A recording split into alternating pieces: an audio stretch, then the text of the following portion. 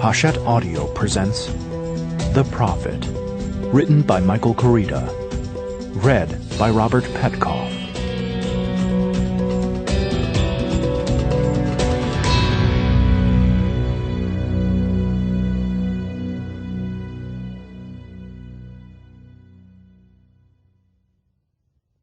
To the Spring Baseball Commissioner, deepest thanks to a great friend. Part 1. Pledges. Prologue. The town feels like home immediately, and he credits the leaves. It must be a pickup day.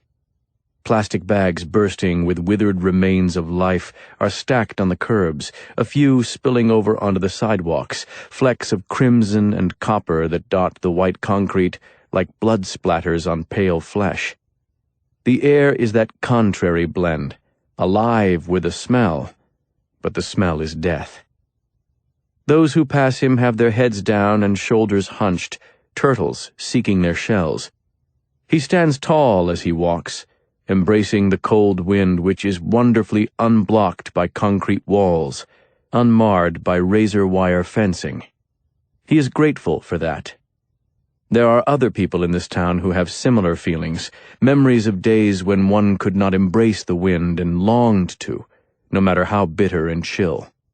He knows some of them, and he knows that those very memories, realities, are in some cases exactly what chased them to this town, a chance to hide from the past.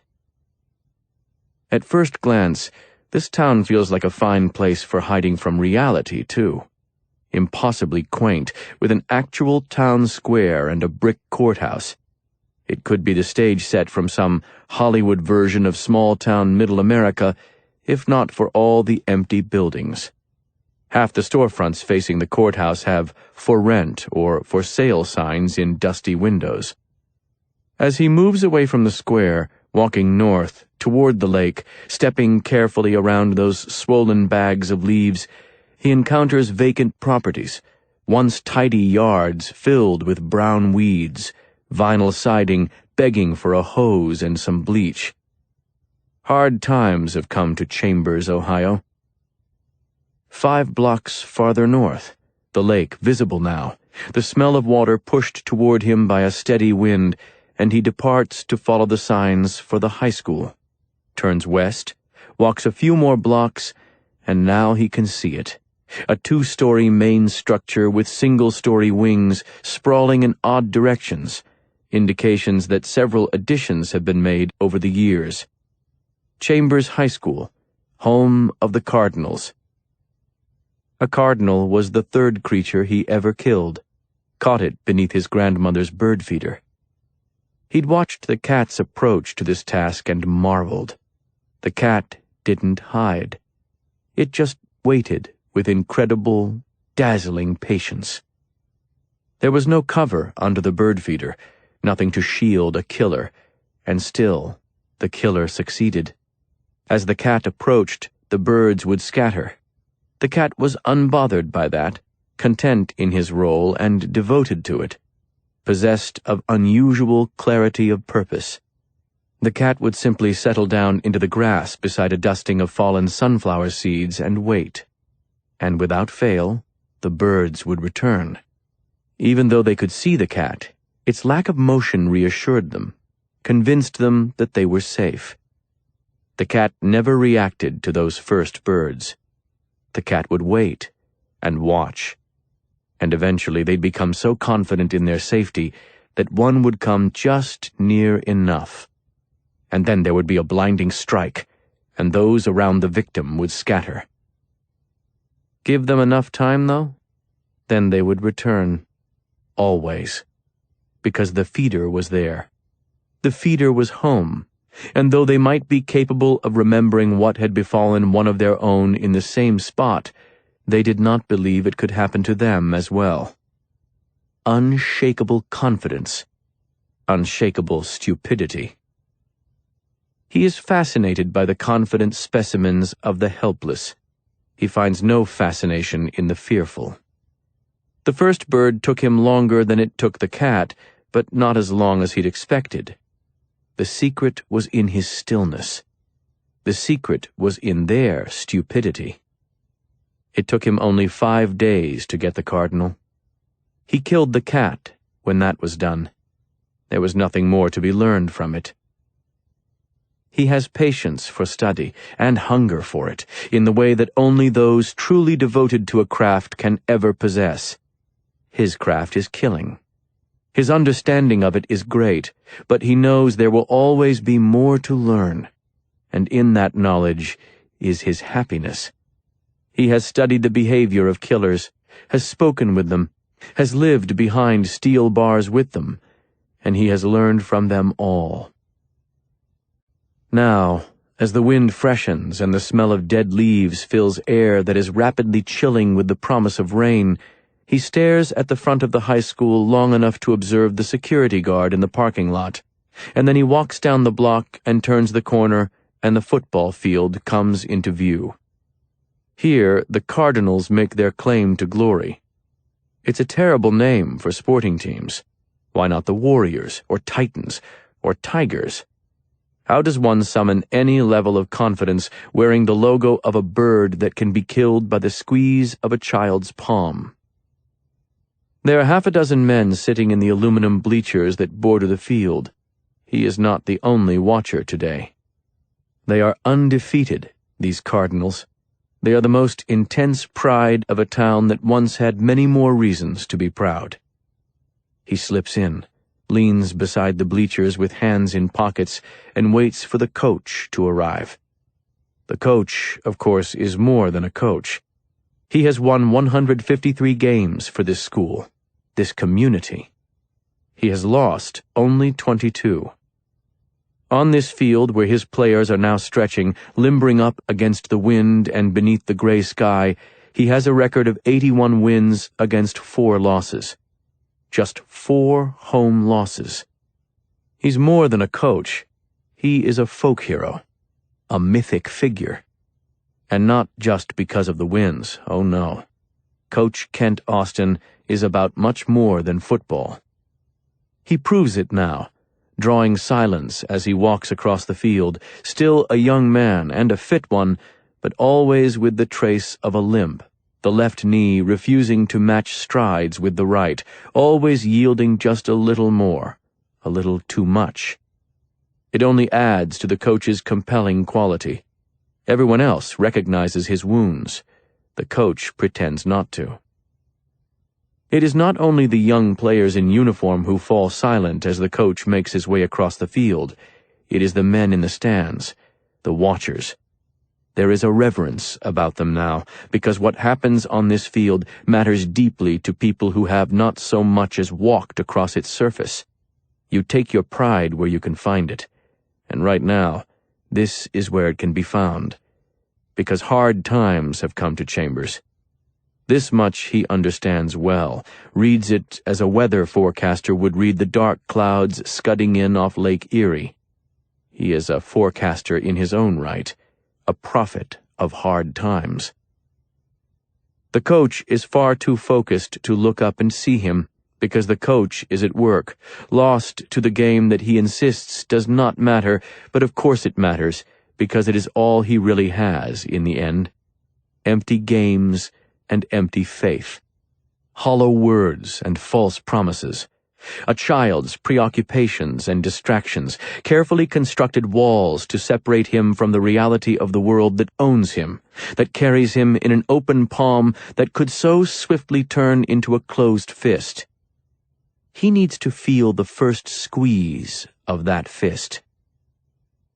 The prophet spent 3 years with a killer named Zane, who murdered his wife and both of her parents with a 10-gauge shotgun. Quite a messy weapon, the 10-gauge. Before he pulled the trigger, he gave all 3 of them the chance to renounce God, to say that Zane was their God. A promising idea, though poorly understood. Zane was not of proper depth for such a task, but he was to be admired for the effort, nevertheless. The way Zane told it, 2 of the victims accepted him as their God, and 1 did not. It made no difference in their fate, of course, but Zane was interested in their answers, and so was the prophet. At one time, he was even impressed. The idea of posing that question to someone facing the final seconds before entering eternity seemed powerful. He no longer believes this, though. Consideration has shown him its weaknesses and ultimate insignificance. The question and its answer mean little. What matters, what Zane was unable to see, he was an impulsive man, was Zane, is in the removing of the question from the mind entirely, and replacing it with certainty. There is no God. You walk alone in the darkness. To prove this, to imprint it in the mind so deeply that no alternative can so much as flicker, is the goal. This is power, pure as it comes. Bring him the hopeful, and he will leave them hopeless. Bring him the strong, and he will leave them broken. Bring him the full, and he will leave them empty. The prophet's goal is simple. When the final scream in the night comes, whoever issues it will be certain of one thing. No one hears. What he has been promised in Chambers, Ohio, is strength and resiliency. He has looked into a confident man's eyes and heard his assurance that there is no fear that will not bow to his faith. The prophet of hard times, who has looked into many a confident gaze in his day, has his doubts about that. 1. Adam had his shirt lifted, studying the lead-colored bruise along his rib cage, when the girl opened the door. She turned her head in swift horror, as if she'd caught him crouched on his desk in the nude. He gave the bruise one more look, frowning, and then lowered his shirt. Want a lesson for the day? The girl, a brunette with very tan skin, too tan for this time of year in this part of the world, turned back hesitantly and didn't speak. If you're going to tell a drunk man that it's time to go back to jail, you ought to see that the pool cue is out of his hand first, Adam told her. She parted her lips, then closed them again. Not your concern, Adam said. Sorry. Come on in. She stepped forward and let the door swing shut. When the latch clicked, she glanced backward as if worried about being trapped in here with him. Husband is a good decade older than her, Adam thought.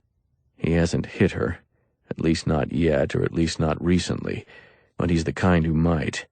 The charges probably aren't domestic, let's say, drunk and disorderly. It won't be costly to get him out, not in dollars at least. He walked behind the desk, then extended a hand and said, Adam Austin. Another hesitation, and then she reached forward and took his hand. Her eyes dropped to his knuckles, which were swollen and scabbed. When she removed her hand, he saw that she was wearing bright red nail polish with some sort of silver glitter worked into it. My name's April. All right. He dropped into the leather swivel chair behind the desk, trying not to wince at the pain in his side. Somebody you care about in a little trouble, April? She tilted her head. What? I assume you're looking to post a bond? She shook her head. No, that's not it.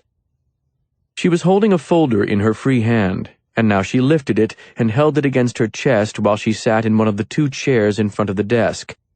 It was a bright blue folder, plastic and shiny. No. The sign said AA bail bonds. People who came to see him came for a reason. Look, you're the detective, right? The detective?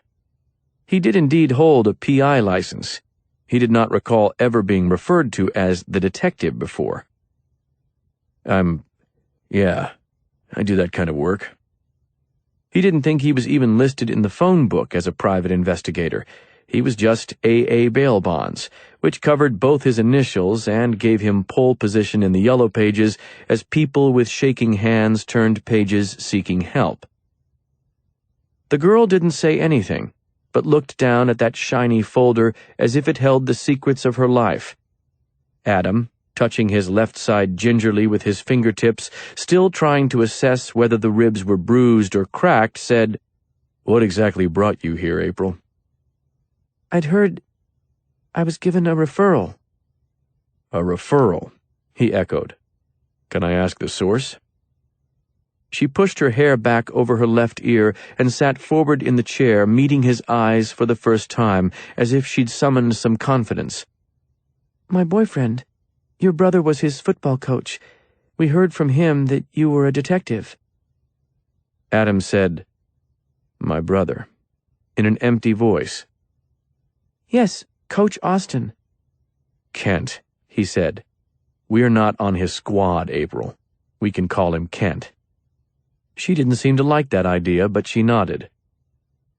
"My brother gave you a referral," he said, and found himself amused somehow, despite the aching ribs and bruised hand and the sandpaper eyelids that a full week of uneven hours and too much drinking provided. Until she walked in, he'd been 2 minutes from locking the office and going in pursuit of black coffee. The tallest cup and strongest blend they had. A savage headache had been building, and he needed something beyond Advil to take its knees out. "That's right." She seemed unsatisfied with his response, as if she'd expected the mention of his brother would establish a personal connection. "I'm in school at Baldwin Wallace College, a senior." "Terrific," Adam said. "It's a good school." "I've always understood that to be true." He was trying to keep his attention on her, but right now all she represented was a delay between him and coffee. "What's in the folder?" She looked down protectively, as if he'd violated the folder's privacy. "Some letters." He waited. Could this take any longer? He was used to fighting his way through personal stories he didn't care to hear about, used to deflecting tales of woe, but he did not have the patience to tug one out just so he could begin deflecting it. "What precisely do you need, April?" "I'd like to get in touch with my father." "You don't know him?" Adam said, thinking that this wasn't the sort of problem he could handle even if it interested him. How in the hell did you go about finding someone who'd abandoned his child decades ago? It wasn't like chasing down a guy who'd skipped out on bail, leaving behind a fresh trail of friends, relatives, and property. "I've met him," she said. "But he was, well, by the time I was old enough to really get to know him, he was already in prison." Adam understood now why she'd gone to the trouble of telling him that she was in a good school. She didn't want him to form his understanding of her from this one element, the knowledge that her father was in prison. "I see. Well, we can figure out where he's doing his time easily enough." "He's done. He's out." "Damn, that would slow things down." "What I've got," the too tan for October girl said, "is some letters. We started writing while he was still in prison. That was, actually, your brother's idea." "No kidding," Adam said, doing his damnedest to hide his disgust. Just what this girl needed, a relationship with some asshole in a cell. But Kent, he'd have found that a fine plan. Adam's brother had gotten a lot of ink for his prison visits over the years. "Driven by the past," one headline had read. Adam found that a patently obvious observation. Everyone was driven by the past all the time. Did Kent's past play a role in his prison visits? Of course. Did that shared past play a role in Adam's own prison visits? Better believe it. They were just different sorts of visits. "Yes, and it was a wonderful idea. I mean, I learned to forgive him, you know? And then to understand that he wasn't this monster, that he was someone who made a mistake, and—" He stopped writing when he got out. She stuttered to a stop. "No.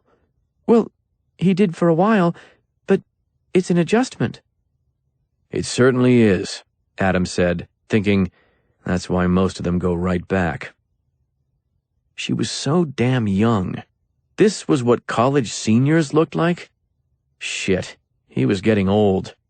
These girls seemed to be moving backward, sliding away from him just as fast as he aged away from them, until their youth was an impossible thing to comprehend. Right, April said, pleased that he'd agreed. So some time passed, 5 months. It was frustrating, but then I got another letter, and he told me he'd gotten out and explained how difficult it was and apologized. Of course he did. Has he asked for money yet? So now he writes, but he hasn't given me his address. He said he's nervous about meeting me, and I understand that. I don't want to force things, but I'd at least like to be able to write back, you know? And I don't want him to be scared of me. Adam thought that maybe he didn't need coffee anymore. Maybe he needed a beer. It was 4 in the afternoon. That was close enough to happy hour to count, wasn't it? You might give him some time on that, he said. You might— I will give him time, but I can't give him anything more than that if I can't write back. That's the point, honey. Give him nothing but time and distance. He explained where he was living, she said. I feel like I should have been able to find it myself, honestly. I tried on the internet, but I guess I don't know what I'm doing. Anyhow, I'd love it if you'd find the address. All I want to do is respond, right? To let him know that he doesn't need to be afraid of me. I'm not going to ask him to start being a dad. Adam rubbed his eyes. I'm more of a local-focused type. I don't do a lot of— He's in town. Chambers? She nodded. He's from here? She seemed to consider this a difficult question. We all are originally. My family. I mean, everyone left, like me, to go to college, and your father to go to prison. Yes, everyone left. She opened the folder and withdrew a photocopy of a letter. In this, he gives the name of his landlord. It should be easy to come up with a list, right? He's living in a rental house, and this is the name of the woman who owns it. It should be easy. It would be easy. One stop at the auditor's office, and he'd have every piece of property in this woman's name. Maybe you should let things take a natural course, he said. Her eyes sparked. I have plenty of people who actually know something about this situation who can give me advice. I'm asking you to give me an address. It should have pissed him off, but instead it almost made him smile. He hadn't thought she had that in her, not after the way she'd crept so uneasily into his office, scared by the sound of the door shutting behind her. He wished she'd come in when Chelsea was working. Not that Chelsea had a gentle touch, but maybe that was why it would have been better. Someone needed to chase her out of here, and Adam wasn't doing a good job of that. Fair enough, he said. May I see the letter? She passed it over. A typed letter, the message filling barely a quarter of the page. Dear April, I understand you're probably not very happy with me. It just takes some time to adjust, that's all. I don't want you to expect more of me than I can be. Right now, I will just say that it feels good to be back home. And a little frightening. You might be surprised at that. But remember, it has been a while since I was here. Since I was anywhere. It's great to be out, of course, just strange and new. I am living in a rental house with a roof that leaks and a furnace that stinks when it runs, but it still feels like a castle. Mrs. Ruzic, that's my landlord, keeps apologizing and saying she will fix those things, and I tell her there is no rush. They don't bother me. I'm not lying about that. It is my favorite season here. Autumn. So beautiful. Love the way those leaves smell, don't you? I hope you are doing good. I hope you aren't too upset about the way I've handled things. Take care of yourself. Jason. Dad. Adam read through it and handed it back to her. He didn't say what he wanted to. Let it breathe. Don't force contact because it will likely bring you nothing but pain, because that argument had already been shot down with gusto. The landlord's name made it cake anyhow. Ruzic? There wouldn't be many. I just want to write him a short note, April repeated. Tell him that I'm wishing him well and that he doesn't need to be worried about my expectations. Definitely beer, Adam thought. Definitely skip the coffee and go right to beer. Can you get me an address? She asked.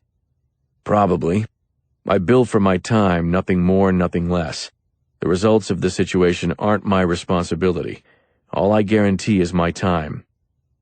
She nodded, reached into her purse.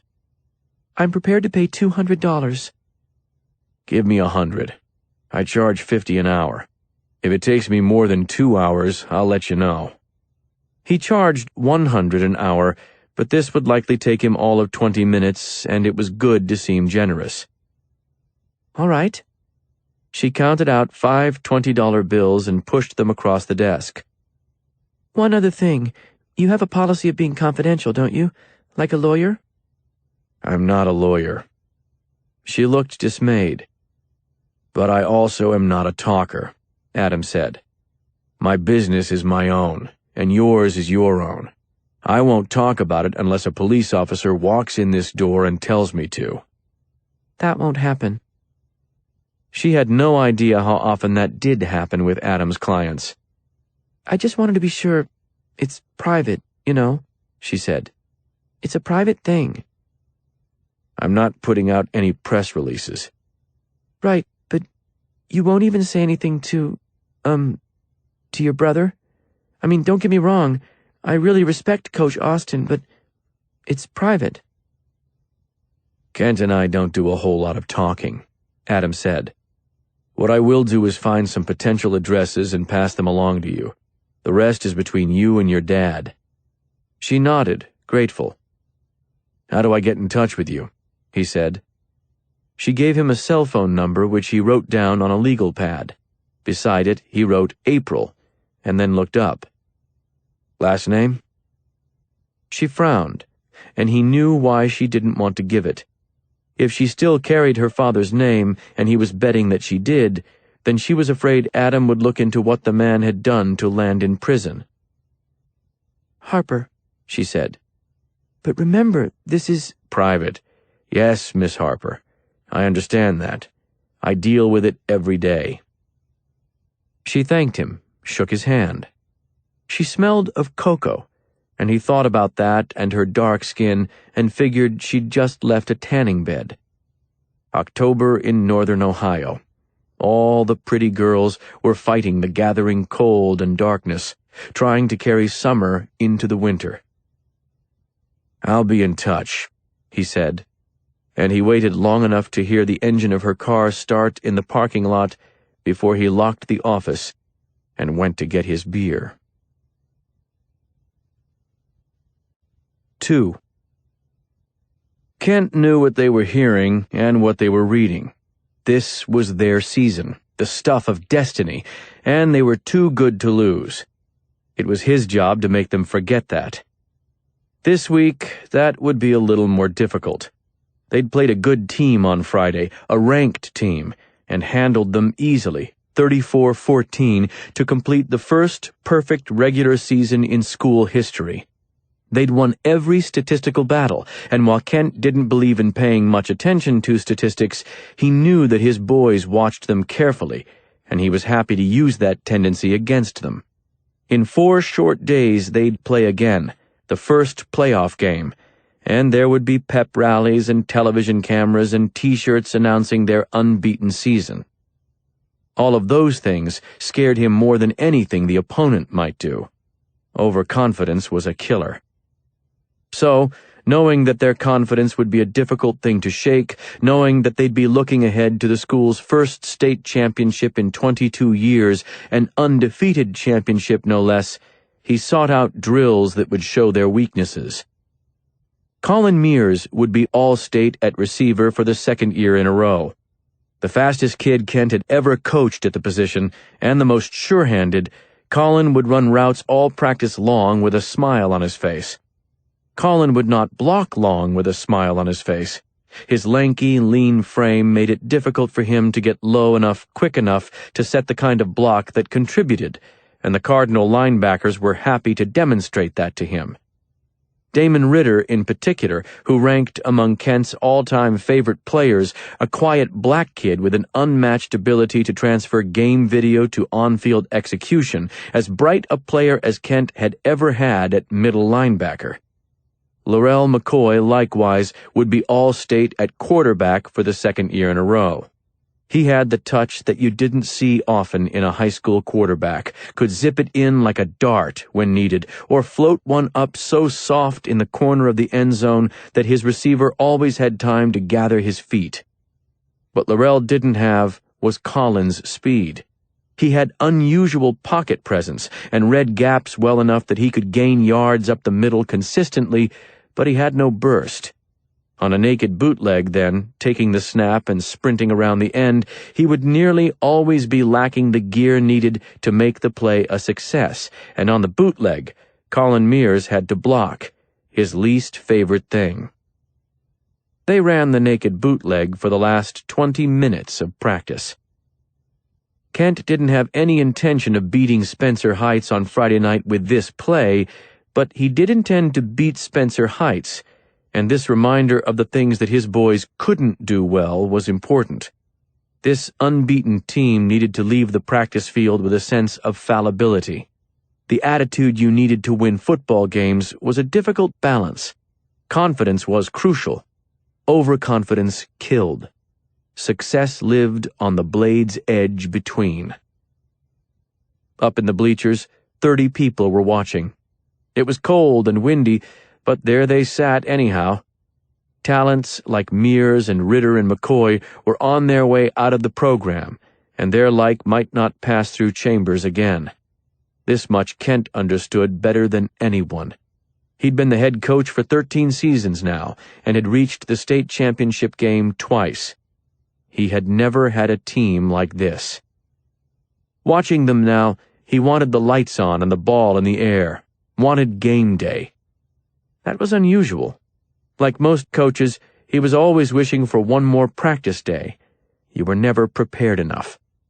This week, though, this season, this team, he found himself wanting to be under the game lights, wanted it over so he could begin wishing that it had never ended.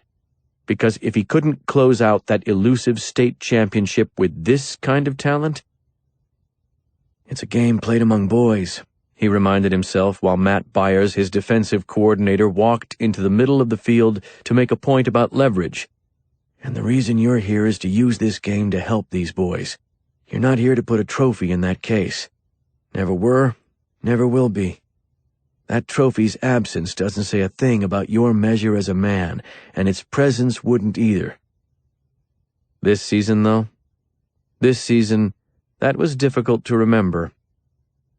He let Byers say his piece, and then he called them over.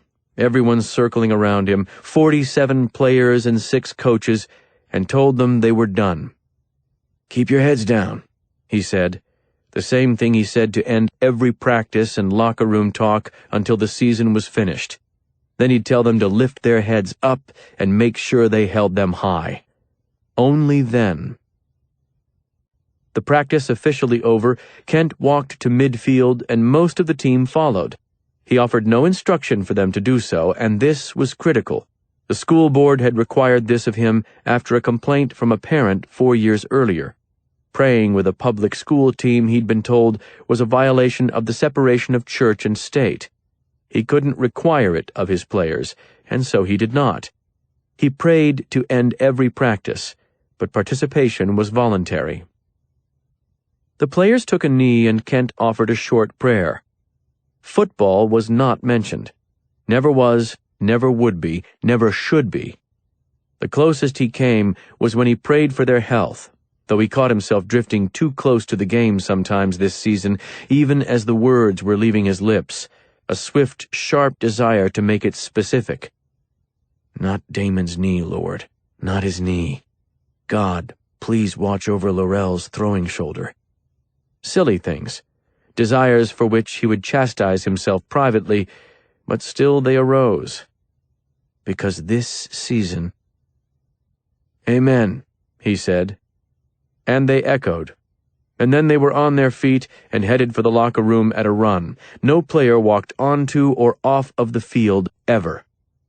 Kent watched while Colin Mears made a beeline to where his girlfriend, Rachel Bond, waited at the fence. One kiss, quick and amusingly chaste for hormonal teenagers, and then he rejoined the others. It was a deviation from the team-first routine that Kent ordinarily wouldn't have allowed, but you needed to understand your players as something beyond cogs in the gridiron machine. That girl had been through a great deal, and Colin was a light in the darkness for her. He was what Kent wanted them to be so badly, not only about more than football, but also about more than the self. Kent let the assistants follow the team to the locker room while he headed directly to the parking lot. This wasn't standard, but today he had places to be. A prison waited. Standing behind the end zone, hands tucked in his pockets, was Dan Grissom, a local minister. Together they would make the drive down to Mansfield, to one of the state's larger prisons, and there Kent would speak to a group of inmates. There would be some talk of football. There would be more talk of family. Truth be told, Kent had winced a little when he saw Grissom arrive, the reminder of his required task. He wanted to put it off until after the season, after playoffs. But responsibilities were responsibilities. You weren't allowed days off. "They're looking good," Dan said, gushing with his usual enthusiasm, and Kent smiled a little because Dan didn't know the first thing about football. He knew plenty about encouragement, though. "They should be," Kent told him. "It's that time of year." "I can't believe you have a crowd in the stands just for a practice." Kent turned and glanced into the bleachers, saw the faces, some familiar, some not.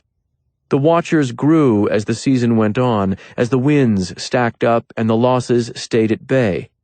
Definitely more strangers on hand, curious about what the Cardinals had, what they could do. "It's a big deal in this town," he admitted.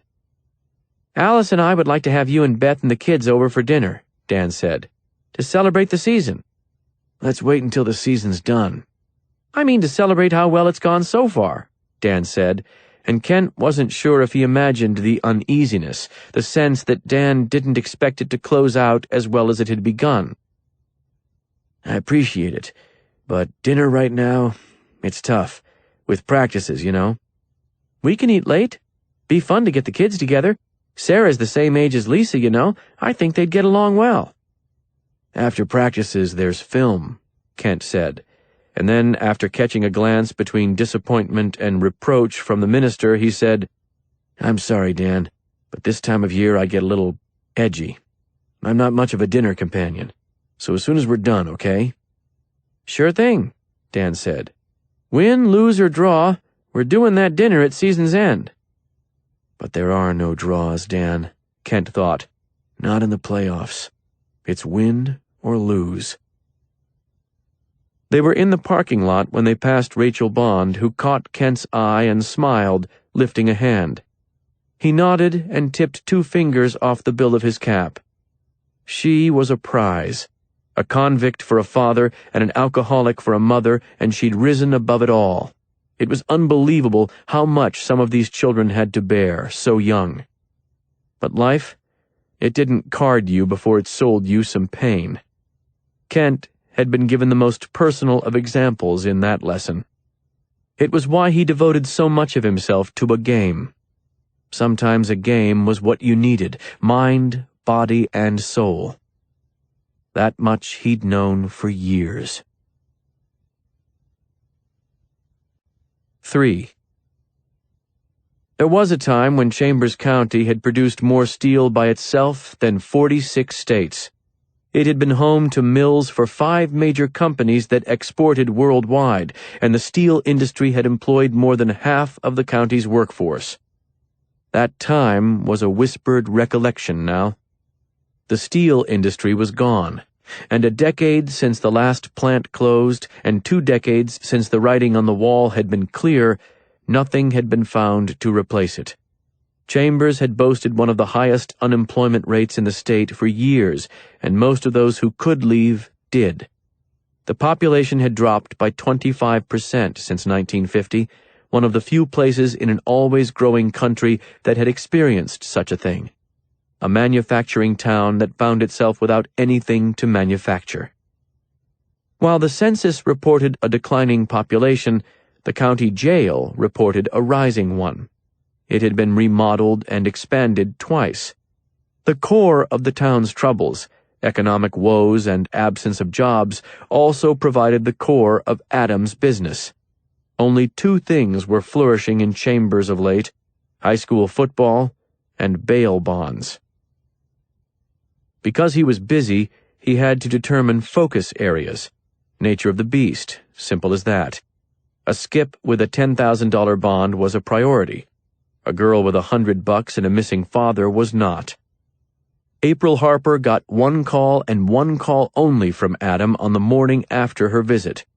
She didn't answer her cell phone, so he left a message informing her that there was only one Ruzich in town who might own a rental property. Her first name was Eleanor, and she owned two homes, one that was assessed at $300,000, pricey for Chambers, and another well outside of town, a place on a small private lake that looked like a seasonal property. If she was renting out a place with a leaking roof and a failing furnace, he told her, it was probably 7330 Shadowwood Lane, the lake cottage. He told her to call with questions and then hesitated for just a moment, tempted to remind her again that if her ex-con father wanted communication to be a one-way street, she might be well advised to agree. Then he remembered that the $100 in his pocket had been paid for an address, not advice, and he disconnected the call. He hadn't allowed himself to look up Jason Harper's criminal record because he knew what he'd think if he did, knew what he'd be tempted to tell his client. Your father is toxic, and you need to stay the hell away from him. Unlike his brother, he wasn't in the pro bono therapy business. The average person, hell, the average client, viewed Adam as part of the criminal defense system. You needed an attorney to beat your charges, but you needed a bondsman to pop the locks on that cell while the attorneys played their games. In that part of the role, and only in that part, did Adam live up to the standard perception. He helped secure temporary release. Emphasis on temporary. Adam did not view himself as any part of the criminal defense side of the spectrum. He viewed himself as a free-world jailer. Convictions might not yet have been made in the cases, but charges had been.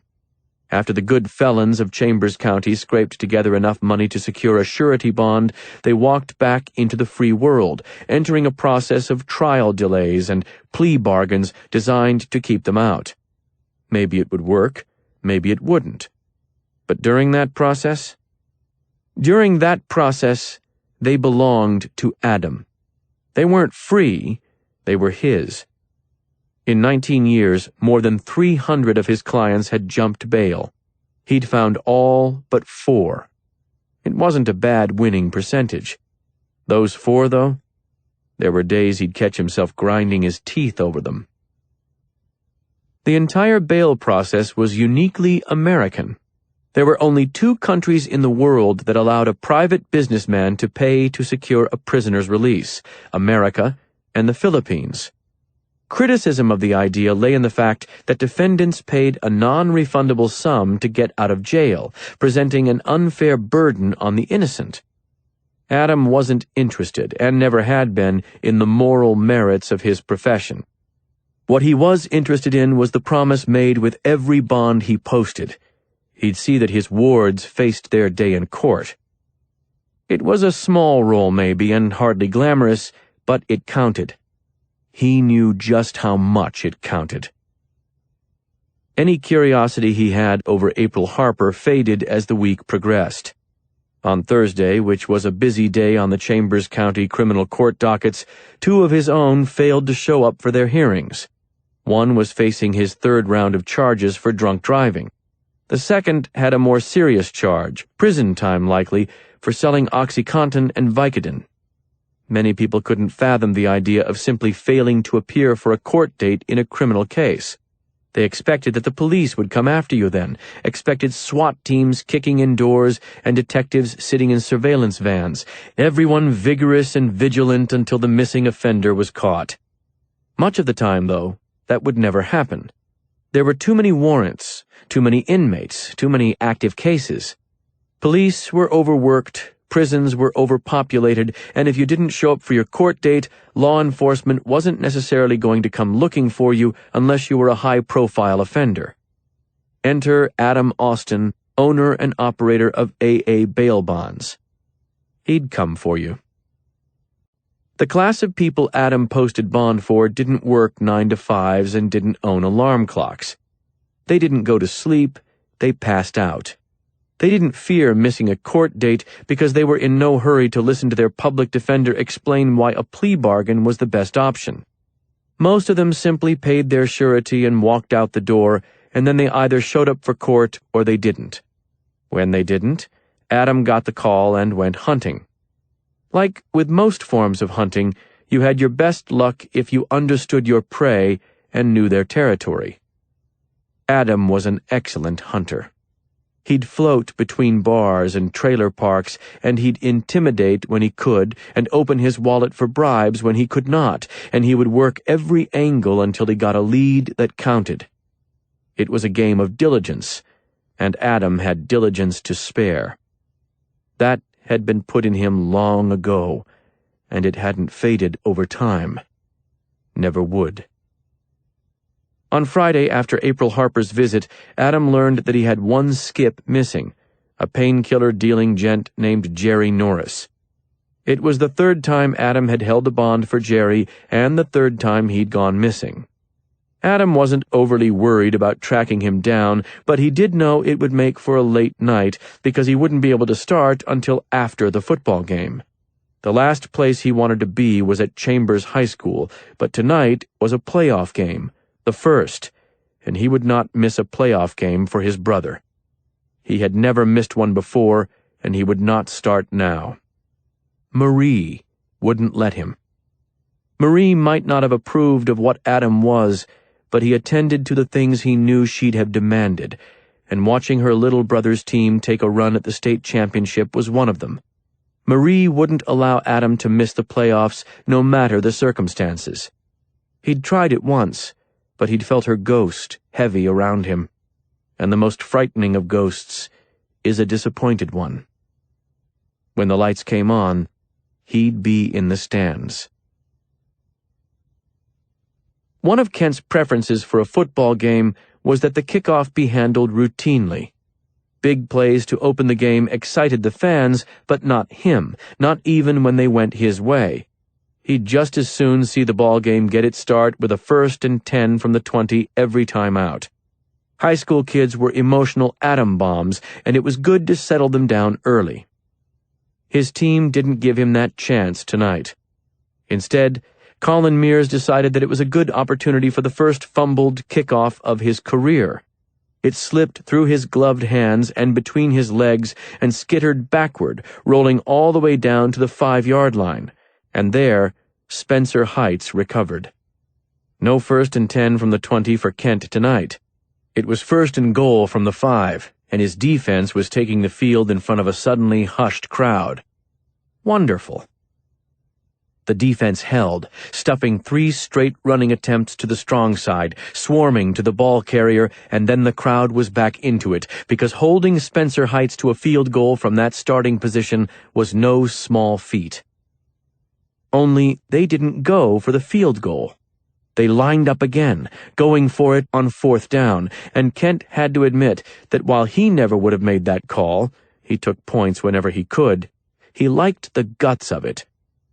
What he didn't like was the way his safeties bit on the subsequent play-action fake, the way they came roaring in expecting another running play as a Spencer Heights receiver glided into the end zone on a seam route and caught the ball untouched. The crowd was silent again. The Cardinals were down a touchdown, and Colin Mears was going to have his second attempt at catching a kickoff in just a matter of minutes. Kent thought about going to him, then dismissed it. Sometimes you showed your faith through silence. Colin secured this one, though he didn't do much with the return, and then they had their 1st down and Laurel McCoy was under center, and things were surely about to improve. They didn't, though. His 10-0 squad was rattled and spent the rest of the half proving it. Laurel and Colin misfired on several plays. The Spencer Heights pass rush was better than anybody, including Kent, had expected, and late in the second quarter, the Cardinals' junior tailback, Justin Payne, fumbled the ball on what should have been a big gain, holding it low and away from his body as he tried to spin away from a tackler. Instead, the ball spun away from him. "High and tight! High and tight!" Kent shouted, sick of watching fundamental mistakes at a point in the season when fundamental mistakes should not be made. And then Spencer Heights went to work making them pay for the turnover again. It was 14-0 at the half, and the home crowd was silent. Not this year, Kent thought as he walked to the locker room. They had made mistakes, yes, far too many of them, but they were correctable mistakes. They would be corrected, and his team would not lose this football game. As he left the field, Kent's focus was on his own demeanor. Steady stride, steady stare. No pleasure in his face, of course, but no anger either, no disgust, and above all else, no fear. While some coaches liked to feed players a testosterone-fueled fury, Kent wanted to teach them how to drain it away. The approach he wanted wasn't wild aggression, it was clinical discipline. If you prepared well enough, if you studied and anticipated and understood the opponent, there was no need for fear. When your opponent saw calm, when your opponent saw understanding and preparation, your opponent could not find fear. And so they felt it themselves. In the strength of your will, in your composure, they felt it. Outside the locker room, the coaches paused for a few minutes, broken up into offensive and defensive sides of the ball.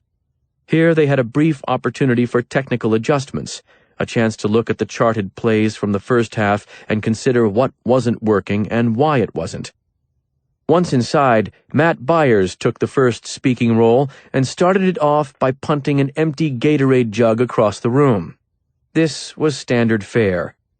Byers was a holdover from the days when Kent himself had played on this field, a 33-year assistant, and to say that his style differed from Kent's was a laughable understatement.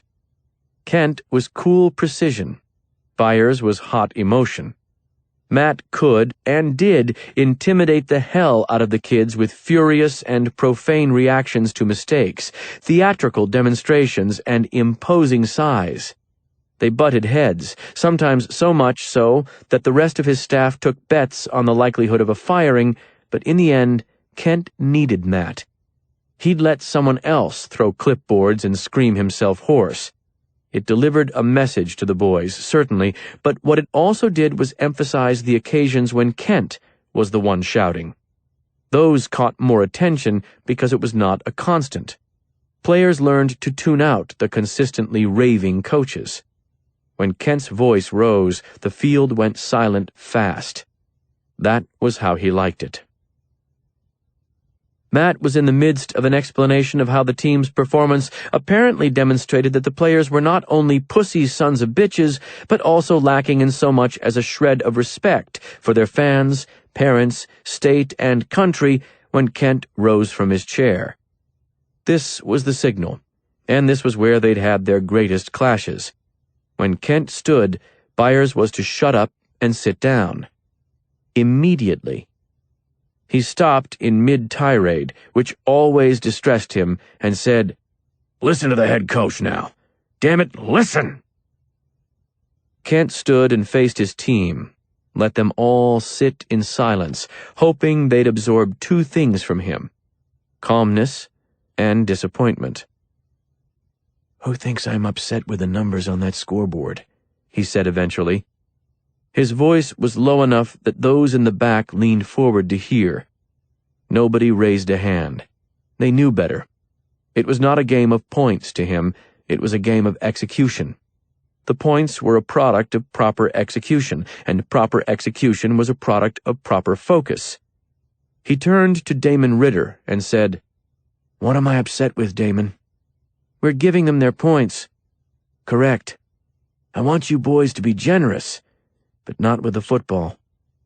He swiveled to look at Colin Mears. "Colin, are you afraid of losing tonight?" "No, sir." "You ought to be," Kent said. "Tell me why that's true, Colin. Tell me why." His star receiver said, "Because we aren't getting beat. We're losing the game." This difference was critical. This difference was the focus of their season. "Do me a favor, Colin. Read that poster on the wall behind me. Read it out loud."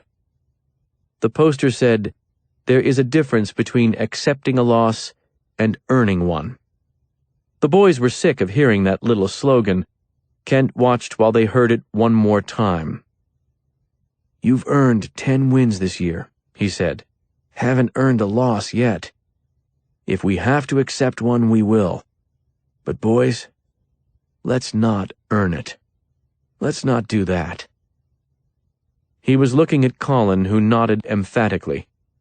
There was something off with him, though, something wrong with his focus. Of all the players to have playoff jitters, Colin was the most surprising. Kent decided they'd feed him the ball early in the second half, see if they could settle him down through repetition and ritual. "We're going to run a lot of 31 flood at them," he began, and from then on their focus was on the technical details. He hoped. If you focused on your individual responsibilities, good things happened as a team. Early in the third quarter, the Chambers safeties no longer biting on that play-action fake, Spencer Heights threw an interception. Then the offense finally got going, with Laurel and Colin connecting up the seam for a quick touchdown. They also scored at the start of the fourth, and when they got the ball back, it was a tie game with 6 minutes left.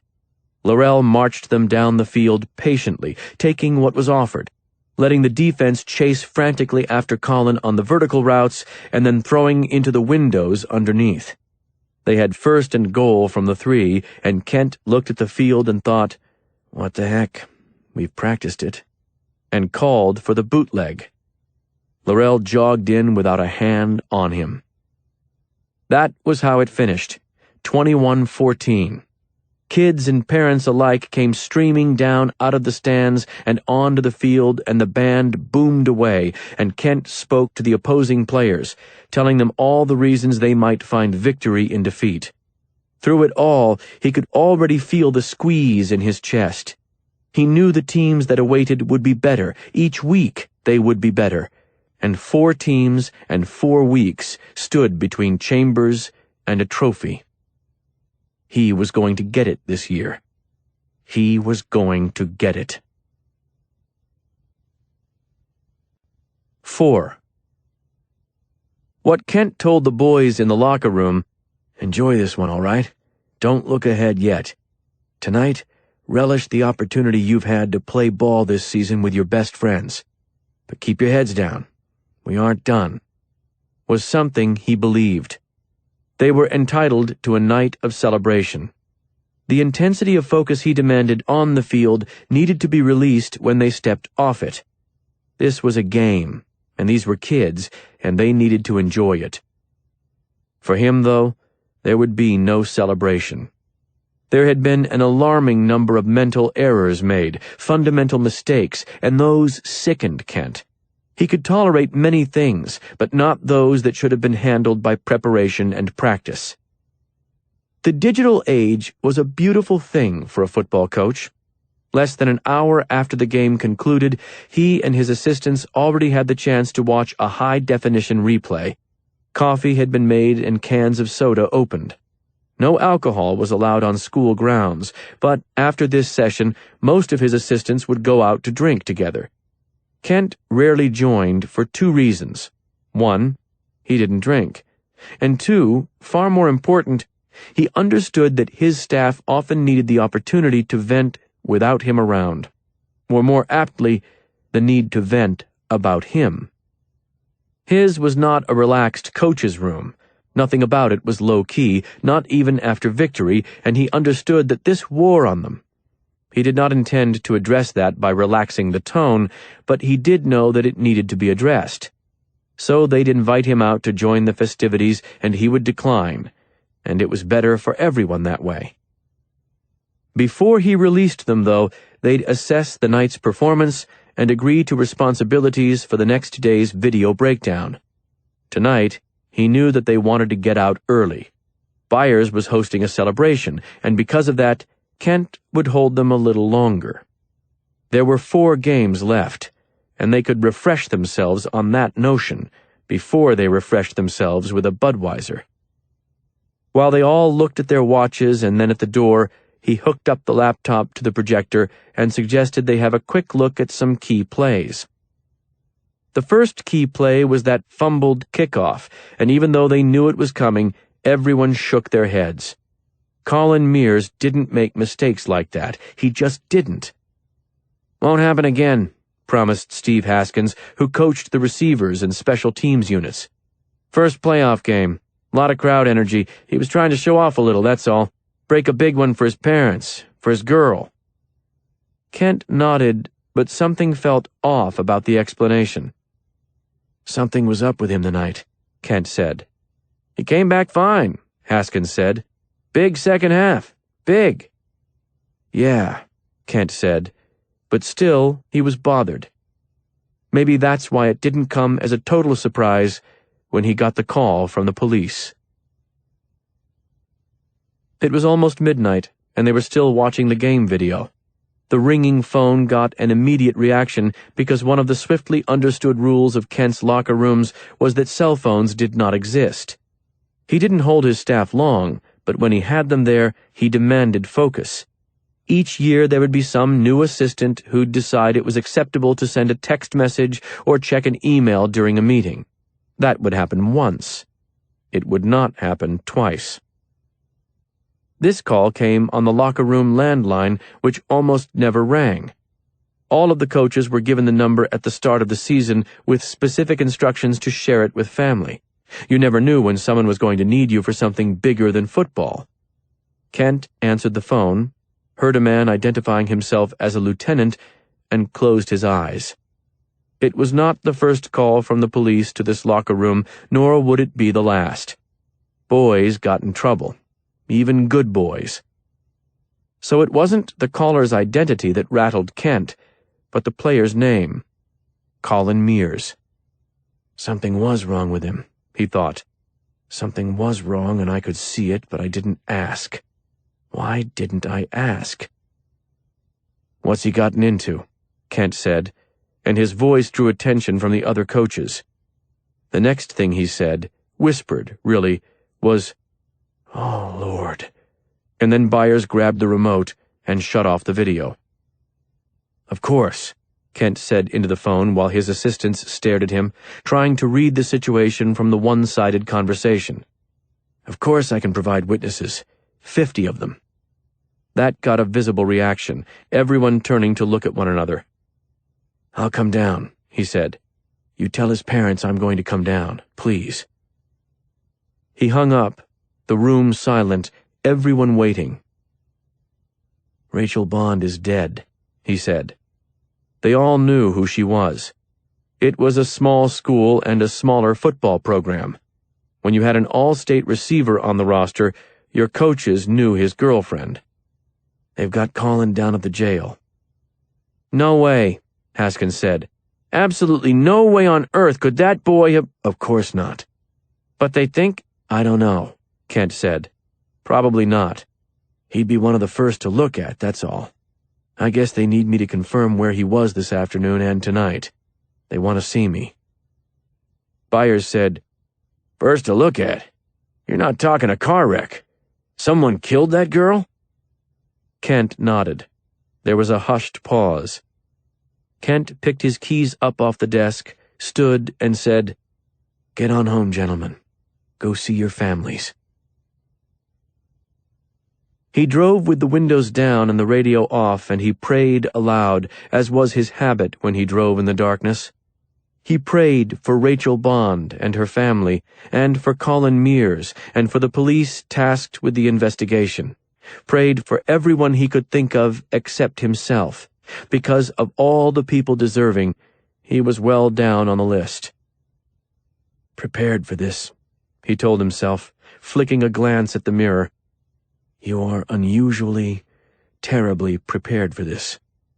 Every horror has its purpose, and this—" He prayed for his sister then, and her name rose through him and past his lips like a strand of cold barbed wire tugged from a coil within.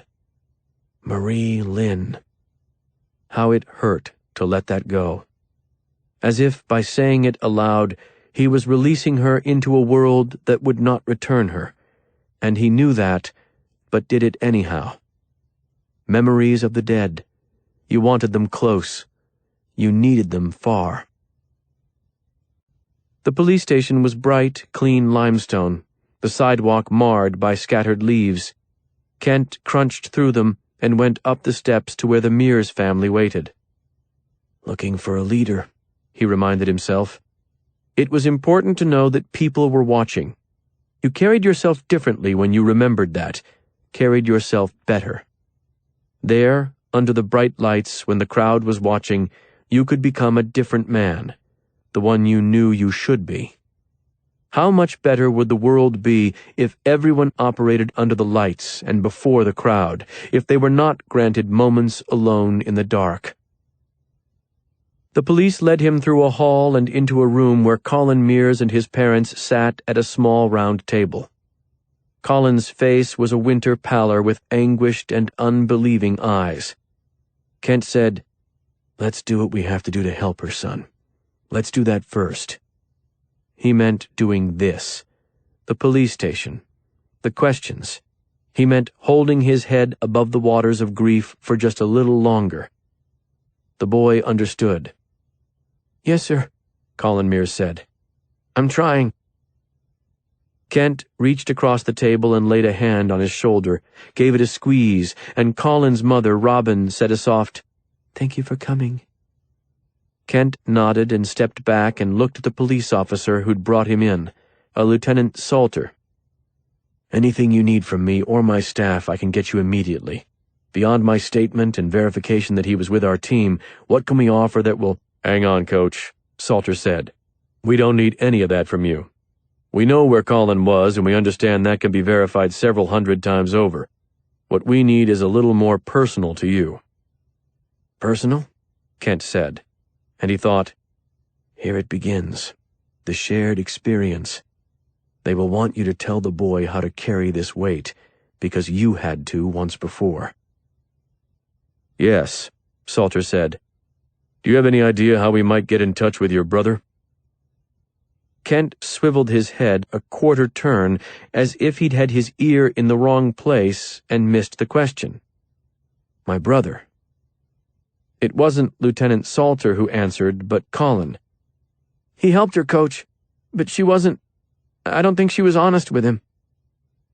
"Helped her," Kent said. "My brother helped Rachel." He was squinting at the boy now. "You have a number for him?" Salter asked. "We haven't been able to reach him. Sent someone out to his house, but he's not there." "Probably a little early for that." "It's past midnight." "Yes," Kent said, and then he looked at Colin, catching up now. "You went to him for help with her father?" "He wrote to her that he was out of prison. She wanted to find him. She believed him. We both believed him. And so, I suggested—" His words were swept away from him then, like flimsy things in a gust of wind, and Kent said, "What do you mean, you believed him?" Salter answered for the boy. "Rachel's father never left prison, Coach. We don't know much yet, but that part is clear. So whoever your brother found for her, well, it was not her father." "She didn't tell me she was going alone," Colin said, the tears spilling now. "I wouldn't have let her do that.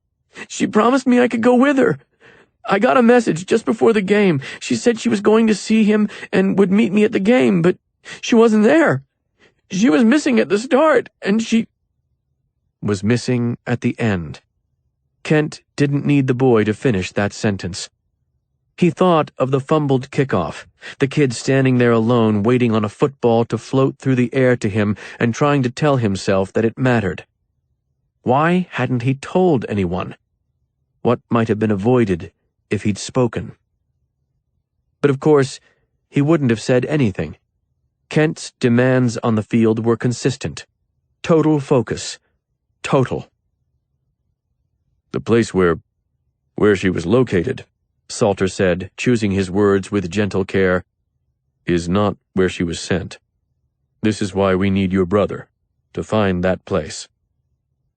Kent lifted a hand, squeezed the bridge of his nose, and told himself to focus. He could not think of the full weight of it yet, could not allow himself to consider the scope of this night, the way it was spreading away, seeping into corners he'd never imagined it would touch. "I can give you his cell phone number," he said. "I just can't guarantee that he'll answer." Salter took the number and left to make his call, and then, for a few minutes, it was just Kent and his star receiver and the boy's parents. Kent said, "Tell me how we got here, son." It started in the summer, Colin explained, and this much Kent already knew. Rachel was around their house often because she was their regular babysitter and because Kent's wife Beth had taken a special interest in her. Mostly, Kent left her to Beth.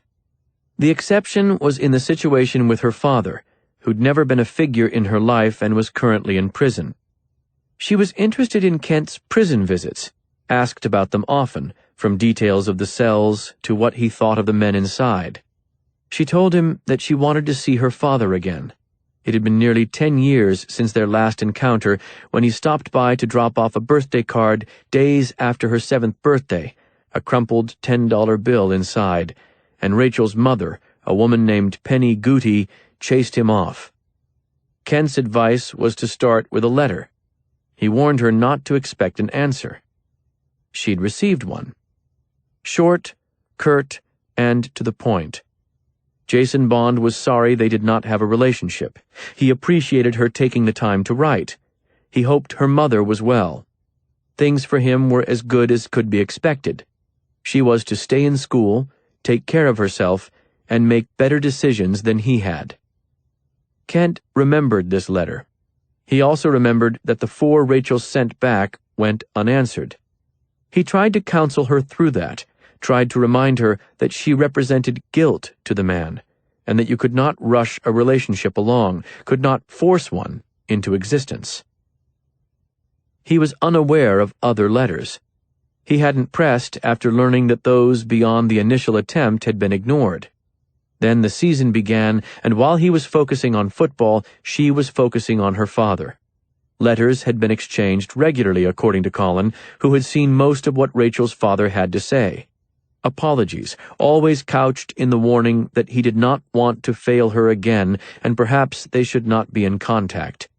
There was talk of guilt, talk of almost everything Kent had explained to her earlier in the summer. There was also talk of a pending release. By September, the letters were more frequent and more detailed. Jason Bond said he was back in chambers, close enough to tantalize the daughter who wanted to meet with him.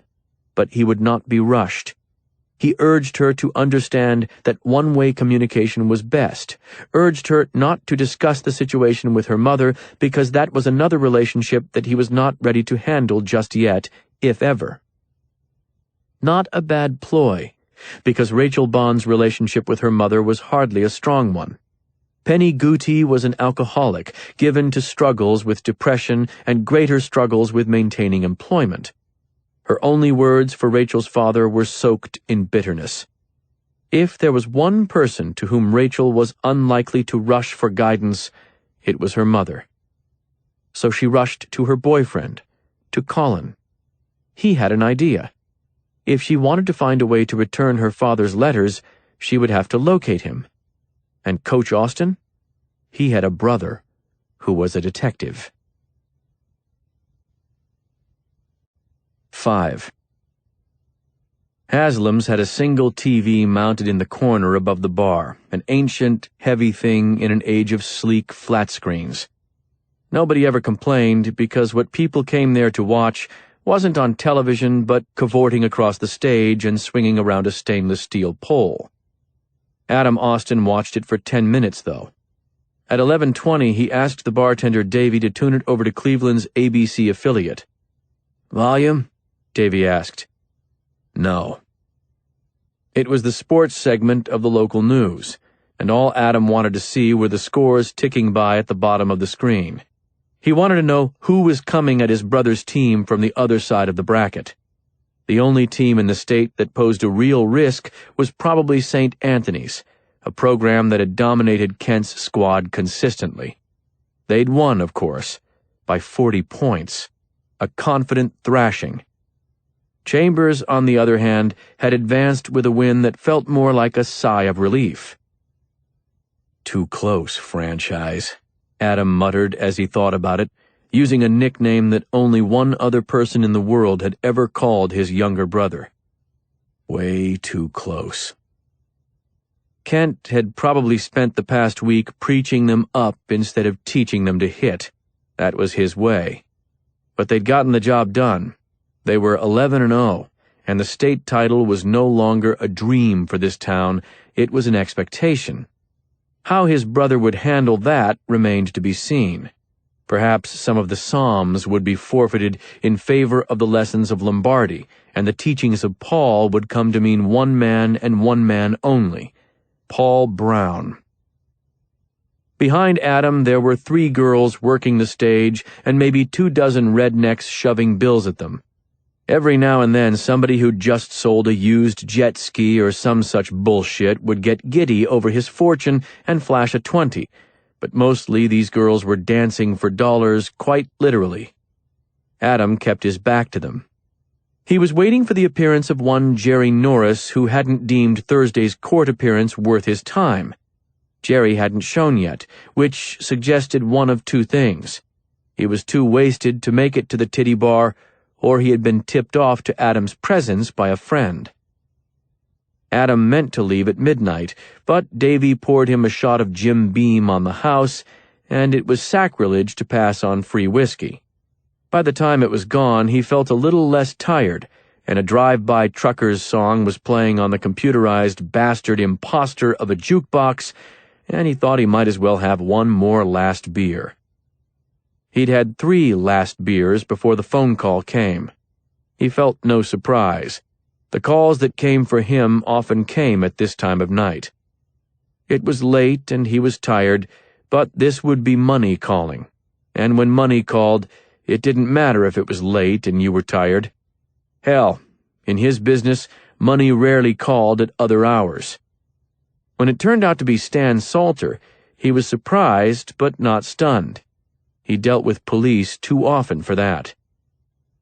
"Which one of my favorites has done what?" he asked. "It's not that kind of situation," Salter said. "We're going to need to talk to you in person, Adam. You good to drive in, or should I send someone out to get you?" "The hell you talking about?" "Homicide," Salter said. "When I say I need to talk to you, I mean now." This wouldn't be the first time one of Adam's charges had killed somebody. It would, in fact, be the 3rd, but it was never a pleasant experience. "Who did it?" he asked. "Adam, it's not that kind of case. We need to talk to you about the victim. I've been told you spoke with her recently." "Name?" "I said we're going to need to speak in person." "And we will." I could still hear the damn name. There was a hesitation, and then Salter said, "Rachel Bond." "Don't know her," Adam said. He wouldn't have forgotten posting Bond for someone named Bond. That shit would stick with you. "We're hearing otherwise." "Rachel," he thought. "Rachel. Was that the woman who came in all bruised up, asking to get her husband out?" "Blonde chick, about 30, he said. "Husband's name is Roger?" "No," Salter said. "Brunette, and she wasn't about 30, she was exactly 17. Came to you to ask for help finding her father." "That's not right. No. That girl, her name was April. She was a college student." But he was remembering the way he'd looked at her and thought that he was getting old fast because college girls were beginning to look impossibly young. "That may be what she said," Salter told him, "but that's not what she was. And she's dead now, Adam, and we need to talk about it. We need to talk tonight. I'll ask you again, can you make the drive or do I need to send someone?" "I can make the drive," Adam said, thinking that she'd brought the letters in one of those plastic-covered folders that students carried, not college students. And the nail polish, red with silver sparkles. She'd painted her nails for the cardinals. "Then get down here. I'll be waiting on you." Salter hung up, and Adam set the phone onto the bar and stared into the mirror in front of him. With all those rows of bottles, all he could make out of the reflection were his eyes and receding hairline. "Fuck me," he whispered. He didn't remember the address, to the great frustration of the men in the room with too bright lighting and the smell of new plastic, a digital recorder running on the table. "It was out in the country," he said. "On a lake. It was Shadow Lane. No, Shadow Wood Lane. I don't remember the number." "You're sure of the road?" "Shadowwood, yes." One of the detectives left then, and it was just Stan Salter and Adam. "Do you think she was killed there?" Adam said. "We're going to find out. Did you see the place?" "No." "Just gave her the address." Adam wasn't sure if Salter's tone was really loaded with contempt or if he was imagining it. He couldn't have blamed the man either way. He was remembering that while the girl had teeth that were straight and white, she'd smiled in an odd, careful way. Lips only most of the time, as if she'd worn braces until recently and was still trained by muscle memory and teenage insecurity to hide those now perfect teeth. No, she didn't. She didn't have that smile at all. That was a different girl. You cannot think of them together, Adam. You cannot do that. "Yes. I gave her the address in a phone message. Said she could let me know if it didn't pan out and then we'd try again. I never heard back. She told me her name was April Harper. She told me she was a college student." "You make no habit of checking identification?" Salter asked, and Adam had to make an effort to focus on the question. He kept losing himself to that nail polish, that plastic folder, that smell of coconut that told him she'd been to a tanning bed. "On my clients?" he said. "No. Who does? I wasn't letting her board a plane or even drink a beer. I was agreeing to do a job. Checking her age? That's not my responsibility." But he was thinking, 17. 7-fucking-teen. And the liquor was stirring in his belly like acid. She'd looked it, too. He couldn't pretend otherwise, couldn't even grasp at the pathetic shield of claiming she'd been one of those girls who looked older than her age. If anything, she maybe looked a little younger. Would have been carded for cigarettes by any gas station clerk. Went out of her way to tell him she was a senior at Baldwin Wallace, and while his eyes had said no, his brain had said, who gives a shit, and her money had said, just do the job, Adam. "You didn't think," Salter asked, "that she might be lying to you?" "Everyone lies to me, Salter. All the time. Did I think she might be lying? Sure. But caring about why she was lying? That's just... Look, she said what she wanted me to do, and she had a reason for it, and she had the letters. And the cash," Salter said. Adam felt like breaking the smug prick's nose. Salter sitting there with his bristling military crew cut and hooded eyes and his badge, looking at Adam as if he were one of the dancers back at Haslam's, empty of dignity and hungry for $1. "You don't need a paycheck?" Adam said. "You don't need to keep the mortgage paid?" Salter's gaze didn't waver. "I'm not interested in the idea that you wanted work. I'm interested in the idea that she paid cash." Right. Because cash suggested her age, at least to Salter, who expected an adult would have written a check or asked if Adam accepted credit cards. "In my business," Adam said, "cash transactions aren't unusual." This was true. A lot of people came to him with higher IQs than credit scores, and that wasn't to say they were bright. "I see." Salter made a notation on his pad and then said, "Let's talk about the letters she had. You read them?" "Yeah. 17. A child. A corpse." "Did you make copies?" "No. She'd already done that. What she had, they were copies. I never saw the originals, and I saw only one of the letters, but there were others." "What did that letter say?" "It was from her dad. He'd been in prison. Got out, and then I guess he didn't write anymore for a while. She was upset about that. Then he started back up, but he wouldn't say where he was, wouldn't give a return address or anything. So it was just, a one-way street. She wanted to be able to respond. Asked me to find him. An address, I mean." "You're qualified for this sort of work?" "I'm a licensed PI, you know that." Salter didn't respond. "It's what I do," Adam said. "Same thing I do every day. People skip out on bond and I go find them. I bring them back. You know this." "Nobody had skipped out on a bond here." "Skill set," Adam said. "Same skill set." "I see. So you used that skill set and you found an address?" "That's right." "Do you remember it?" "No." "But you have records?" "Yeah. Yes." "She didn't give you a physical address, just the phone number?" "Just the phone number. She said she was a student at Baldwin Wallace," Salter said. "Yes." "She say how she picked you for the job?" "She said she had a referral." Adam wished he'd stopped for a mint or some gum.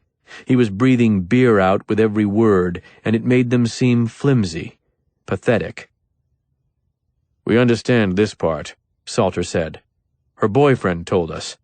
The referral, if we can call it that, came from him. He plays football for your brother." "Plays?" Adam said. "Like right now? On this team?" "Like right now," Salter said, nodding. "Colin Mears? I gather he and his family are pretty close to your brother. There was some conversation about you, and I guess Colin understood you to be a detective." Adam let that glide by. Understood you to be, not understands that you are. Who cared? Who cared what Salter thought? What mattered here was a girl with glitter nail polish. What mattered was finding the sick son of a bitch who'd killed her, finding him and ending him. Because if you didn't, if he just stayed out there— "It's a shame she lied to you," Salter said.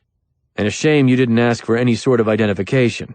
Because if you'd been operating with her real name, you'd have found her father easily. At Mansfield Correctional." Adam stared at him. "He never left?" "Never left. He's been there 7 years. We've got people interviewing him right now. He says he wrote his last letter in August, so whoever kept writing, whoever it is you found for her, we need to find him. Fast." "Makes no sense," Adam said. "What?" "It doesn't make sense, Salter. I saw the letter, okay? The guy who wrote it was trying not to see her." "Really?" "Yes, really. I read the damn— You've told me that. But it seems like he was tossing a lot of breadcrumbs out for someone who didn't want anyone following the trail. Telling her he was in town, then giving her his landlord's name. This to a girl who was actively seeking contact with him? That doesn't strike you as contradictory?" These were fair points, but still Adam shook his head. He knew where to find her, clearly. So what's the point in that kind of a game? "I'm not sure," Salter said. "But games aren't uncommon with stalking. Not at all." "It's so patient, though," Adam said. "Waiting to see if she'd respond, if she'd look for him. It's too damn patient." Maybe he wasn't so patient. Maybe when she showed up at his door, it rushed him. Adam remembered the numbers then. They floated toward him on a black breeze. 7330. On Shadowwood Lane, yes. That was the address. That was the door at which she'd arrived. That was where he'd sent her. 6. When Beth came downstairs to greet Kent, it was past 2 in the morning, but she didn't show any surprise. During the season, hours like this were no cause for alarm for a coach's wife, and in the years before they'd had children, hours like this had been Beth's norm, professionally. She'd been an ER nurse and intended to return to it once Lisa and Andrew were old enough. The night shift had never ebbed away from her. Kent sometimes found her making coffee at 4 in the morning simply because she knew better than to fight for a return to sleep. Tonight, though, she'd been asleep. He could tell that from her foggy smile and the way her long blonde hair was fuzzed out at odd angles from the pillow. "Still perfect," she said. "Nice work, babe." He'd opened the refrigerator to get a bottle of water, and in the shaft of white light she saw something that made her say, "Hun?" in a concerned voice. He took the water out and let the door swing shut, and they were standing in darkness when he told her that Rachel Bond was dead. "Someone killed that poor girl? Murdered her?" she said, her reflex response to bad news, stating the facts and considering them, the practiced reaction of someone who had been required to show poise in the face of crisis. Tonight it chafed. Scream, he wanted to say. Cry, shout, break down. Because no quality was so annoying in someone else as the very one you didn't like in yourself. He'd spent the whole night trying to offer calm and strength and to repress emotion. He was tired of that. Beth crossed the kitchen and took him in her arms then, and the irritable edge that sorrow and fatigue had given him melted into her warmth. He held her while he told her about the police station, all that had been said, Stan Salter and Colin Mears, and the news about Adam. "Adam sent her to him?" Beth leaned back, searching his eyes. "Adam?" He nodded. "You remember the night that Colin asked me about him? Saw him in the team photo from the championship year and asked where he'd gone? Well, I told him he was still here, and I said he was a private detective. He remembered that, apparently, and when Rachel decided to try and find her father—" "She went to Adam." "Yes." They were silent. Kent finished his water. Neither of them turned on the lights.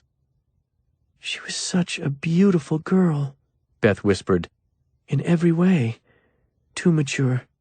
You know, I used to tell you that. Like she'd never been a girl. Always had to be an adult." "I know." Beth wiped tears from her eyes with her fingertips. "She was going to do so much, Kent. She was one of those. You could just tell that she was going to do so much." Her voice trailed off, and he reached out and stroked her hair as she took a shaking breath, folded her arms tightly around herself, and said, "By tomorrow morning people will have heard what happened. Maybe before practice." "We won't practice.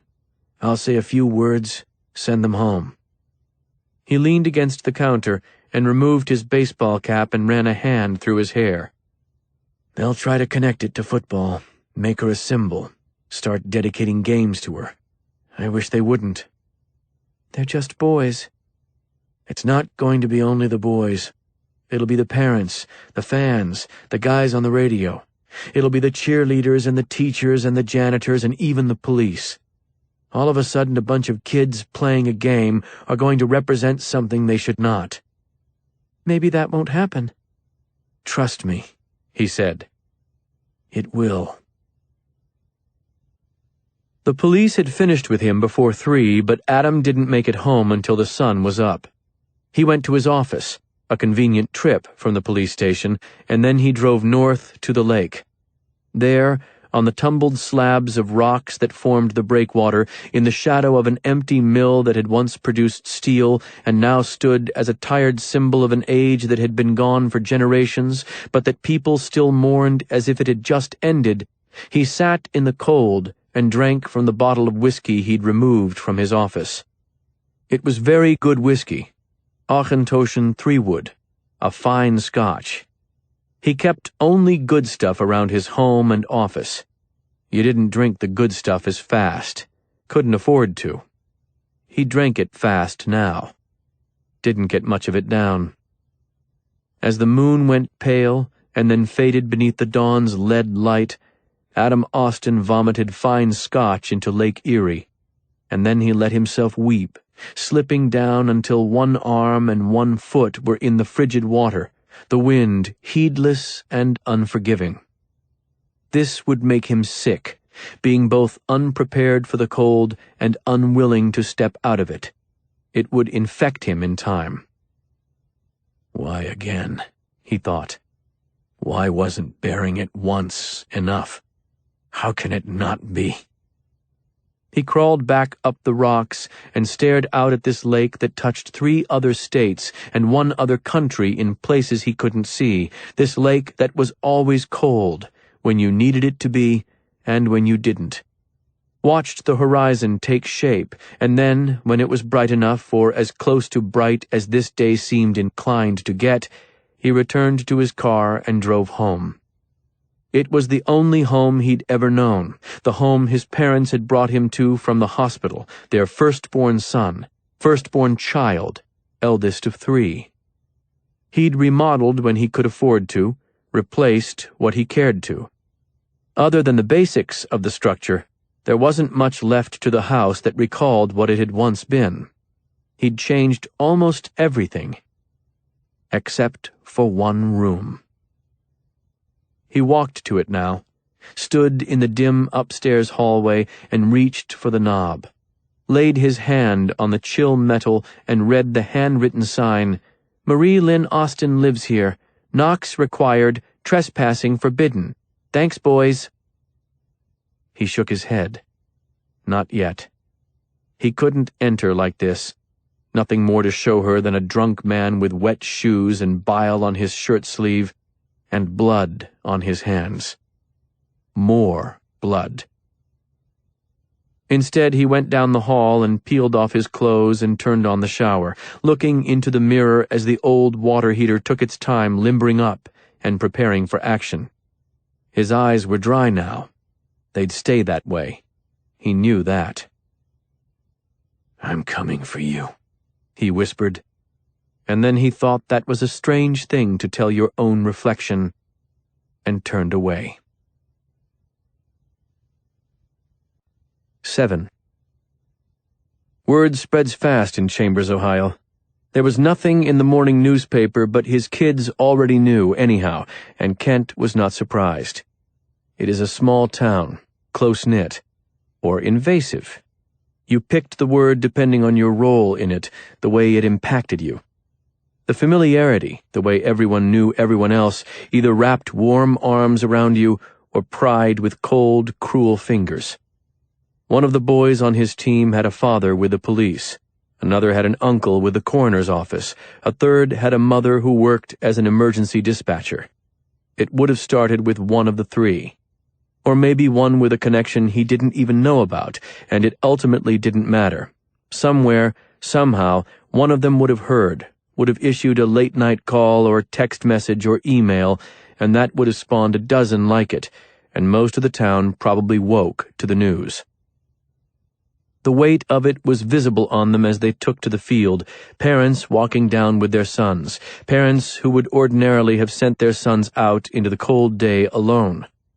This was one of the things that he liked about Chambers. It was small enough that people considered everything a shared experience. There was a positive to that. There was also a darkness. Those who never knew Rachel, who wouldn't have recognized her in a grocery store checkout line, would today claim to remember her quick laugh and generous smile and kind spirit. Except for the truly dark ones. For those existed in Chambers too, make no mistake. Kent remembered them well. By noon today, someone would have voiced the first rumor. She was a little slut, you know. Or maybe it would be even worse, tinged with more of the things they attach to disaster in their private moments. I heard she was running around with some Mexican boy. Only some of them would have memories of Rachel, but all of them would have a theory. He stood in the center of the field as they gathered.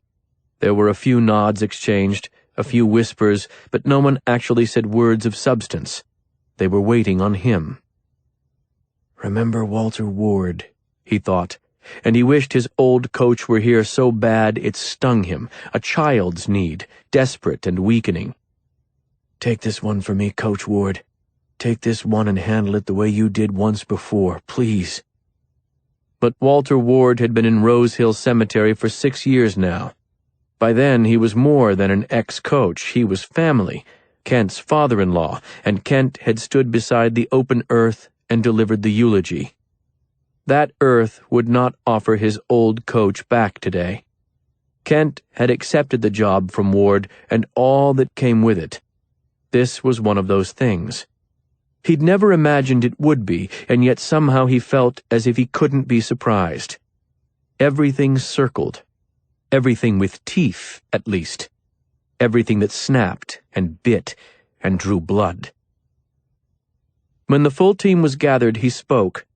The crowd was well over 100 deep, lots of adults, parents mostly, but there were faces in the group he didn't recognize. "I expect most of you have heard," he said. "But just in case you have not, let me explain that there will be no practice. And why not?" And so he told them the news they had already heard. One of their own had been taken from them. The word choice was key. He would never forget the way the word lost had seared him when used with Marie, as if she had been misplaced. A set of car keys, a remote control, a pair of shoes. No, she was not lost. She was taken. "We know," he said, "that this game is of the barest importance. This morning we are all reminded of that in a way I hoped we never would be. Let's remind ourselves of something else now. We draw strength from one another. Sometimes we need to take more than we can offer. You boys have to be aware of that now. There will be those, Rachel's family, her friends, your teammate Colin, who will need more than they have within them. They will need it from you, from me. We have to remember that and offer it. We've spent months, years, discussing what this game represents and what it does not. Today, it represents nothing. Understand that, be clear on it, and remember, there is no fear or loss so mighty that it can break faith." A chorus of agreement, one of the loudest, coming from a man in the back of the crowd, and when Kent's eyes flicked his way, the man dipped his head immediately. He was wearing a baseball cap, and now his face was down, but he was familiar. For a moment, Kent stuttered, then looked away and refocused. "No practice today. No football. Be with your families. Be with your friends. Be with your thoughts. Make sure those thoughts are directed toward the people who need them." He paused, then said, "I'll say a prayer now for those who would like to stay for it." They all stayed. Kent hoped to make it home without comment to the press, but Bob Hackett, the community's venerable sports editor, 3 decades on the job and still going, caught him at his car. He'd been there when they won their state title in Kent's freshman year. He'd been there when they lost the title game with Kent at quarterback his senior year. He'd been there through everything that had happened in between.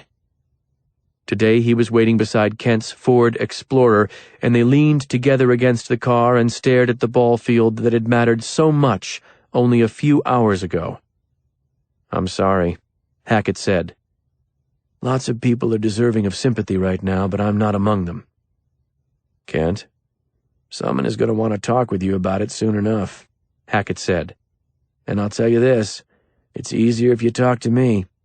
If I write it first, the AP will grab it. Then when somebody else calls, you can say you gave your one interview on the topic and want to leave it at that. If you don't give any, though, everyone will get to bend it their own way." "So let them," Kent wanted to snap. "It's got nothing to do with anything. It's so long ago, so far away." But that wasn't true. It wasn't far away. Never would be. "You know me well enough to understand I'm not hunting for the scoop," Hackett said. "If you don't want to say a word about her, then I'll—" "No," Kent said. Let's get it done. Let's talk about my sister." Hackett looked away, and Kent appreciated the man's genuine discomfort. He didn't always agree with the sports writer's columns, but he always appreciated the way he went about his job. He didn't treat it as writing about coaches and athletes and games. He treated it as writing about people. "Go inside?" Hackett said. Kent shook his head. "Why don't we sit on the bleachers?" It was maybe 35 degrees, the morning sun not yet doing much to warm the gray day, and Hackett didn't have a hat covering his bald head, but he nodded and led the way. 8. Chelsea called around noon. "I just heard," she said. No preamble, no questions about why Adam hadn't returned to her in the night, why he was not at the office now, Saturday mornings traditionally being busy. "From who?" "Police. Came to get the file on her. There wasn't much to it. They had a little trouble believing that." "They're hopeful. I don't blame them. I wish there was more in it, too. I wish—" He couldn't continue, and he hoped she thought he was drunk. Somehow that seemed better, safer, less vulnerable. "Adam? He's not broken, he's just drunk. Worthy of your scorn, sure, but don't waste pity or sympathy on him, please." "Where are you?" she said, her voice very soft. "Home."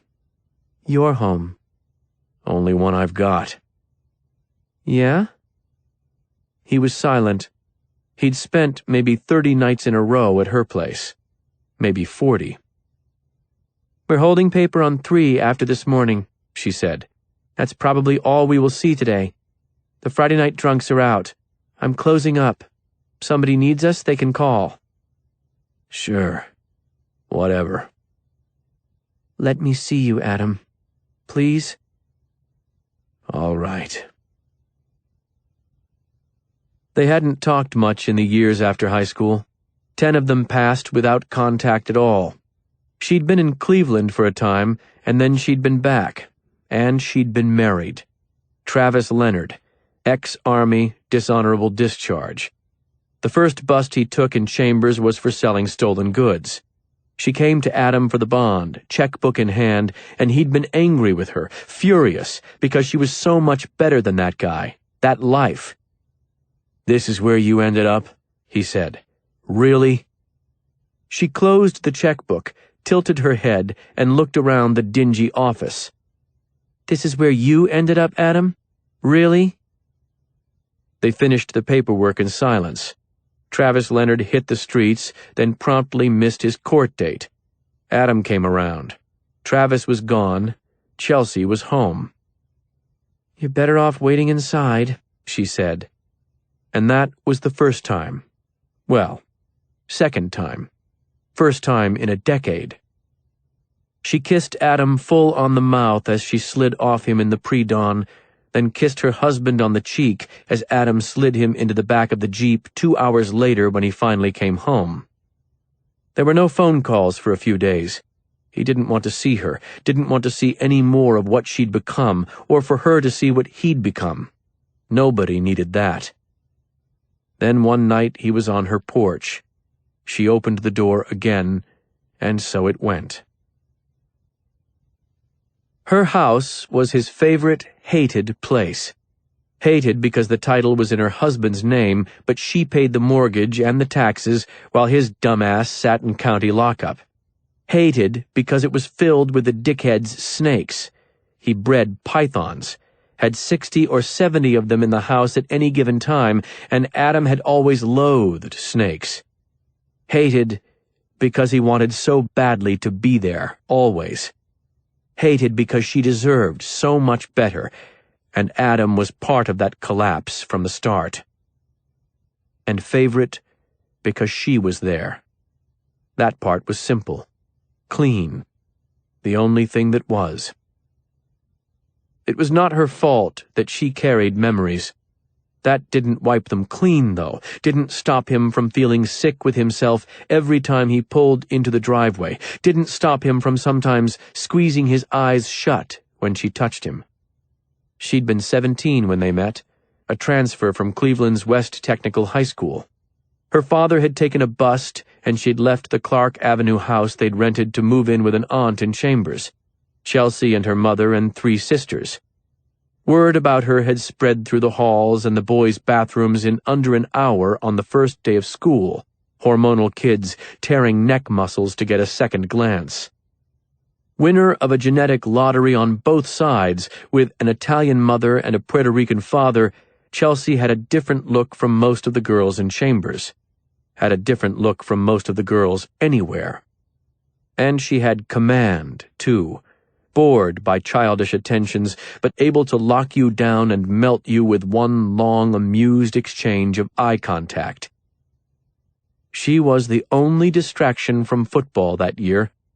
Girls always were some level of distraction, but in such a small school, most of the top-flight talent was paired off with somebody by senior year. All those photographs to worry about, homecoming and prom and graduation. Being a single senior was a real bitch for the yearbook. But this was different. This was the new girl, and she neither carried baggage nor knew who else did, so everyone could imagine they had a shot. Adam won. Took a few weeks, too. Longer than he'd have liked. Longer than he was used to. The only surefire Division I prospect on the team, standing 6'4" and 215 pounds of ripcord muscle, dark hair and dark blue eyes, and an easy smile, Adam was not used to the chase. He'd had to chase her, though, and at first that was part of the fun. It was a competition, and Adam loved to compete. Then he got to know her, and saw all there was beyond honey skin and radiant hair and a body that promised all of the things he'd imagined since puberty. And be damned if he didn't actually love this girl, awfully fast. Fast in the way it can go only when you're 18 years old. That was the fall of 1989. He'd been after her since mid-August, but it was September before he got the first date. A week later, the first kiss. He was no stranger to girls then, but his legs trembled when he kissed her, the way they did after running the bleachers, muscle gone liquid, and he reached up and cupped the back of her head with his right palm to steady himself. She remembered that. Later she told him that she thought it was a sign of his gentleman's expertise, but he'd never told her the real reason for it, which was that he didn't want her to feel him shaking when they kissed. What followed was hardly so elegant. Heated make-out sessions and groping, back seats and picnic tables. They talked about having sex. He was no virgin. She'd had a bad attempt at it 2 years earlier, and that was that. No pressure, he joked. But when a girl kept you awake at night, when she made concentration an impossible thing, you'd better believe there was pressure. He was not Adam Austin, the Ohio State recruit with Chelsea Salinas. He was a kid whose legs shook when he kissed. Then came October 2nd, 1989. The Cardinals practiced late, and the daylight faded and the lights came on, and everything smelled of leaves and wood smoke and autumn. Everything smelled of football. The bullshit summer drills a faded memory, the real season underway. Adam's last, and before Chelsea appeared, it was a perfect night. They were playing clean and fast and hitting hard, and Coach Ward was pleased. Then she was there. Ward called for a water break, looked at Adam and said, "Get your girl away from my field before you start tripping over your hormones, Austin." Adam jogged over and said, "What's up?" excited because she never came to watch him practice, and he was feeling fast that day, the savage kind of fast, a wolf in snow, a shark in dark waters. She laid her hand over his on the fence and said, "I need to see you." And that was the first time in his adrenaline-fueled excitement that he saw the tears glittering against her eyes. "What?" "I'm going back to Cleveland." "What?" "You have practice. Finish it. I'll explain. I'll wait at your car." All he could do was nod. She walked away and he put his helmet on and jogged back to the field, the same autumn breeze that had seemed so perfect 10 minutes ago, now feeling chill and hostile. They'd gotten through the practice, though he didn't recall much of it, just that it had gone on too long, and he was cursing Coach Ward under his breath for every extra rep. Then finally it was done. They broke for the showers, and he was rushing, toweling off his chest with one hand and pulling his pants on with the other when Kent showed up. Only a freshman, but already the backup quarterback, everyone seeing the promise there, half the town ready to ditch their starter for the kid, even though their starter had lost only one game. If it were up to Adam, any of the standard big brother attitude, the wait your turn, don't steal my thunder posturing would be damned too, and Kent would be under center. He was that good. Put Kent out there leading the offensive and let Adam slaughter on defense, and state was guaranteed. But Coach Ward did not bench seniors for freshmen, ever.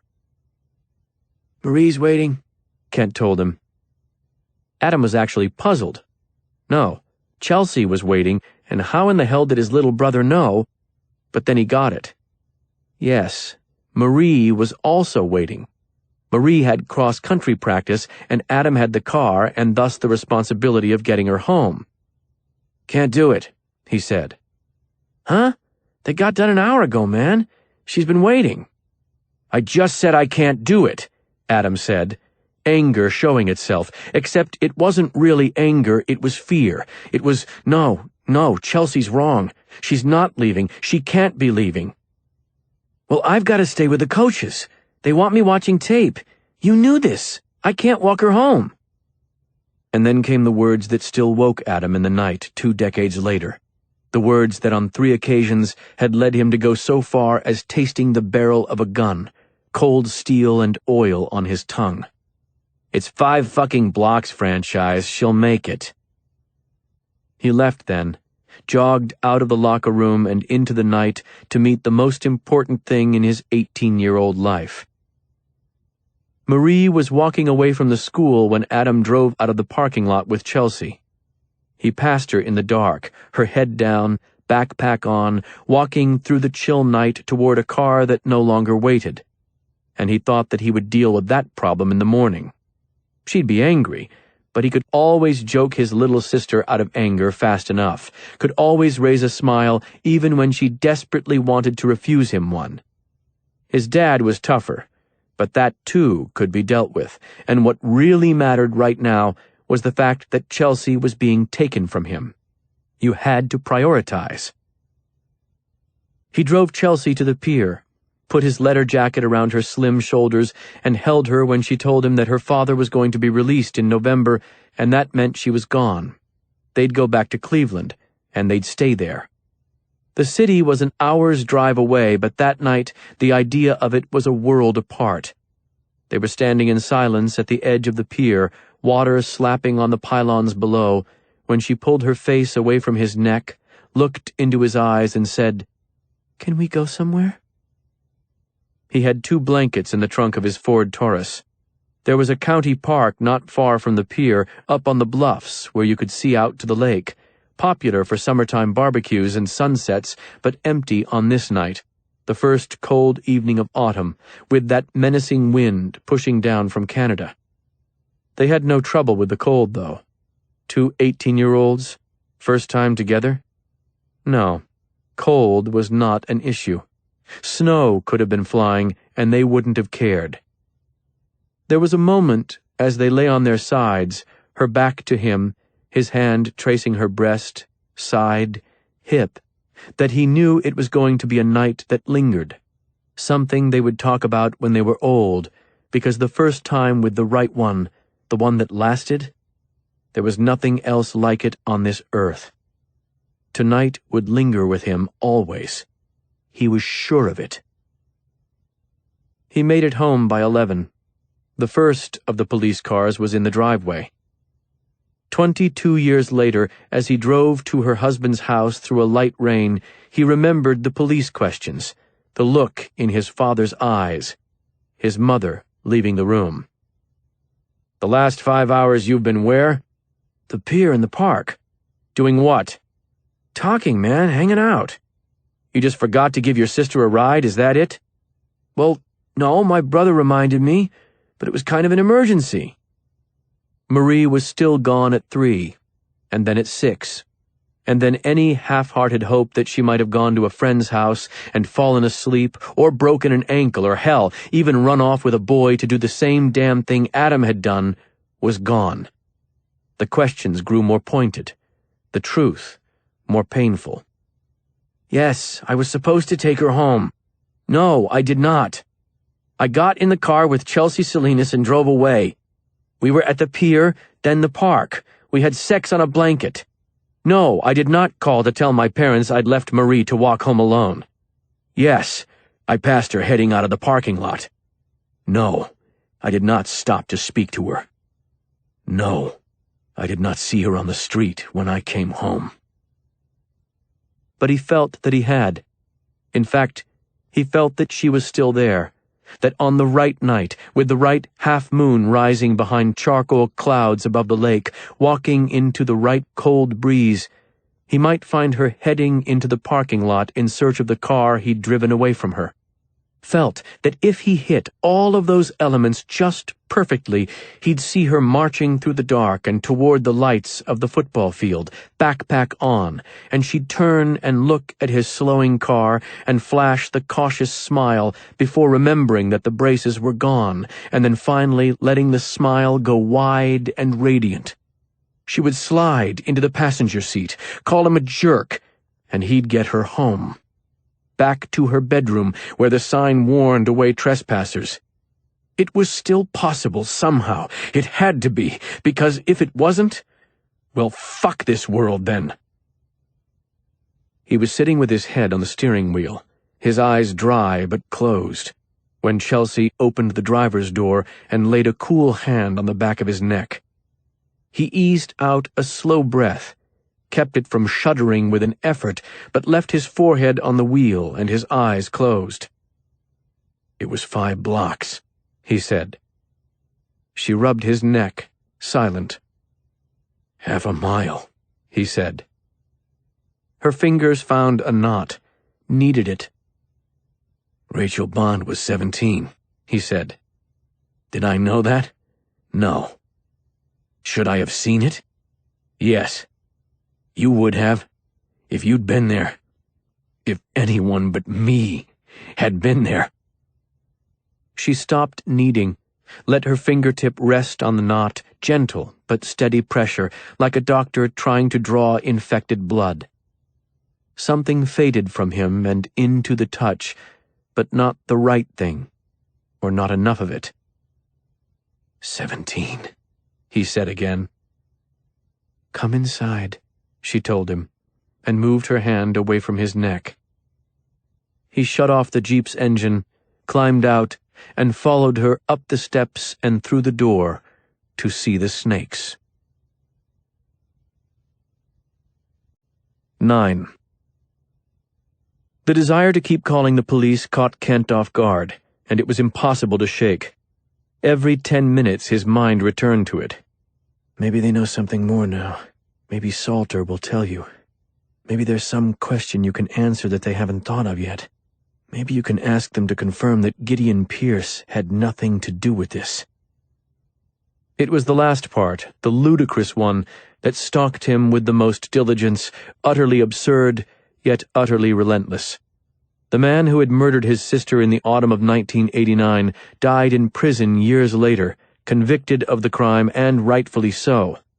The rational mind reminded Kent of this over and over, but the heart frequently shows nothing but disdain for rationality, and his heart called forth the question time and again.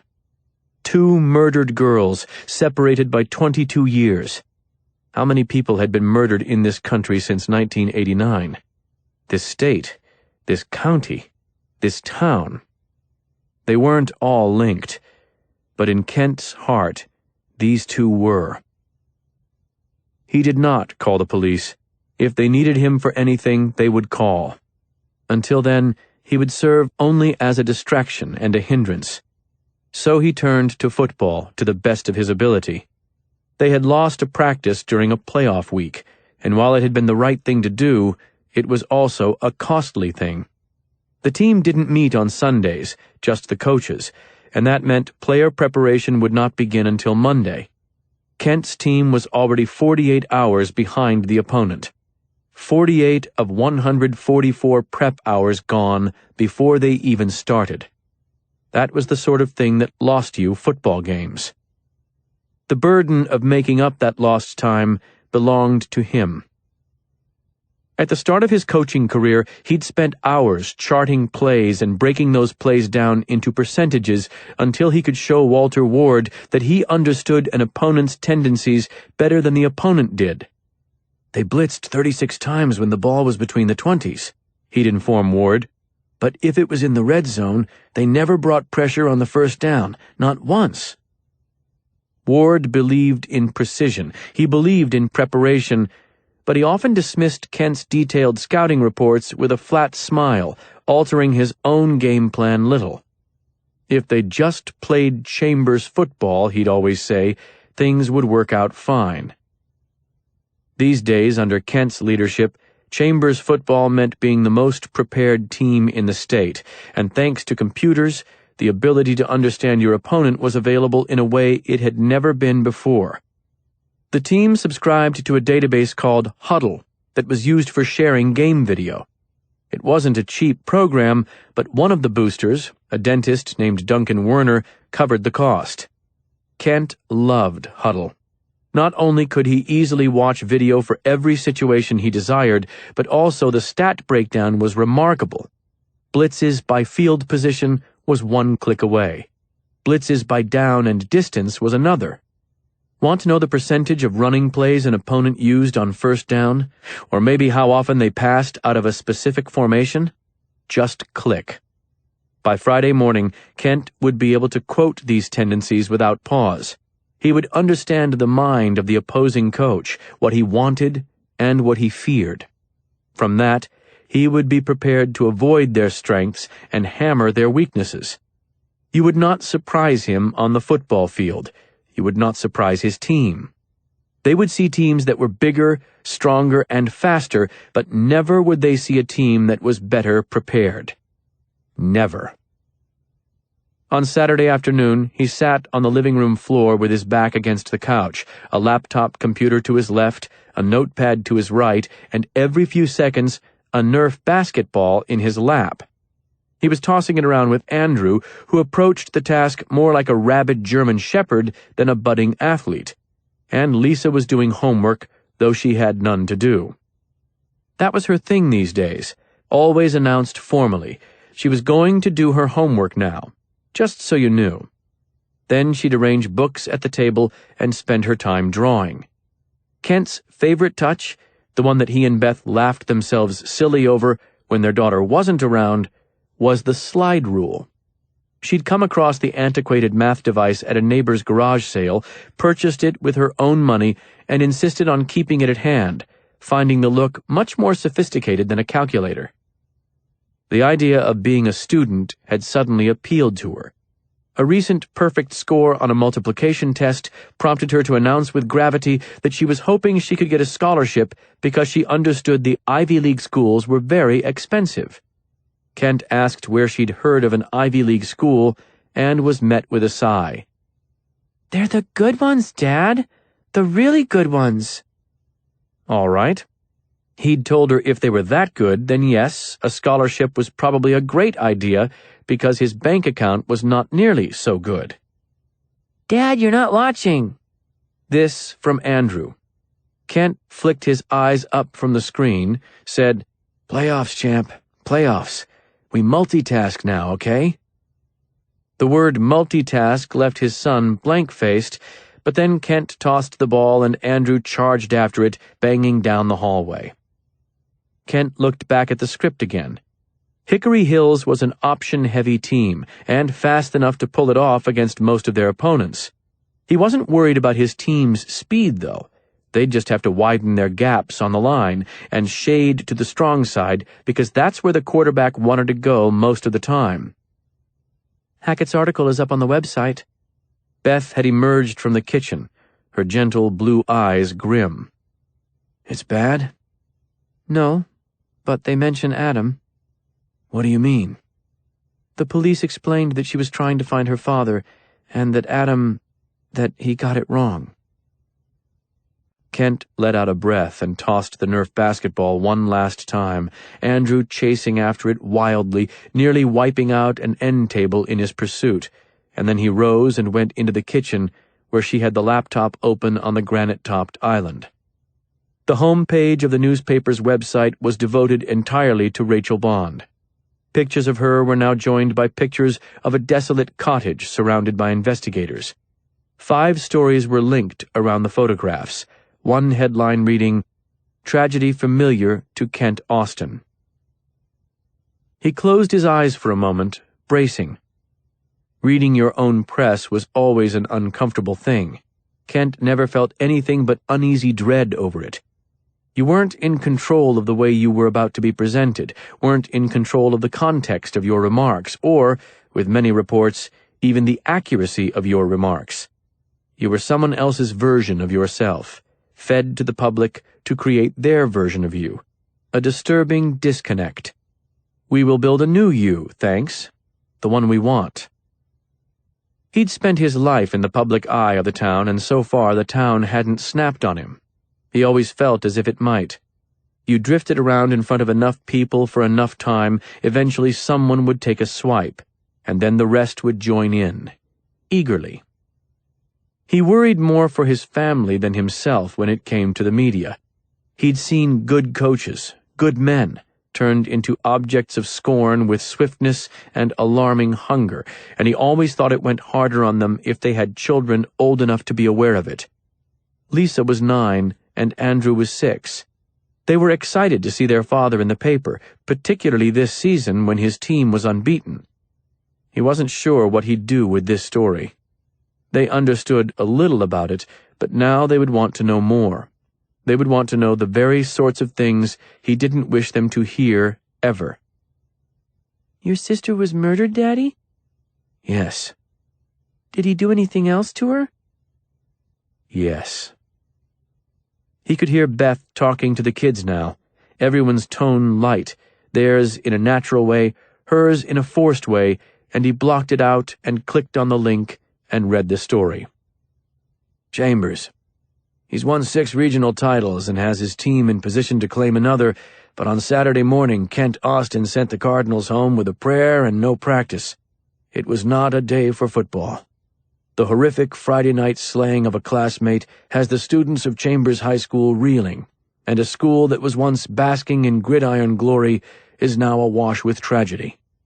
It's an experience all too familiar for Austin. When the Cardinals coach was 15, his older sister Marie was abducted and killed.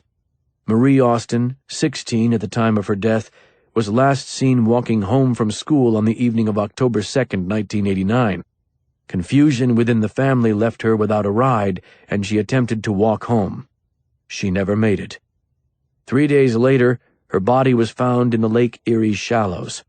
Her killer, Gideon Pierce, was not apprehended until January of 1990. A Chambers native who'd moved to Cleveland, Pierce was already facing charges for the assault and battery of a minor at the time.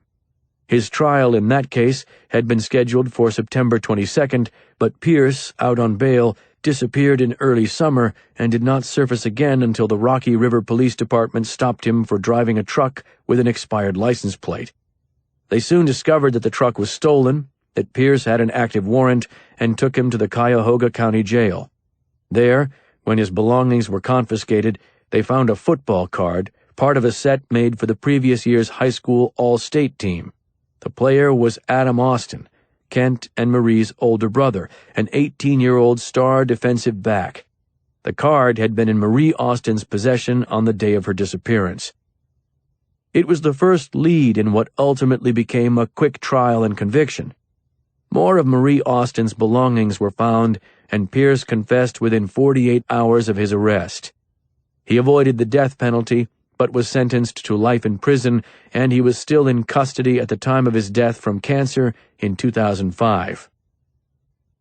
Now, 22 years later, tragedy has revisited the Austen family. Kent Austen was familiar with Rachel Bond, and according to police, Bond contacted Adam Austen for help in locating her father after a series of letters led her to believe that he'd returned to the Chambers area. Kent swore under his breath. It wasn't Hackett's fault, reporting the facts, salting his retrospective with all relevant connections, but all the same, Kent wished his brother's name had not come up. Hackett treated it gently, but this would be only the start. There would be more calls and more articles, and they would not be so gentle. Adam Austen could not be reached for comment, Hackett wrote, and understandably, Coach Kent Austen does not discuss his sister's death often. When he does, though, he acknowledges that it shaped his life. Everything that I've done, he says as he sits on the bleachers above his football field, I've done because of what happened to Marie. Everything he's done means a great deal more than coach football games, though he's done that as well as anyone in the state for many years now. Austen's primary passion is in ministry, specifically prison ministry. He makes one visit each month to lead a Bible study in the same prison that housed his sister's murderer. Comfort was a hard thing to find after losing Marie, he says. I found what I could in two things, football and faith. The game was pure, it was clean, it distracted.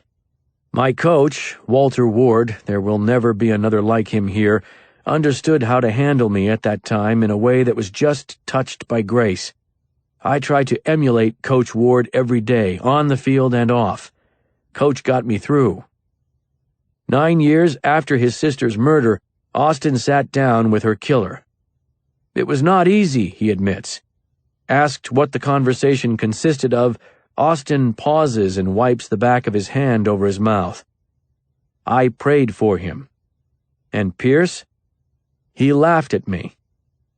Asked if he regrets the visit, Austen shakes his head emphatically. He's made many other trips. Working now with Dan Grissom, a minister from Cleveland, Austen has made dozens of visits to the state's prisons, meeting with inmates who have been convicted of the same crime, murder, that took so much from Austen and his family. It's the right test, he says, the critical one. I could harbor hate or spread love.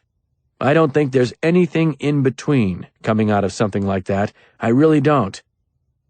Just Friday night, Austen was asked if he considered the unbeaten regular season his team had just completed to be a defining moment in his career.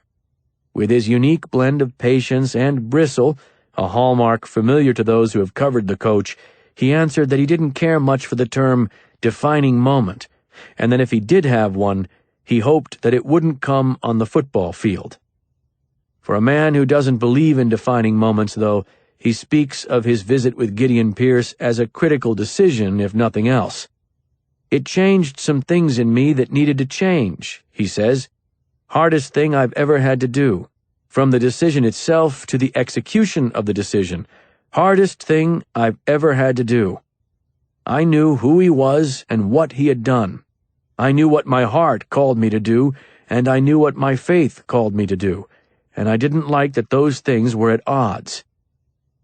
When he returns to his team after a prison visit, he'll bring some stories with him, reminders of good men who made bad decisions.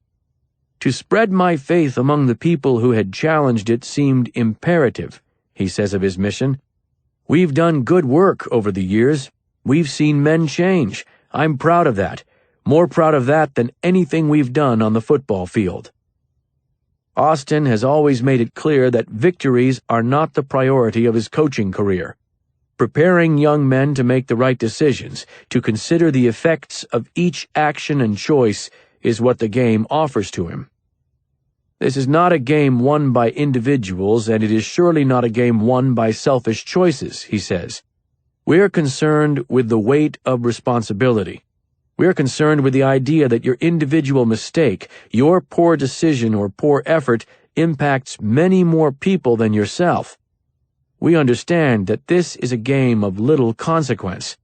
We also understand that the lessons of the game are not empty. Something else Kent Austin understands is playing through grief. The investigation into his sister's murder took time. During that time, the Cardinals— Kent was not playing with the varsity squad yet, but Adam Austin was a senior and a star, and Kent was on the sidelines as a backup quarterback— reeled off 6 straight victories and claimed the state championship, the last in school history. Tributes to Marie Austin were made before every game. Players wore her initials on their jerseys. Fans lifted signs bearing her name in the stands. Moments of silence were held. Of course it meant a great deal, Austin says. The team, the community, they meant a great deal to us as a family.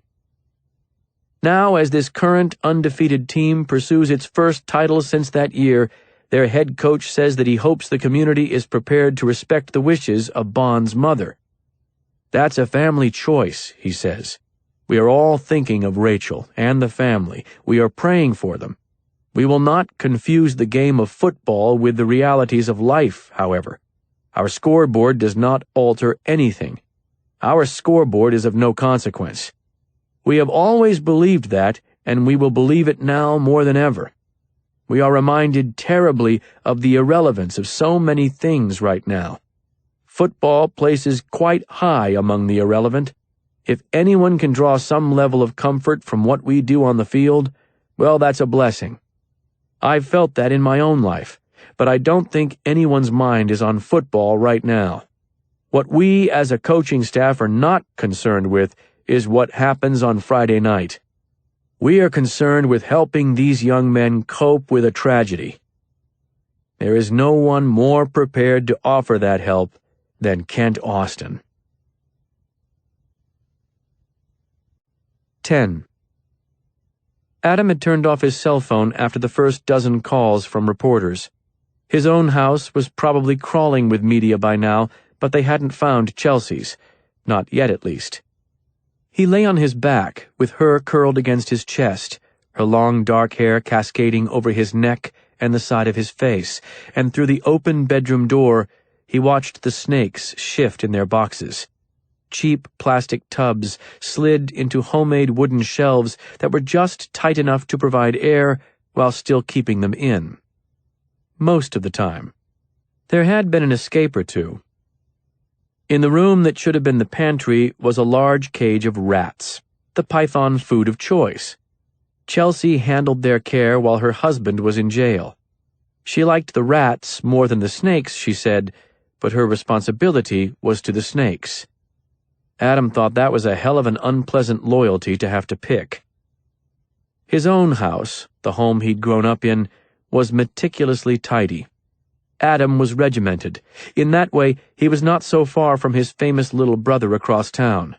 He got his hair cut every 10 days, he ironed every shirt, he refused to leave the office with any loose paperwork on the desk. All of that bled over and into the house, where no dishes were ever left in the sink, where weeds did not encroach on flower beds, and grass clippings were always blown back toward the lawn and not out to the sidewalk. Maybe it would have been this way anywhere he lived, but he had lived in only one place, and that was Marie's home. Something Adam had come to understand was that nobody ever left a true home, so it was still Marie's home. Still Kent's, too. And sometimes he thought it was a shame that Kent would no longer visit the house, but Kent had another home now. Marie, like Adam, did not and would not. So he tended it carefully, because he did not want to dishonor her. Chelsea's house was a different matter. Travis Leonard's house. Dirty dishes gathered and waited until Adam washed them, whether he'd used them or not. The carpet carried ancient stains. Cobwebs hung like decor in the corners of the ceilings. In the bathroom, where lime and mold were thick enough to be approached with a chisel, a long strip of flypaper dangled in the summer months, covered with dead bugs.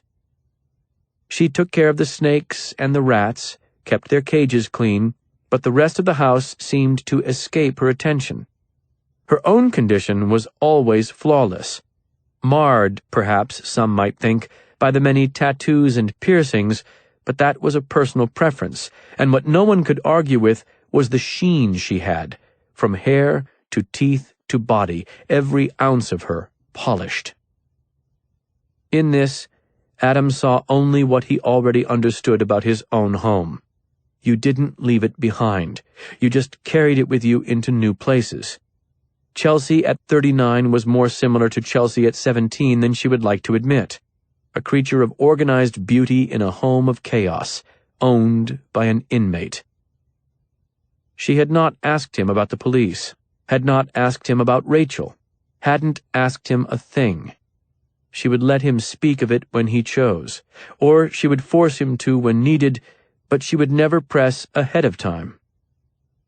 He waited until the evening shadows had lengthened enough to keep him from making out the coiled bodies and flickering tongues inside those milky white plastic tubs, and then he slid out from under her and dressed.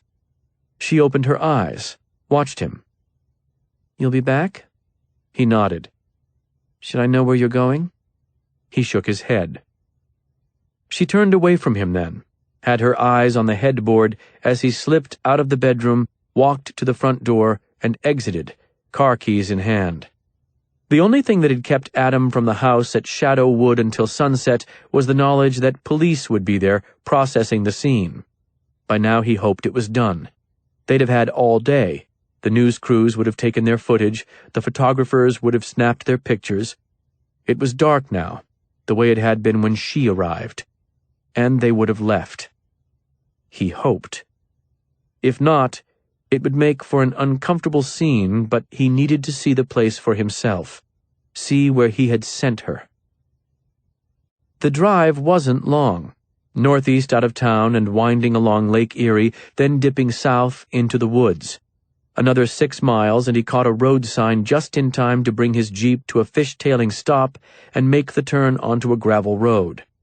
Shadow Wood Lane. Private resort property boasted an ancient sign pocked with rounds from a .22. Maybe it had once been a resort, but those days were well past. Adam had trouble imagining that even in the summer this place was much more than a haven for drunks who wanted to have a rollicking white trash party somewhere secluded enough that police were unlikely to disturb them. The lake was coated with leaves, dead cattails clogging the south shore, the northern shore lined with decrepit cottages. Another sign promised fair seasonal rental rates by the month, week, or day. They were probably 50 years old and perhaps repainted once since their original construction. The docks tilted, and anyone who ventured down them barefoot would quickly have enough splinters to impress a porcupine. Adam parked and walked down an overgrown path to the cabins on the opposite shore, carrying a flashlight but leaving it off, the gloaming enough for him to see all that he cared to see. He was feeling a chill that had nothing to do with the wind, imagining Rachel Bond making these same steps, walking toward the same place. Had she been fearful? Of course. But she had been determined, too. And brave. And armed with an address. Damn you, Adam. Damn you, damn you, damn you.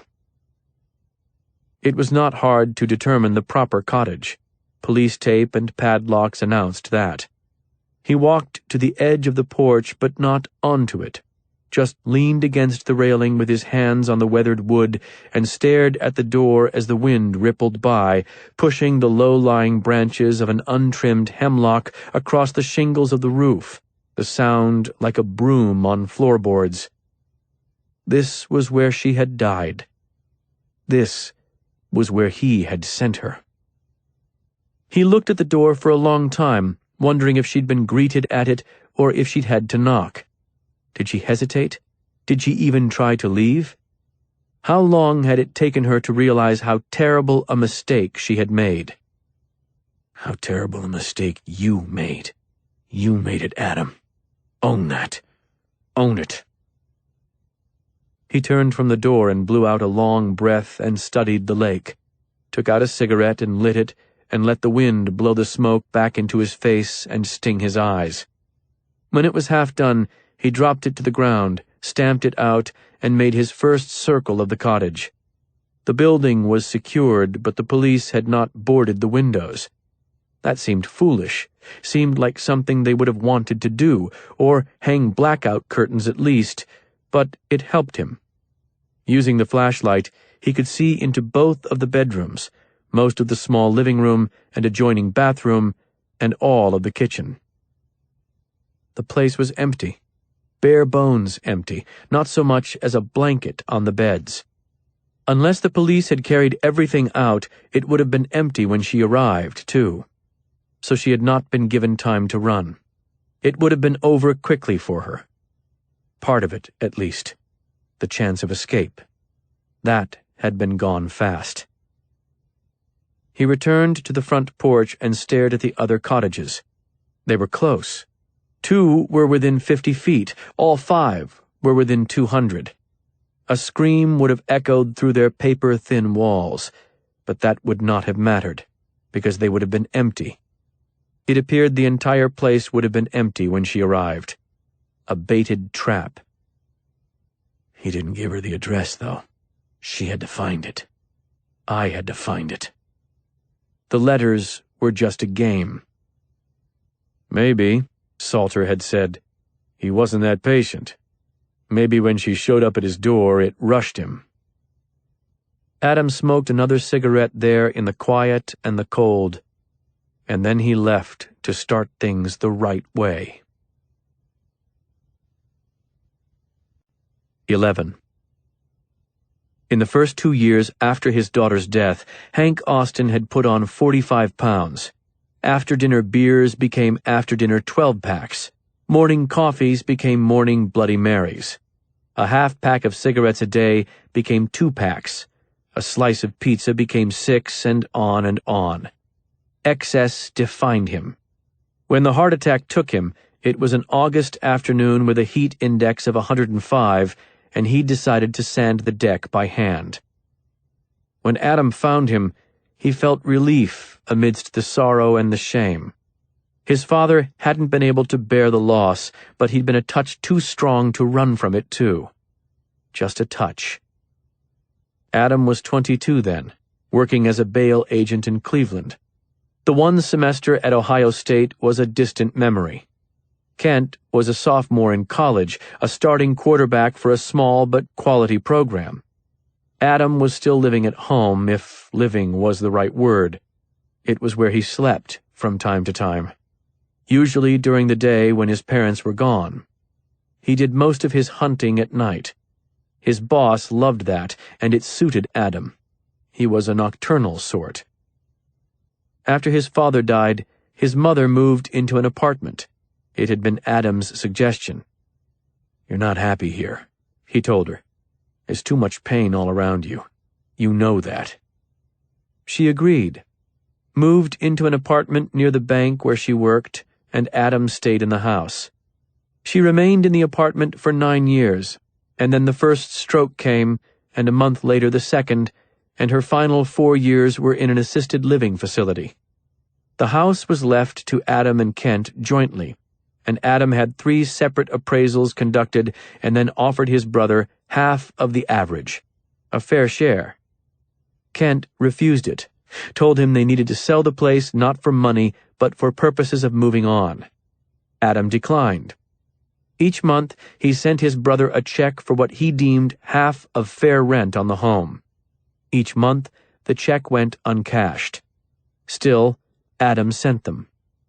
The issue of the inheritance had never come up again.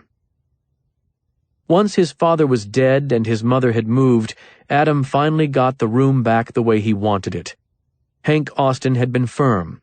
The day Marie's body was found, turning the inevitable into the official, he'd begun to pack her things away, working alone. No sounds but the shrieks and tears of the packing tape and the occasional soft sob. Adam understood both the idea and its futility. It was tempting to try, maybe, but it was hopeless. You couldn't put her into boxes and seal them shut. The boxes had gone into the attic above the garage. Sometimes Adam would slip up there and go through the artifacts, handling them carefully, taking in the smell of her, amazed by how it lingered. He was alone with her then, felt close to her in a way he could not anywhere else, and he was certain that she was there with him, that somehow she was aware of the communion and appreciative of it. They talked a little. He couldn't get through much at first, the tears came too fast. Over time, it got better. He apologized often, too often for her, he knew that, but how did you stop? And he told her what news there was to share. He told her about every skip he tracked down, everyone who jumped bond and tried to hide. He got them all. He was remarkably diligent. His boss in Cleveland was already talking about turning the business over to him, but Adam wanted to come home. He wanted to be in Chambers County. They talked about that, too. Whether maybe what he needed was exactly the opposite. What he needed was to get out.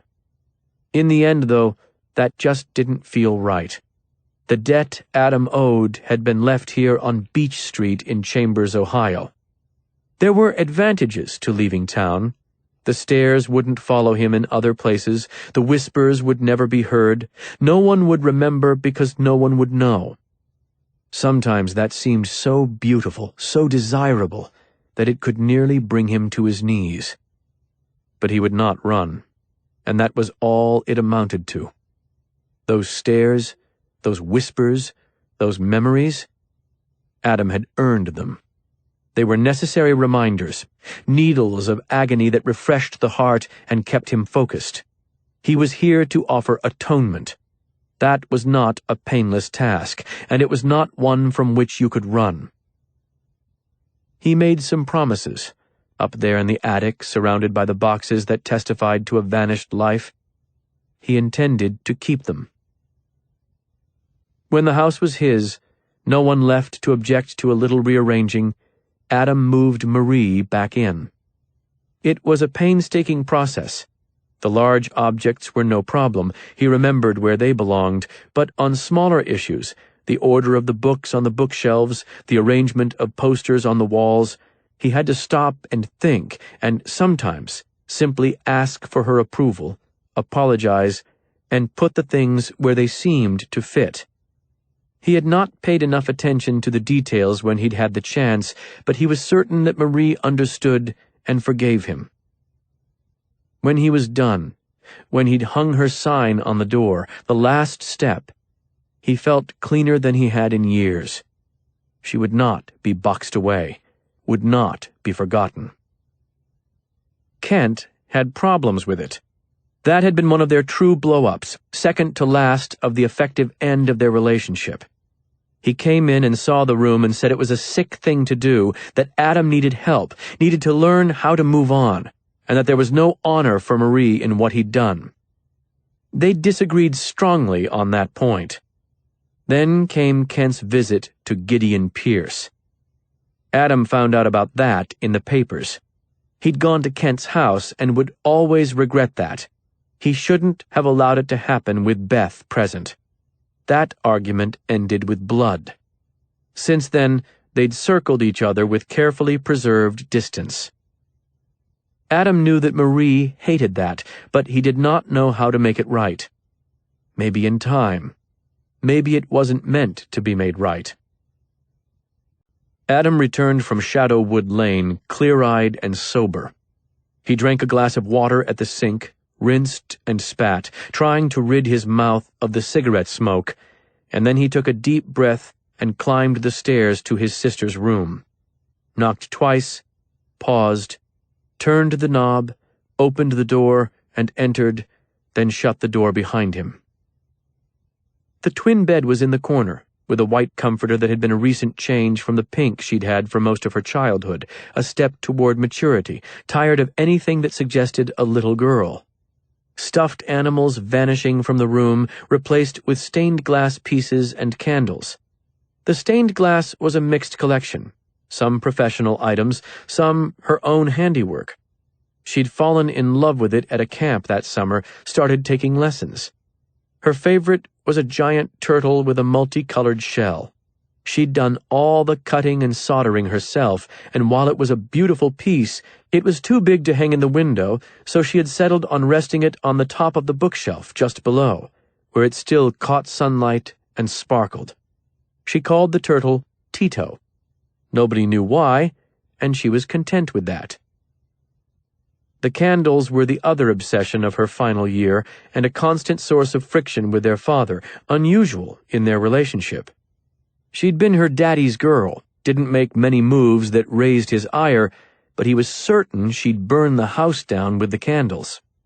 For her last Christmas, Kent and Adam had gone in together on a set of wall-mounted candles with mirrors behind them. They threw the light around the room and caught the stained glass and painted everything with surreal, tinted glows. Marie loved them. He lit all the candles now, one at a time. There were 33 in the room, from small tea candles to a massive stump-shaped thing that crackled like a wood fire. Initially, he'd debated whether he should light them, knowing they'd burn down eventually and have to be replaced, and he did not want to replace anything that had been sacred to her. But she'd loved to have them lit, loved the flickering glows and the incense mix of smells, and so he decided that was best. When they were all lit, Adam sat on the floor with his back against the wall, facing the bed, the way he used to on the nights she called him in to talk, or when he simply barged in to pester her. She hated that, hence the sign she'd put on the door, and that made it all the more entertaining for him. If he heard her talking on the phone, he'd beeline for the room, crash through the door, and loudly say the most embarrassing thing he could think of. "Marie, the doctor called to say your toe fungus is contagious. Marie, you left your training bra in the bathroom. Marie, Dad's pissed that you stole his porn again." Then there'd come the shout of indignant outrage, the thrown shoe or book or whatever was handy, and the cry for their father.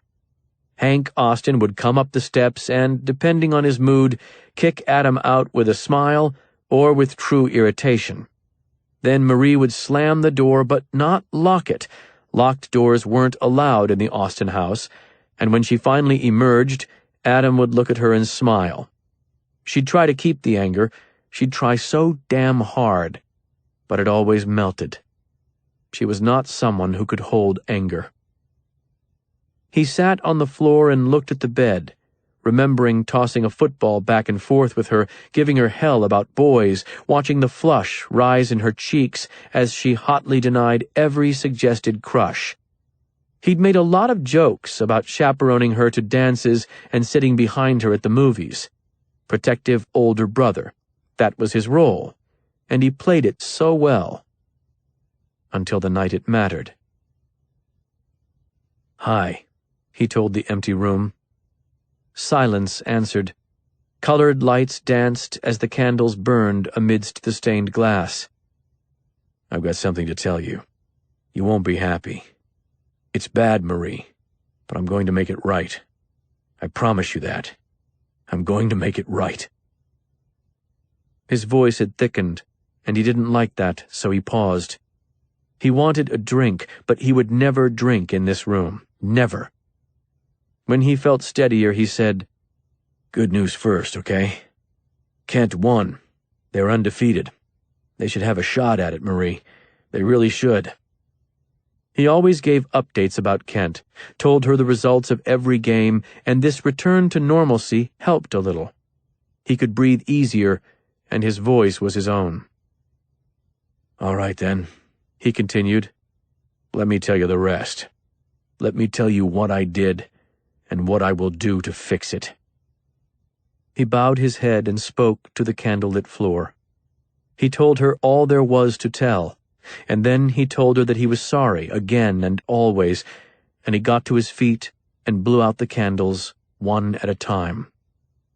Once the last of the light was extinguished and the room was lost to darkness, he slipped out, closed the door behind him, and went to see Rachel Bond's mother. 12. Adam had imagined that the girl with the glitter nail polish had grown up somewhere pretty and safe and secure. When he saw the shitty apartment building, one in which he had 2 current clients and countless former, he was at first surprised. Then he remembered why she'd come to see him.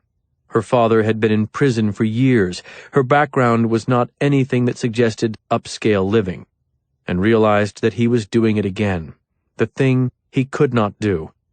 He was turning Rachel Bond into Marie Lynn Austin. There was a van from one of the Cleveland news stations parked in front of the apartment, but the crew appeared to be loading up equipment. Adam cracked the window and smoked a cigarette and waited until they were gone. Then he got out of the Jeep and went to the door to make his promise. She would have heard a lot of them by now, none quite like his. The first response to his knock, shouted, was, "I told you I got nothing more to say!" "Not a reporter, Mrs. Bond." There was a pause, then the sound of footsteps and the ratcheting of the deadbolt. The door opened and a small dog, some sort of mutt with a shiny black coat, rushed forward and shoved his nose against Adam's jeans. Above the dog stood Penny Gooty, a thin, weary-looking blonde with red-rimmed eyes. She was wearing jeans and a white sweater that was covered in dog hair. Beyond, Adam could see an open beer on the coffee table, a cigarette smoldering in an ashtray beside it, and on the couch, a worn comforter and a giant stuffed penguin. Those last two would be Rachel's things, he knew. Penny had been on the couch with her daughter's blanket and stuffed animal, having a beer and a cigarette. Adam felt a red pulse behind his eyes, had to reach out and put one hand on the doorframe.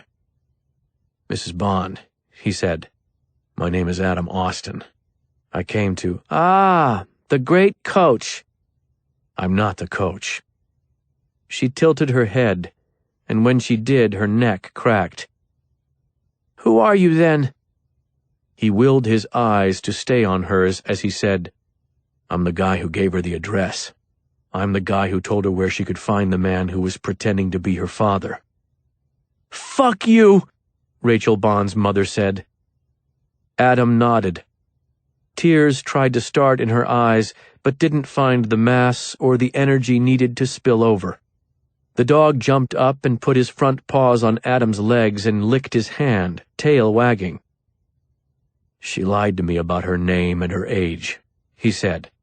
"I wish she hadn't, but I should have been paying better attention." Penny reached out and pulled the dog down from Adam and back to her, held his collar. "I want to be alone," she said. "I understand that." He was struggling for his voice now, wanted to turn from the sight of her grief as if it were a bitter winter wind. "I just had to come by to say a few things." "You're sorry, right? Well, great. I'm real glad to hear that. I'm real damn glad. That just means the world. You have no idea how much that helps." "Yes, I'm sorry. And no, that's not worth a damn. I came here to make you a promise." She knelt to wrap both arms around the dog. When she spoke, her voice was muffled against his fur. "She's in heaven now? Is that your promise? Or is it that you're going to help them catch the son of a bitch who killed my daughter? I've heard both of those a lot today. They mean as much as your apology. Not shit, Mr. Austin. Not shit." "I'm going to kill him," Adam said. For a moment, she just held the dog. When she lifted her face, her eyes focused on his for the first time. She looked as if she intended to speak, but whatever she saw in his eyes closed her parted lips. She just sat there on her knees on the dirty carpet, holding the dog. "I will find him," Adam said, "and I will kill him. That task is all that I am now. It is all that I will be until it's finished. He will die for what he has done. That's the only thing anyone can give you, and I will give it to you. I promise." The dog whined, pulled toward Adam, and Penny Gooty tightened her arms around him and held. She hadn't spoken. Adam reached in his pocket and removed a business card. "I'll find him on my own," he said, "but it may be faster with your help." He extended the card, but she just looked at it, then back at his face. "I'll call the police," she said. They need to know what you're talking about. Coming here, bothering me, saying things like that. They need to know." "Tell them," Adam said. "When they come to see me, I'll make the same pledge to them. I'll make it to anyone who asks. It's not idle talk. I'm going to find him, and I'm going to kill him. And before the end, he'll know why I came." She reached out and took the card, held it in one hand and the dog's collar in the other, as behind her the room filled with smoke from the still-burning cigarette, a trail of it rising above her daughter's blanket, draped there on the edge of the couch. "He's still out there," Adam said. "And as long as he is, I will be too." He turned and left then, and she did not call after him or shut the door. When he started the Jeep, she was still there on the threshold, on her knees.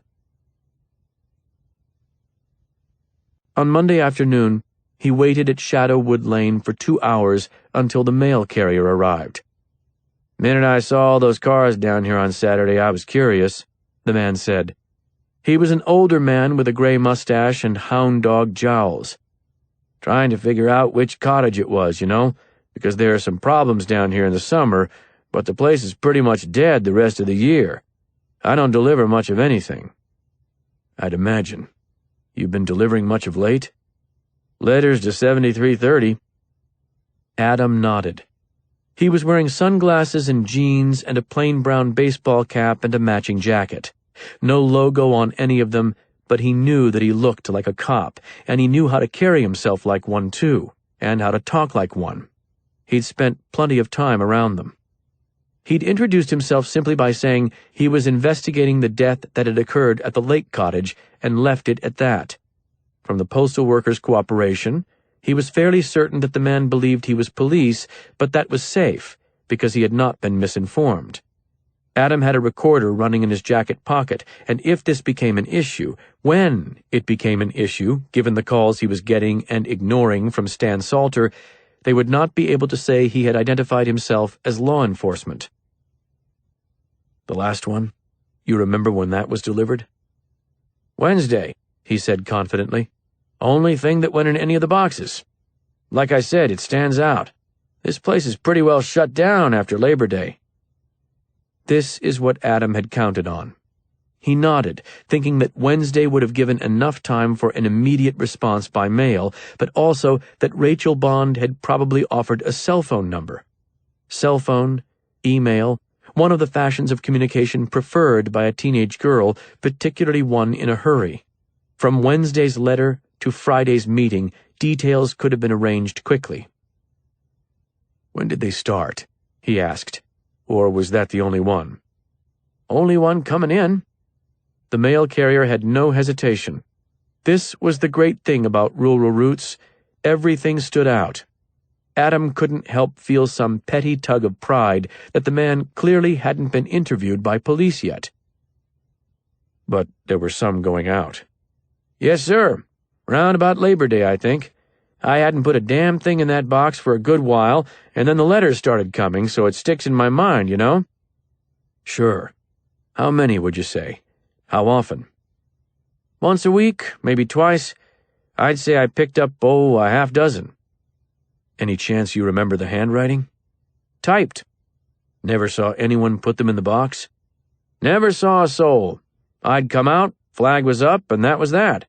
Always surprised me. I'm in the habit of blowing right by here, He sighed and spread his hands. "I wish I had more to tell you, officer." Adam let him go then because he didn't want to push the police impersonation any further, and he didn't feel the man had anything left to offer. When the mail truck was gone, Adam walked back down to the cottages, watching the quiet pond ripple under the wind, sun-speckled and beautiful, and he wondered what it had been like when she arrived, tried to recall the weather on Friday afternoon. It had been colder then, and overcast. The pond would have been bathed in shadows, and the decrepit cottages would have looked forlorn and ominous. And still she'd pulled in and gone to finish her task. A brave girl, and a determined one. "I'm working on it, Marie," Adam whispered.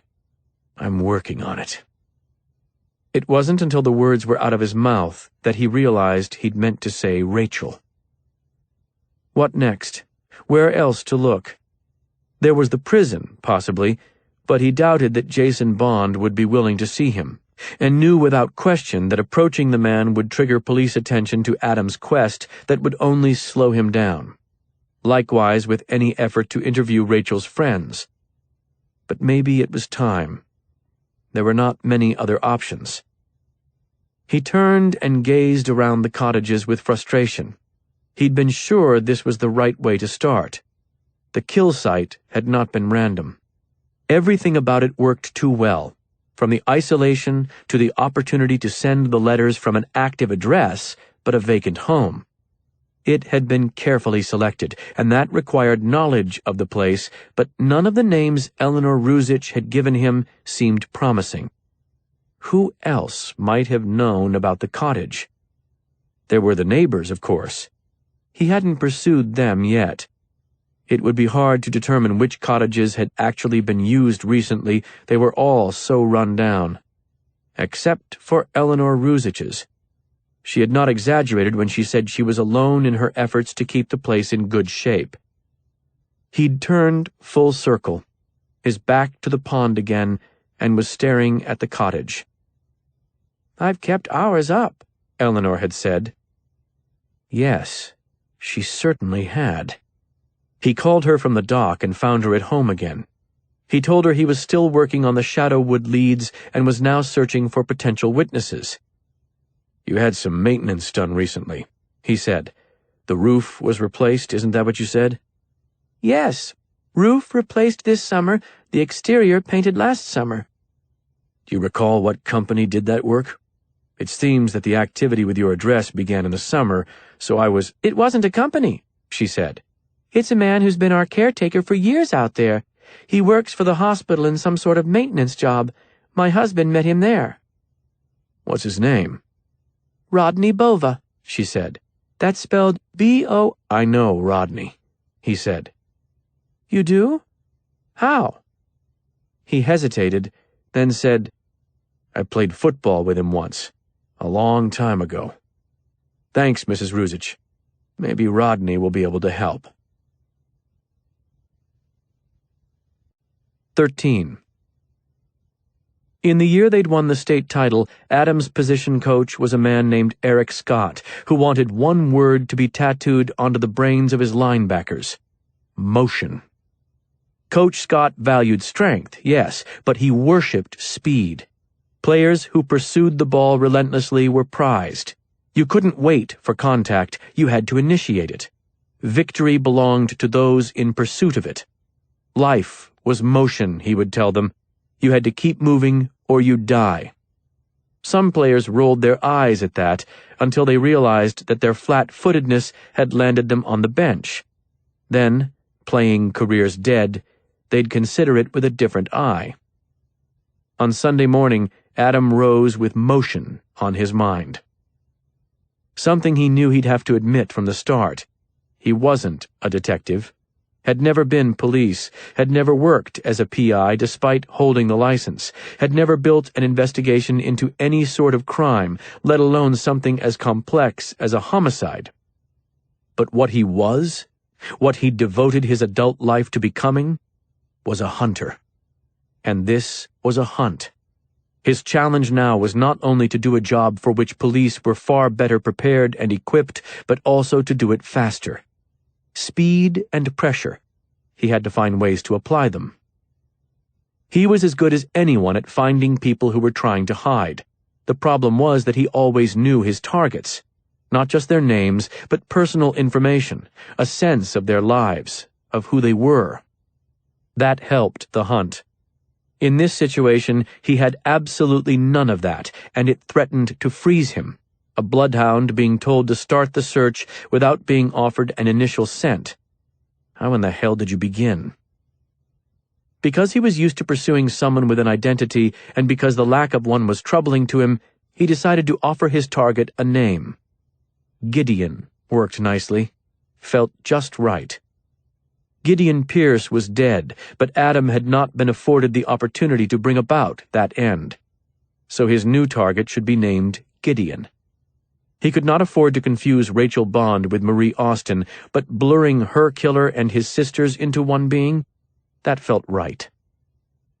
He read the public details available, and after review, he decided to start with the isolated camp on Shadowwood Lane, the one that had been dangled in front of the girl's face so gently, a lure with every hook hidden. It was the furthest thing from an arbitrary location. Eleanor Ruzich lived in a 2-story brick house with a detached garage on the northwest side of town, apple trees lining one edge of the property, filling the air with a sweet scent. Her husband had been a doctor, dead now, and she lived alone in the sprawling place. A woman in her mid-60s, gray hair cut short and stylish, trim figure, sharp eyes, intelligent face. She accepted his private investigator's license without the reluctance he'd feared, and he soon understood why. She was horrified and eager to help.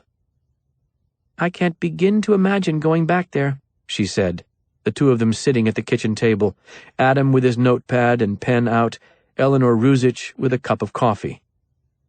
"It's been empty for a long time now, but it could still bring back nice memories. Sometimes when my kids come back in the summer, we'll run up there for a day or a weekend. It's changed so much. It's a very different sort of place than what it was when we bought it and they were still children. Different people. A lot of drinking, a lot of carrying on. The kids want me to sell it, but what could I get out of that place? This economy, this market, and that lake in the shape that it's in? I just don't see the point. So I say that I'll hold on to it, the taxes aren't so much, and maybe someday the right people will come in and clean the lake up, and it will be like it once was again. I've kept ours up, just had the roof replaced this summer, had it painted summer before that. It's still in excellent shape, but it's about alone in that regard. Sad, really. It breaks my heart to think of the way it looked once. I wanted to keep it for my children, but now—" She took a sip of the coffee and shook her head. "Now I want to give it away. I'm not joking. You know someone who wants that place? Tell me, and I'll bring them the keys." "You'd never heard of Rachel before?" "Not until the police came to see me, no." "And did you ever rent the place out? Or was it strictly for family use?" "Family and friends. As I said, it's been empty for a long while now." "The friends who knew about it?" "Wonderful people, all of them. And elderly now. My husband's colleagues mostly, and he was 8 years older than me, so if you think a senior citizen committed this heinous—" "What about kids?" She frowned. "Pardon?" "The friends who used to visit. Did they bring children with them?" "Sometimes. They were wonderful families, though." "I'm sure they were. All the same, the names would help. Maybe one of those kids mentioned the place to the wrong person. I'm not saying it's likely, Mrs. Ruzich. I'm saying it has to be checked. You chase every possibility." She took a deep breath and nodded. "You want a list?" "If you can provide one, yes. Anyone who's spent time at the property over the years." She motioned for his notepad, and he slid it over. "I understand the idea," she said, "but I can't believe it will help. And it's not as if whoever did this was staying there anyhow.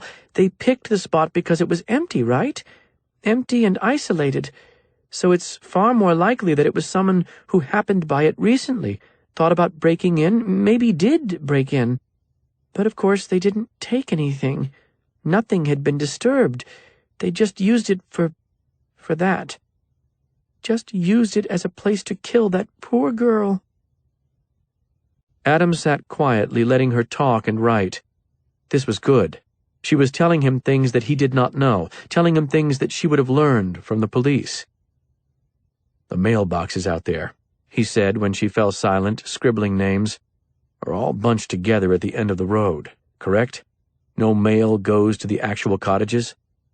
"Correct. All of the boxes are together. We never used them except to send postcards or letters out occasionally. It was a place to go with the children and get some sun and swim and fish. A place to relax. It was never any sort of home. And now... Yes, and now. So no one checks the mail? No, not even when I do go out there. There's a box and an address, that's all. There would also be a local carrier, and on a rural route like that, it would be a consistent carrier most likely. The rare breed to whom a handful of letters might stand out, particularly when placed in an ancient box that had not seen mail before. Eleanor Ruzich slid the notepad over to Adam, 15 names written neatly in a column. I think that's everyone, she said. I also think that it's a waste of your time. I understand the need to, what did you say, to chase every possibility. I understand that, of course. I just think there have to be more fruitful possibilities. I think so too. But it's good to have this one if I need it. I appreciate your cooperation. She nodded. So sad. So terrible. I was honest with what I told you before. I will give that place away rather than set foot inside it again. I understand that feeling. I'm sorry it happened there. A pale concern in the grand scheme of the tragedy, but I'm sorry too, Mr. Austen. I am too. She tilted her head, focusing on him again, and finally asked the question she should have asked before she let him through the door. Who was it who hired you? The girl's mother? He shook his head. So, who sent you here? His stock answer, the one he'd been ready to offer at the start, was that his client's identity was confidential. It didn't come, though. I'm here on behalf of my sister, he said, and then he got to his feet, thanked her again for her help, and left the house. None of the names offered much potential. He ran them all through criminal records checks and got nothing more exciting than a speeding ticket. That wasn't to say they were innocent.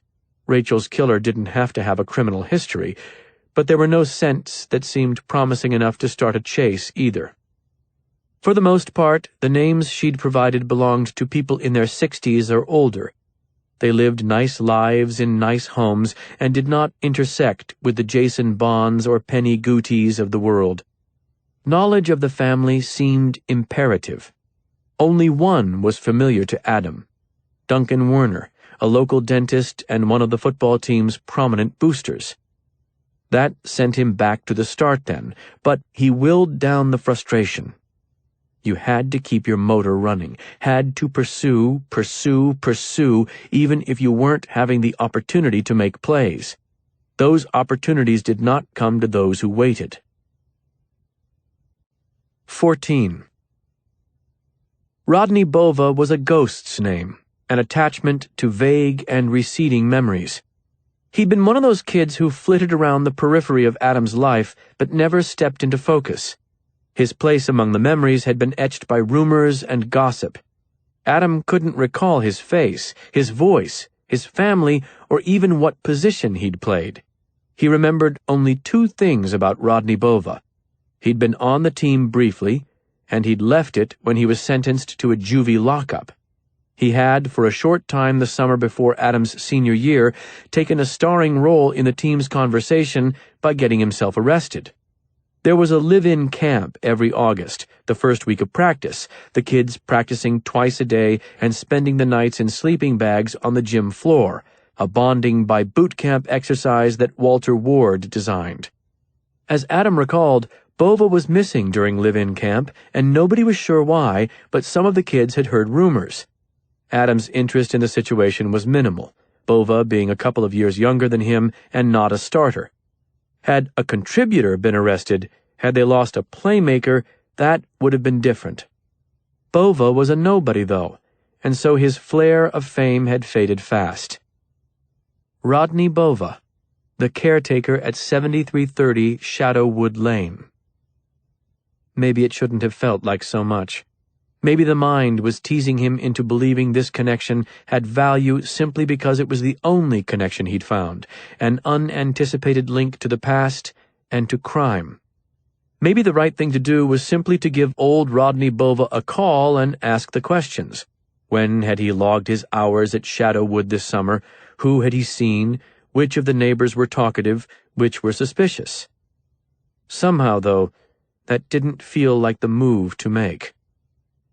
The voice that whispered in Adam's head when he was chasing skips, the one that was usually right, was telling him to circle Rodney Bova, and do it quietly, at least to start. The team approached Monday's practice with distraction where passion belonged, and while Kent understood it, he also had to fix it.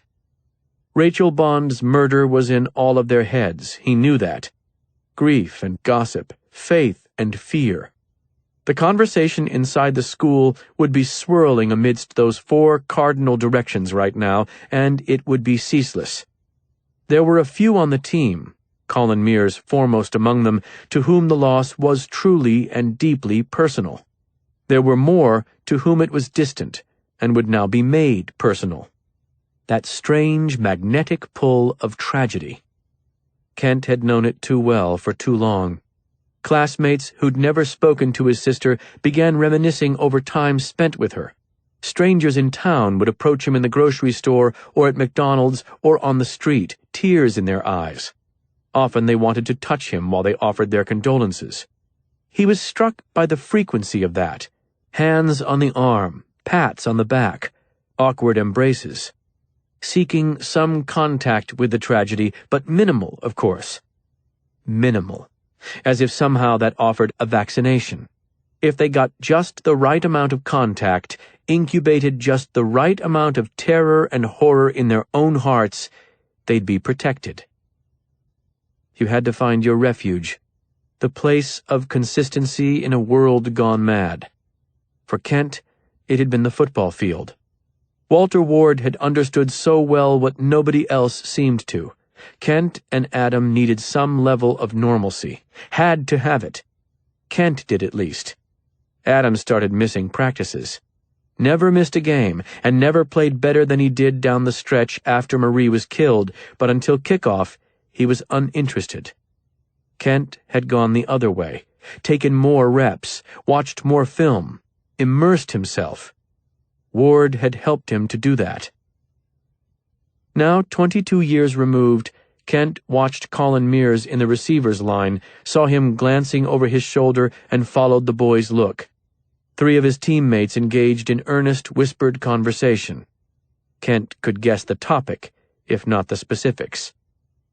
He turned away, his cap pulled low, and chewed furiously on his whistle. It was a lifeguard's whistle, soft, waterproof rubber, and he liked it because he could bite on the thing so hard that it was almost like having a mouthpiece back in, almost like having the helmet on and lining up under center with the crowd in your ears and the lights on your face. We are going to lose, he thought. We are going to lose. Byers was barking and pacing and cussing, but Byers always barked and paced and cussed, and so the kids paid him little mind. Kent watched his linebackers run through a drill, banging off the tackling sled with cursory attention, nobody coming close to earning a bruise, which made him furious. This point in the season, the point that mattered most, and they didn't want to hit? Then he swiveled his head and watched his offensive linemen execute what was supposed to be a zone-blocking scheme, but looked like blindfolded kids being chased by bees, and he knew they were going to get beat. Again. Just like every other year. Hickory Hills might not beat them, even if Chambers extended this passionless effort from the practice field to the game. But on the opposite side of the bracket waited St. Anthony's, a school Kent had never beaten, led by a coach, Scott Bless, Kent had never beaten. There was no team in the state he wanted to beat more desperately. In his 2 state championship appearances, St. Anthony's had marched off the field with the trophy 2 times. He'd taken some fine football teams onto the field against them and had no wins to show for it. This year, though, the bracket draw had the schools colliding ahead of the semi-state. Get past St. Anthony's, and it should be downhill sledding. He'd watched video of every single game they'd played, and he knew 2 things. He had the better football team, and he had no excuse to lose. But now, watching practice, He knew that it could happen. Would happen, if this continued. 43 miles away, Scott Bless had his team getting ready to play, ready to win. Kent's jaw was beginning to ache from chewing the whistle. He turned downfield, watched his receivers who were working on snap counts, Steve Haskins trying to confuse them with a mix of cadences, making sure they'd jump only when they were supposed to, and Colin Mears bristled with energy, crisp on every play, then back in line, slapping helmets and demanding focus and providing reminders. Kent blew the whistle, and most of the field went silent, but not enough of it. Not enough. His defensive secondary was laughing through their drill, and it was the worst kind of laughter to have on the football field. Cocky laughter. The kind that suggested they thought they'd already won, when they'd never walked off the field at the end of a season without a loss. "This is funny to you!" he screamed. And now he was walking toward them, and everyone was backing up. "Practicing for the playoffs is entertainment? Is that what I'm to understand?" A chorus of "no sirs" came, but he was already turning away from them in disgust. "Colin, Laurel, Damon, get down here!" In came his 3 senior All-State studs, 1 receiver, 1 quarterback, 1 middle linebacker. Ritter was the best of the lot, probably because he was the smartest. At most schools, he'd have been on the offensive side of the ball simply because of his natural athletic gifts, but Kent always tried to recognize where his players had the most hope in college ball, if indeed they had hope, and allow them to play that position. Damon had gone out for nose tackle as a freshman, told that was a good idea because of his size. Kent watched him move and said, "Henceforth you will play on 2 feet, son." Damon had been with the linebackers by the next day's practice. He was on his way to Wisconsin for college ball, the highest level of any Chambers recruit since Adam Austin signed with Ohio State. When Kent stared them down, they all met the gaze, but Colin did it with hunger, almost as if he'd been hoping it would go this way. Kent understood. There was an excruciating fatigue that came when every pair of eyes that looked your way seemed to read a fragile handle with care label on your forehead. "What do you think of your team's effort today?" Kent said. There was a murmured, "Not great," from Damon, a "poor" from Laurel, and a nearly shouted, "Awful, sir," from Colin. "So no one is impressed?" 3 heads shook. "Anyone feel like we're ready to win with this effort?" "No, sir." "All right, then. We're going to keep at it down here, and while we do, you can hit the bleachers to demonstrate the sort of effort that you want as captains. Move!" They moved, off the field and through the fence and into the bleachers, and began to run, 6 feet hammering on the aluminum in unison. "When they see enough from you," Kent said, turning back to his team, but shouting loud enough for the benefit of the 3 running the bleachers, "they'll come back down to join us." He saw heads turning from him, eyes drifting away, and for an instant he was enraged. They were still not going to give him focus? But then he saw the police uniform by the fence, and he too was distracted. It was Stan Salter. "Coach Byers, get these boys fired up," Kent said, and then he walked over to Salter. "How's your team doing, Coach?" "Could be better. How's your investigation going?" "Could be better." Kent nodded and waited. Salter had sunglasses on, and he looked from Byers up to the rattling bleachers. Damon Ritter stumbled, slipping in the burgundy leaves that were raining silently down. That would be perfect, wouldn't it? Kent's best defensive player blowing out a knee running sprints to make a point to the team. "That the Mears boy you got running?" Salter asked. "It is." "How's he holding up?" "This will help him." "Yeah?" "Yeah."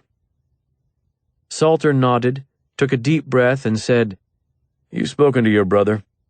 "I have not." Kent was still staring into the bleachers. "I could use your help with him." "He's not going to be any more cooperative with you if I'm the middleman. If anything, it will make things more difficult for you." You don't know that he's investigating Rachel Bond's murder, I take it? Kent turned to Salter, seeing his own reflection in the cop's sunglasses. Investigating? Salter nodded. I got a call today from a woman of potential value to the investigation. Seems your brother went out to interview her yesterday morning, then called again today. Told her he was a private investigator. She didn't think much of it at the time because his name didn't resonate with her. Then she talked it over with a friend this afternoon and realized how disturbing an answer he'd given her when she asked who he was working for. Who is he working for? His sister, Salter said. That's what he told her, at least. He said he was working on behalf of his sister. Kent leaned on the fence, tightened his right hand around the chain link. He said that. Yes. Neither of them spoke then. Behind them, the coaches shouted instructions, and the kids grunted with effort, and the tackling sleds slapped and rattled on their frames.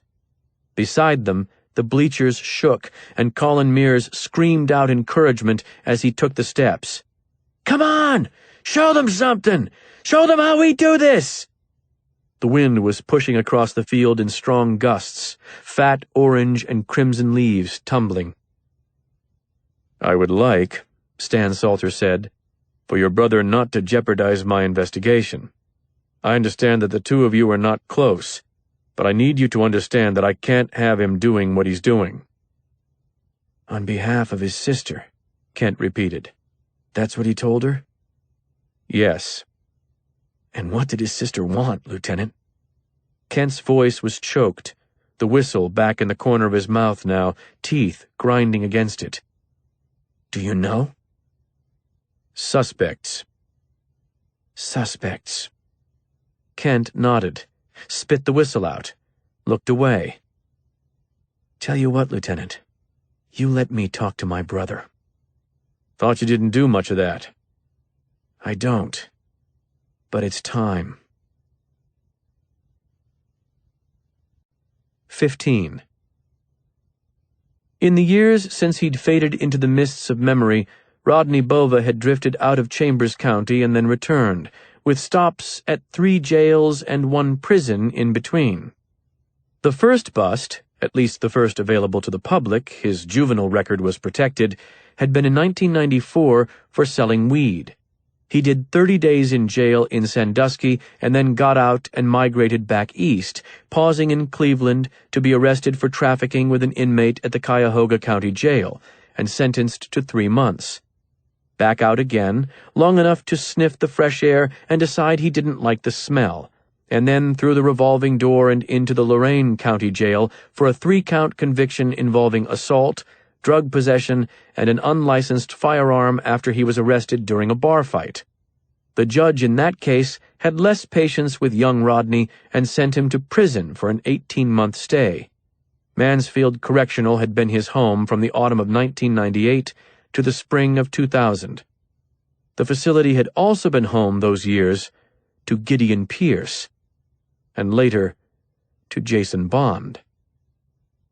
Something began to tick inside Adam as he read through the arrest records and constructed his timeline. It wasn't a bad feeling, not at all. More like the application of a match to a part of him that longed for heat, ached for it.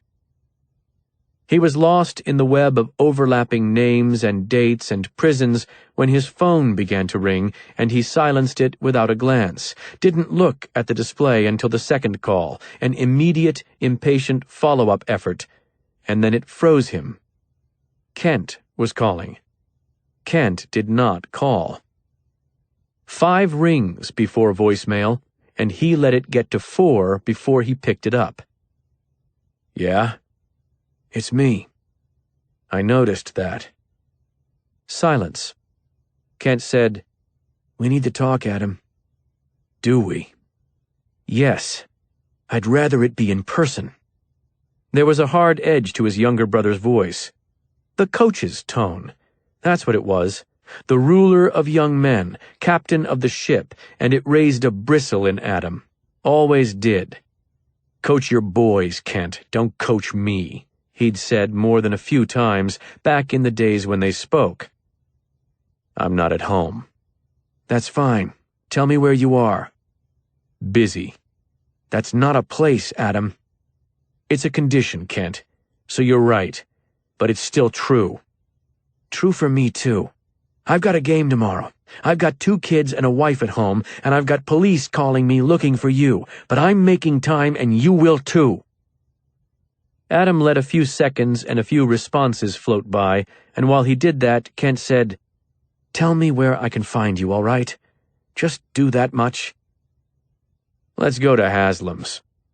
This was designed to get a rise out of him, just the sort of needle Adam couldn't bring himself to put down with Kent, even when he tried. "I'm not meeting you at a strip club." "The house, then." The only place that would appeal to Kent less than the titty bar was their childhood home. You could practically see his skin crawl when he crossed over the threshold. How long had it been since he was inside? Adam couldn't remember. "Okay," Kent said after a pause, and then Adam pulled back on the offer, a poker player immediately regretting his bluff. "Like I said, I'm not there. Tell you what, Coach, I'll come out to the school, meet you in your office. That way you can get some work done while you wait." "I don't want to wait." "Then I'll hustle right along," Adam said, and hung up. He bounced the phone in his palm and stared at the wall, and eventually he became aware of a pain in his jaw and realized how tightly he was clenching his teeth. He set the phone down and opened the refrigerator. There were 5 beers left in the 12-pack he'd bought last night. "See you in 5, franchise," he said aloud, and then he opened one of the Coronas and took another in his free hand and walked outside to drink in the cold. Kent was glad Adam had picked the school. He didn't want to chase his brother through the town's grunge bars, and he certainly didn't want to see him at either of the 2 places he called home, one that belonged to a married woman with an inmate husband, or one that belonged to bad memories. Carefully preserved bad memories. He knew when he hung up that Adam would take his sweet time appearing. He had to do that, had to try to establish the alpha status in whatever sad way possible. Kent had said he did not want to wait, and that meant he would be made to wait. The coach's office and locker rooms at Chambers were in a single-story concrete block building behind the end zone. When he pulled in and parked in the empty lot, he could see posters and silver and red streamers covering the walls, handiwork of the boosters and parents and cheerleaders. "Playoffs. Win or go home," one of the signs shrieked. Kent had gone home every single season of his career, and he'd never been on a bad team, not as a player or as a coach. Had never been on a losing team, in fact, but had still always gone home. He was so sick of going home with a loss, he could hardly bear it. So sick of uttering the same damned reassurances of how he was proud of his kids, and proud of their character, and proud of the season that had ended with his kids watching their opponents celebrate. It wasn't supposed to happen again this year, not with this team. They were too good, they were too well prepared, they were too experienced. Every part was there, every element a championship squad needed was in place. They were the best this town had ever seen, better than the '89 team by a mile. But the '89 team had put a trophy in the case. They had rings on their fingers. Their work was done. His was not. He had one of those rings himself, but it didn't count. He'd been a freshman that season, never took a snap in the playoffs, just stood on the sidelines with a clipboard and charted plays while Pete Underwood, the senior starter, ran the careful, plodding offense, the world's most boring offense, a 2-running-back set that asked very little of the quarterback beyond the ability to complete a handoff. It was tedious to watch, but Walter Ward was not interested in entertaining, he was interested in wins. They had a big, bruising line and a committee of big, bruising backs, and they just wore teams down. In the state championship, they'd used 15 straight running plays on their final drive. 15. The opposing defense had everyone down in the box, essentially ignoring the threat of a vertical passing route, committed to stopping Chambers up front, confident that if they did that, they'd win the game, because Underwood was not going to beat them with his arm. And Coach Ward had looked at that, at the way his team was being dared to pass, and he'd kept running the ball, all the way into the end zone.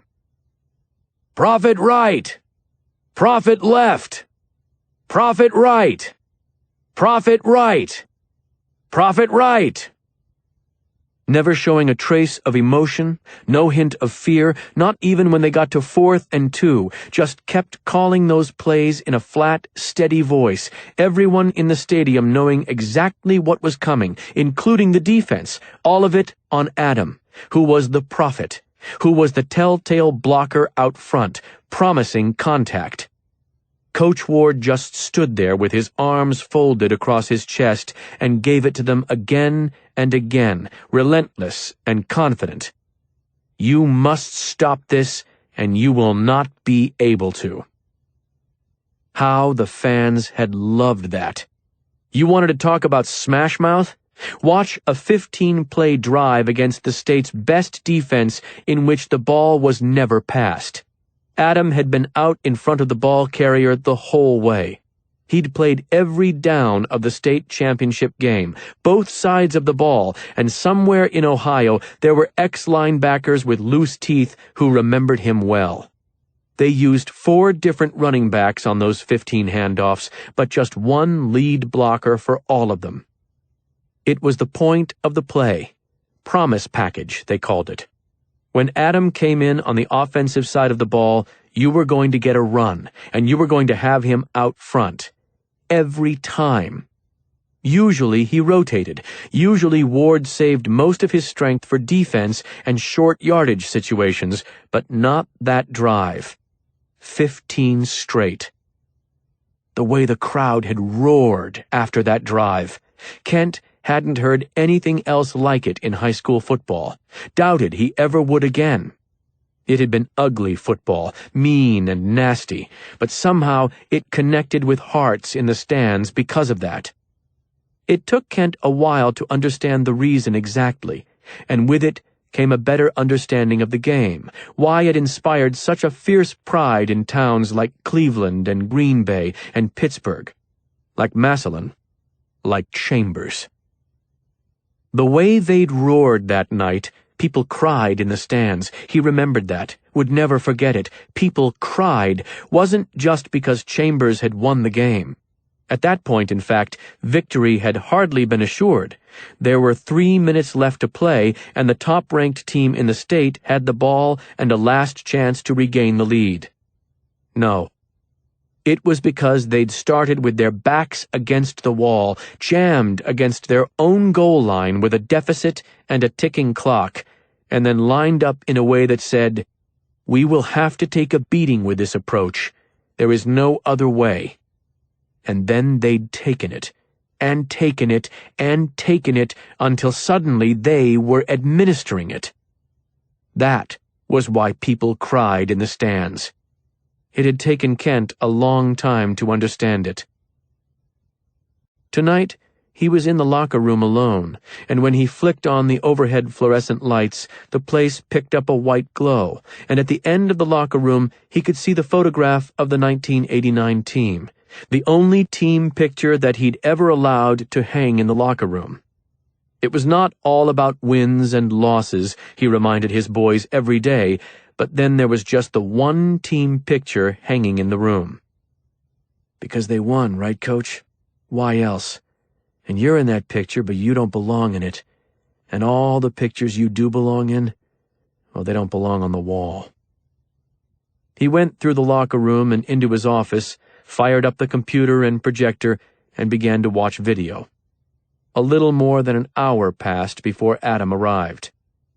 In through the locker room door without a knock, and then Kent could see him standing out there gazing around. The door to the coach's office was open, and the lights from the video painted it and its lone occupant with that white glow, but Adam didn't even glance that way, just stood with his back to the office and took in the rest of the room.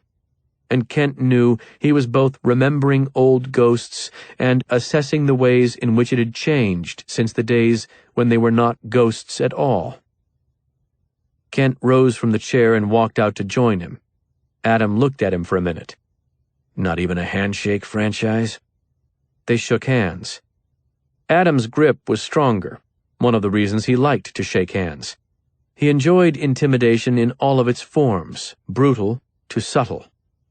Kent was not a small man, 6'2" and 190 pounds that still saw several hours a week in the weight room, but around Adam he was not just the little brother in terms of years. When he'd signed with Ohio State, Adam had stood 6'4" barefoot, with a 45-inch chest and 31-inch waist. Ridiculous proportions.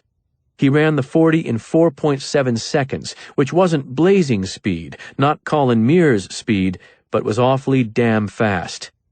22 years had taken the speed from him, but it had hardly made a dent in the muscle, and somehow that annoyed Kent. Maybe his brother was always in a gym and he just didn't know it. He doubted it, though. So how did he do it? How could a man drink like that and live like that and still look like that? "How you doing?" Kent said, already awkward, the handshake somehow removing the sense of focused control he'd had when he walked over to meet his brother. "I'm all right. You?" "Tired." "Gonna get more tired if you're any good. Should have a few weeks left. Undefeated season's never been done in this school. Going to get it for them?" "We'll try," Kent said. "Listen, I didn't bring you in here to talk football." "Should have. I could help your Pollyannas. Teach them how to play with blood in their eyes." "Adam, listen. We need to—" "You remember the last time you called me?" Adam said. His dark blue eyes held a faraway sheen, and Kent could smell beer on his breath. "You've been drinking tonight, haven't you?" "I drink every night. Now, do you remember the last time you called me?" Kent thought about it, said, "Your birthday." "That doesn't count. Remove the obligatory holiday calls and then tell me." They were obligatory only to Kent. He did not receive holiday calls from Adam. But his brother's eyes had gone serious, and for some reason he was compelled to go along with it, to try and remember. He couldn't do it. Adam saw that in his face and smiled humorlessly. "Don't worry," he said. "I couldn't recall it myself." Kent said, "A girl was murdered, Adam, and the police are calling me about it." "I've heard from them too." "Apparently they don't hear back." Kent stepped forward, forced himself into Adam's wandering gaze, and said, "Did you really tell some woman you were working for our sister?" It went very quiet then. In his office the video played, and flickers of light and shadow bled out of the room and danced over Adam's lean face as he looked down into Kent's eyes. "I said I was there on her behalf," Adam said, and his voice was slow and cold. "That's what I said, and that's what I meant. Would you like to take issue with it?" "Yes," Kent said, not backing down, not on this point, not when Marie's name had been invoked. "I take issue with it. I don't know what sort of scheme you had in mind at the time, but it boils down to a lie, and you can't tell me it doesn't. You're not a detective, and nobody's hired you to do anything. So you're out masquerading as one and telling people that Marie sent you? The first half is pathetic. The second I take personally." "You take it personally." Adam's voice had gone absolutely empty. "That's what I just said." Adam gave a small nod. "And you're entitled to do that, because she was your sister." "She was our sister. I don't understand how you could use her name like that, how you can even suggest that, twist her into whatever lie—" "Not a lie." "I'm sorry?" "Keep calling it one, Kent. That's fine, but it won't become one. You say I'm not a detective? I've got a state license that says otherwise. You say I wasn't there on Marie's behalf? You better believe you're wrong on that count. You better know that." Kent stepped back. put one hand on a locker, and leaned against it. Let a few seconds pass, trying to let the building anger ebb away. Then he said, "What are you doing, man? What in the world do you think you're doing?" Adam sat down on one of the long benches in front of the lockers, braced his forearms on his knees, and looked at the floor and took a deep breath. Kent could see his back muscles spread out under his t-shirt, could see his big shoulders rise. "Loading dock muscle," Coach Ward had called it. "That's the kind that moves freight, boys. That's what we want. I don't give a damn if you look pretty in the mirror. I want you to move freight." "What did they tell you about the situation?" Adam said. "Which situation? The woman you interviewed, or Rachel Bond?" "Rachel. I know that she went to you looking for help finding an address.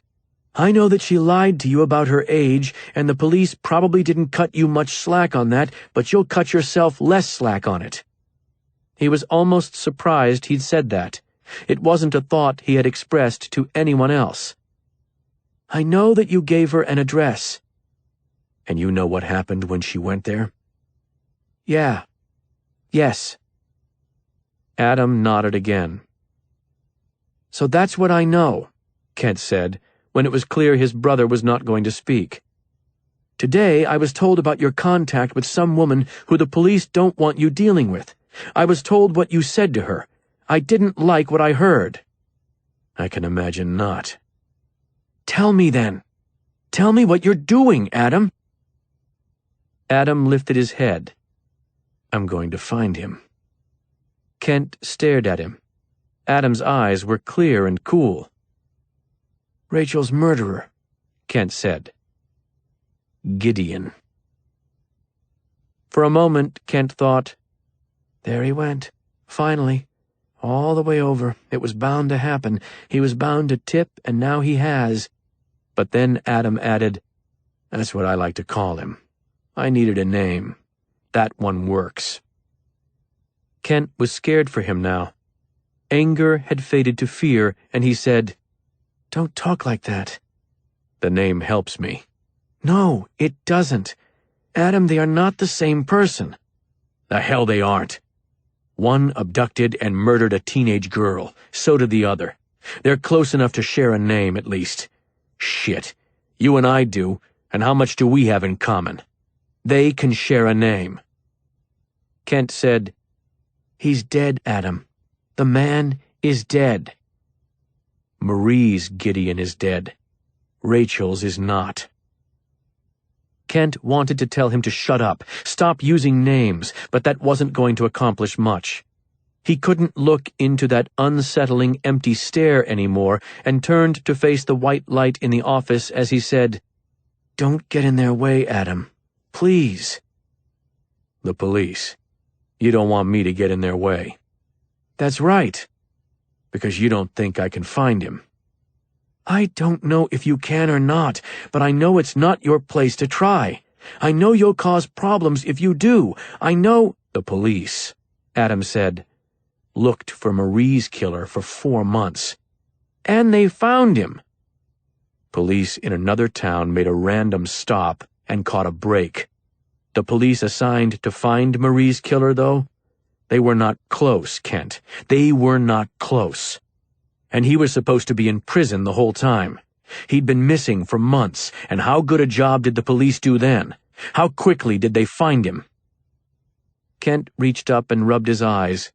He hated to think of it, hated to remember it, but Adam lived in a temple of memories. He could not move forward. His past was his present. "Don't do this. Even if you could help, they won't let you. It'll only make things worse." "Because it's not my place." "Because they're cops, Adam, and yes, they will be upset because it is not your role." "That's where you're wrong. It is my role. It's the only one for me. So this is my place. Because this Gideon, this one belongs to me." "Stop calling him that." "It's the right thing to call him." Kent dropped his hand, looked at him and said, "Please, Adam." What did they want from you? What were you supposed to accomplish? Just get me to step away? Get me to call Salter back? What? All of the above. But I called you because I didn't like what I'd heard. Adam said, "You should see the place." What? Where she died, Kent. Where I sent her. You should see it. Desolate, empty, dangerous. If I'd bothered to give it a look first, she never shows up there. If I'd known where I was sending her, everything changes. I sent her to a place I did not know. That's why it happened. No, Adam. Whoever did this, he wouldn't have just gone away. Maybe not. But Kent, read your own damn slogan. Adam pointed at the banner above the locker room door, the one the players passed under ahead of every game, every half, every practice. There is a difference between accepting a loss and earning one. Kent shook his head, frustrated but running out of words, because words never seemed to work on his brother. At least not Kent's. "Funny, you being in this locker room still," Adam said. "Keeps it all fresh to you, I bet. For me, it's been a while. A lot of shit that went down in here I can hardly remember. Being in here brings it all back, you know." Kent was happy that he wasn't talking about Gideon Pierce anymore, so he rolled with it, said, "Yeah, I'm sure it does." "There was a kid had a locker right over there." Adam pointed into the corner. "Rodney Bova. Got thrown off the team for trouble with the police. You remember him?" "Sure." "What was that he did?" Adam was squinting, thoughtful. "Stole a car, maybe? Set it on fire?" "No shit." Kent nodded. "They sent him to a juvenile detention center." "He was your age?" "Yeah." "Any good?" "No. Wanted to play receiver but couldn't catch a cold. Ward moved him to defense, but he never played." Why in the world were they talking about Rodney Bova? All the things he needed to say to his brother, all the people they needed to discuss, and somehow they were locked in conversation about a random kid they'd played with more than 20 years ago. He tried to steer them back to what counted. "Adam, you've got to understand that Stan Salter is going to return to talk with me, and when he does," "When he does," Adam said, "you can tell him the truth. Tell him you've washed your hands of me. Tell him good luck and God bless and that it doesn't involve you. Then let it sit." "I wish you would—" "Then let it sit," Adam told him again, and he rose from the bench and walked out of the locker room. The field showed itself, dark and windswept, for a moment when he opened the door, and then it clanged shut, and Kent was alone in the pale white light, surrounded by his quotes and posters and bits of inspiration. Outside, Adam headed away from him and into the night. Kent wondered where he was going. It was impossible to know. He wondered if he should have asked. 16. Chelsea was in the yard when Adam returned, pouring sunflower seeds into a bird feeder, fumbling in the dark, spilling half of the seeds into the leaves as she struggled to balance the weight of the bag in one arm and the position of the feeder with the other. He braced the feeder for her and said, "Why in the hell couldn't this wait until morning?" "One died." "What?" "It was on the porch. Flew into the window. You know how they do that sometimes." "So it flew into the window. It didn't starve to death." She shrugged, indifferent to that logic. "All the same, I thought I should fill the feeders." She was wearing loose sweatpants and a tank top, nothing else. Hadn't bothered to put on a jacket before she stepped into the cold night. This wasn't atypical. She liked the cold, embraced it. He'd found her on the porch one winter morning in the pre-dawn, wearing just jeans and a bra, exhaling long breaths and watching them fog. When he asked her what the hell she was doing, she just smiled and said there was nothing like lung care advice from a smoker. Once the feeder had been filled, she turned to face him and said, "Where have you been?" "Talking to my brother." "Really?" He nodded, still looking at her standing there barefoot in the dead leaves, her nipples taut against the thin fabric of the tank top, and, as was often the case, he found himself overwhelmed with desire for her. It was one of those things that was supposed to wane over time, wasn't it? That teenage hormonal rush? Somehow it never had with her. And if he'd been able to control that back when he was a teenager, if he'd just taken care of his responsibilities. "What did Kent have to say?" Chelsea asked. "Not much." Adam took her in his arms as she gave him a skeptical glance. "Kent just wanted to have a casual talk." "Yeah." He kissed her, and she returned it for a few seconds before breaking away. "What did he really want, Adam?" "To tell me not to get into trouble," Adam said, and then he wrapped his fingers in her hair, a touch like satin, and pulled gently, forcing her head back in the way she liked, and put his lips to her throat. "Don't do that," she said. "Do what?" he whispered, tracing her collarbone with his tongue, his hands sliding down her back and over her hips, her body pressed against his. "Try to distract me. It doesn't work." But her voice had gone softer and deeper, and now she had her arms around him, too, her fingernails biting into his back, pulling him tighter. "Thought you wanted my mind in other places. That's what you said last night." "What I want right now," she said, "is not your mind. We'll get to that." He picked her up then, and she wrapped her legs around him and locked her ankles behind his back as he carried her into the house. She was light, and he could have gotten her all the way to the bedroom easily, but they didn't make it there. The living room floor was closer. They made it to the bed eventually, though, and they were there, still sweat-covered and breathing hard, when she placed her palm flat on his chest, put her face just above his, her lips hovering so close he could feel her breath as she spoke, and said, "What changed?" "What do you mean?" "Your mood. I'm not complaining, trust me. But what changed?" "Purpose," he thought. "I know where I'm running now." But he said, "I just need you, okay? Don't interrogate me about it." She didn't respond, still searching his eyes. "You're usually tense after talking to your brother. Why not tonight?" "Maybe because I had the good sense to drink first," he said. And then, because a drink sounded like a hell of a nice idea, he got up and poured a scotch and returned to bed. "Let's try this again," she said. "And this time, why don't you tell me the truth?" It was silent for a moment. She took the whiskey glass out of his hand and took a swallow. He traced the tattoo she had just over her hip, low on a stomach that shouldn't be so flat and taut on a woman in her late 30s. It was a cat's eye, shaded golden and outlined in bold black. She hated cats, loved dogs, hated cats, had a cat's eye tattoo. It made sense to her, if nobody else. She just liked the look of it, she said. It had a hold on him, but not an altogether good one. He knew the tattoo artist who'd done it, her husband.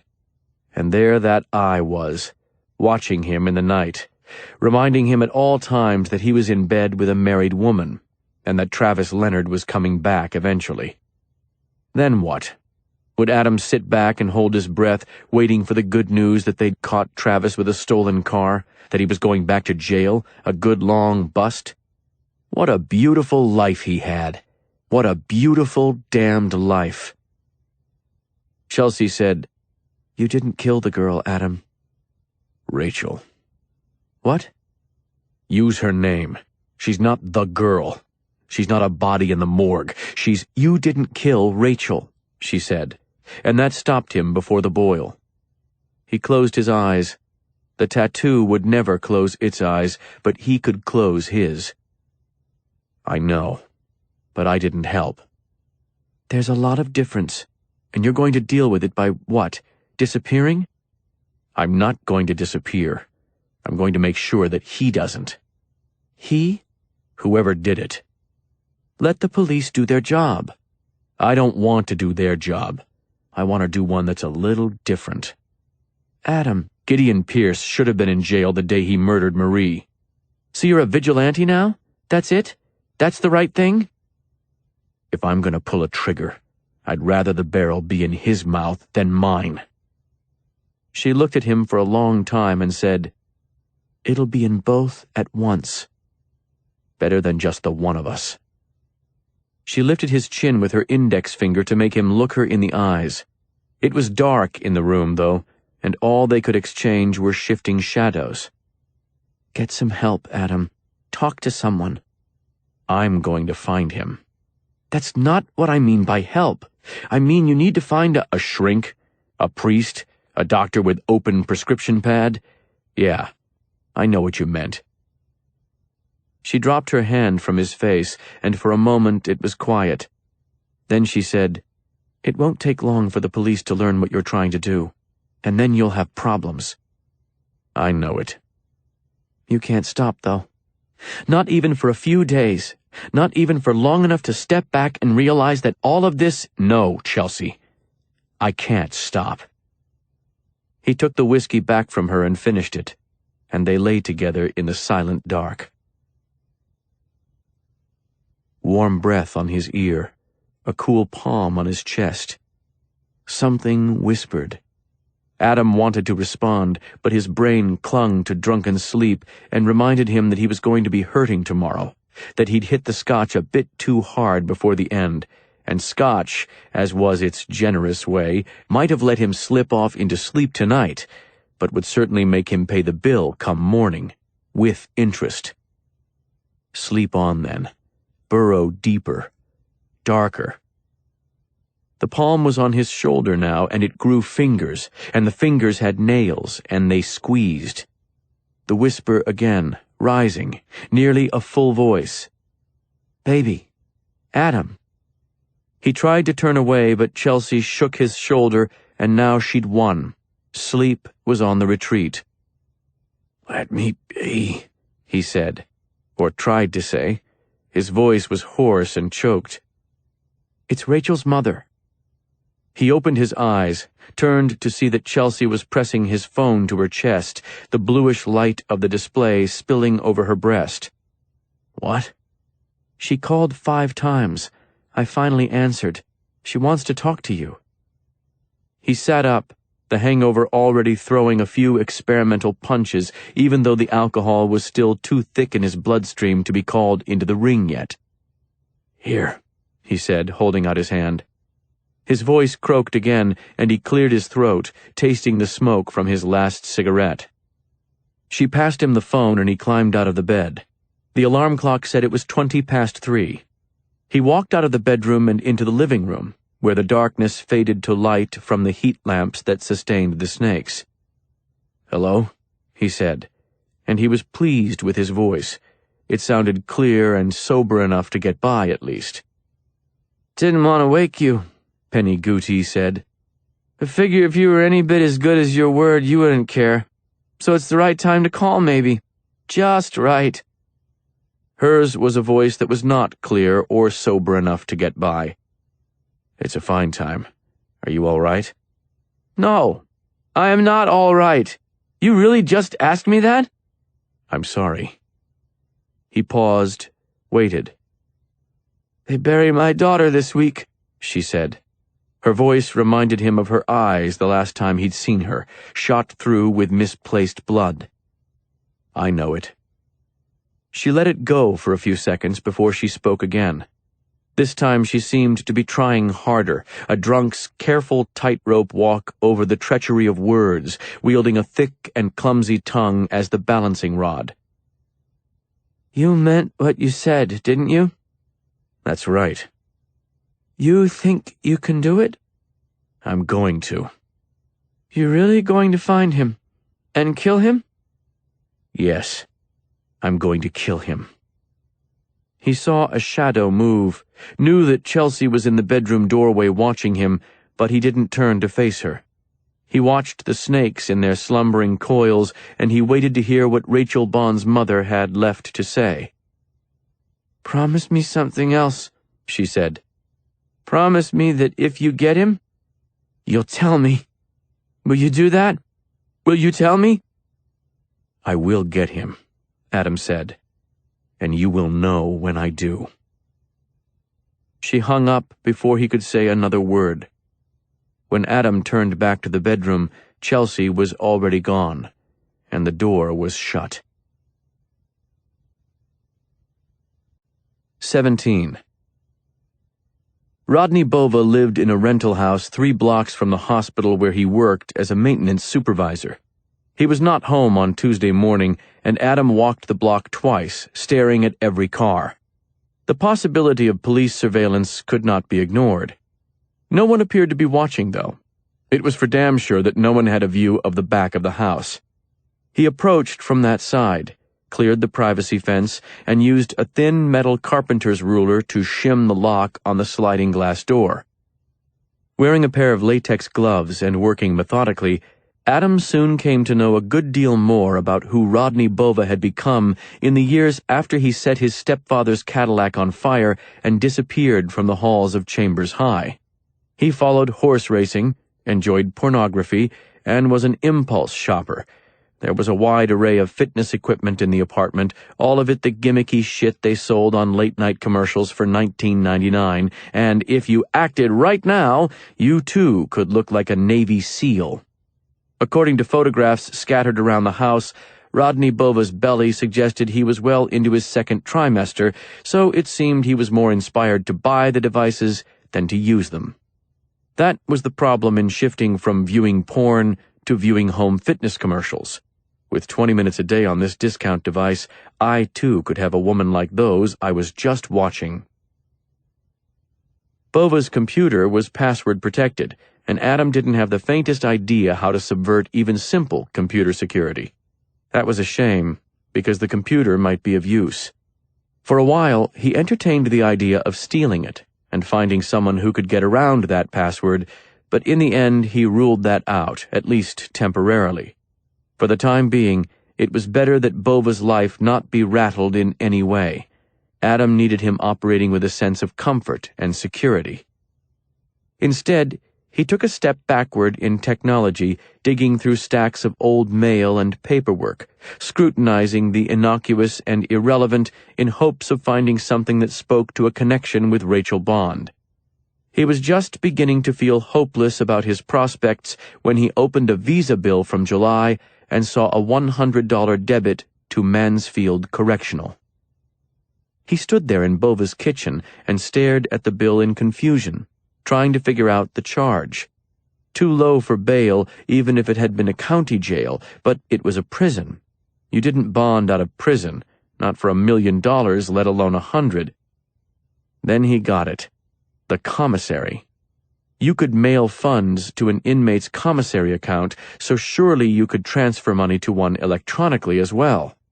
Long after he himself had been released, Rodney Bova had been making contributions to the prison's commissary, supporting someone. Who? The rest of the bills told the same tale. $100 a month, every month, for as far back as Bova had bills, which was more than 2 years. He'd never missed a contribution. That was dedication. That was loyalty. The loyalty payments ended in August. Only 2 logical options there. Either Rodney Bova had decided to stop making his diligent payments, or the recipient had left Mansfield. End of summer. Start of the letters to Rachel. Maybe the inmate stayed with Rodney for a while. Maybe he worked with him. Made a trip out to Shadowwood Lane to nail shingles to a roof. "Who do you know, Rodney?" Adam whispered. He replaced the bills carefully, took a final pass through the house, making sure nothing looked disturbed, and then he exited and returned to his car and called Penny Gooty and asked if he could see her. "Fine," she said. Her voice sounded sober today, but hollowed out. "You can watch the police on TV like everybody else will be." "What are you talking about?" "Press conference," she said. "They're going to tell everyone how my baby died, how she was killed." She wore an oversized, hooded sweatshirt and seemed to disappear inside it. She had to have slept at some point, but there was no indication. When he stepped inside, the television was on, an empty podium in the center of the screen. Penny said, "You can watch it. I don't want to." And then she went into the bathroom and closed the door behind her. Adam knew better than to pursue. He sat on the couch beside the comforter from Rachel Bond's bed and watched Stan Salter step forward and occupy the podium, eyes grim as he adjusted the microphones, glanced at his notes, and then faced the cameras and provided the details that the public was so desperate to know, the ones they somehow felt they deserved. There had been a time, maybe, when Adam could have been able to get his head around that idea, the way a community could decide that the victim of a tragedy belonged to them, that because they were interested, they were a part of it. But that time was far gone. Today, though, with Rachel Bond's case, he listened with the same interest shared by all the rest who considered the murder a spectator sport. Only he was no spectator. The autopsy results had been completed, Salter said. Rachel Bond had been asphyxiated, with marks on the skin of her neck indicating the use of a plastic bag wrapped in place with duct tape. The bag had not been found at the kill site, but they believed it to be of clear plastic. Adam thought about that, and what it meant. The sick bastard had wanted to watch her go. That had been important to him, to see it happen. No guns, no knives, no bludgeoning. Not even any blood. Just a slow, horrific expiration. A final gasp that found no oxygen. The sudden removal of one of those universally promised things. You will have air to breathe.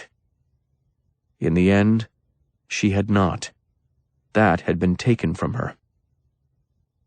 Salter explained that the property owner was not a suspect, that the house was vacant. He explained that Rachel had gone there in hopes of reuniting with her estranged father, and that someone had been impersonating her father in a series of letters.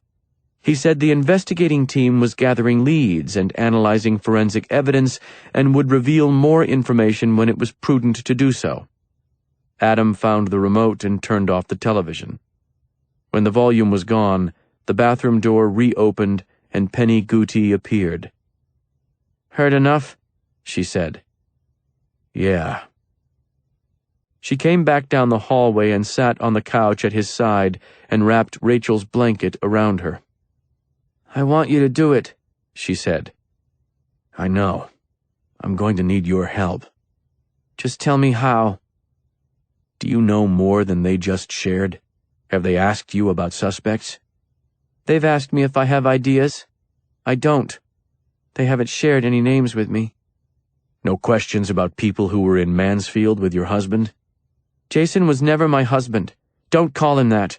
I don't have his name." "Did they ask you any questions about people who were in prison with Jason?" She shook her head. "Does the name Rodney Bova mean anything to you?" A frown, then another shake of the head. "No. Why? Who is he?" "Just a guy who might have crossed paths with Jason," Adam said. "Probably nothing more." He didn't want her to focus on the name. Not yet. So he did not tell her that Bova also was connected to the house where her daughter had been killed. Instead, he asked her if she'd seen any of the letters. "Yeah, that's all they've shown me. I've got photocopies." They would have wanted her to spend time with the letters, to read them and consider them and see if, through prolonged study, any suspects suggested themselves. "Can I see them?" he asked. "Yes." She rose again and returned with a small stack of papers. "That's Jason," she told him, isolating 2 of the photocopies, moving an ashtray aside to spread the documents out. "I can recognize him, no problem. Can smell the shithead rising right off the page." The first letter had been innocuous enough. "Thanks for writing. Your mom probably doesn't know you did, does she? I bet you never heard a good word about me. Not from her, at least. so I'm sure she doesn't know. Glad to know you are turning into such a great girl. Hope life keeps going your way. Don't waste your time worrying about me. This isn't a place I'd like you to visit, and I don't know what I could tell you that you haven't already heard from other people. Not proud of myself, and sorry if you've grown up ashamed of your father. Can't go back though, Rachel. I can't go back and make anything right, so I'll just say I'm sorry, and you take care of yourself. Sounds as if you make lots of good choices. Keep on doing that. Jason. Shithead, Penny proclaimed again. The second letter was even shorter, a curt thanks, a reminder that Rachel's mother wouldn't like any contact between the two of them, a repeated request not to visit, and then an instruction to get good grades in school and be careful with boys. It was the third letter that Penny deemed someone else's work. "See how he starts acting sincere?" she said. "Jason can't fake sincere. Jason doesn't give a damn about anyone, and he doesn't care enough to fake it." The tone was different, yes, but only slightly.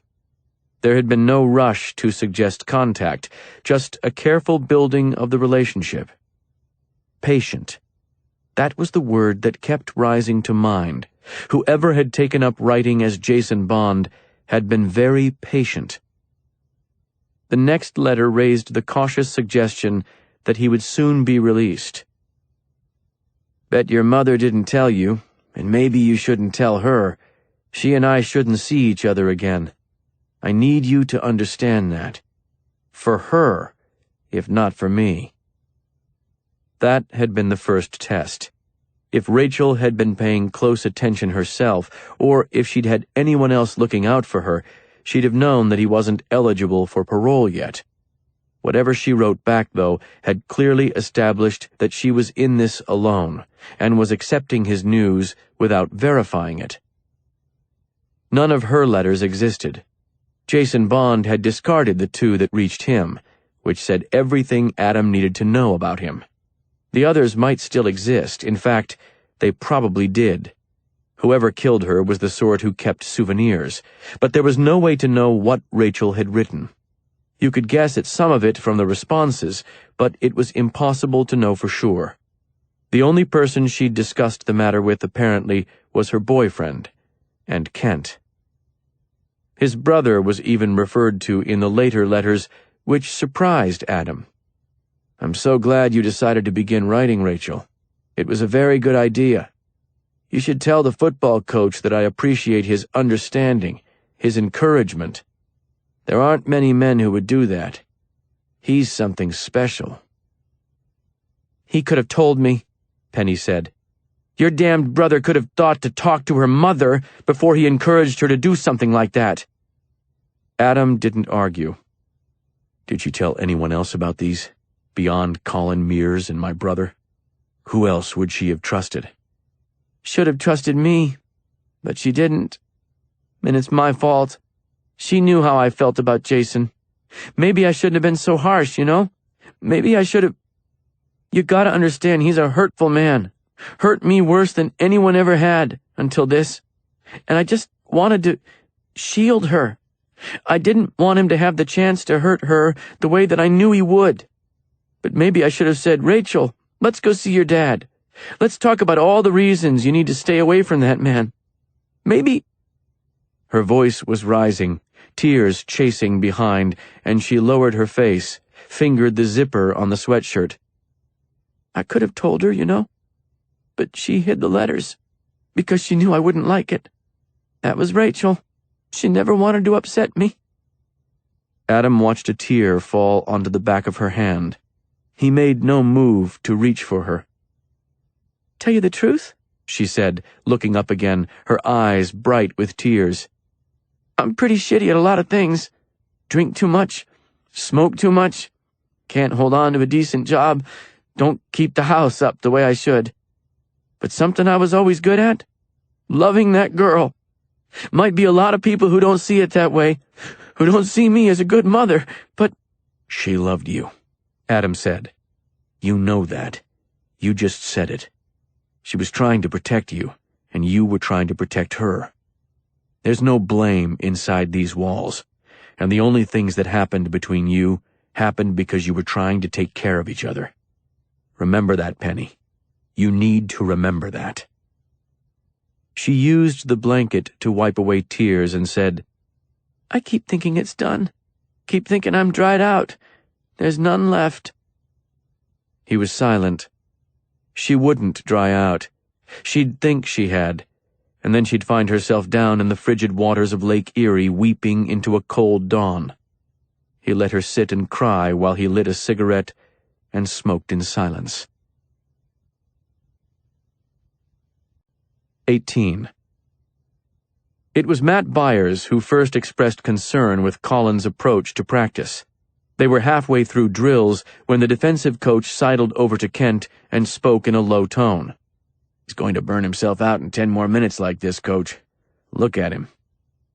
Kent had been looking at him. They were running no-contact drills. As the playoffs lengthened, as he hoped they would, contact would be less and less common in practice as he tried to protect fatigued bodies, but still the kid was burning jet fuel, smoking through every pattern and then returning to his spot at the rear of the line to run in place or do jumping jacks or push-ups.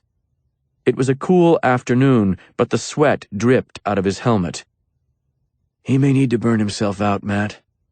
Kent was fairly certain that he did, in fact. Today, Colin was coming off a sleepless night after hearing the details of his girlfriend's murder. Today, every one of his teammates and classmates was whispering about what they'd learned. They all knew how she had died, and if Colin had not shown up at practice, Kent would almost have been relieved.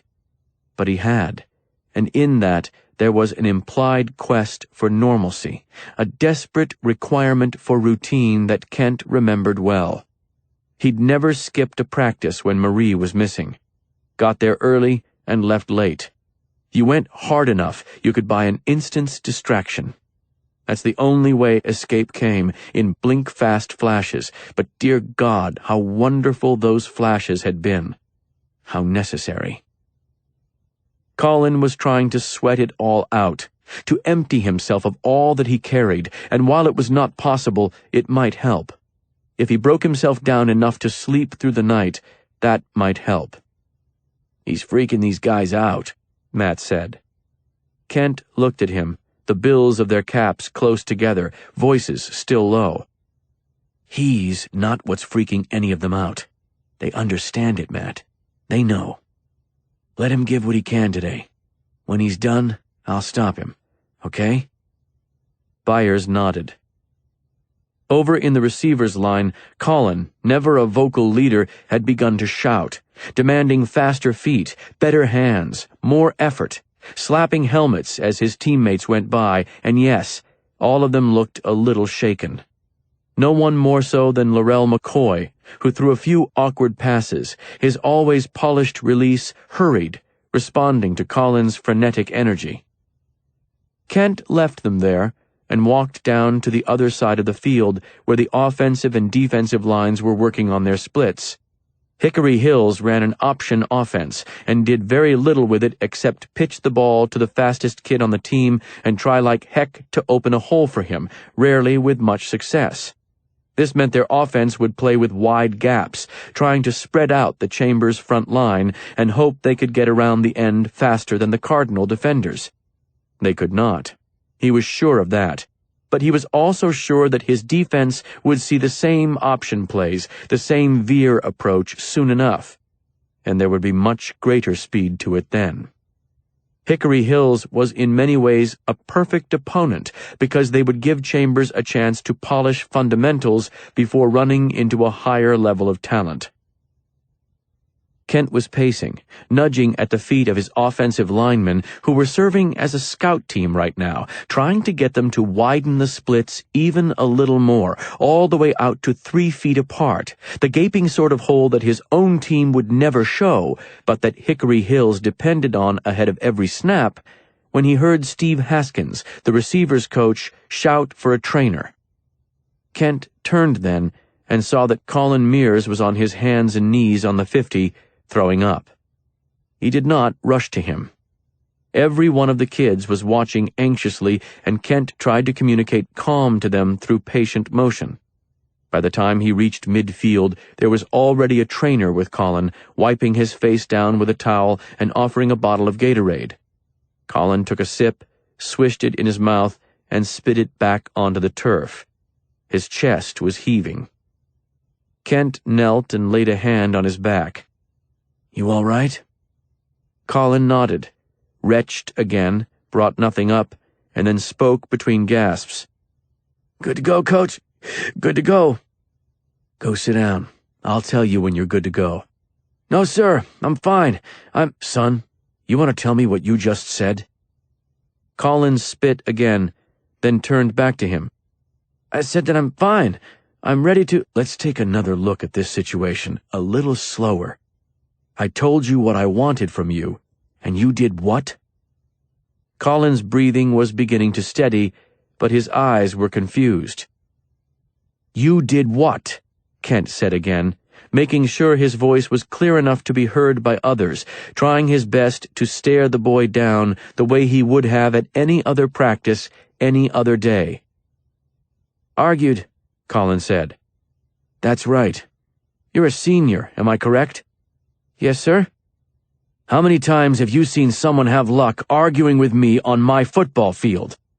Voice rising now. Let them all feel this day was normal, from Colin to his teammates. Let them find some familiarity in this practice so that they would not lose their heads. "None, sir." "That's right. It won't start today. Go sit your ass down. I'll tell you when you're ready to go." Colin rose on wobbly legs and went to the sidelines. Kent stood and looked up and down the field, saw all the uneasy faces watching, and shouted, "That's what we call effort, gentlemen. You might want to remember it. I suspect you'll need it to win a few more football games." They got back to work. Colin sitting on the grass just off the field, his helmet still strapped tight. Kent walked to him and knelt, spoke out of the side of his mouth, his eyes still on the field. "You tell me the truth, son. What helps you more, being here or being home?" "Here, sir." "You know this doesn't matter," Kent said. He waved a hand at the field. "You understand that, don't you?" "It matters. I need it." Kent nodded. "I'll be here, Colin. I can't promise you anything that will help, but I can promise you I'll be here. You have something you need to tell me or want to tell me, do not hesitate." "Thank you, Coach."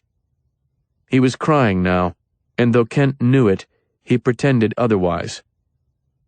"Whenever you feel like going," he said, "you go." He stood up and began to walk away then. Colin Mears beat him back to midfield. There were few things Kent imagined more unenviable than being a coach's wife with 2 young children during the season. He tried hard to help, tried hard to ease the burden when he could, but the reality was that his evenings and nights were gone to the game for months at a time, and at this time, playoffs looming, the few hours became fewer. It was past 10 when he got home Tuesday, and that wasn't anywhere near as late as many coaches would push it. Not as late as Kent was tempted to either, but he'd built his program on regimented behavior, and that carried off the field and into the coach's room. You did not waste minutes in Kent's program. You did not waste even seconds. Focused attention. Focused attention. Focused attention. The kids heard it constantly, but what they did not realize was that the coaching staff heard it too, maybe more often. Other coaches could keep their staffs up into the wee hours watching game video with one eye, drinking beer and swapping jokes, but that would not happen at Chambers. Despite the even-keeled demeanor for which he was known, Kent had lost plenty of assistant coaches over the years because he wasn't much fun. That was fine by him.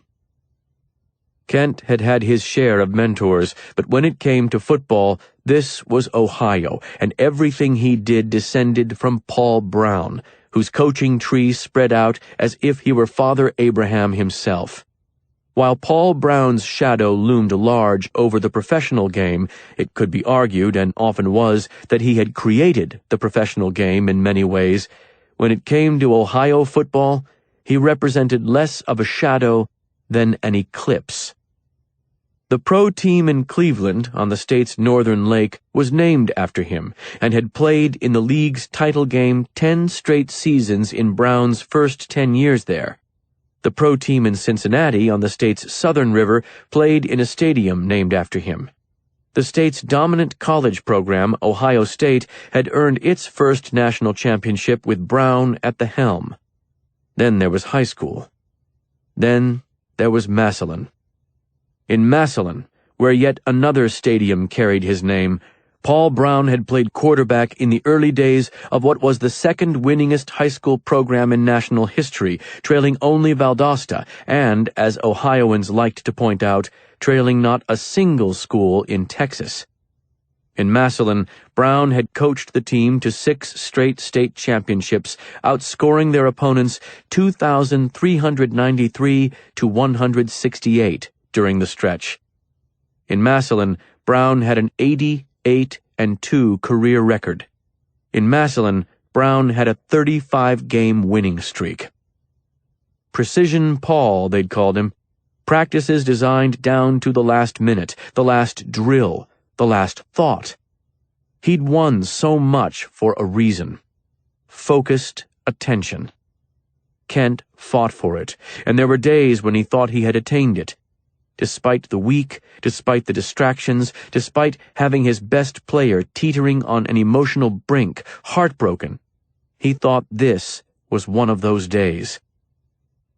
Then he came home, slipped into a dark house, kissed his sleeping son and daughter on the forehead, and went into the bedroom to have his wife tell him that Lisa had been hearing stories in school about her aunt. "She asked me about Marie today," Beth said. She was in bed with a Pat Conroy novel held against her chest and the TV on across the room, something they bickered about with consistency and good nature. "You can't watch TV and read at the same time," Kent would say. "It's simply impossible. Pick one." Then she'd say, "Funny, every now and then I'll start doing other things with the TV still on, and you never complain about that." And of course she had him there. He sat on the bed beside her. What did she say? "Some kids told her Marie was murdered. She wanted to know if it was true. Then she said that she'd heard it was in the newspaper. She wanted to read about it." Her voice was tired, and Kent laid a hand on her leg, sympathy and apology in the touch. It was an inevitable conversation that she'd had with their daughter, but it was also his to have, and she'd been forced to do it because he was gone. While he was demanding focused attention on videos of teenage boys playing a game, Beth had made dinner for 2 children and explained a homicide to one. There were times when his occupation felt almost foolish, when all of the "we're building character, we're about more than the game, these kids are learning life lessons on the field" felt absurd. And this was one of them. "How'd she take it?" he asked, because he did not need to ask what Beth had told her. He knew there would have been neither coy games nor excessive detail, just gentle honesty. "She wanted to know why you don't talk about Marie, why you never told her about it before. She seemed a little hurt by that." Probably a fair response. "I told her that it hurts you to talk about it, and that a sister is a lot like a daughter, and talking to her about it would probably hurt even worse because of that." He felt a thickening in his throat, looked away from her eyes and out to the dark window, bare limbs showing beyond the reflected light of the room. He let out a breath and swung himself onto the bed beside her, leaned his head against the pillow, and looked in her eyes. He could find peace in them, always had been able to. So many years of seeking things from within her now, so many years of having those things granted. "I'm sorry," he said. "It might be best that I talked to her." "Did Andrew hear?" "No." "Will she want to talk to me about it? Should I volunteer something?" "You'll need to talk to her. I don't know if she'll press it, but she's curious. She was surprised she didn't know." thinks she's far too old and mature to have it kept from her. I just said that it hurts you, and that you're very good at hiding the things that hurt you." When she said this, she reached out and squeezed his left knee, the bad one. He looked at her slender fingers working on the soft, damaged tissue below the kneecap. "I'll talk to her," he said. "She thinks it's unfair, and she's probably right. And she deserves to understand her own family better than the kids at school do. I never wanted that." Beth said, "She's also got another question I'll let you field." "Yeah?" "She wants to know if it has something to do with the reason we don't like Uncle Adam." His gaze left her hand and returned to her eyes. "What?" Beth nodded. That's exactly how she phrased it. We don't like him. As if it's something just understood, a family rule. We don't like the Pittsburgh Steelers, we don't like Uncle Adam.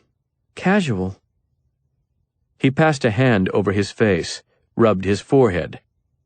"All right," he said. "I'll talk with her." "Good," Beth said. "What about Adam?" "Huh?" "Will you talk more with him?" "No." "Really?" "I said all I could say. You're surprised? He and I don't talk much, Beth." "I know that, Kent. I know that. All this, though?" She shook her head. "I just can't believe one of you hasn't picked up the phone." "To say what?" "I have no idea. A girl's murdered. You're both talking to the police. You both knew her, and the whole town's relating it to your sister. You're right, Kent. Nothing to talk about." She released his knee, rolled over, and picked her book back up. He looked at her, frustrated, and said, "I'm trying to refocus and move forward, Beth. Trying to help my team do the same thing. Those are not Adam's strengths. He circles, circles, circles. I can't get caught up in that. I can't." 19.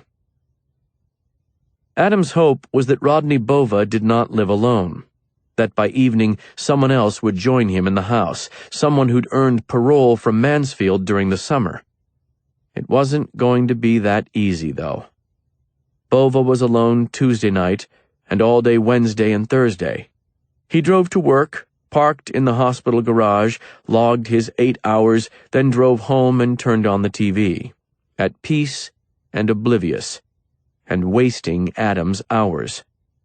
Adam was violating his own protocol. His motion had stopped. He was stagnant now, waiting for Bova to take action instead of taking it himself. He couldn't afford to do that, but he also didn't want to initiate direct contact. Not yet. Finding out who the man had been sending money to for all those months was critical, but Adam couldn't risk flushing his quarry. He had to find other ways to pursue the information. Go to the prison, interview Jason Bond, try to find and bribe a source within the commissary, something. To do all of those things, though, he would have to leave the man untended. There were ways around that, though. In the state of Ohio, like most states, a bail bondsman holds unique authority. Adam could outfit skips with tracking devices. In the right circumstances, he could perform warrantless searches. He could generally invade their lives and privacy in ways prohibited not just to the general public, but to the police. You owned a piece of them once you held that bond, more than they realized in their frantic rush to sign whatever papers necessary to get the locks popped on the jailhouse doors. He often considered the monetary value of the bond, but he'd rarely considered the power that came with the signature. "I'm yours to watch," the offender was acknowledging. "I'm yours."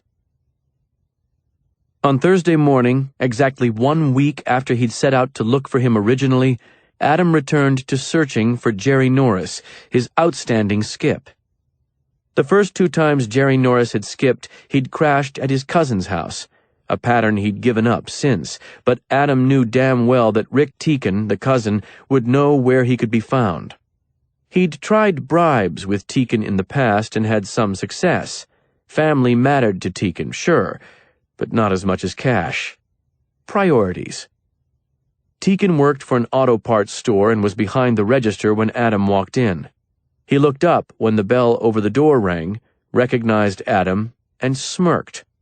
Probably had been waiting on him for days. "How's it going, Teak?" Just fine, man, just fine. The Jeep letting you down again? "Serpentine belt," Adam said. "Got a feeling it's about done. Got a match for me?" I'm sure we do.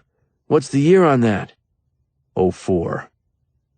Teakin clicked away on the computer, wrote down a number, and vanished into the back. Came back with a belt in a plastic bag. This should do the trick, Chief.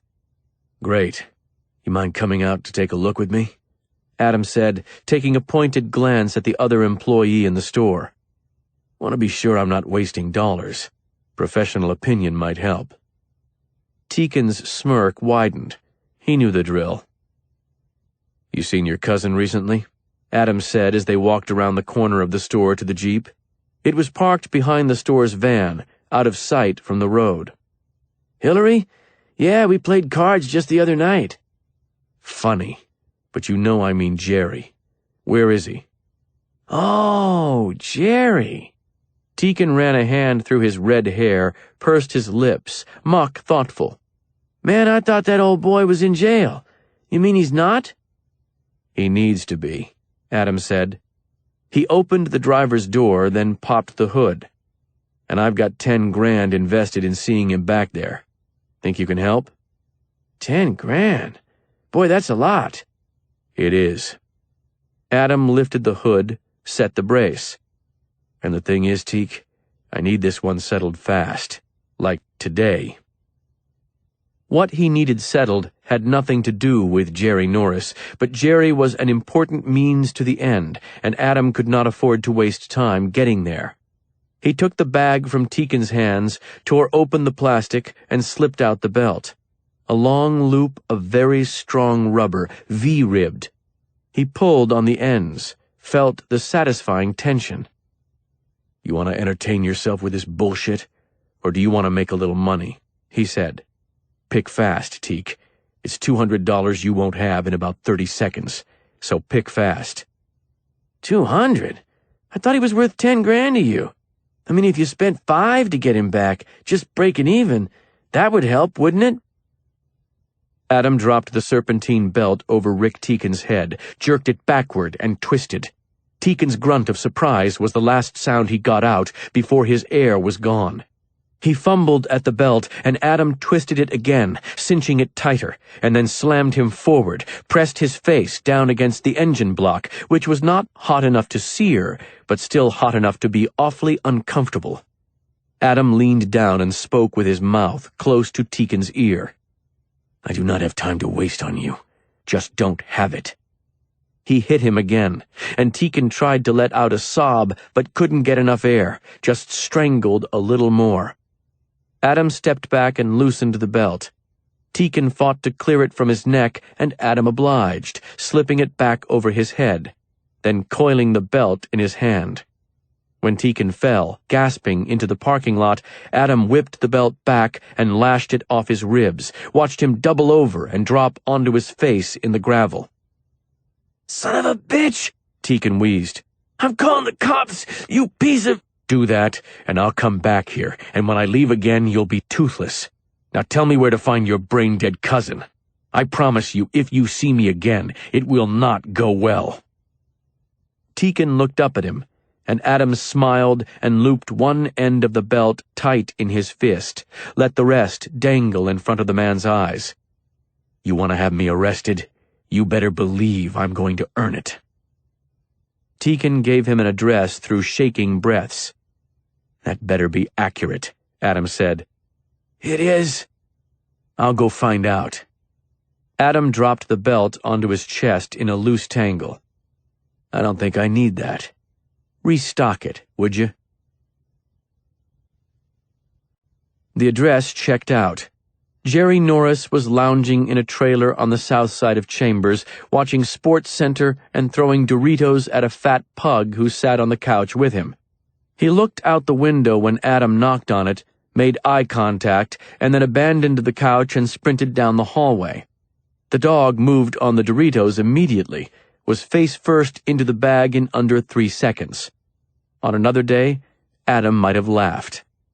There were skips you actually worried about, guys you wanted off the street and in jail, and then there were skips like Jerry, eating Doritos with a pug at 9 in the morning. "Jerry," he called, "we just looked at each other. It's safe to say I spotted you in there. I can wait outside and call the police, or you can open the damned door." Silence. The pug had fallen off the couch with the chip bag on his head. Adam squeezed the bridge of his nose and closed his eyes. "Jerry, come on." Now he heard the click of a door opening, and Jerry Norris came down the hall and back into the living room. He looked at Adam through the window, spread his hands, and gave an awkward smile. "Instinct," he said. Adam nodded. Instinct. "Let me in." Jerry unlocked the door and swung it open. Adam stepped inside, looked around the trailer, watching the pug push the chip bag out of the living room and into the kitchen, and said, "Whose place?" "Girl's name is Christine. Works on the turnpike. I met her at the toll booth." Adam had to give Jerry a little credit here. Picking someone up at a toll booth was kind of impressive. He assumed it had been a light traffic day. "She know you're violating?" Jerry shook his head. "Good thing you've got going with her? Think you can stick it out if you're not in jail?" "Maybe." "Think you can stick it out if you are in jail?" "Doubt it." "Well then," Adam said, "let's talk." Jerry gave him a puzzled look. They had never discussed options before. Adam just cuffed him and hauled his ass in. "You'll do a minimum of 90 days if I bring you in," Adam said. "Minimum. They might go for a year. No more Christine. Doesn't sound like much fun, does it?" Jerry waited, curious or confused, or both. "I will drive away and leave you here," Adam said, "if you can do me a favor. I would like some drugs." "You're shitting me." "I am not." Jerry laughed. "Oh, man, you gotta be kidding me. What do you need?" "Something in the heroin, meth, or coke families would be terrific," Adam said. "But if that's hard for you to come up with, I'd settle for OxyContin, provided the quantity is substantial." The smile left Jerry's face, and his eyes narrowed. "Screw this, man. Entrapment. That's what this bullshit is." "Only police can entrap you, Jerry, and I'm quite serious. I would like whatever you can give me right now, or we go to jail right now." There was a long pause while Jerry studied his face and Sports Center ran and the pug wrestled with the chip bag somewhere out of sight in the kitchen. "I can give you some OxyContin." "I'd like more than 100. "What? Why?" "Jerry, again, we could be on our way to jail now. I'm frustrated by the need to continue to reiterate that idea. What I'm telling you is this. I will officially lose interest in your bond if you make sure you give me at least 101 pills. Understand?" Jerry understood perfectly. That extra pill was the difference between illegal possession charges and trafficking charges, between jail time and prison time. "No way," he said, shaking his head. "I'm not letting you trap me, man."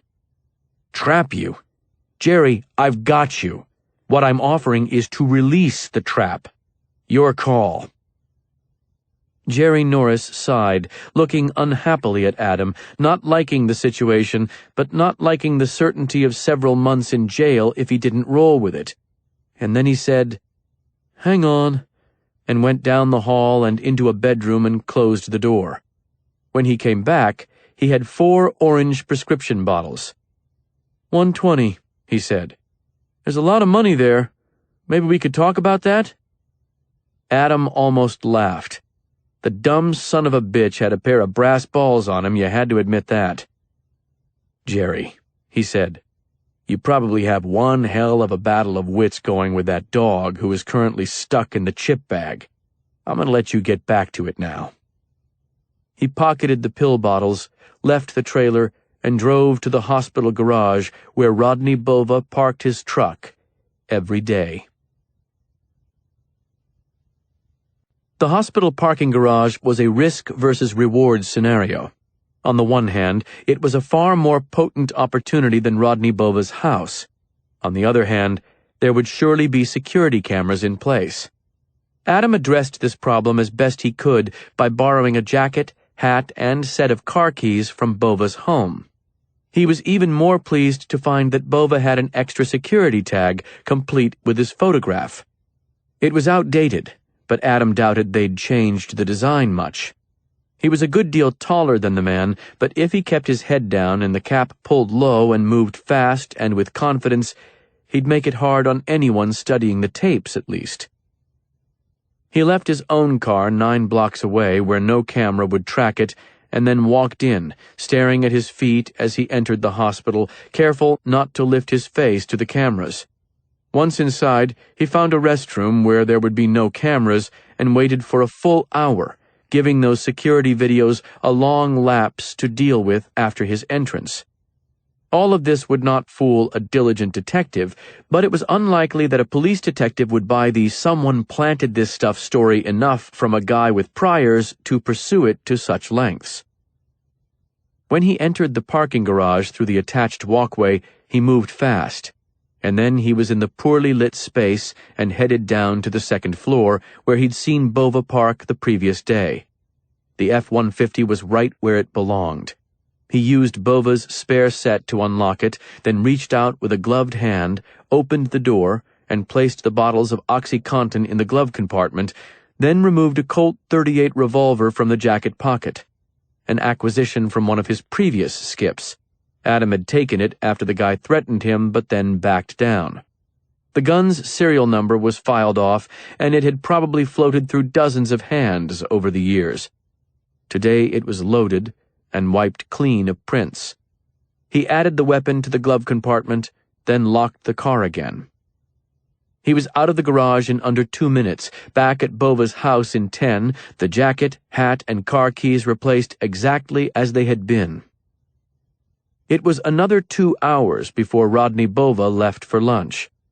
Adam, now parked with a clear view of the hospital, slipped in behind him, followed him to a Burger King, and called the police from a disposable cell phone. Burners, his skips liked to call them, guys who didn't want to have a number attached to their name, and gave the location and license number, then said that the driver seemed impaired and was armed. "I honked, because he was so erratic, and he held a gun up," Adam said, speaking high and with a shop towel held between the phone and his mouth, enough distortion to get by. "Pointed that thing right at me. I thought he was going to shoot." They asked for his name, of course. "Hell no," he said. "No way, no way. That guy just pointed a gun at me, do you understand? I'm not going to be part of this. I don't want him coming to my house, threatening my wife, my kids. How do I know what he'll do? You just pull him over and see if I'm lying. He's going to leave the Burger King on Lincoln Avenue in about 5 seconds if you don't hurry. The guy's drunk or stoned and he's waving a gun around. Do something about it." He hung up. A defense attorney would have a field day with this anonymous call, but Adam didn't care what happened in court. He cared about providing probable cause for the vehicle search. When the F-150 pulled out of the Burger King, Adam passed it driving the opposite direction on Lincoln, then banged a left so he was running on a different street but parallel. It was maybe a mile before he saw police lights come on through the houses beside him. He made another call then, this one from his own phone. Called the Chambers County Jail and asked for one of the booking agents he knew best, a guy who regularly sent business to AA bail bonds in exchange for a small commission. There were only 3 bond agencies in the county, but Adam wasn't about to take a risk on missing this one. "I'm listening to scanner traffic right now," he said. "You're going to see a boy in there soon on possession charges, maybe weapons too. Sounds lucrative. I need it, understand?" "Yeah." $1,000 in cash tonight if you can send him my way. I need this one. And if anybody else comes in today on high-dollar shit, consider the offer matched. When you recommend me, though, Don't use my name. Just say AA bonds." $1,000. Shit, you got it, Austin. Thanks, Adam said, and then he hung up and drove to the office. Chelsea was behind the desk. "Jerry Norris back in jail yet?" "He is not," Adam said, "but I'm done chasing for the day. We got any calls?" She frowned. "None. Slow day." "Maybe it'll pick up," he said. 20. It was just past 3 when Rodney Bova called from the Chambers County Jail seeking bond and release. Adam listened while Chelsea ran over the basics and promised him she'd be at the jail in 15 minutes to secure his release. "Good news," she said when she hung up. $50,000 bond on a guy named Bova who's in on drug and weapons charges. That's a nice $5,000 day for us." "Very nice," Adam said. "I'll go down and handle it." "I can do it." He shook his head, getting to his feet. "I probably ought to put in an appearance." "You sure?" "Positive," he said, and then he gathered the required paperwork and walked out of the office to the jail. There was a conference room at the jail designated for bail meetings, and when Adam arrived, they brought Rodney Bova in to meet him. To say the man looked shaken was an understatement. His face was pale, and his hands actually trembled when he accepted the papers from Adam. He looked as if he might throw up, in fact, or faint. If he recognized Adam, he did not show it. "This is crazy," he told Adam. "Someone put these things in my truck. I don't know what to do. I called a lawyer, but I don't know if he even believed me. I don't—" "You remember me?" Adam said. Bova looked genuinely puzzled. "Huh?" "Adam Austin. We went to—" "Oh, shit! Yeah. High school. You were the football star. And you transferred out, right?" Bova's expression flickered. "Right. I got transferred. But listen, I need to figure out what to do here. Someone set me up, man." "Did they?" Adam said, going for bored and dismissive, which was easy enough to fake because half of the guys in this office claimed to have been set up. "Why?" "I don't know, man. I don't know, but this thing, it's not an accident, right? Someone has taken a shot at me." When Adam did not respond, Bova ran a palm over his face. It came back sweaty. "Let's just get the paperwork done, okay?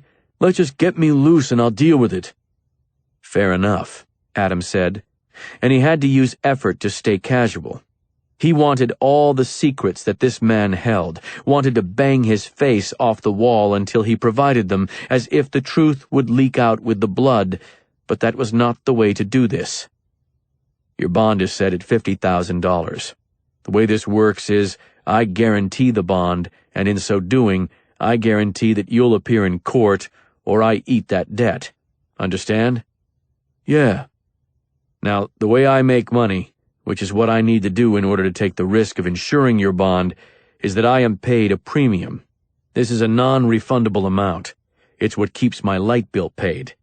Whether you're convicted or not, whether the charges are even prosecuted or not, you do not receive a refund on the premium." 10%? This was the voice of a regular offender, someone who knew the drill. "Yeah, so $5,000. Bova winced. "This is bullshit! I got set up, man, and—" "That's not my concern, Mr. Bova. My concern is making sure you appear in court. To get out of jail, you'll have to pay someone a bond premium, and the standard is 10%. Now, I can bring it down a lot if you're willing to agree to help me on my end." "What do you mean?" "I can't afford to have you skip out on me, right?" "I'd never—" "I don't think you will," Adam said. "Your credit is decent, you're employed, all that good stuff. Because of that, I will offer a premium reduction of 10% to 1% if you're willing to wear an ankle bracelet. We'll have to file the paperwork as if it's the standard 10, but I'll charge you a different amount." Bova seemed uncertain. "I don't know if that's something I'd want." Interesting, Adam thought. You'd prefer throwing thousands away to wearing a tracking device? "Why's that, Rodney, old buddy?" He said, "Well, you think you're going to get out of these charges, right?" "Absolutely. Yes, absolutely." "Okay. When I hear that, it makes me happy, because I don't have to worry about chasing you. Now, I worry even less about chasing you if you're wearing the tracking bracelet. That's why I can charge so much less." The only unprecedented move here was the price drop. Adam would sometimes require ankle bracelets from offenders with a history of skipping or on particularly high-dollar bonds. He'd never offered to drop his fee in exchange for one. It wasn't even legal. Bova was still hesitating. "The other element to consider," Adam said, "is that your willingness to wear the tracking bracelet might help in court. It proves that you're not a flight risk." The court didn't give a damn what someone agreed to with a bail bondsman, but it sounded good, and he was immediately glad he'd played the card, because that's what seemed to convince Bova. "All right," he said. "Sure. Yes, I'll wear one, so long as you promise me that people won't notice it. It doesn't go off like an alarm or anything, right? And nobody can see it?" "Unless you wear shorts, nobody will have any idea, Mr. Bova. I think it's a good option. Saves you a lot of cash." They completed the paperwork. Adam accepted credit card payment for the $500, and then, once they'd gotten the jailers to open the doors and send Rodney Bova back into the free world, he walked him down to his Jeep and got out the ankle bracelet he'd brought along. "Nice and thin," he said. "Won't be a problem for you at all, and once you've gotten this mess cleaned up, you'll be glad you saved all that money, won't you?" Bova rolled up his jeans and let Adam clasp the bracelet high on his ankle, just above the sock. "So it follows me?" he said. "No, it just lets me know if you've left the county." This was a lie. The bracelet sent out a GPS signal that would follow every step Bova took and return it to both Adam's computer and his phone, tracking him on digital maps. He'd tested it at the office before Bova even called, putting in fresh lithium batteries and making certain that it showed up on the map software. It did. He'd know every step Bova took. "It's got tamper detection," he said, "so don't get cute and try to cut it off. I'll know immediately, and then you'll be right back in jail for violating the terms of your release." That, too, was total bullshit. The monitoring was Adam's private arrangement, not court-mandated, but he wanted to keep the already scared Rodney Bova as scared as possible about trying to remove the thing. It was a bitch to cut off, but it could be done. What he wanted Bova to believe was that he had no interest in where he went. That was imperative. "I won't mess with it." "Good." Adam straightened up, looked at him, and said, "My role in this is simple. Just make sure you show up in court. Don't make that a problem for me. Deal?" "Yeah, deal. Thank you." Adam nodded. "Okay, Rodney. You're free to go now. Can I offer you a ride somewhere? I assume your truck was impounded." "That's right," Bova said. He'd clearly forgotten.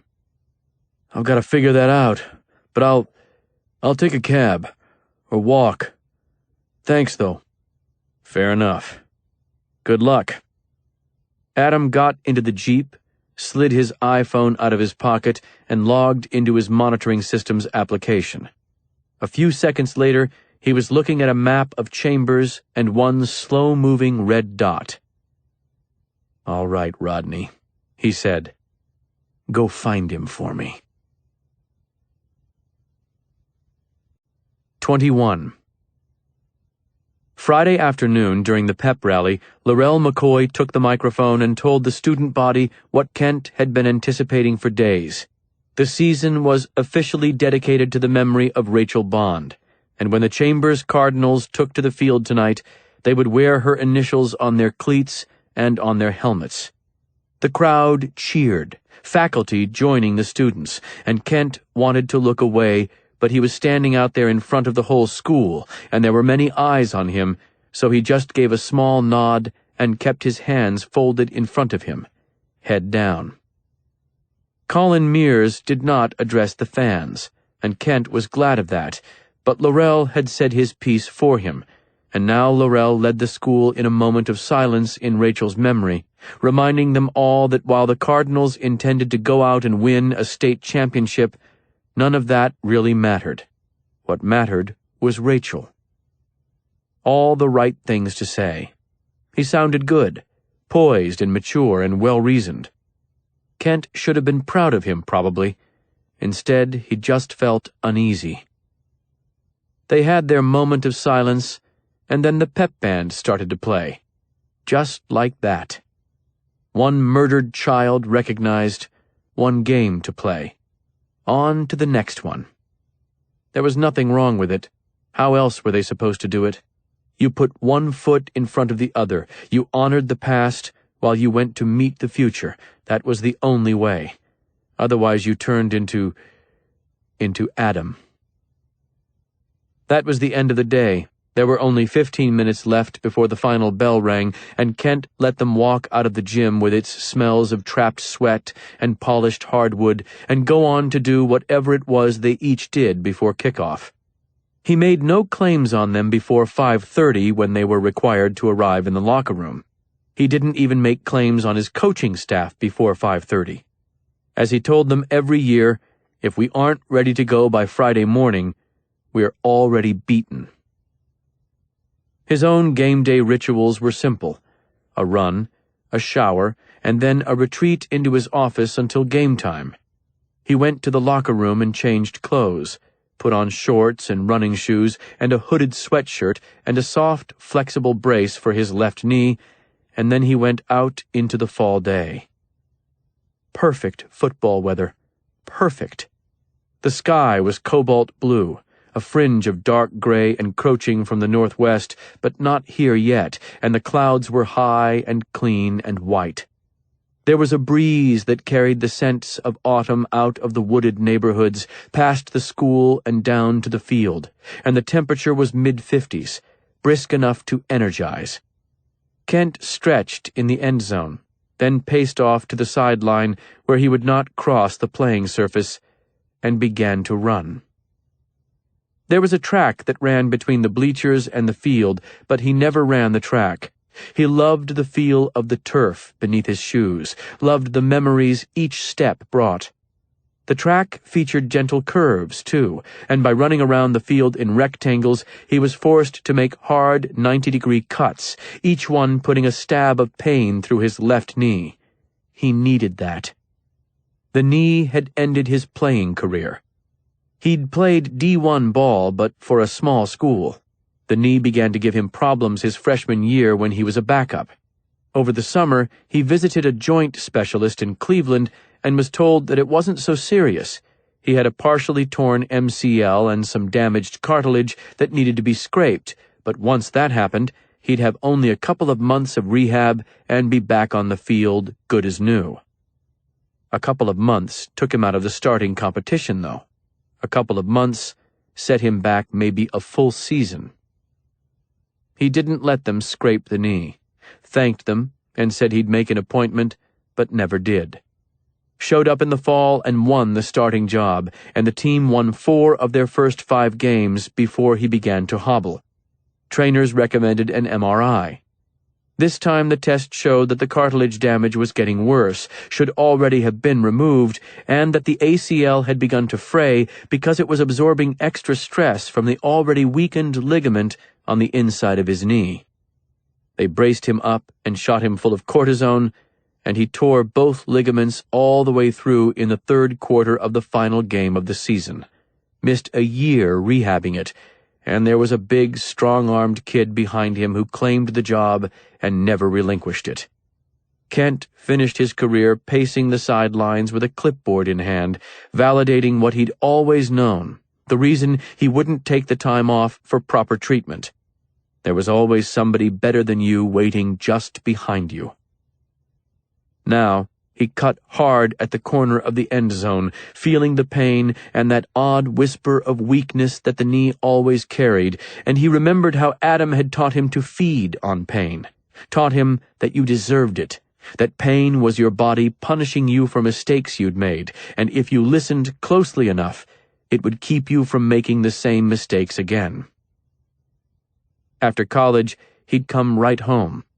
Walter Ward had a position waiting for him, and it was supposed to be a temporary gig, a filler, because Kent was done with football and willing to let the game own him for only a few more months while he determined the best course of action for the future. Then he met Beth. Well, got reacquainted with Beth.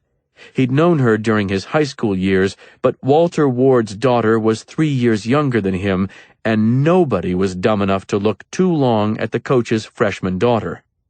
By the time he was part of the staff, Beth was in college, and Walter Ward approved on one condition.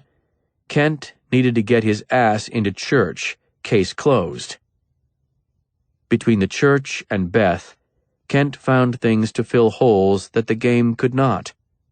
As his family disintegrated around him, first with his father's death, then his mother's slow, sad, booze-soaked decline, and Adam's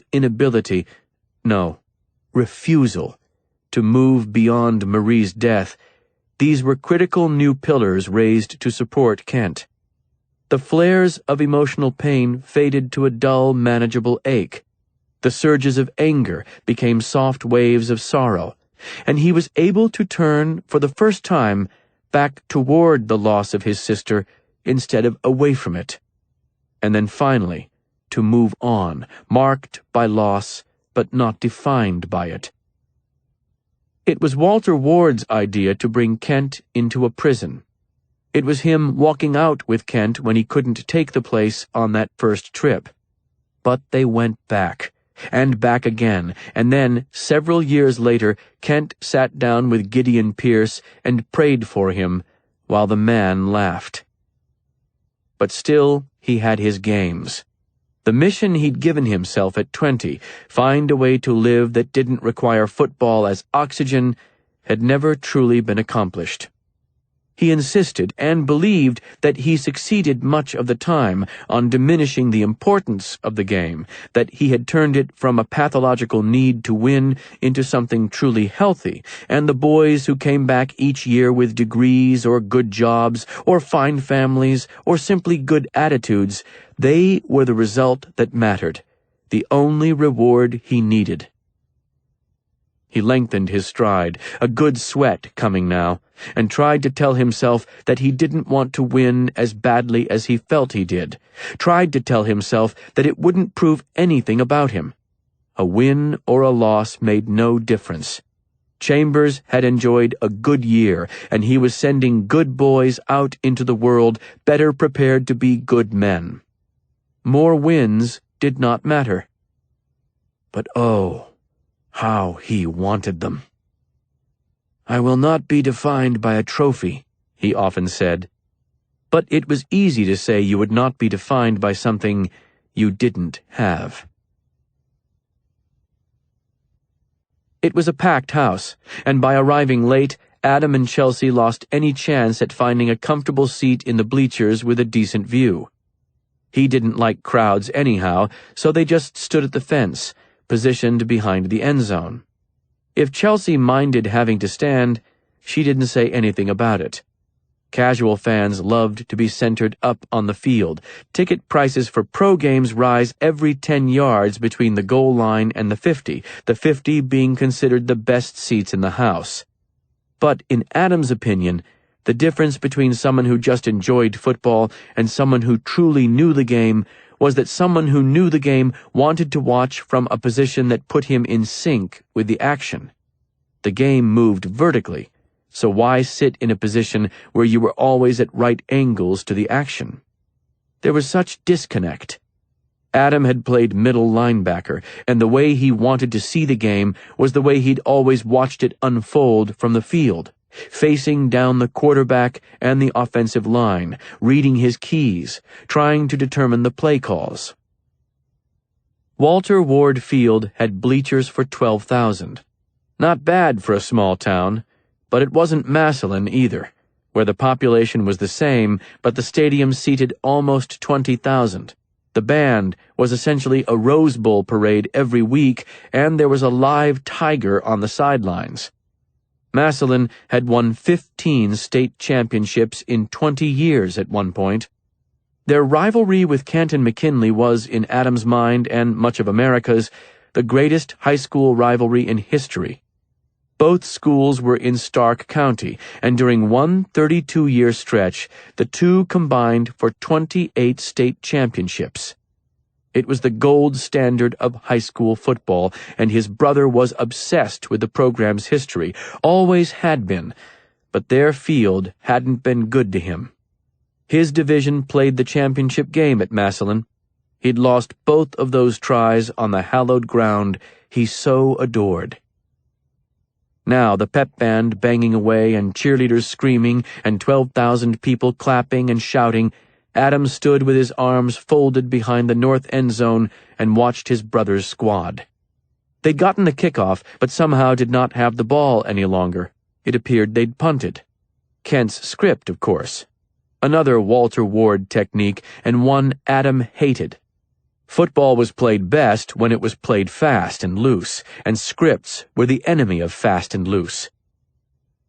The Chambers' defense was solid, though Adam thought they should be playing a 4-3 base and not the 3-4 that Byers always used. The 4-3 allowed for better flexibility and adjustments, and, the way Adam would approach it, more aggression. Chambers had enough athletes and hitters to put better pressure on the quarterback than they did.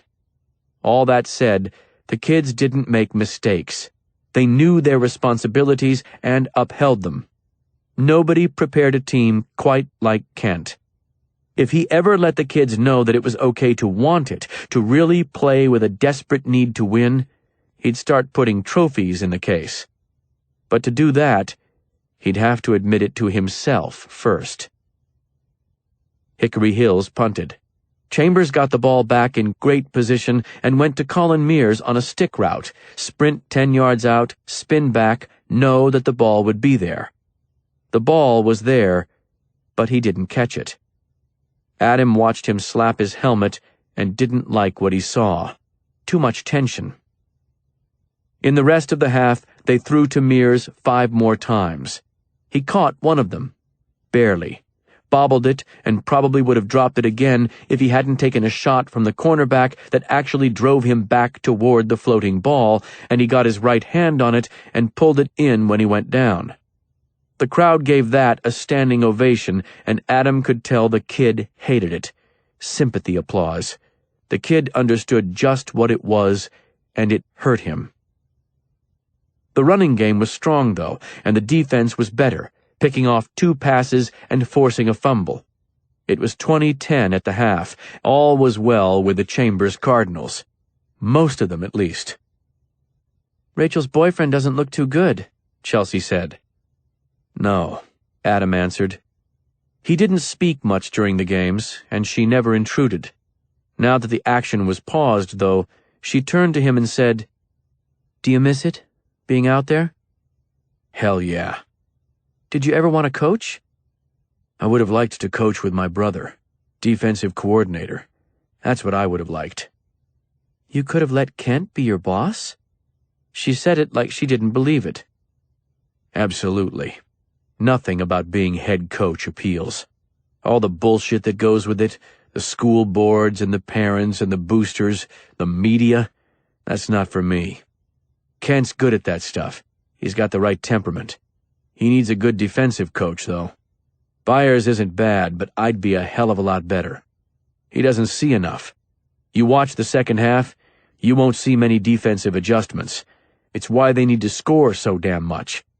Kent likes that, of course. He's good at it. The passing game. He's in love with that. Most men dream of women and riches. My brother dreams of the play-action post." She was watching him with a curious gaze, and he said, "What?" "I'm surprised you would have been willing to work for him." He shrugged. "Would have been fun, I think. He's the right head coach. I could have helped, though. I'm pretty sure I could have helped." In the locker room, Kent praised his secondary and chewed out his defensive linemen for not getting better pressure on the quarterback, reminding them that Hickory Hills was going to have to try to pass their way back into the game, and the less time they had to do that, the better. He made a few changes offensively, instructing Laurel to be aware of the way they kept shading a safety over the top to help on Colin. It was leaving opportunities in the slot that he was missing. Laurel nodded, but he wouldn't look at Colin, and Colin wouldn't look at anyone. They were all thinking the same thing. It was unlikely that safety was going to be helping out on Colin in the second half, not when he couldn't catch anything. He kicked it over to the assistants then, let his coordinators talk about technique problems they'd spotted, and while they spoke, he tried to catch Colin's eye but had no luck. The boy would not look up. "You've got to close it out," Kent said. "This is a team that can put points on the board in a hurry if you give them chances. Let's not give them chances." There were claps and shouts, and then they were on their feet and headed out, and Kent got a hand on Colin's shoulder as he went by. "Look at me, son. Look at me." Colin lifted his head. "I'm sorry, Coach. I'll get it fixed." "I know you will. Drop it down a gear, okay? You're running routes like there are scouts with stopwatches on you. Run them like it's a football game instead. Your fourth gear is more than those guys can handle anyhow. Slow it down, start with the football, and then think about the end zone. All right?" "Yes, sir. I'll get it fixed." They left the locker room then, and Kent held back, turned to Steve Haskins and asked if he'd heard a halftime score in the St. Anthony's game. Haskins always checked the scores, and Kent had chewed him out for it before, so he wasn't surprised to see a flicker of a smile in his assistant's eyes. "They're up 10. Kent nodded. "Here they come, right?" Haskins said. "No." Kent shook his head. "Here we come." Chambers scored twice in the third and ate the clock in the fourth. 4 times McCoy found Colin Mears. 4 times Colin Mears couldn't handle the pass. Adam wasn't surprised. Had expected this after the first drop, seeing the boy's reaction to a ball he'd always caught and somehow had missed. After the last drop, Mears got into a shoving match with the Hickory Hills cornerback and got flagged for unsportsmanlike conduct. Kent took him out then. Mears stood at the end of the sideline alone and refused to take off his helmet. When it was 34-13 and Laurel McCoy took a knee, Adam left the field as the rest of the crowd rose in raucous applause. He passed behind the home bench on his way out, but Kent had his back turned. 22. And so they were underway. A dominant win over a quality opponent, the perfect season continuing without so much as a hiccup. Unless you'd watched the game. There'd been a hiccup, and his name was Colin Mears, and Kent wasn't certain what he wanted to do about this. The kid ran the same routes he always ran. Laurel McCoy delivered the ball to him in stride just as he always had. The only thing that had changed was Colin's ability to catch the ball. Kent wasn't surprised. Some kids were able to use the game as therapy, to cleanse their minds on the field, but others brought emotional burdens between the lines with them. Colin, the product of a secure, untroubled childhood, likely fit into the latter category. The issue was finding a way to get him to understand that it was fine, which was no easy task because the boy had already determined that his performance on the field meant something, was some form of atonement. "He's caught too many balls for too long," Kent said when he met with the coaches that night. "He's not going to keep dropping them. He'll be back." "Maybe you try a gimmick," Matt Byers said. "Such as?" "Take his gloves off, maybe." "He's going to have an easier time holding on to the ball without gloves?" "Technically speaking, no. Mentally, maybe." Kent thought about it and nodded. "We'll try it. Change is good for him. Distraction is good. We'll give it a try." He looked at Haskins. "You got a final in the St. Anthony's game?" They won by 24. No surprise there, Byers said. But this year we've got them. This year we're going to run their asses into the ground, provided Mears can start catching the damn ball. He'll be ready to go, Kent said. And we need to be. This one won't be easy. It wouldn't be. This year, Chambers had the better team. But still, Kent felt dry-mouthed thinking about St. Anthony's. He knew that Scott Bless was already looking at video, already considering moves he could make that he hadn't made all season, ways to leave Chambers flat-footed and unprepared. The coaches were watching Kent, everyone well aware of what he was thinking. Bless was his nemesis. Kent had one of the best career records of any active coach in the state, but he had a goose egg against Scott Bless. "Meet at 9, he said. "Have your film watched. Have your reports ready. This one won't be easy." It wouldn't be, but he was excited. Excited because he believed he had the better team. Excited that they'd gotten through this week and put another win on the board, and things were finally starting to feel right again. Matt Byers returned to his office with a note just as Kent was preparing to turn off the lights. A sealed envelope addressed, "For Coach Austin." "This was on the floor," Matt said. "Someone slipped it under the door." Kent tossed it into his bag among the play scripts and the notes. It might be fan mail, or it might be a complaint from disgruntled parents who wanted more reps for their son, but it would not be imperative. He should have gotten to the letter earlier, but he was distracted the next morning by a phone call from Colin's mother, Robin Mears, asking him what his thoughts on Colin were. "Robin, you can't expect him to play like normal. He's not normal right now. He can't just drop all of those burdens off on the sideline and check into the game. I'd love it if he could, and I know that he's trying to, but the reality is the game used to feel natural to him, and right now, nothing in the world feels natural to him. Everything's out of balance." "He was so upset, Coach Austin. I don't think he slept at all last night. I found him in the yard at 3 in the morning, just sitting on the picnic table, crying. I tried to talk to him, but he wouldn't talk. Couldn't." "That's how it'll go for a time," Kent said gently. "He'll need space for some of it. Other times he's going to need you. You're doing all the right things.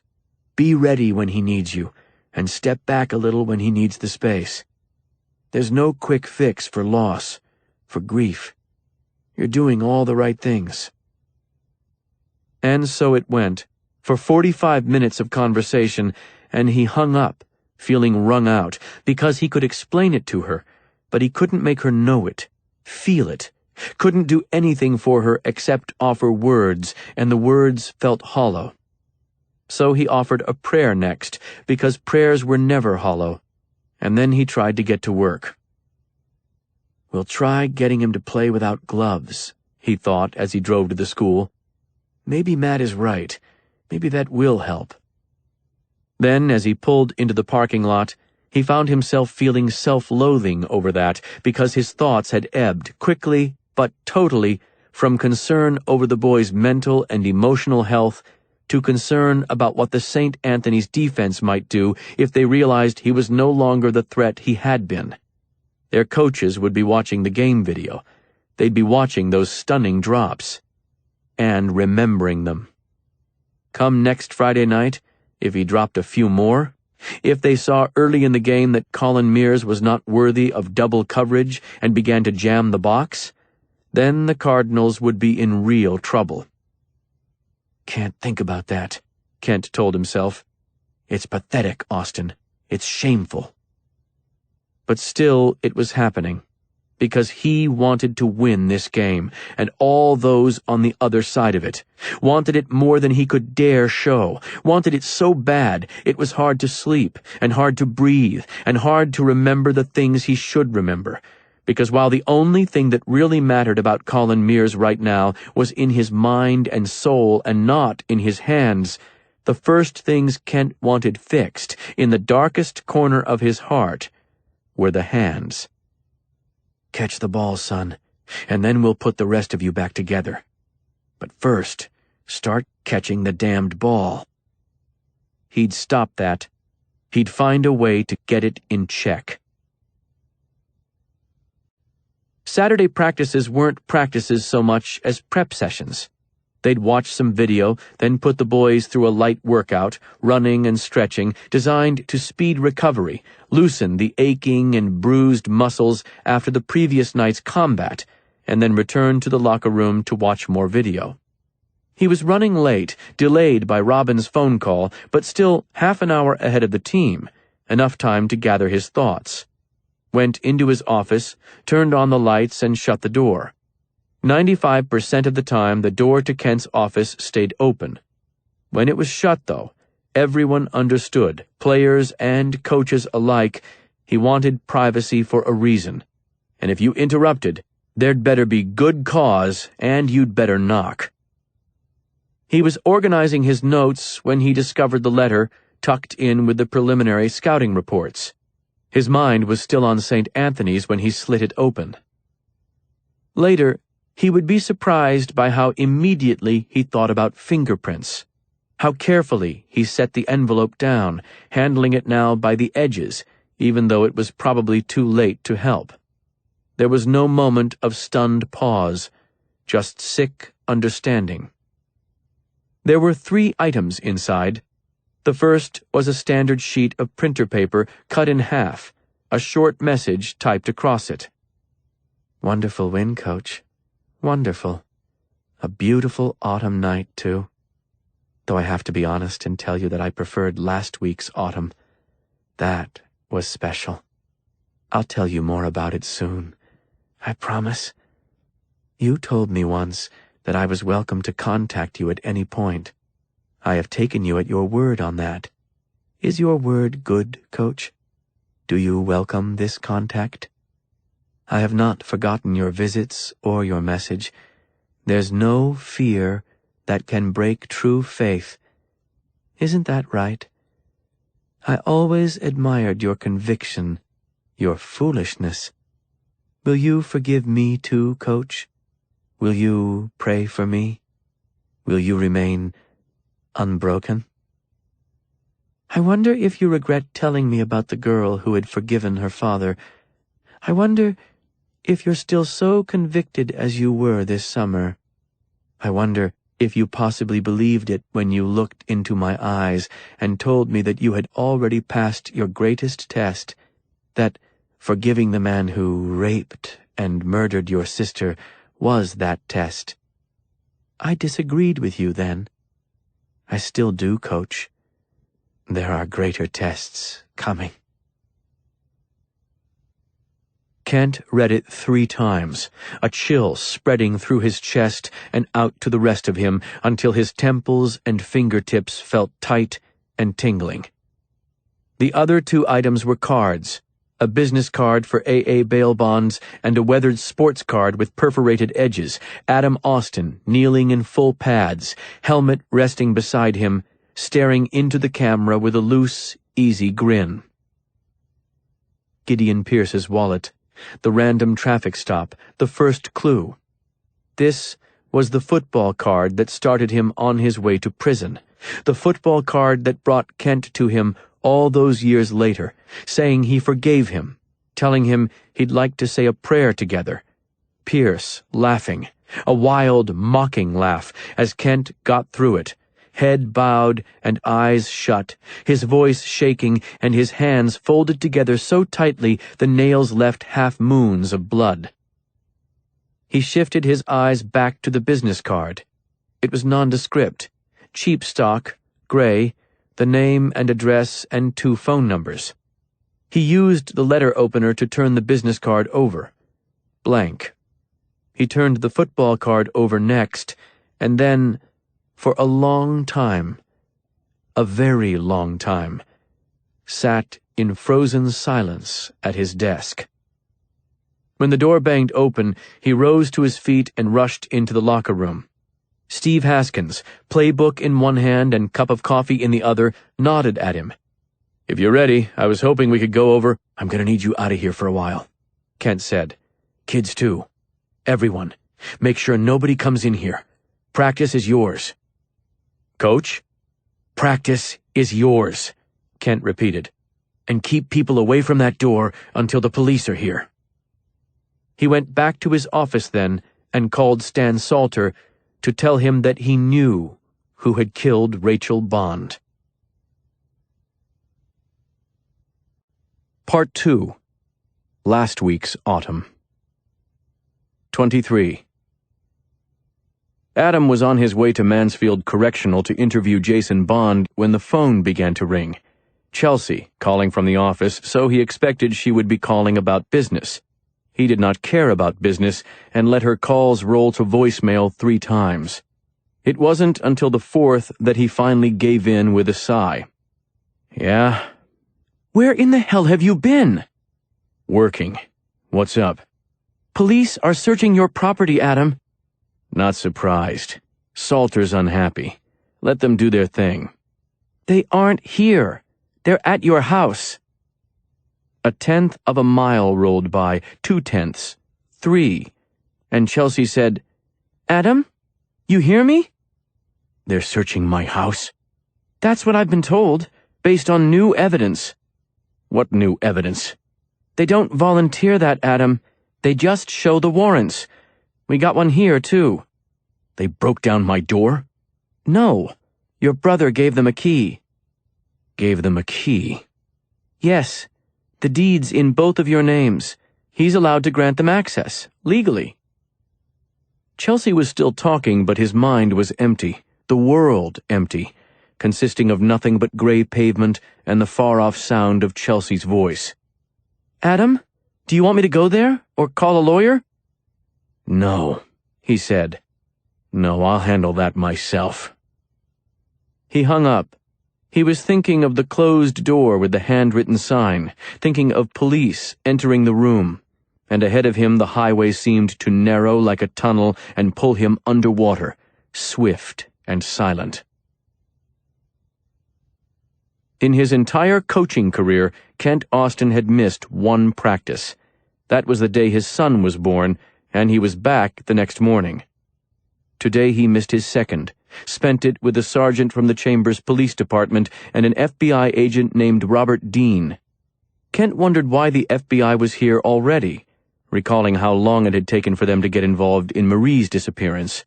His father had shouted for them, screamed for them, as if they were mythical problem solvers, would walk in and listen to the situation and produce his missing daughter immediately, tip their caps, and go on their way. By the time the FBI actually got involved, though, most of the heart had gone out of Hank Austin, the shouts turning to numb musings, as if he'd already checked out of his life and was studying it sadly from afar. He kept up those musings for the rest of his life, but only Adam was allowed in, not Kent. That was his brother's rule, though, not his father's. The two of them would sit in the kitchen, sharing a bottle of scotch and an ashtray, and his father would tell tales of revenge, never mentioning Marie's name.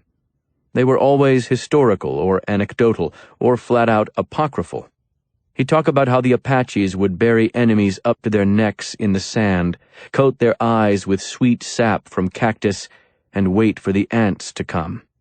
Talk about spies who'd had their tongues cut out, soldiers who had been left impaled on stakes in Vietnam.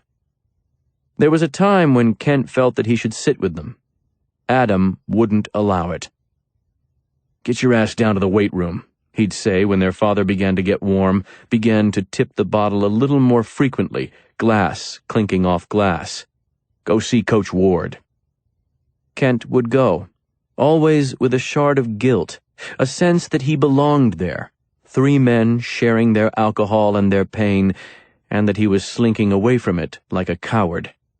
Once, and only once, his father tried to get him to stay, poured a 3rd glass and slid it across the table and told him to have a seat. Adam caught the glass and told Kent to go see Coach Ward.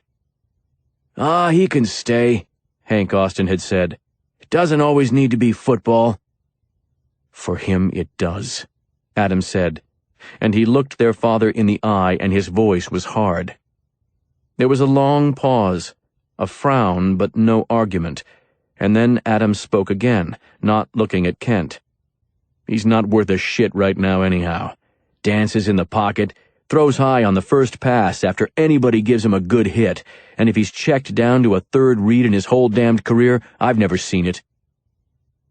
That had been the end, the cue to leave, and Kent popped open the door and slipped out into the night and walked to the Ward's house, where he was eating dinner more nights than not, where he listened to the family say grace before each meal, where he watched game tapes and talked to the coach and tried to pretend he was oblivious to Beth, that he didn't live for a moment of eye contact with her.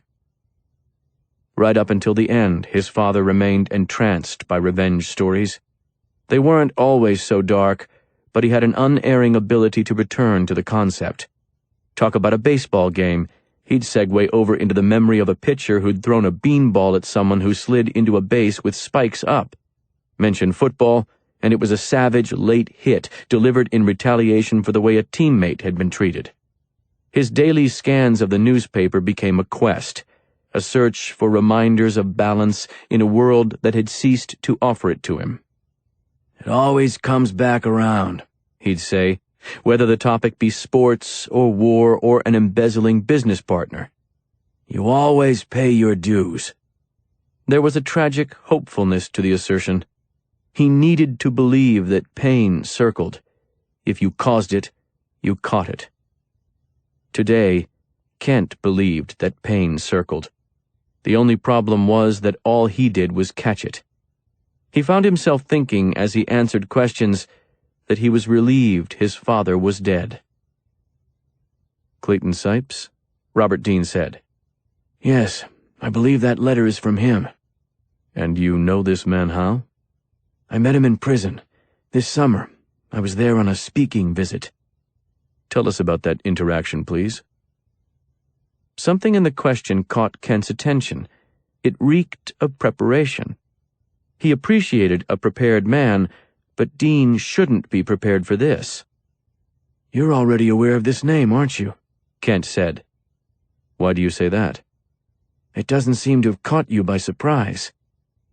"We have a list of everyone who was paroled from Mansfield around the time those letters started, everyone who might have had access to Jason Bond or awareness of the contact with his daughter. Sipes is on that list. He is not alone on it, but he's on it." "Have you interviewed him?" Dean tapped his pencil, eyes down, and shook his head. "Why not?" "Because he's missing." "Missing?" "He's made none of the required contact. There's an active warrant for parole violation." Kent closed his eyes. "When was he paroled?" "In August." "When the letters resumed with Rachel? The false letters?" "Yes." Kent rubbed a hand over his face and said, "He was in for assault, wasn't he?" "How do you know that?" "I asked the director of our outreach program to find out for me. His name is Dan Grissom. He said it was assault. Is that correct?" "It is. Sexual assault, stalking, violating a restraining order. Why are you so sure he wrote this letter?" "Because it's a repeat conversation." "Pardon?"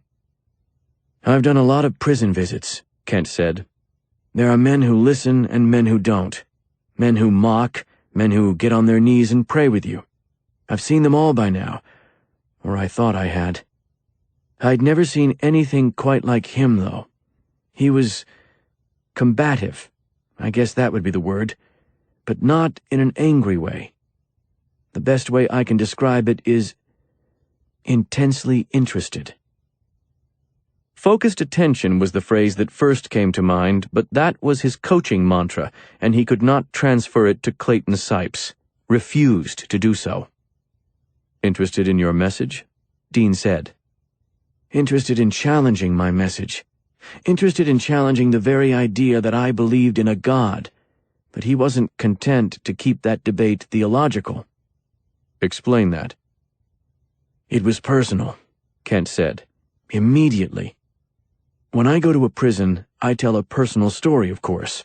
I talk about my sister, the way I had to learn to bear that grief.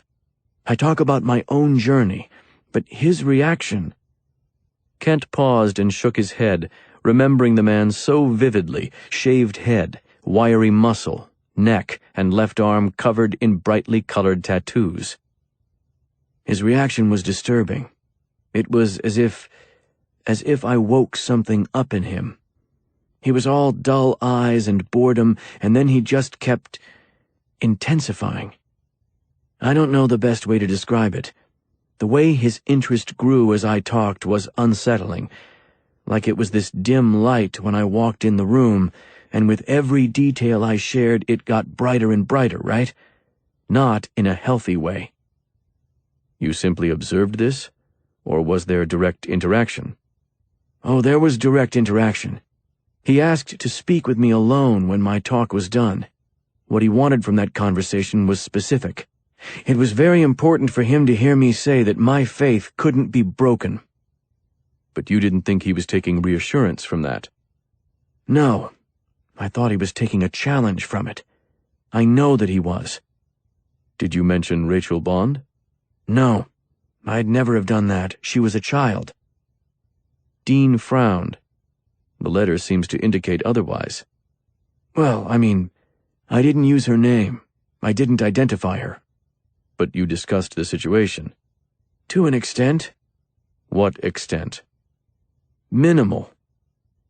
Kent realized how defensive he was becoming, realized that he was acting as if he were being accused of a crime, and for the first time understood exactly why. He felt guilty. What Dean was asking about wasn't speculation. It was the truth. Clayton Sipes had found his way to Rachel Bond through Kent. I'm going to need a little more than I was talking about forgiveness, Kent said. And family. Those are regular points for me. Usually I keep it focused on my own experience, but this summer the situation with Rachel and her father was fresh.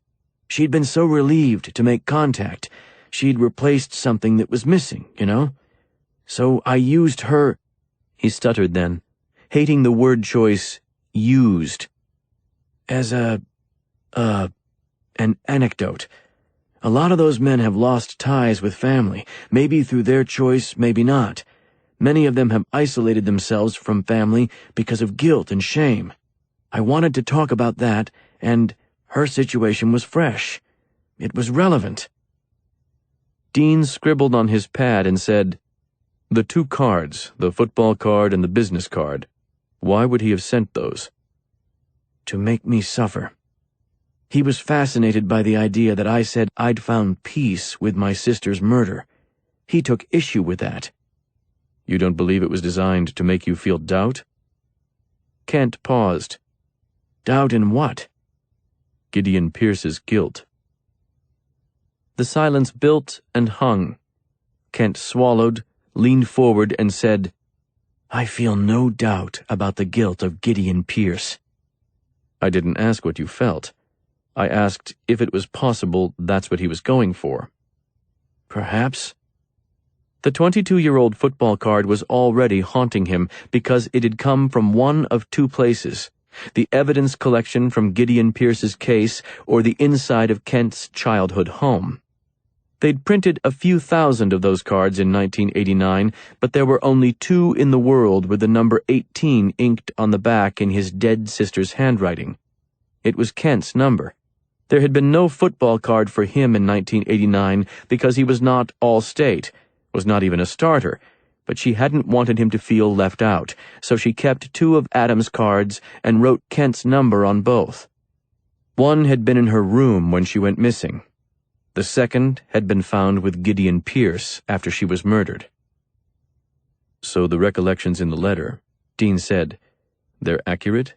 This doesn't strike you as a possible imitation? Absolutely not. They're accurate. I talk about forgiveness, faith, all of the things that were mentioned in the letter. About Gideon Pierce. I invite them to contact me if I can help. What about your brother? Pardon? Do you talk about him during these visits? The cards are directly connected to him. I don't know if I used his name. I talked about what my family went through. And the card. I talked about that. The way it felt when we learned about Pierce. Are you aware of any people you might consider enemies of your brother? Deep-seated problems, threats, things of that nature? I don't know what that has to do with Clayton Sipes. Probably nothing. But we can't just shut off all other possibilities. Clayton Sipes can be considered a suspect, but right now, all we've got is your recollection of an odd conversation. So let's look wider, please. Are you aware of anyone who has problems with your brother? No. I'm sure in his business there have been some. Why do you say that? He brings people back to jail. I would imagine many of them resent that. True, but that's not a personal thing, is it? No, I'm just saying... Listen, I am not qualified to talk about my brother's life. You're not close, I take it. No. Why not? Kent felt his jaw clench. Personal differences. Any particular incident? Something to do with Gideon Pierce? The sound of the name put a chill through Kent. Always had, always would. Gideon Pierce is dead. I understand that. Then why would you ask? Someone gave you a football card identical to the one found in his possession after your sister was murdered. He seems relevant. Okay. All right, yeah, it had to do with Pierce. I went to see him, in prison, long after he had been convicted. My brother didn't approve. He came by my house to express that, and we got into it pretty good. A scar along the left side of Kent's lip, which stood out more when he smiled, a stark white line, testified to just how well they'd gotten into it. 9 stitches had been required. Beth still recalled it uneasily. He could have killed you, Kent. I really thought he could have killed you. So Sipes would have been aware of the football card, your brother's feelings about your visit with Pierce, all of that? You speak about this in your visits? Yes. I describe how Pierce laughed it off. Kent could see this son of a bitch so clearly, the gap-toothed smile. I forgive you, Kent had told him. I want you to understand what you have taken from me and so many others. But before we begin with that, I need you to understand that I forgive you. And I would also like to say a prayer. The laughter had started then, and Kent remembered a drifting sensation, his anchors loosening and sliding free into a current of wild rage, and he'd bowed his head and prayed and waited for the anchors to catch again as Pierce laughed and laughed, a truly delighted sound. "Coach," Robert Dean said. "Mr. Austin?" He lifted his head now, having bowed it again unaware, and nodded. Yeah, I'm good. 24. There were 4 cars, 3 cruisers and 1 unmarked detective's car, parked on the street when Adam arrived. A photographer knelt on the sidewalk. He wasn't in uniform, and he was keeping his distance from the cops. Media. As Adam exited the Jeep and went through the yard to the front door, one of the officers shouted at him, and a flash popped from the photographer, and Adam ignored them both and went into the house. Stan Salter was waiting for him, warrant in hand. "We tried to call you first. Let's talk it through." Talk it through? You're in my house. "With legal authority and sound reasoning. Let's talk about the reasoning." You consider me a suspect? Adam said. You out of your mind? "Didn't say suspect. Said we have sound reasoning for a search. Could have talked with you about it before now if you'd answer the phone or return a call. We need to—" There were 2 officers moving through the kitchen and into the living room, and Adam had been watching them, but when he heard the sounds from upstairs, he lost all track of Salter's words, and the pulse was pounding behind his eyes again. What are they doing up there?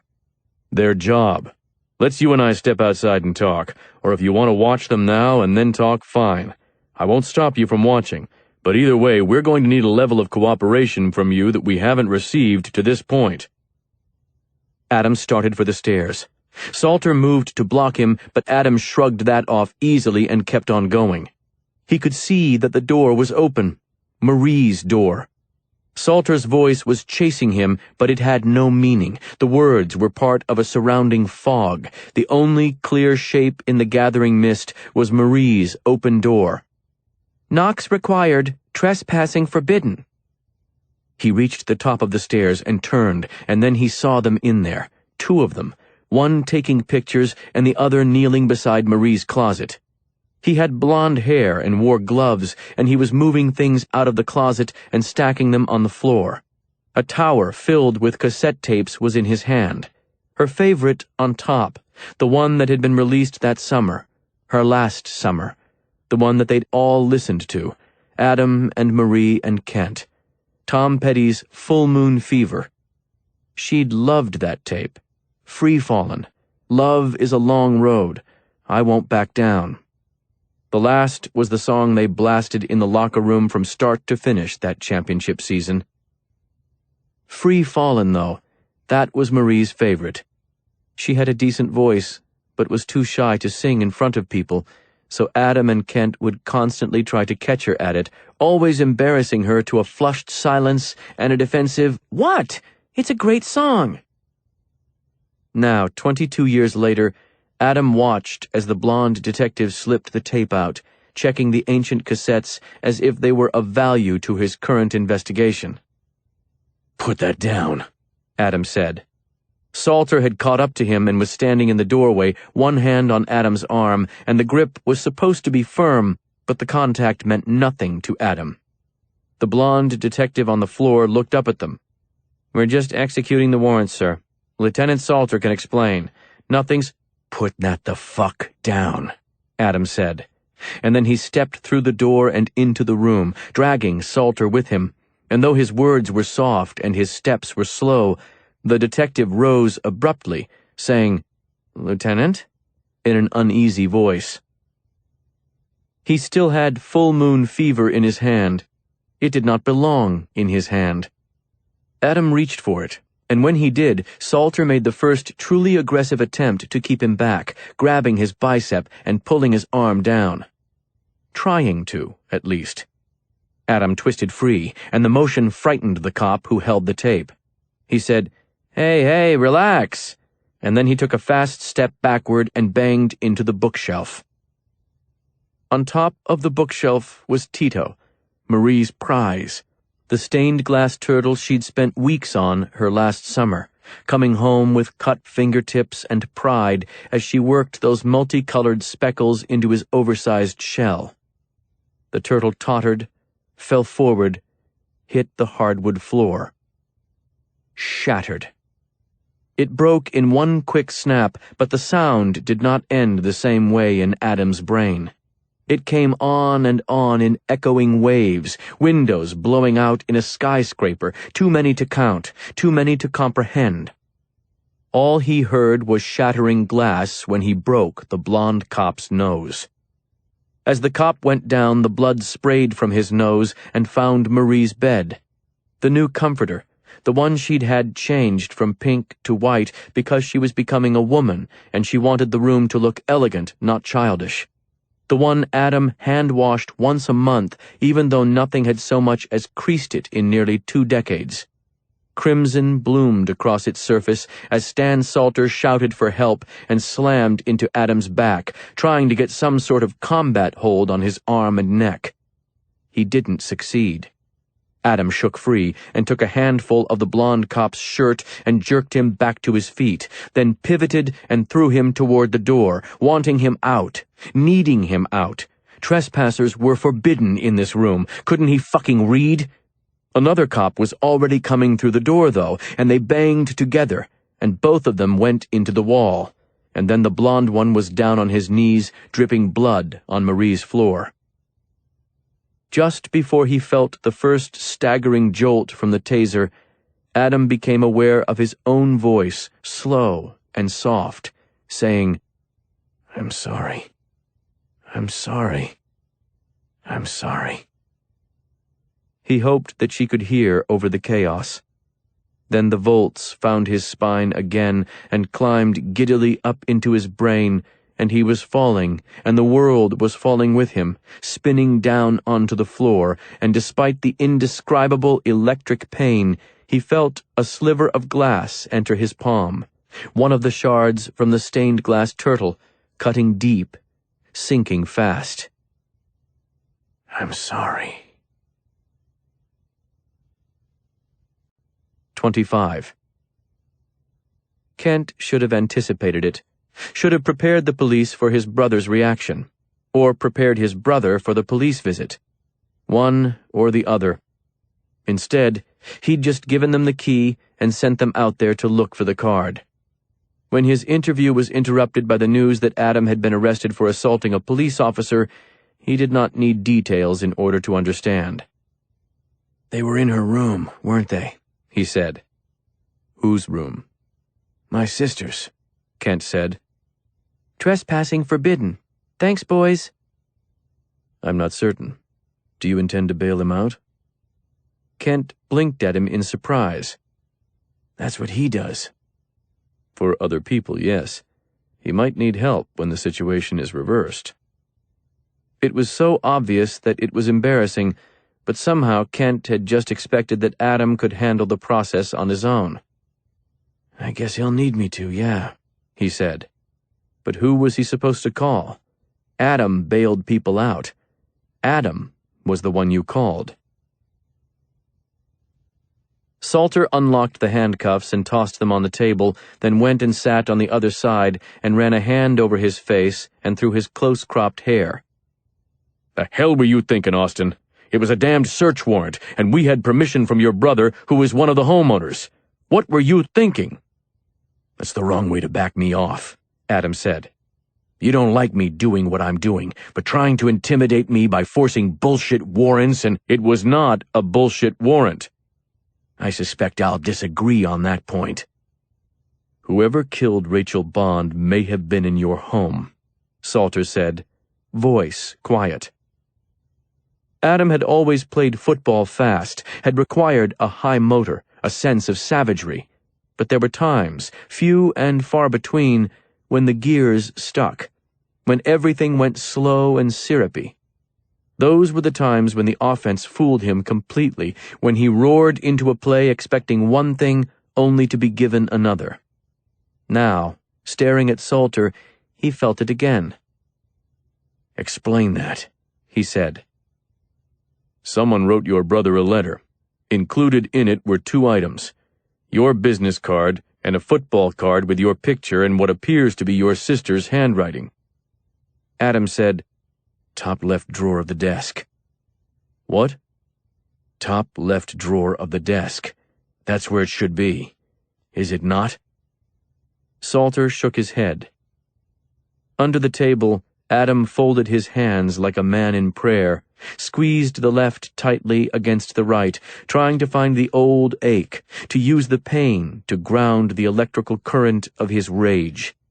The bones had knitted so long ago, though, and he could not call up the pain now. It was sent to Kent, he said. It was left for your brother, yes. We're not prepared to say that it was from the killer, but we have to acknowledge, yes, it was. You know damned well that it was. Salter looked at him, tapping a pencil on the edge of the table, and said, Who could have gotten into the house? I don't know. Who was in it regularly other than you? No one. Come on. Give me a starting point, no matter how vague. Friends, visitors. Who comes over to watch a ball game or have a beer? Who? No one, Adam said again. That house is not where I socialize. Your brother has a key? Yeah, the one he gave to you. No one else? You couldn't call someone to, say, let you in if you were locked out? Adam started to answer, then stopped. Salter's eyes glimmered at the hesitation, having seen Adam observe first the bait and then the trap. The letter went to Kent, not to me. Correct. But the football card came from your house. That's your own statement, not mine. You believe it was in the desk. Yes, it was. Okay, so let's stick with that. Who else has a key? Chelsea. Chelsea Salinas. Let's talk about her a little. Yes. She has access to the home? It's not worth discussing, Salter. This has nothing to do with Chelsea. But she does have access to the home? She's got a key. Now, we're being honest here, so let's avoid the bullshit and get this out in the open. Chelsea Salinas is a married woman and you're sleeping with her, and her husband is in jail. I believe you held bonds on him in the past. Adam felt a bristle of anger. Travis Leonard is in jail, he said. You're right about that. So he's not a suspect, and this isn't worth discussing. Does he know that you're sleeping with his wife? Adam stared at him. It was the first time anyone had directly challenged him on his relationship with Chelsea. Of course Salter would know. Of course he'd have done that much checking, and it was not a hard thing to determine, but still it made Adam uncomfortable. Not to the best of my knowledge. She hasn't told him. I haven't told him. We'll have to look at it. He's in jail, Adam repeated. He has friends who are not. Friends who would kill a 17-year-old girl to, what, screw with my head? Punish me? No, Salter. No. That's not the scent you want to chase. It's the wrong direction. Salter didn't respond. The letter, Adam said, went to Kent. I understand that. Rachel's contact with her father started from Kent's suggestion. Am I correct? Salter gave a small nod. Then why aren't you interviewing Kent?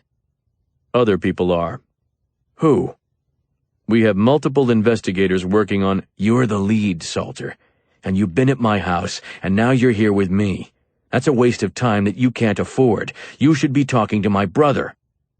The FBI is talking to your brother. Adam opened his mouth to say more, then shut it. He was finally understanding what Salter was looking for. He was not a dumb man, was Salter. He was probably a pretty damn good detective, in fact, far too smart not to understand that if Rachel Bond's killer had wanted to antagonize Jason Bond or Adam Austin, he would have gone directly to them. Instead, he'd gone to Kent. It was about Kent. It had been from the start. But why? They're talking to him, Salter said, watching Adam, and you and I can talk about him. You have any thoughts on people who would want to take this sort of headshot at your brother? Adam nodded. Sure.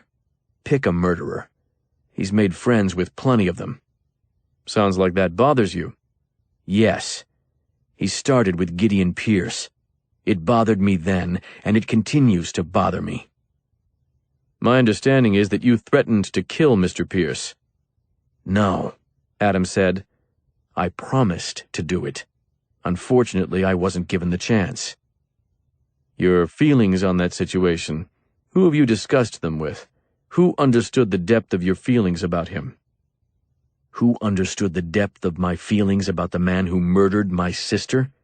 Adam stared at him. You think I needed to discuss those feelings to have them understood?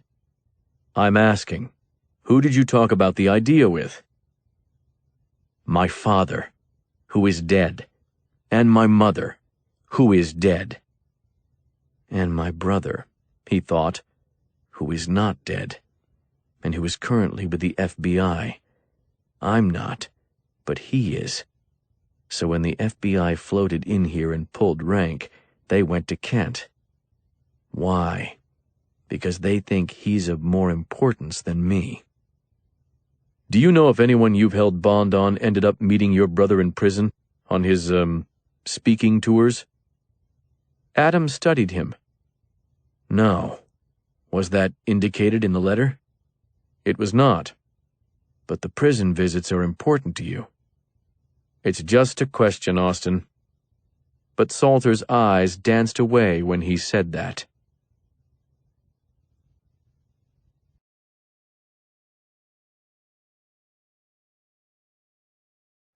"26. If Chelsea Salinas was any happier to see Kent than he was to see her, she hid it well. There was a moment of frigid silence when she opened the door for him, and when he put out his hand, she hesitated. held his eyes the whole time. She'd always been steady like that, so contained and cool. He remembered her at Marie's funeral, remembered thinking, I wish that bitch would at least cry, but seemed not to trust his hand. Finally, she took it, though, her grip stronger than half of his defensive backs, and said, He doesn't want you to be involved, but you have to be. It's a felony, right? What he was charged with? Right now. It changes? He can plead it down. He doesn't want you to have to deal with it, but they set the bond high, and he's got to put the house up. He can't do that without you, because you're both— I understand the situation with our house, Kent said. He willed down the anger.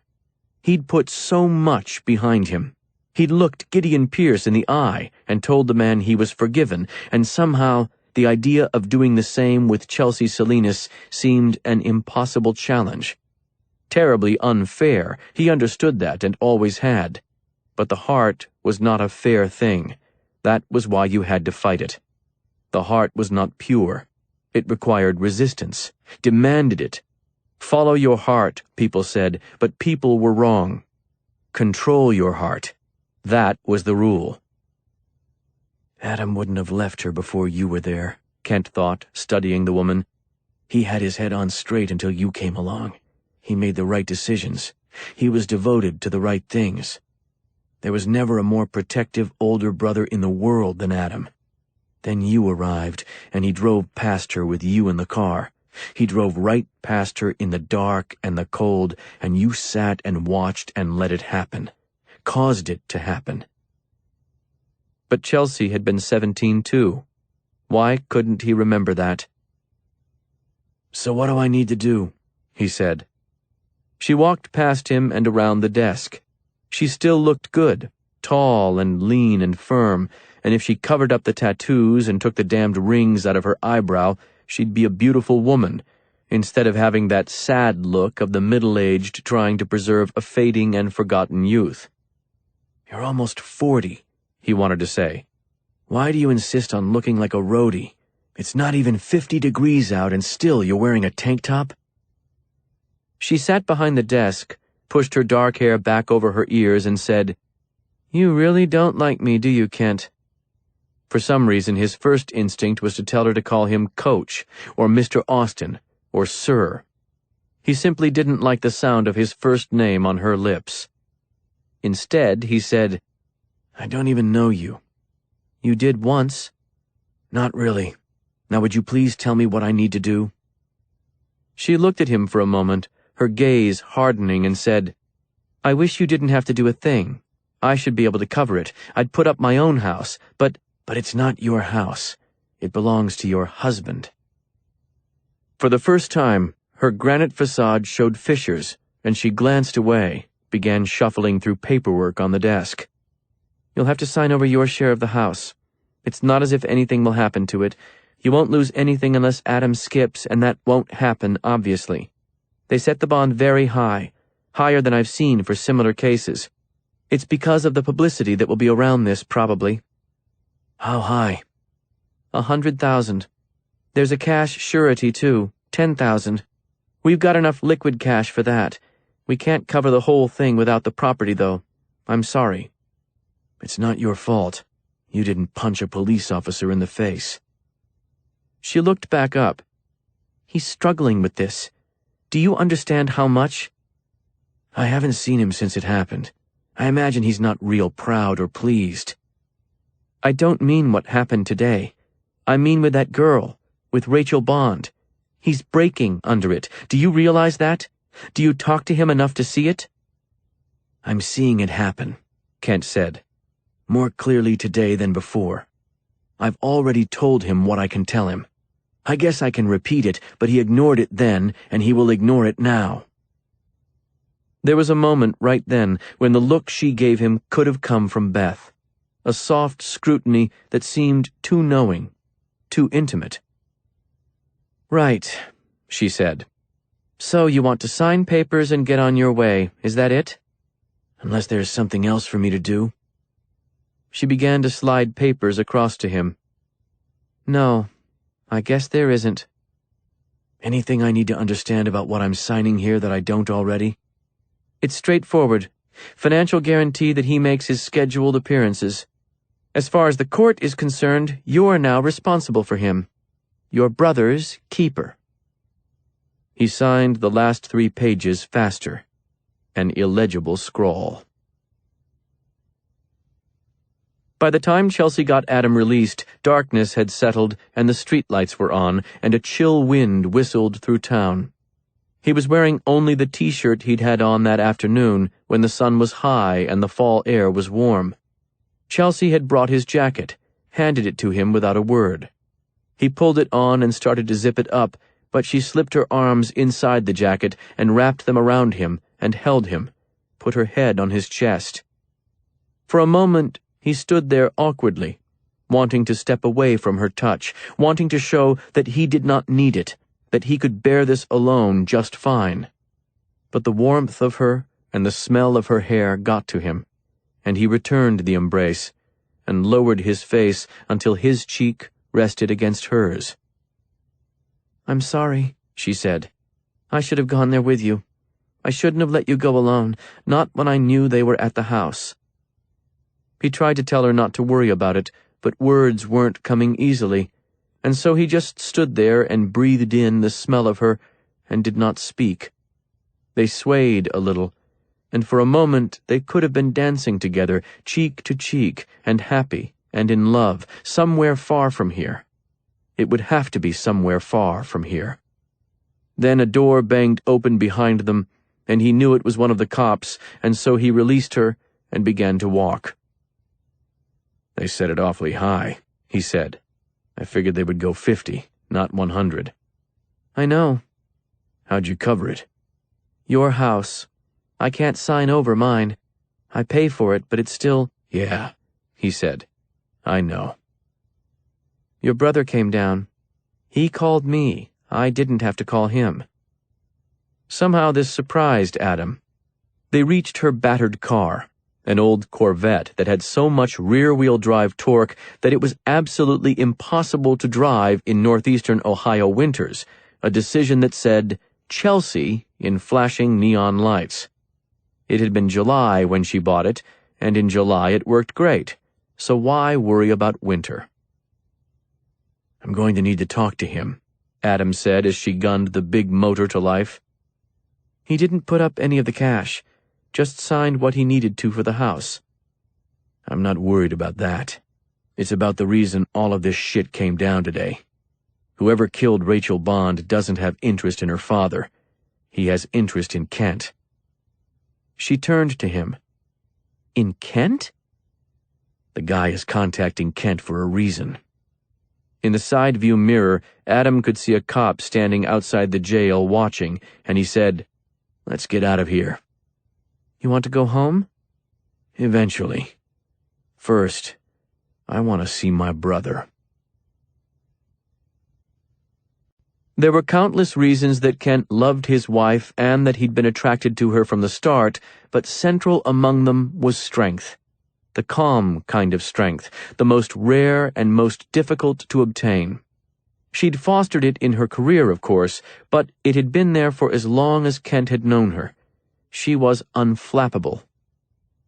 That night, he came up the stairs and found her standing on the threshold of Lisa's room, her hand tight on the doorframe and her head bowed. He knew the nature of the prayer, saw it in every tense muscle. She was praying against fear. "They'll find him, Beth," he said. She kept her head down for a moment, then lifted it and stepped away, leaving the door cracked open even though their daughter was adamant about sleeping with the door closed. "I know they will," she said. She had moved to Andrew's door, and Kent joined her there, watched his sleeping son. A nightlight kept a dim glow, shadows around it. Earlier that fall, Kent had been talking on the phone while Andrew played in the driveway with a basketball that was far too big for him. It was getting on toward evening, and when Kent turned to the window, he saw his son on the pavement with pools of blood spreading away from his head. He dropped the phone in mid-sentence, and the plastic case cracked when it hit the tile floor, was out the door with a scream in his throat when Andrew sat up and smiled at him. It had been shadows, nothing more. The way he was lying there in the fading light, they'd looked like blood all around him. Kent carried Andrew in, picked up the phone and apologized, tried to joke it off. "You've seen the kid's balance. It was a reasonable concern." Then he excused himself, went into the garage, and sat on the workbench stool until his hands stopped shaking. "Not my children," he'd thought that night, a desperate plea. "Not mine. Not mine. Not mine. Tragedy will make its daily appearance, I know that, but please God, not at my door. Not again." "What are you thinking?" Beth said.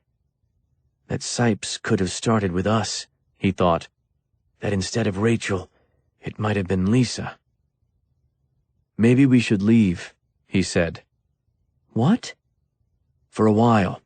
Until they sort it out. Give the police time to find him." "You want us to hide somewhere? Take the kids out of school? You quit coaching?" She shook her head. "If the police thought that was necessary, you'd know it." It was what he needed to hear her say. It was the return to the calm strength he needed, the kind she'd provided to him so many times over so many years. And yet somehow, it didn't steady him the way it usually did.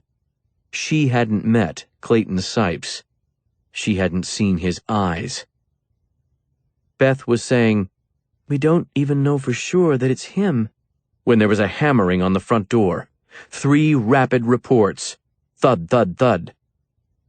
For a moment, they both looked at each other uneasily, and then a voice called, "It's just me, franchise," as if Adam could see through the walls of the house and knew exactly how they were reacting, knew that they were scared. "Adam," Kent whispered, and when he turned to go to the door, Beth reached out and caught his arm. He looked back at her and said, "It will be fine," though he wasn't sure how he knew that.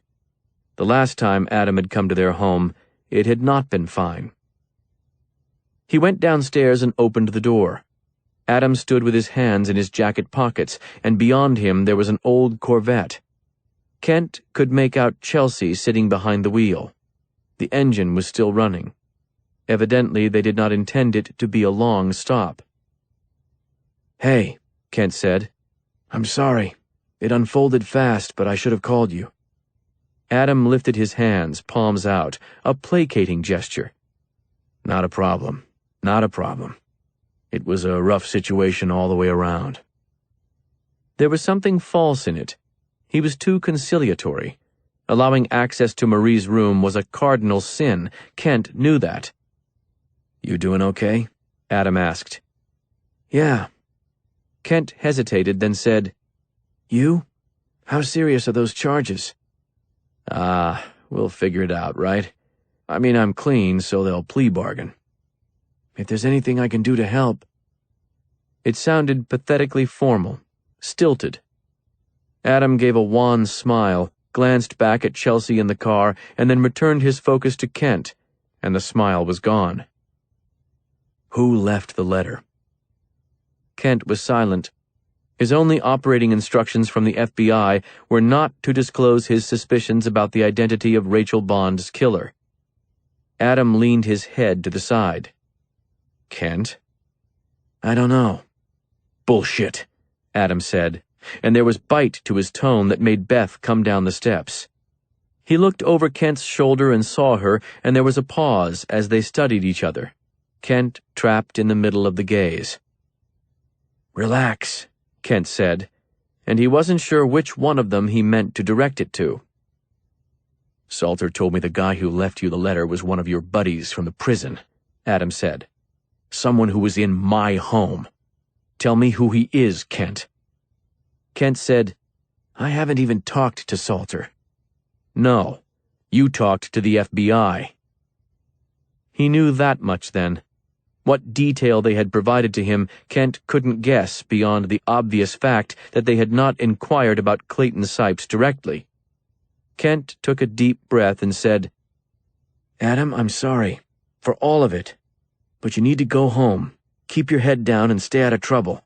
There's nothing in this for you, but he killed her, you son of a bitch, Adam said, the words rising in volume but not in speed. No rush to temper, just a steady climb toward the summit of rage. At least I'll admit that I sent her to him, but you brought him here. How are you going to handle that?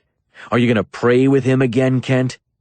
He put a bag over that girl's head and watched her drown inside it. Do you understand that? Do you have— He had just taken his hands from his pockets and coiled them into fists when he came to a stammering stop. Whatever words or punches had been about to come were lost as fast as embers beneath rain. Kent saw the change and turned his head to follow his stare. Lisa was awake, standing at the top of the stairs in her pajamas, eyes bleary but concerned, staring down at them, watching her uncle.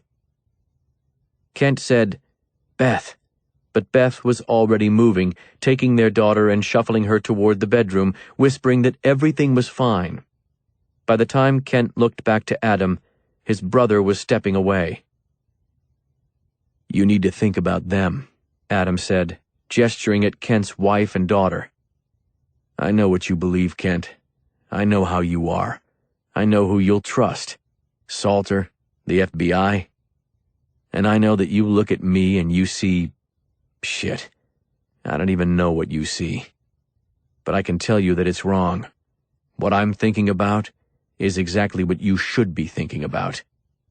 I'm going to have to answer for what I've done. You will too." There was no heat to his words. His eyes were still on the spot where Lisa had just been standing, and he looked as troubled as Kent ever remembered seeing him, as unsteady. "We're both going to have to answer for it," he said. And then he turned and walked off the porch and back to the Corvette. 27. One of Kent's struggles, and they were many, was with his language. Locker room talk was a product of testosterone, nerves, and macho competition. Always had been, always would be. Kent, who had been raised in locker rooms and whose father had been one of the most impressively profane individuals he'd ever known— "Secret, boys, is in the verbs. Everyone uses the adjectives, but you've got to pick unique verbs," wanted to run a clean locker room. That started by keeping his own tongue in check, which was a far more difficult ordeal than anyone probably would have guessed. He'd been nurtured on profanity. It came as a reflex. That morning, he got as far as "worthless cock," and was about to employ the unique verb when he saw his son's head snap up. Kent bit down the rest of the sentence, and that was too bad in a way, because it was one that would have impressed the heck out of his coaches, who didn't think he had it in him. Neither, though, did his son, and he wanted to preserve that for as long as possible. "Daddy?" "Sorry, buddy, I'm good. We're all good." But his hands were fists at his sides down below the kitchen island where Andrew couldn't see them, and when he brought in a breath, it was through his teeth. The arrest had made the front page of the paper. Kent shouldn't have been surprised. There weren't many big stories in Chambers right now. There was his undefeated high school football team, and there was Rachel Bond. Of course, her case would stay on the front page. He hadn't counted on the photograph, though. In the photograph, Adam was in handcuffs, head down, a cop on either side, and just in front of him another officer stood beside a cruiser with a bloody towel held to his face. Local bail bondsman arrested after search in Bond homicide case.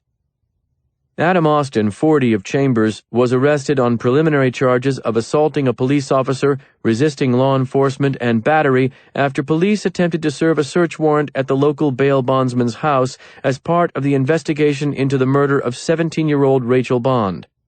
Police said that Adam Austin, brother of Chambers High School football coach Kent Austin, has not been named as a suspect in the homicide, but that his professional interaction with the girl provoked avenues of interest, according to Lieutenant Stan Salter of the Chambers Police Department. Salter deemed the incident an unfortunate situation and declined further comment, saying the pending criminal charges against Austin are a separate matter from the Bond homicide case. Salter also said he could not provide details as to what led police to seek a search warrant for Austin's home and office, and was unable to confirm whether any articles of evidentiary value were confiscated during the search. "This is part of a process," Salter said. "It is one of many searches conducted in that process. We will release more information when it is suitable to do so."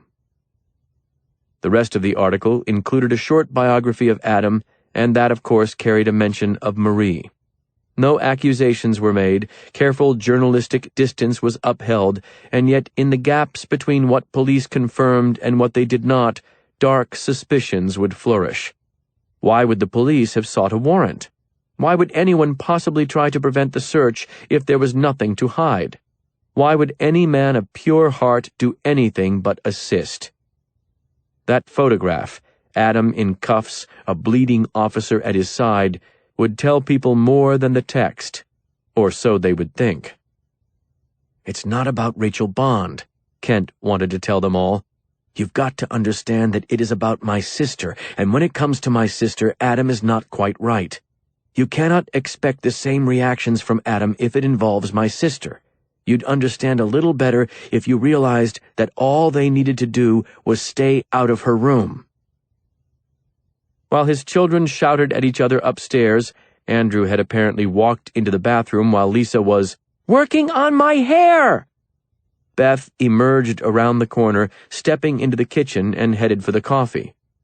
She stopped when she saw his face. "What's wrong?" He slid the paper across the countertop, and she did what everyone in Chambers would do, looked at the photograph first. "Kent, this is going to be really bad for him, isn't it?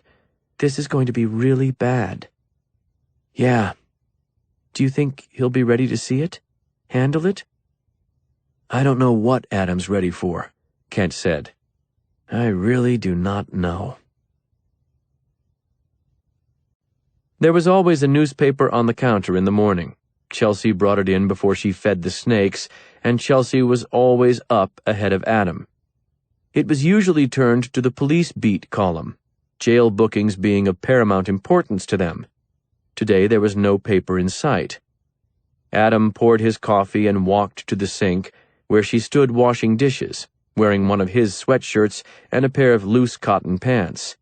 Soft music played from the little iPod dock on the counter, a dark, brooding rock tune by Brian Fallon. He leaned down, kissed the back of her neck, and said, "You can let me see it." She rinsed a glass, dried it, and her shoulders rose and fell with a deep breath. "It's not good." "You can let me see it." She went into the garage to get the paper then, which had already been tossed into the recycling bin, leaving him alone with the soft, sad song. When she brought the paper back inside, she dropped it on the table without a word. Adam studied the picture, and in a perverse twist of the mind, found himself thinking, "I look big, and I look mean," with a touch of pride. Old habits, maybe. Memories of the days when his picture was in the paper often, and the bigger and meaner he looked, the better. That was an acceptable version of the traits. This was not. He pushed the paper aside. "Thought you wanted to read it," Chelsea said. "I said I wanted to see it, is all," Adam said, and felt like a child. He had thought he wanted to read it. The headline and photo were enough, though. Seeing the spread scared him, but not for any of the reasons people might expect, public perception or jail time. The thing that scared him was that Rodney Bova was unlikely to miss this, and if Rodney Bova understood, then Adam's best hope for success was dead. It would take a very dumb man to read this newspaper article and not think about the tracking device on his ankle and why it was there. But maybe the police hadn't identified their suspect to Bova, a friend of that suspect. Maybe they'd been too smart for that, and their cunning would save Adam now. He said, "I should talk to Rachel's mother.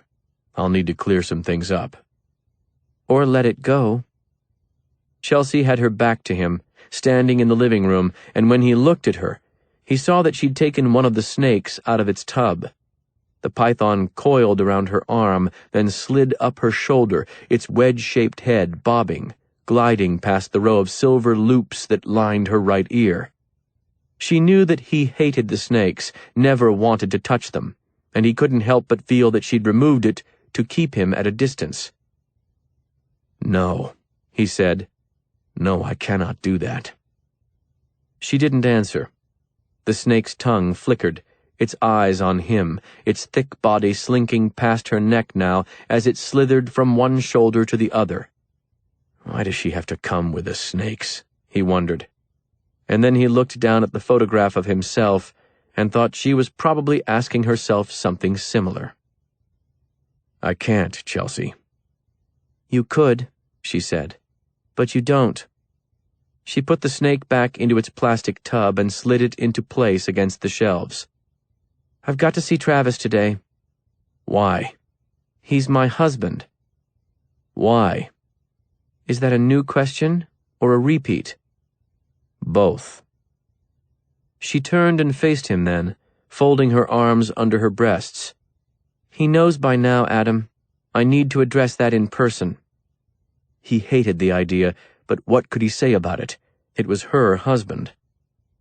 "You want me to go with you?" "No, I do not." He was glad of that, and didn't know why he'd even offered. "Why haven't you left him?" Adam said. "He's in jail." "Wonderful reason to stay with the guy. Yeah." She didn't waver. "I didn't think it was the best time to hand him papers, at least."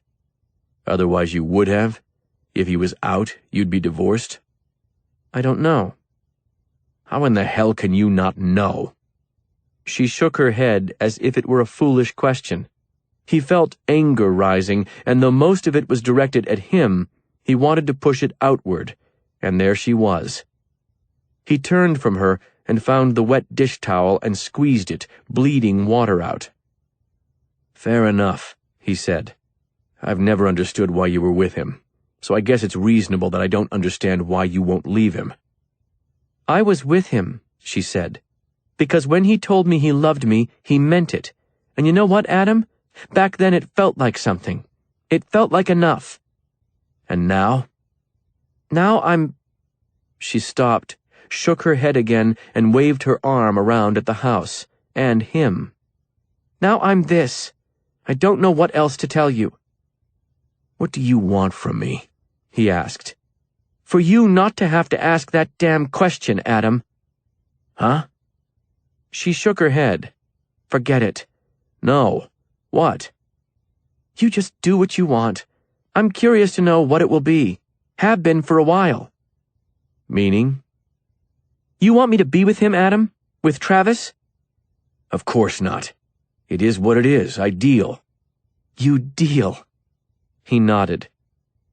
"If you don't want me to be with him," she said, "why not ask me to leave?" Brian Fallon sang, and Adam snapped off the music. "That's not my decision, Chelsea. You married him. You want to leave him? Then do it. You haven't so far." "And you haven't asked." "I'm supposed to what? Propose divorce? You want me down on one knee? Do I take the ring off your finger? Is that the tradition?" "Forget it, Adam." He started to argue, started to say that no, he wouldn't forget it. They needed to finish this conversation, needed to understand each other, needed to finally put into words all the things that should have been said long ago but never were. Instead, though, he let her go. 28. Ghosts and gossip floated like vapors around Kent on Monday. He heard the names, Rachel, Adam, Marie, in flickering whispers, and then they were gone as he turned to face the source, everyone looking away or offering awkward encouragement. "Hang in there, coach." He was used to attracting attention from the students as he passed through the halls, those who were impressed by him or those who wanted to impress peers by showing their contempt for the football coach. Today was different, though. The teachers almost as bad as the kids. Several who had expressed no interest in the team before stopped him to talk about the upcoming game. Others who usually would have settled instead for quick nods and averted eyes. That afternoon he left a message for Dan Grissom, the minister who had joined him on the speaking visit that included Clayton Sipes, asking for a call back.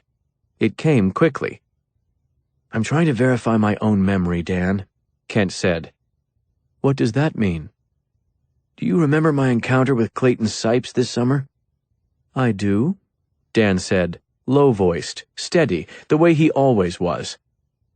Kent closed his eyes and said, "Did I taunt that man, Dan?" "Taunt him?"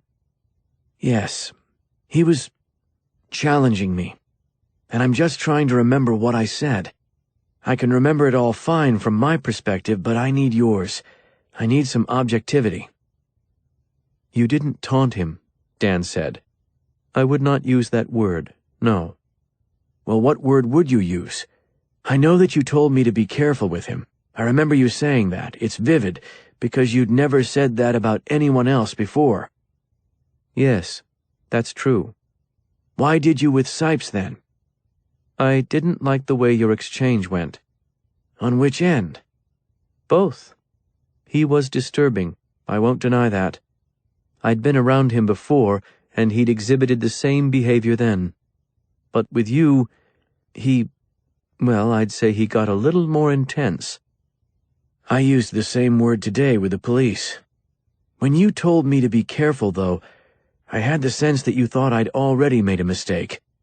I'm looking for honesty, Dan. This guy may have killed a girl, and he may have sent me a letter about it. Don't worry about my feelings. Tell me the truth." "I thought you'd made a mistake, yes." Kent nodded as if Dan could see him. "But I thought you made a mistake as a minister, as a witness, not in any sort of dangerous way. When I told you to be careful with him, I meant that your response was too combative. It's a fine line, what he asked you to tread, and I thought it was indicative of a problem you might have in the future. You want to show firm faith but quiet strength, I think. That's a personal opinion, and with Clayton Sipes you treated it more like—" "Like what?"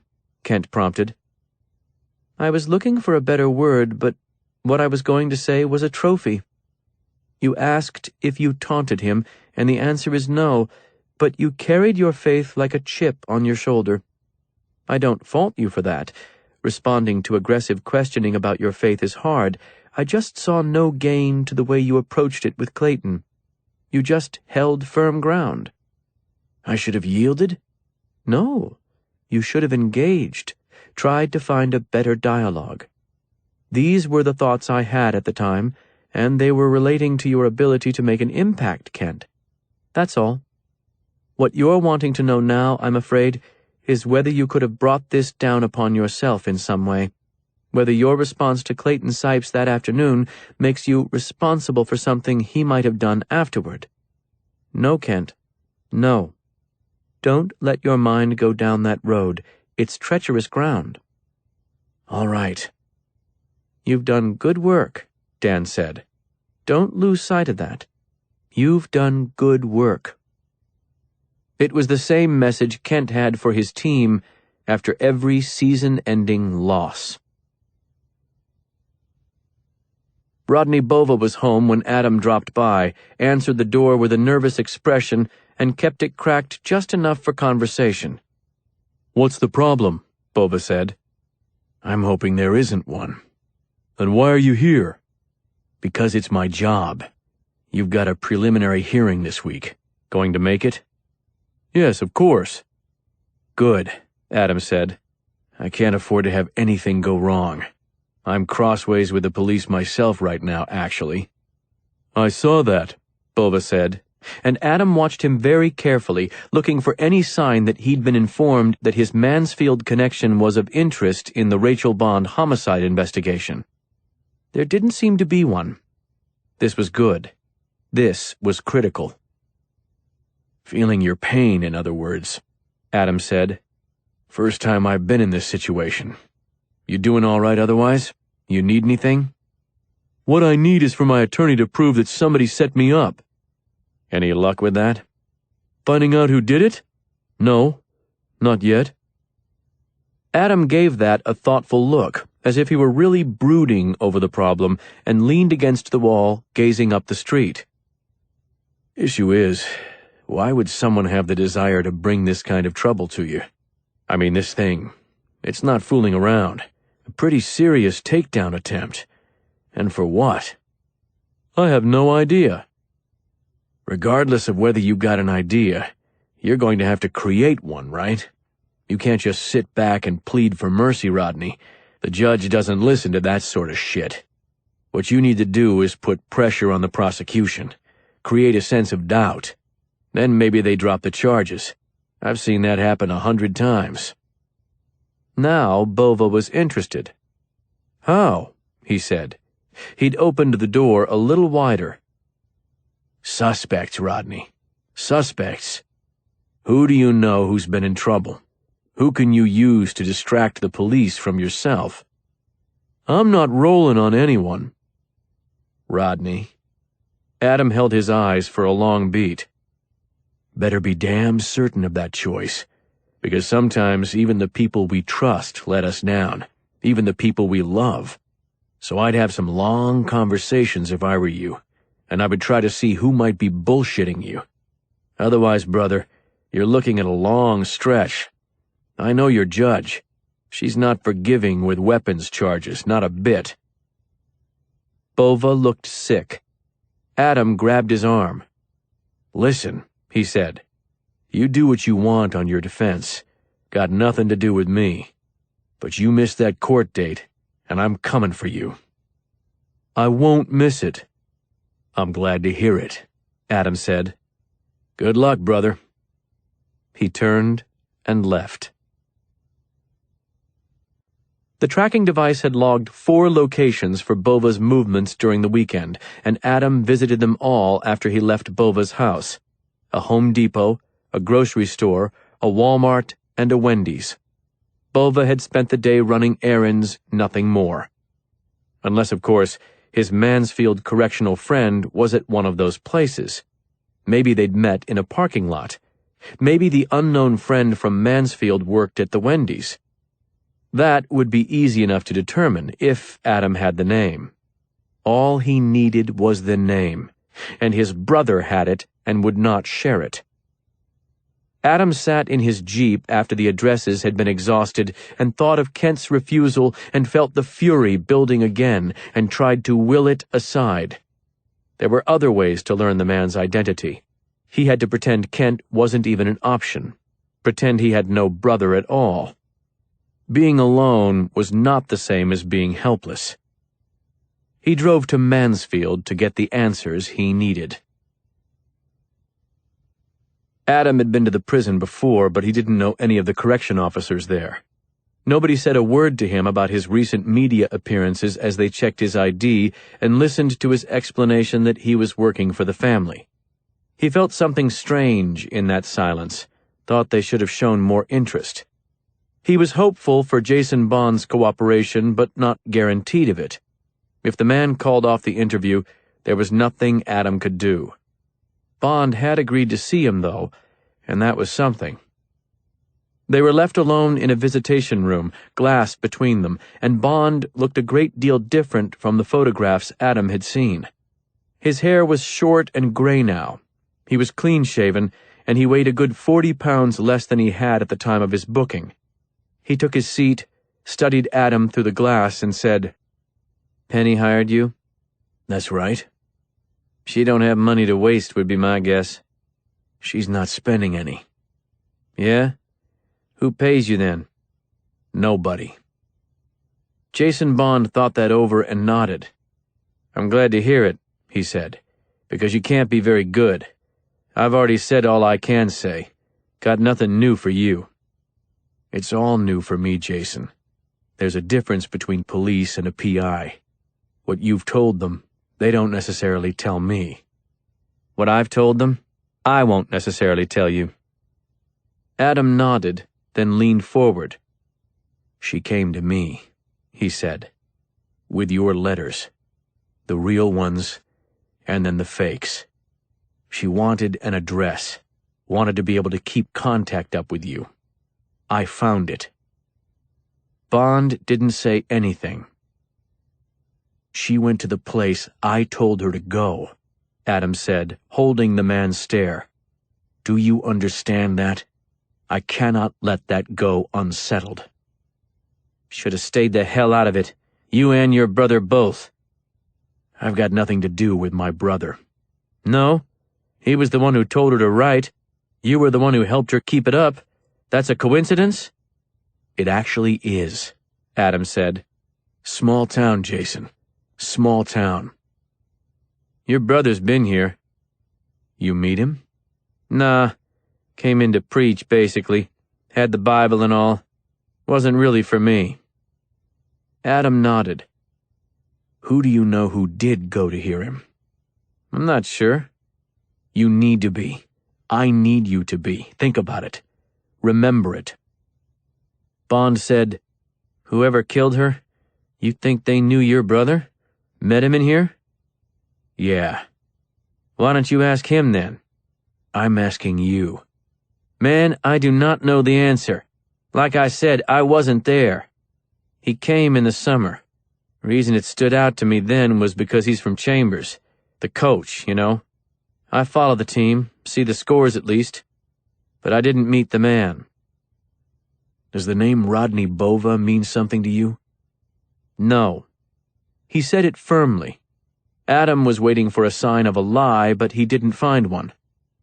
You're sure? I've never heard the name. Yes, I'm sure. Adam considered, trying to think of what else he could ask, how he could ensure that this visit had not been wasted, fruitless. When my brother came here, he said, was there word about it beforehand? Some sort of opportunity to sign up? You said you chose not to go. It's optional, yeah.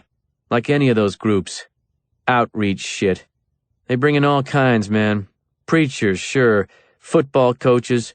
People who want us to grow plants, pet dogs, whatever. Everyone has an idea, right? Everyone's got a cure.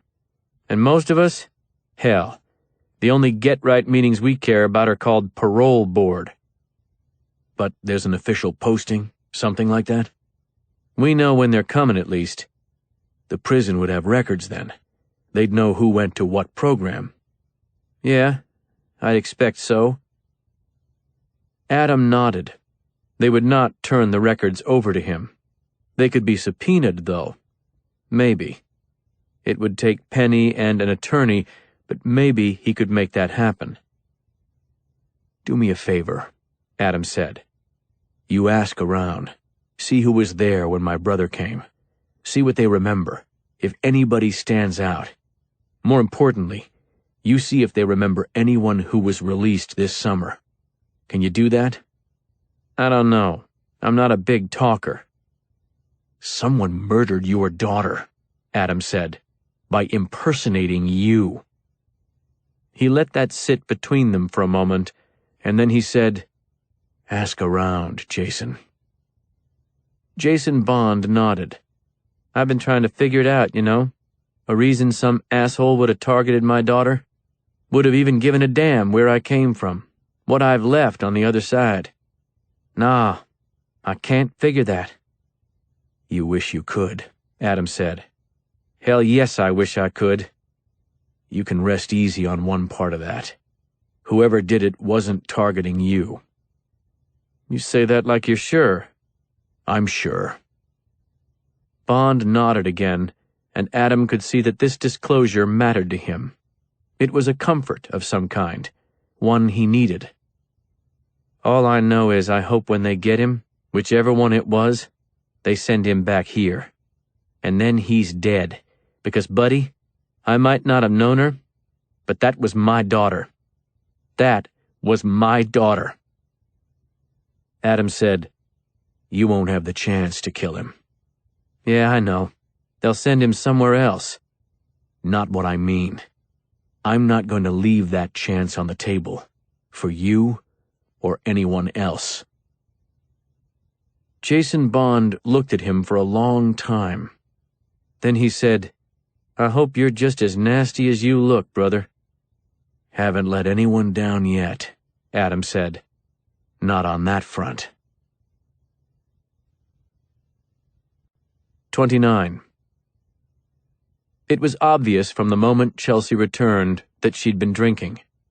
Adam watched as she tried, with slower hands than normal, to catch the rats and feed the snakes.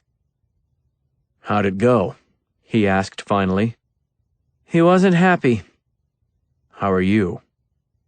She caught one of the rats on the 5th try, then held it in a cupped palm as she moved toward the snakes, slid out one of the tubs, dropped the mouse inside, then slid the tub back into place. The rat scampered, searching for an exit that did not exist, and the python lifted its head and studied it, tongue flicking, but made no move. Yet. He knew that he didn't have to hunt in this place. The rat would be there. When he was hungry, he would eat. "How are you?" Adam repeated. Ashamed? Angry? Relieved? "Where did you leave it?" He told me not to come back. "I'm sorry." They were my vows, not yours. "I'm sorry," he repeated. Where were you today? "Mansfield." She turned to face him. The prison? "Yeah." You saw her father? "Yeah." Had to be tough.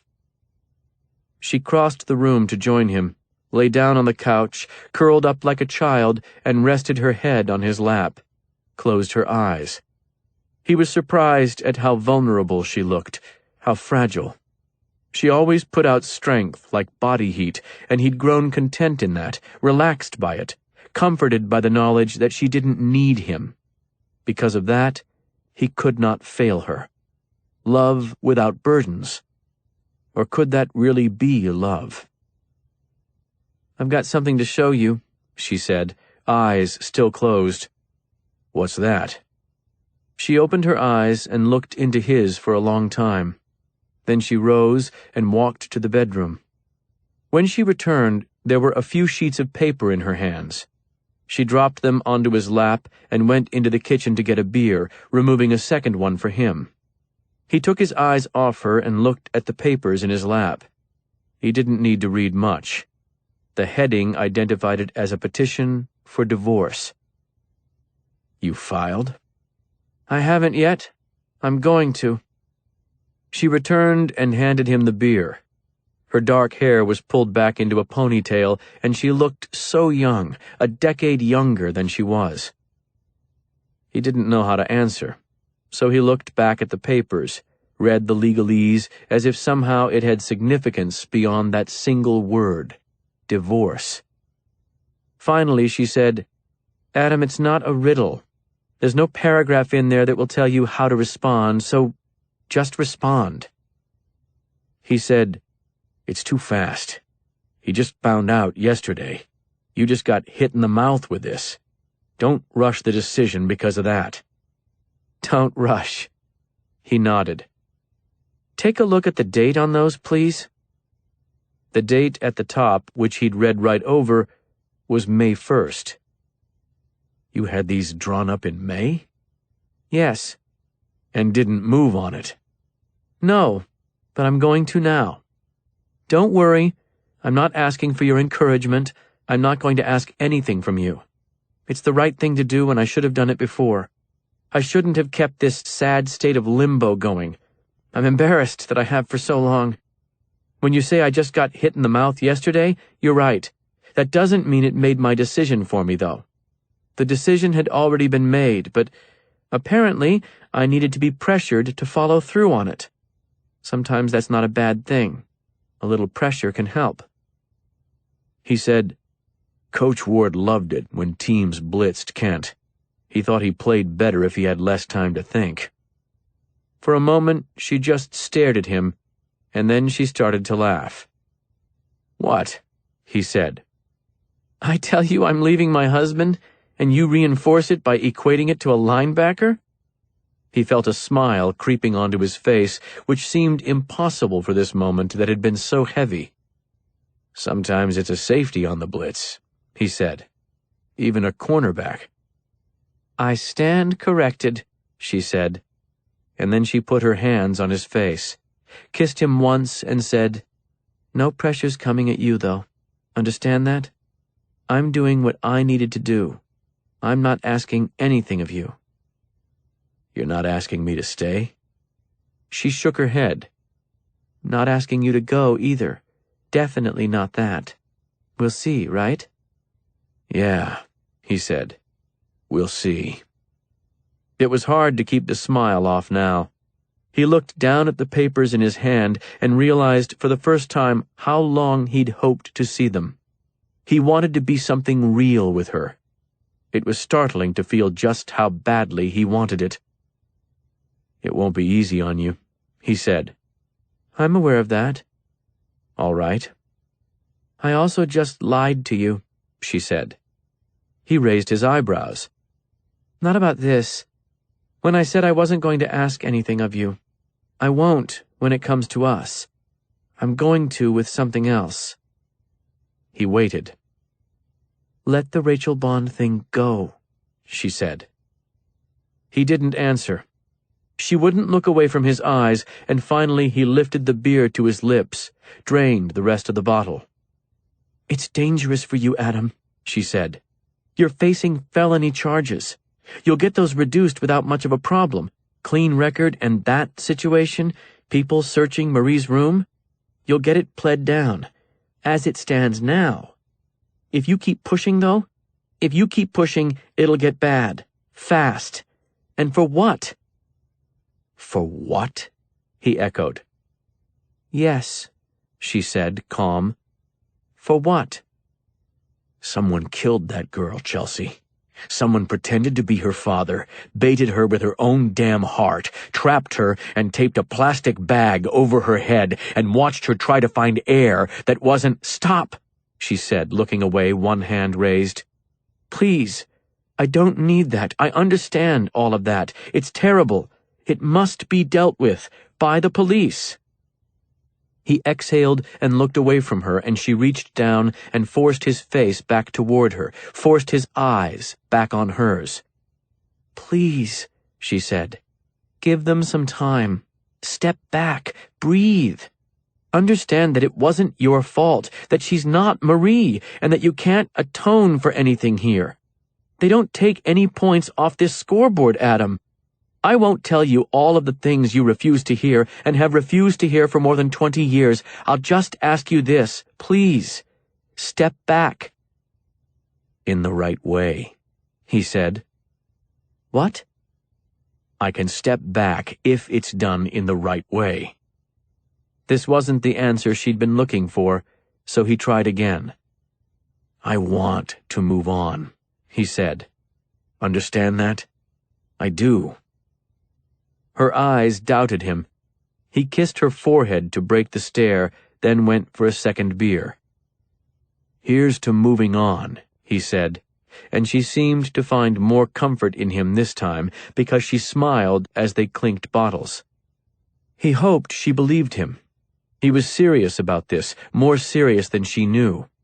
He wanted to move on. There were just a few things to be done first. He could try to explain that to her, or he could simply do what she had done back in May, have things in place when the time came to act. When it did, then he too would be clean and able to move on. She was correct that you could never set the past right, but you had to part ways formally with your mistakes, just as she had done. He did not want to live with her amidst secrecy and lies, but he could make his own plans, and when the time came to act, he would tell her. He promised himself that, then realized that he was still holding her divorce papers as they toasted and drank, reluctant to let them go. 30. The coaches had a group film session after practice that night, and it went late. Kent had told Beth not to expect him for dinner, but he hadn't intended to be as late as he was. Part of that was inability to focus. He'd broken his no phones policy 5 times, calling to check in with her. Was everything all right? Were the doors locked? Was the alarm on? His staff asked no questions, but he could tell from their exchanged glances that they had their suspicions about the situation, and he felt like Colin Mears, the target of everyone's silent sympathies and worries, striving for a normalcy of routine that was impossible to achieve. He didn't know how much progress they had made. The defensive strategy was sound, but on the other side of the ball, so much depended on Colin Mears. Would he make catches? He was pulling into his driveway when the headlights of the Explorer passed over the front door, and he saw the man waiting for him on the front porch. For an instant, he wasn't sure how to react. It was so startling that he didn't have the good sense to be afraid. In this neighborhood where he'd lived for 9 years without so much as hearing of a burglary or a domestic dispute, where he'd raised his family in peaceful suburban security, he lacked even the instinct of fear. All he felt was confusion, until the man rose from the stoop and walked into the lights, toward Kent, who registered his face before he registered the gun in his hand. Clayton Sipes. Clayton Sipes was at his home. Beth and Lisa and Andrew were here. "They're fine, Coach. Everybody's fine so long as you want them to be." Sipes spoke loudly, no fear of attention from the neighbors, as if he too had assessed the environment and determined it without threat. He was the alpha predator here, and he knew it, and was comforted by it. "Police," Kent thought. "Call them. Call for help." But even as he reached for the phone, Sipes rounded the front end of the car and pointed the barrel of the gun at Kent's head. "It's up to you, Coach. What happens to them tonight is up to you. Choose wisely." "Should have driven into him. Should have floored it while he walked in front of the car. What's the matter with you? The chance was there and you missed it, and now it's too late." "My suggestion," Clayton Sipes said, "would be to turn off the car, get out, and talk with me. Now, that's only a suggestion. The decision is yours. I'll wait while you make it." Kent didn't move. He had his foot on the brake and his cell phone in his hand, and he was still trying to think of ways to use them, was considering the car alarm. Could you set it off while you were inside? Did the panic button even work if the key was already in the ignition? When Clayton Sipes waved his free hand toward the dark house where Kent's wife and children slept and said, "They're waiting too, Coach." Kent shut off the car. The lights stayed on while he opened the door and stepped out, but went dark a few seconds after he swung the door shut. Then they were alone in the night. The autumn wind blew steady and cold. Sipes stood 5 feet back, far enough away to avoid grappling, close enough for an easy kill shot on Kent. "If you've hurt my family, I will—" "No," Sipes cut him off. "No, that's not one of your options, Coach. You don't get to offer threats. You want to use the word if? Then I can use it for you. If I pull this trigger, your children may grow up with the memory of finding their dead father in the driveway. If I pull this trigger, they may not grow up at all. If you insist on acting like you have any control over this moment, I may introduce myself to your wife tonight. There you go. There are some ifs for you." His voice was as it had been in the prison, amused menace. "You remember me, Coach?" Sipes said when Kent had been silent for a while. "Yes." "You remember my name?" "Yes." "Have you said it recently?"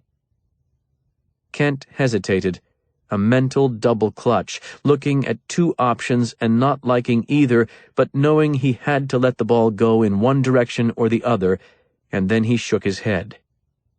"No." "Coach."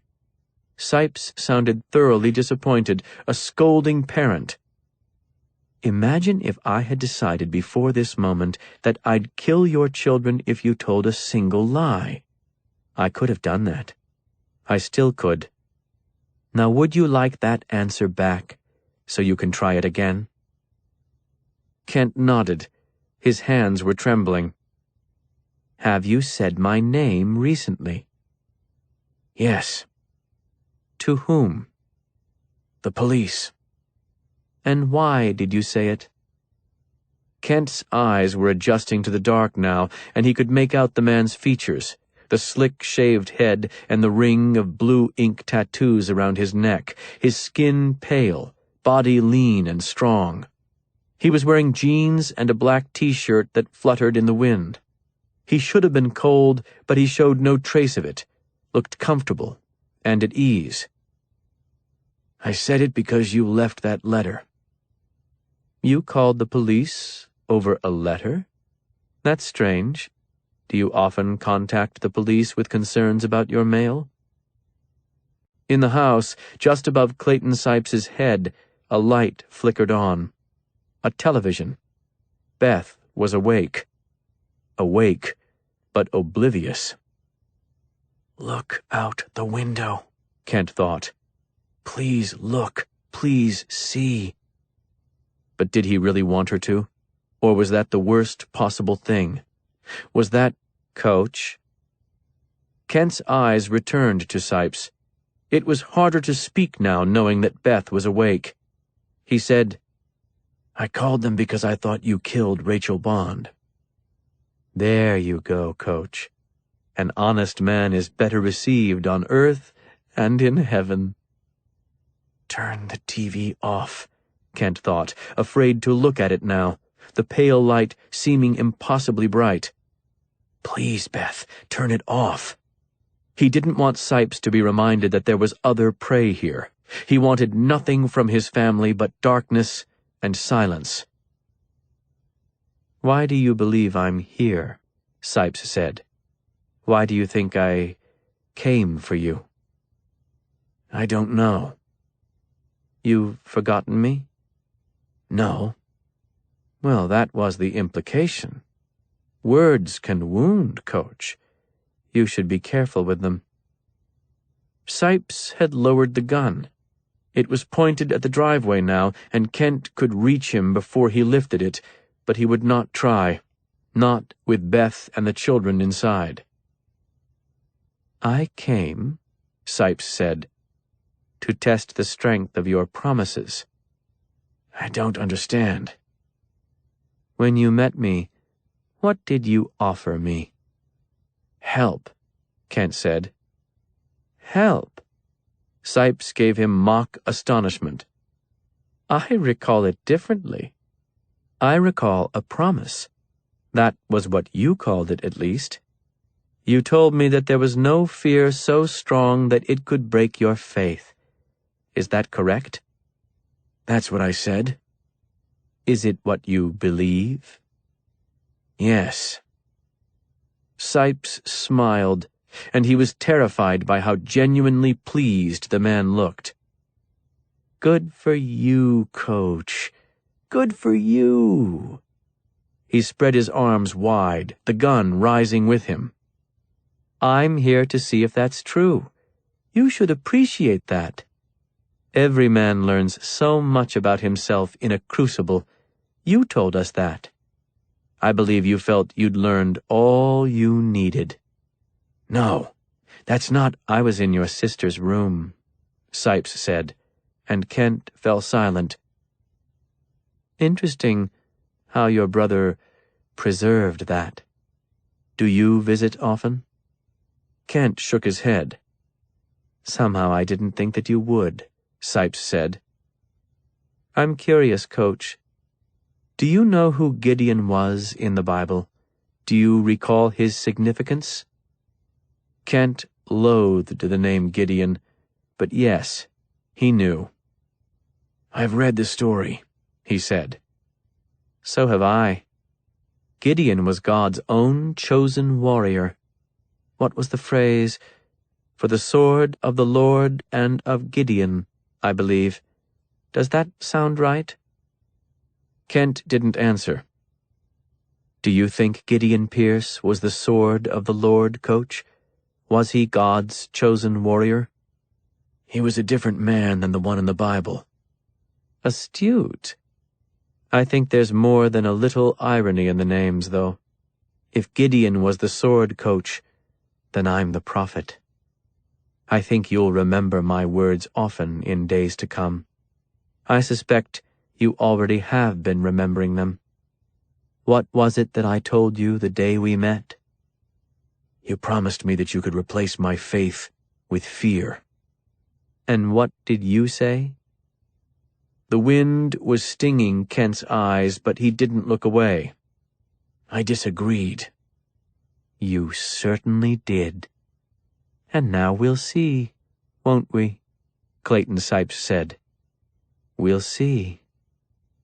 I probably should be on my way, unless you'd like me to go upstairs and watch TV with Beth."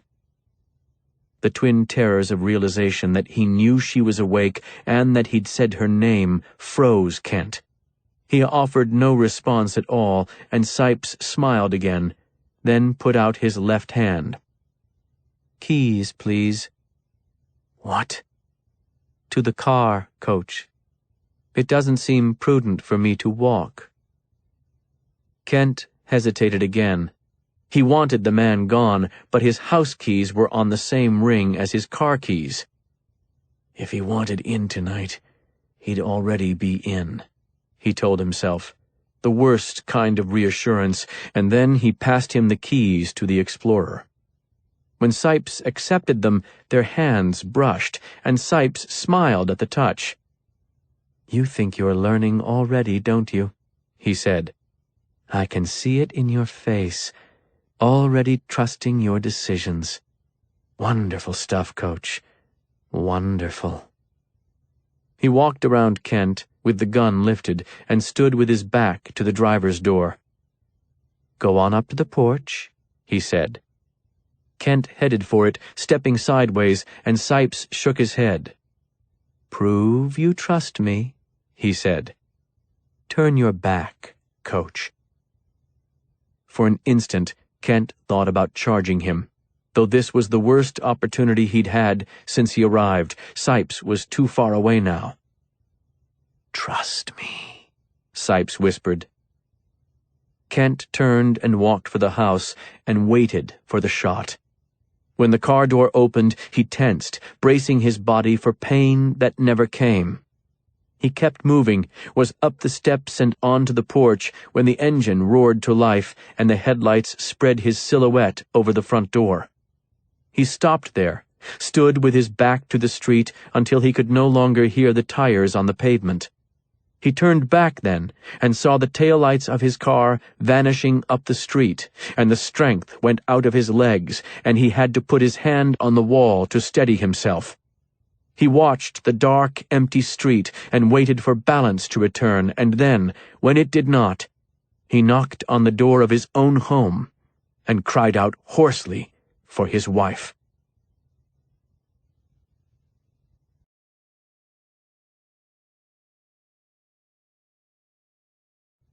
31.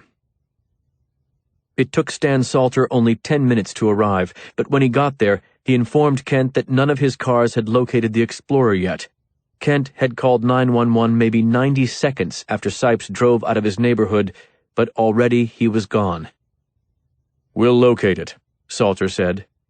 "He won't be in it by then." "Maybe he will." Kent just shook his head. They were standing in the living room, and Beth was upstairs with the kids, who'd woken to the sound of their mother's panicked voice as their father called the police for help.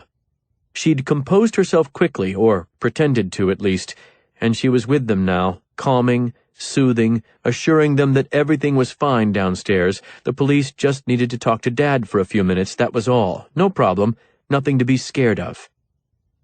In the living room, Kent dropped onto the couch and braced his forehead with his hands as he told Salter what had happened. "Did he explicitly say that he murdered Rachel Bond?" Salter asked. "It was clear, yes." "Did he admit to it, though? Or was he content to let you think that?" He didn't lift his right hand and swear to it on the Bible, Salter, but he had no problem acknowledging it." Salter let him snap, watching him without judgment, and somehow, in the man's patience, Kent found only more fury. "If you find him now, he'll be happy to discuss it with you, I'm sure. But you need to find him, damn it!" His voice rose too loud at that, went into coaching tone, and he regretted that immediately because he knew it would carry upstairs, undermining every soothing word Beth was offering to Andrew and Lisa. "Was there anything in the conversation," Salter said, carrying on as if Kent hadn't spoken, "that felt foreign to you?" "Foreign?" Kent stared at him. "The man was pointing a gun at me and talking about murder. It all felt a little foreign, yes." "I mean anything that didn't ring true to your past conversations, to the letter he left." "No. It was the same guy, using the same words with the same sick mind, only this time he was holding a gun and he was at my home. Those were the elements that changed. Just two of them, but a significant two." "The exchange about Gideon Pierce, was that in keeping with what you'd discussed on your visit to the prison?" "Absolutely. He didn't mention the biblical version then, but I'm sure he's had plenty of time to read since I last saw him. And he admitted to breaking into Adam's house. He said that he'd been in my sister's room, described the way Adam has recreated it." "Offer any sense of when he was in there?" "No." Kent stood, walked to the window and looked at the dark street, then said, "I should tell Adam about that." "I'd prefer you didn't." "What?" "This is a complex investigation, Coach. We've got to be extremely cautious in how we proceed. You understand that.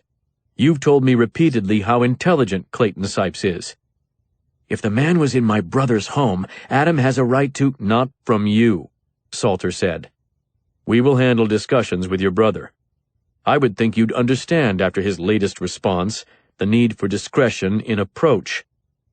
"I'm not asking you to put up a billboard announcing the guy is a suspect. I'm asking you to disclose to my brother the identity of the person who broke into his house. I don't think that's unreasonable." "Nor do I. But let us do it. I'll consult with Agent Dean and we'll discuss it with your brother. Until then, we need your cooperation." "My cooperation," Kent echoed. "Well, you've got it, Salter. When a murderer shows up at my door, the first person I call is you. There's cooperation. What I need from you is protection. Can we discuss that?" "You'll change the locks? Keep the alarm in use at all times?" "Obviously.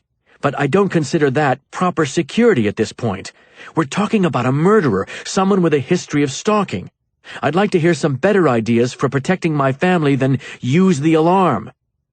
"We'll have patrols in your neighborhood regularly. Multiple passes per hour." "Can't we have someone here around the clock?" "We don't have that sort of manpower.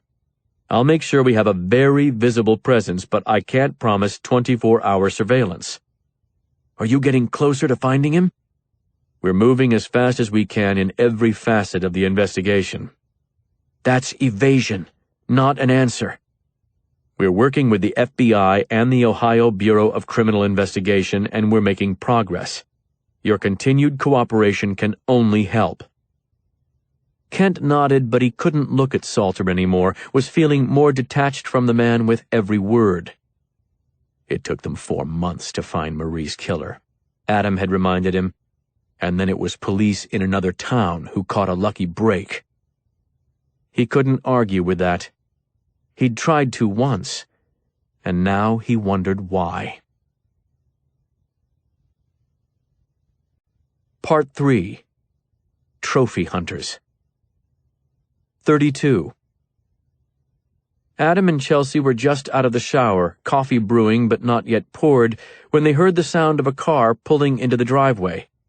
Chelsea looked out the window and Adam said, "Who is it?" A pause. "Your brother." "What?" She nodded. He'd had all the conversation he cared to have with Kent in the locker room the other night, and he didn't like him showing up at Chelsea's house. It felt invasive. Why couldn't he have just called? "I'll deal with it," Adam said, and then he went outside, closing the door behind him. "What are you doing here?" Kent said, "For what it's worth, I wish I'd called you before I gave the police the key." Adam stared at him. "All right." "I wish I'd called," Kent repeated, and he was jingling his car keys in his hand, restless, nervous. Adam figured this visit had to be Beth's idea. Kent didn't want to be here. Kent was even driving Beth's car instead of his own. The obviousness of it was infuriating. "Came all this way because you need to apologize? Shit, Kent. Just because I've been charged with a crime doesn't mean you need to start making your standard visits. Wait until I'm in jail with the rest of your favorite people." It was unnecessarily harsh. He was trying to pick a fight, but he just wanted Kent gone. He didn't need to be preached at, didn't need apologies, didn't need whatever attempt this was to make real a relationship that no longer existed. "Focus on your football team," he said, losing some of the edge. "My problems are not your fault or your concern, and I won't keep you off the front page for long, don't worry. I intend to be a little more silent running at this point. I won't give them anything else to—" "I would like to borrow a gun," Kent said. Adam stopped talking, tilted his head and stared. "Say that again?" "The man who killed Rachel Bond was at my house last night, while I was gone, while Beth and Lisa and Andrew were alone inside." Adam said, "Holy shit," in a soft voice, and now he came down the steps to join his brother. "Did he try to get in? Or—" "He waited for me. He was on the front porch. Stole my car, just drove away, and they haven't found him, and I don't think they will. I've called the police, and they're doing patrols. I've done everything I can think to do, but I... Kent stammered, swallowed, and gathered himself. "He was at my house, Adam, with my wife and children inside." Adam felt the sensation he'd had when the stained glass turtle broke in Marie's room, a pool of rage with no drain, seeking any fissure, any release. "We can't have that," he said. "No, we will not have that." Kent wiped a hand over his mouth. "I'm trying not to scare Beth, but I'd just like to know there was a means of protection if we needed it. Do you have a gun? May I borrow one?" "I have plenty, but do you know how to shoot a gun, Kent?" "I was hoping you'd teach me. I'm not asking to become a marksman overnight. I just need to be able to... If I needed to use it, I'd want to know that I could." Adam nodded. "All right," he said. "You got some time now? We can go to the range." "I've got time." "Hang on." Adam went back inside and Chelsea gave him a questioning look. "Finding the son of a bitch who killed Rachel Bond might be easier now," Adam said. "He's apparently stalking my brother." "You're serious?" "Yeah." He took a deep breath, feeling the aches left from the taser, and then he said, "I'm going to be late getting to the office, Chelsea." She did not argue. He took Kent to a private range south of town. It wasn't really a range at all, just property belonging to a gun nut who'd devoted several acres of field to shooting, put in a berm, and let friends come by. Adam was a friend. The guy wasn't home, but Adam knew he wouldn't care. "You're not going to be a marksman overnight, just like you said," he told his brother. They'd driven separately. Kent said he wanted to follow. "So the right choice is going to be something that can do a lot of damage without requiring a lot of accuracy. I like this one." He handed Kent a revolver with rubber grips and a short stainless steel barrel. "Kind of a unique piece," he said. "It's a pistol that will shoot both shotgun shells and .45 caliber bullets. Holds 5 rounds. We'll load it with 2 shells and then 3 of the .45s. If the guy is anywhere near you, you'll put him down with the shotgun shells." Adam had dragged out a sheet of plywood, something they used for holding targets in place. He stood 15 feet in front of it, pointed the revolver, and fired twice. Clouds of wood chips flew into the air. "Trust me," he said. "That'll put him down." And then he walked over to the plywood, placed the barrel just an inch away from its surface, and fired again. This time, a .45 caliber bullet blasted through. "You make sure he stays down." He looked back at Kent. "Can you do that? Because you're going to need to. The shotgun rounds will drop him, but they won't keep him down. Not a .410 shell, which is what this takes. So you'll need to be able to finish it. Can you do that?" "I hope not to have the opportunity to find out." "Can you do it?" Adam said. "Because otherwise there's no point, Kent. Go buy some pepper spray and hope the neighbors hear when Beth screams." Kent winced. Then he extended his hand for the gun.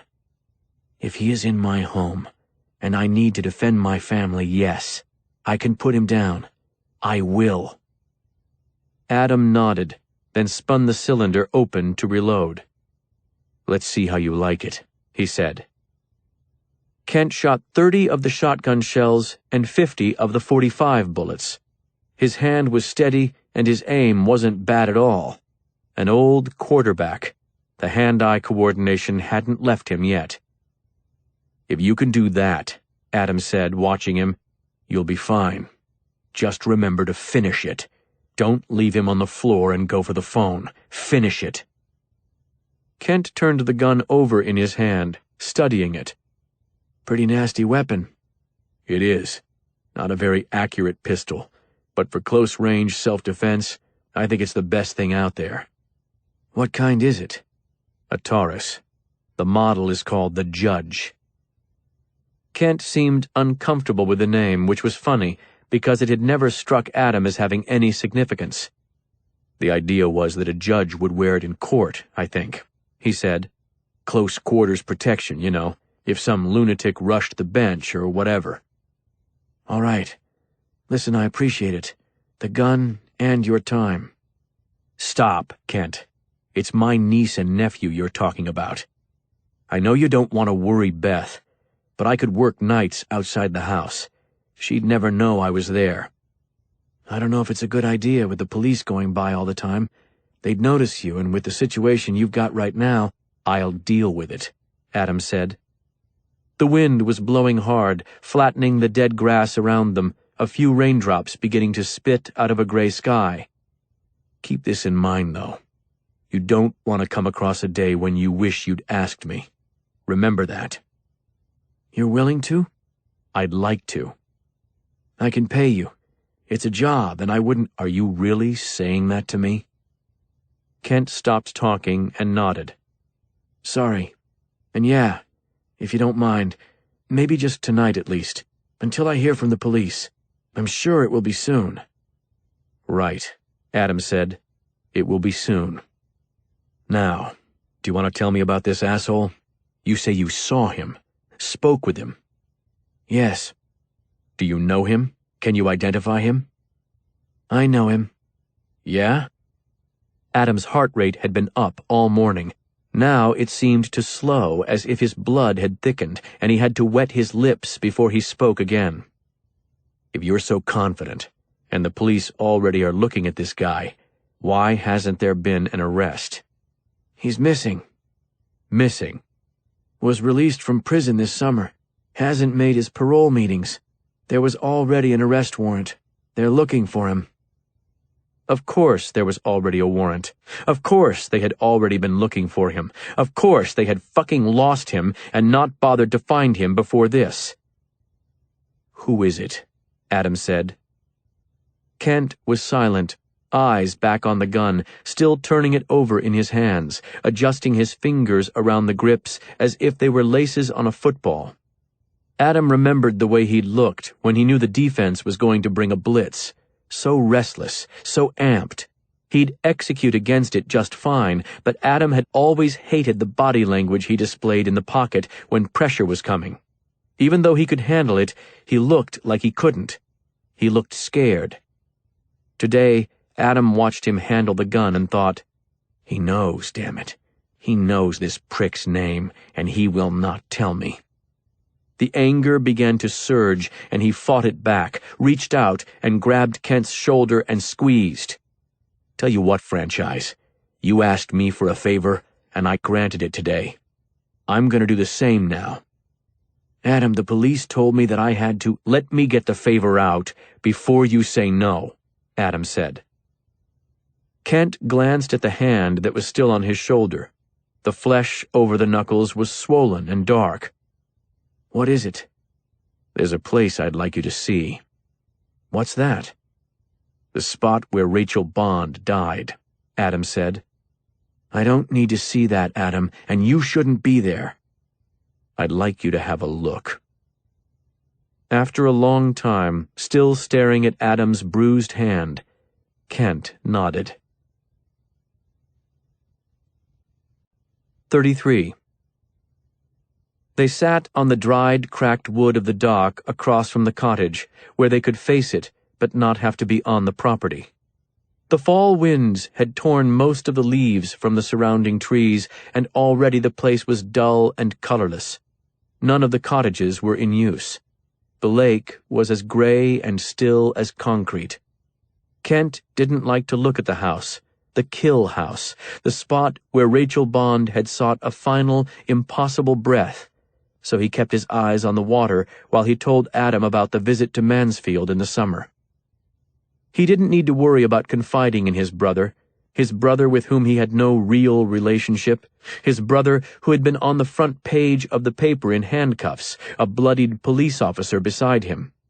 The police might have asked Kent not to share theories about Clayton Sipes, but Kent was, after all, his brother's keeper now. Chelsea Salinas had said so herself as he signed the paperwork. Kent had failed to inform Adam of the police search, and he had seen the result. Adam was in trouble because Kent had not prepared him. It could not happen again. For Adam's own good, Kent needed to keep him informed. Prepared. "Gideon Pierce was never at Mansfield," he said. "What's that got to do with anything?" Adam asked. "I've been wondering if they knew each other. If the card, that connection to Marie, if that came from research or from Pierce. It wouldn't have been hard to find out about, a little while with old newspapers, but I wonder if they knew each other." "It's possible." "I found out that you met Pierce." "Yeah?" "Police told me. You went in to promise him you'd kill him." Adam cleared his throat and spat into the water. "That's right. If I could have gotten to him that day, I would have done it then. That son of a bitch's eyes, Kent. Shit. I'd have killed him for the eyes alone, just for the way he looked at me." "Amused," Kent said. "Yes, that's the word." "Did you mean it?" "Mean what? That I would kill him?"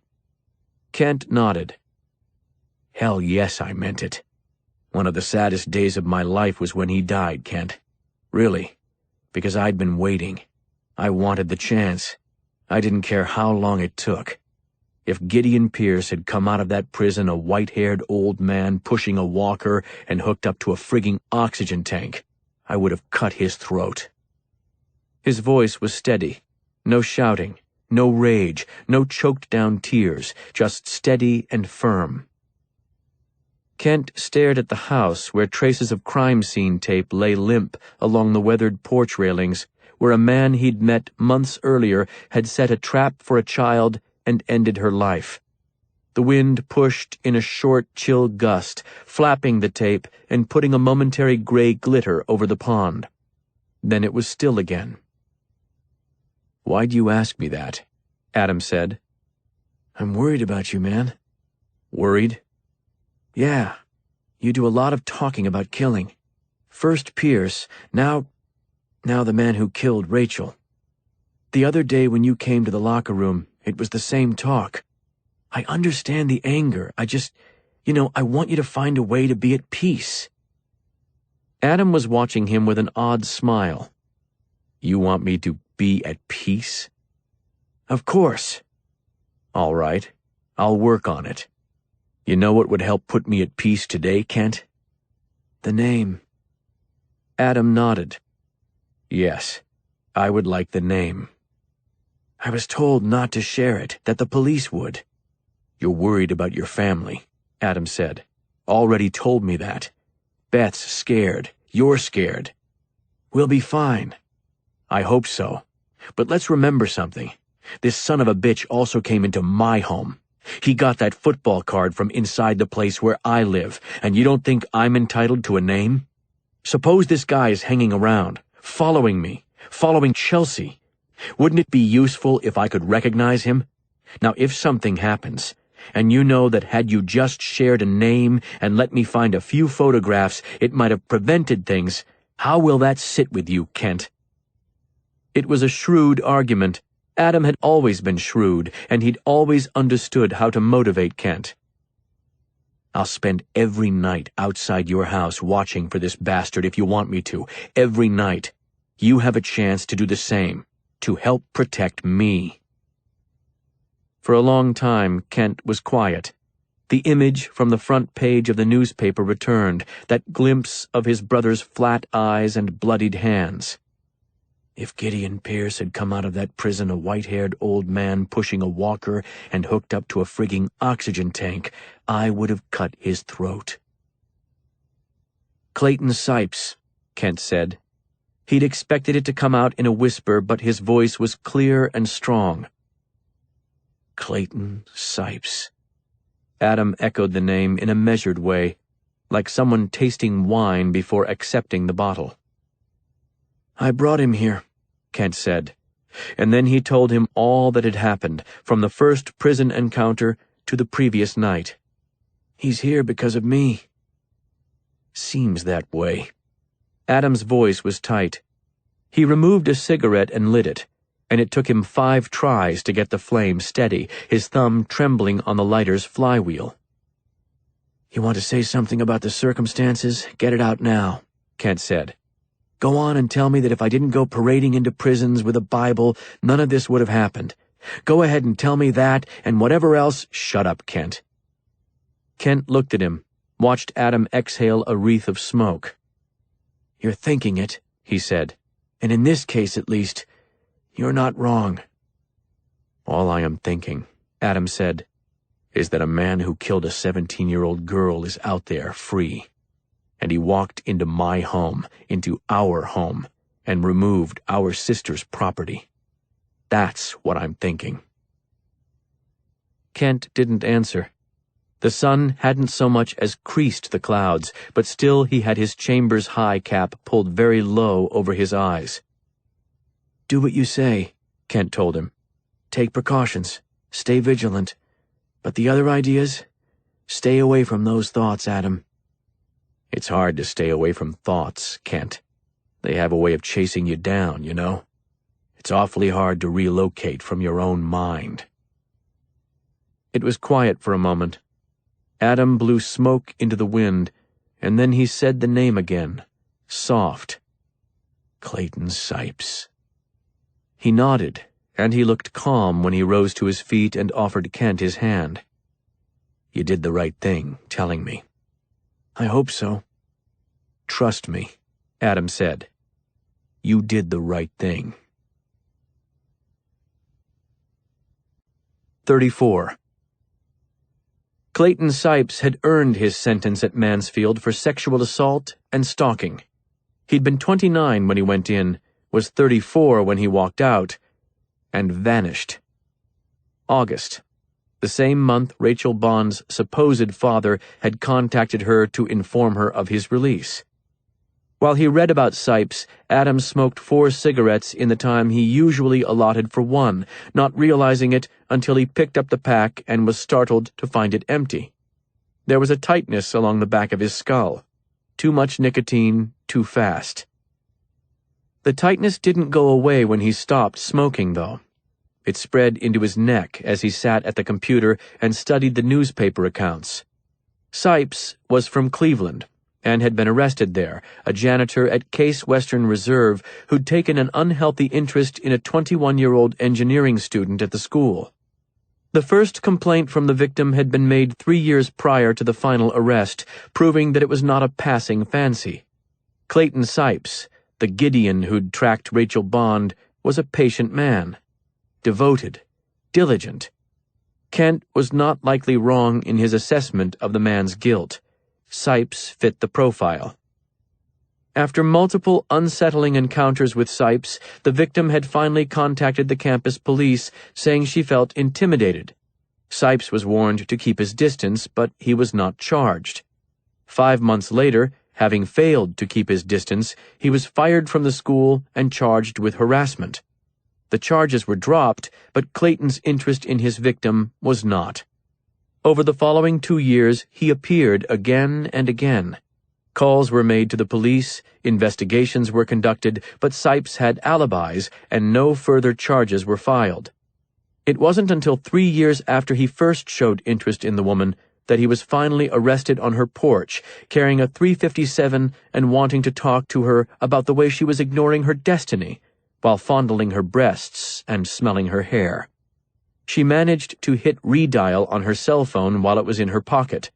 A friend picked up and, thankfully, amazingly, listened instead of dismissing it as an accidental call, heard enough to hang up and dial 911, and the police found them there on the porch. Sipes was charged with violating a restraining order, sexual assault, stalking, and attempted kidnapping. The last charge was dropped, and he was sentenced to 8 years, which meant with good behavior, he'd walked in 5. Adam's first step was this background gathering. He had to understand Sipes before he began to hunt. That was imperative. He had to know as much as possible about the man. There was a hot anger in his blood as he looked at the booking photographs, saw the smirking, taunting eyes projecting indifference to the camera. Lost him, he thought. They lost him. How? How could you take your eyes off a sick son of a bitch like that? How could you just let him wander away, show no real concern over it until a girl was dead in a ditch?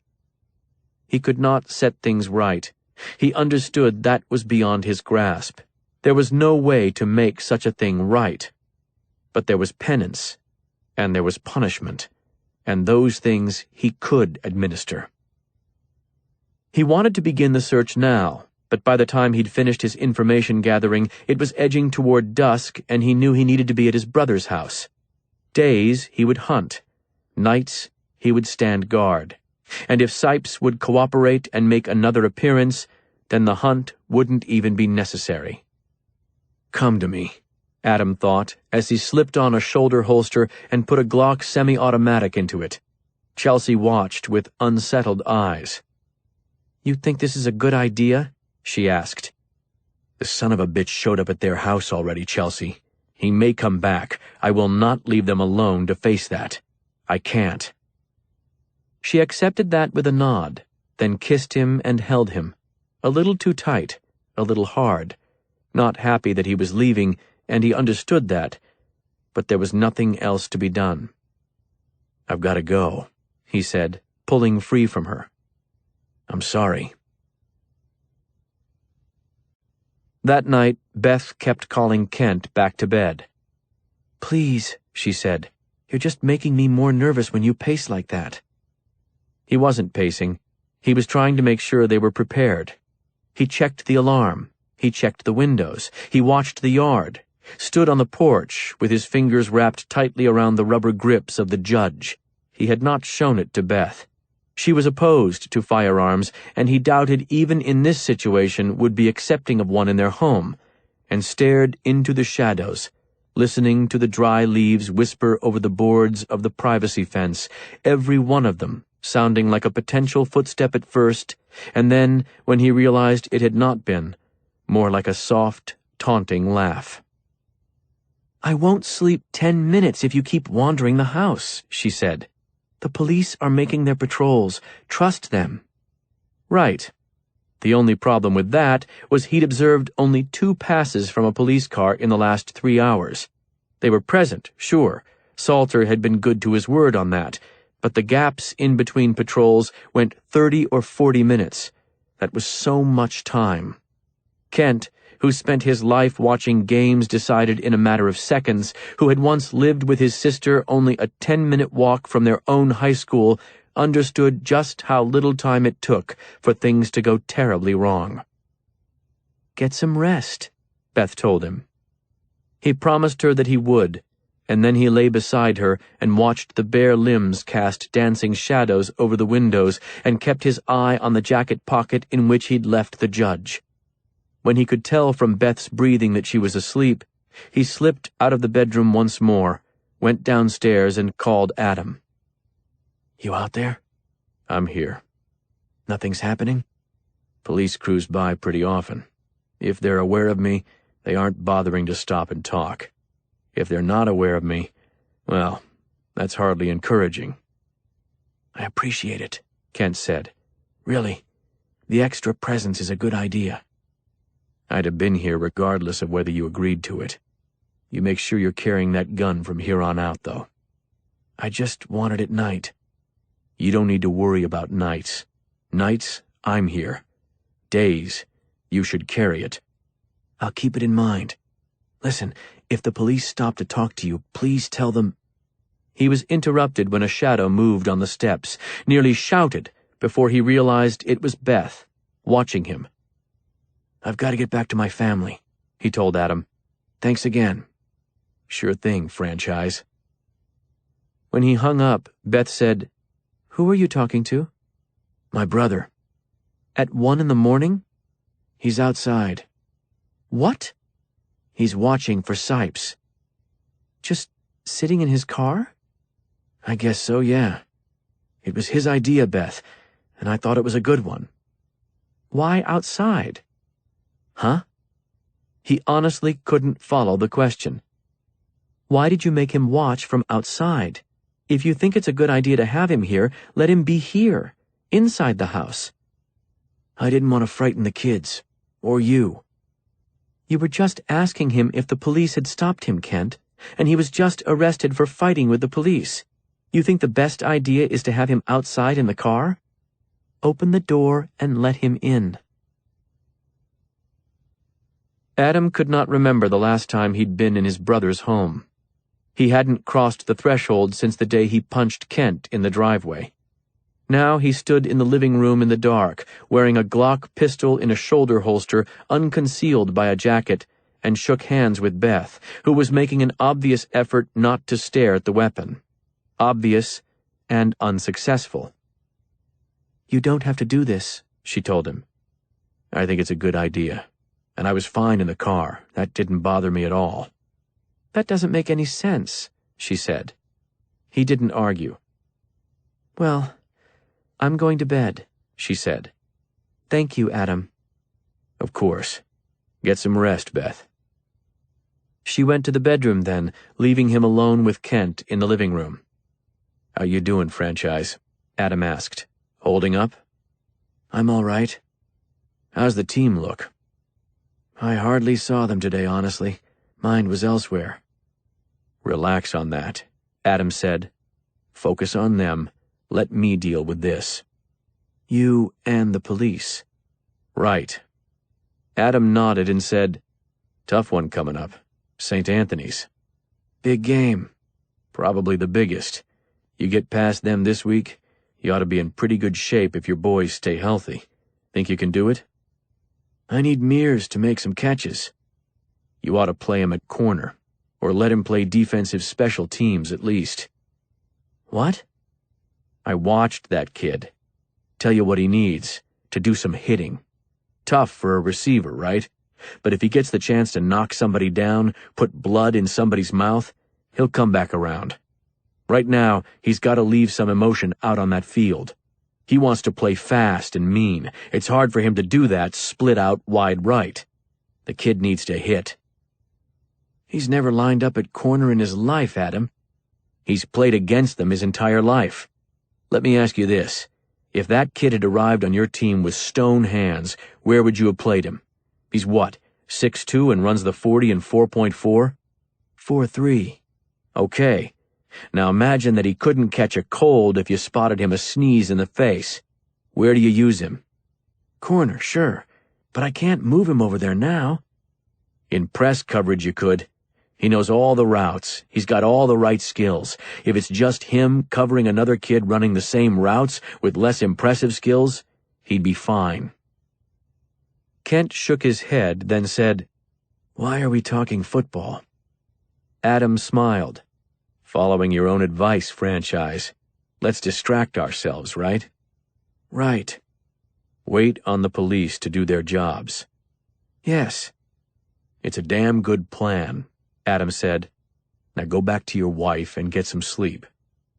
Feel bad making you stay up. "I won't have any trouble with it." That was the truth.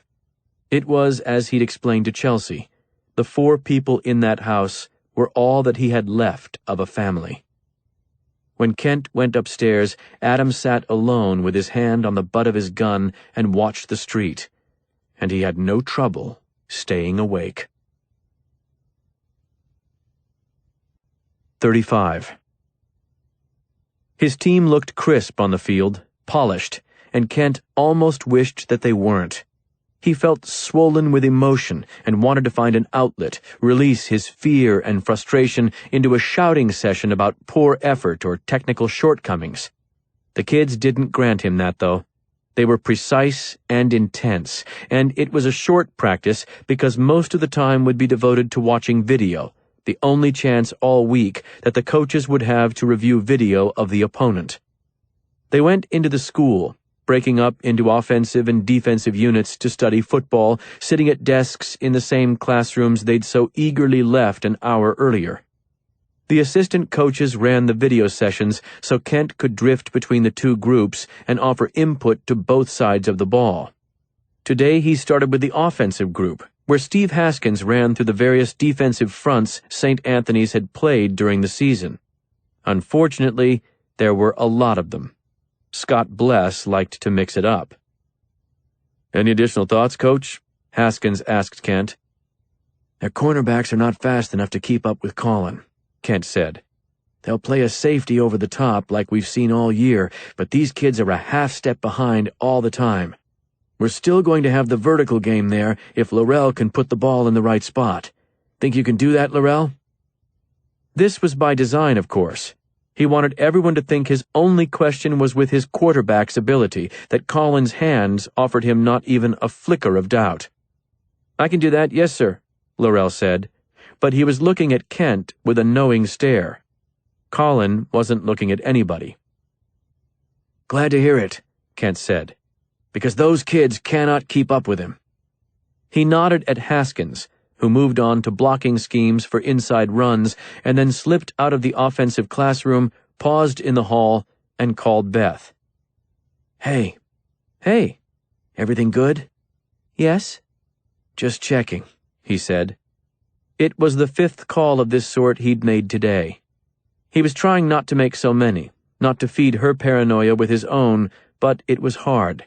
He'd be focused on something, and then he'd see Clayton Sipes, remember the intensity of his eyes and the way the prison's fluorescent lights had cast a shine on his shaved head, remember the way he'd smiled when Kent told him that there was no fear that could break his faith.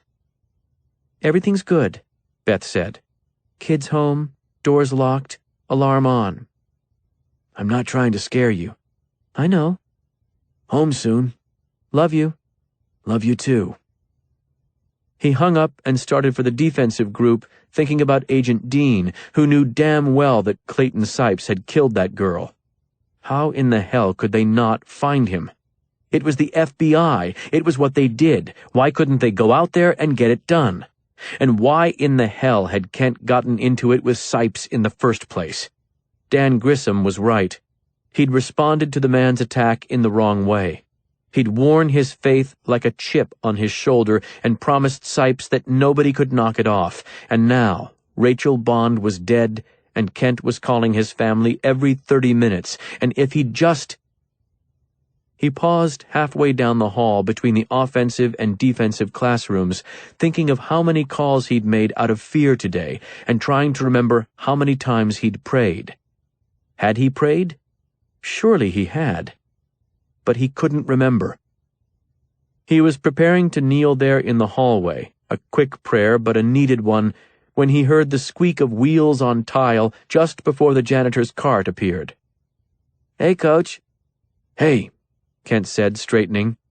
He didn't want to be seen on his knees, not even in prayer. It felt like weakness to him today. He listened to the wheels of the cart approaching down the hallway, found himself thinking, Clayton Sipes was a janitor at a school just like him. He was just like him.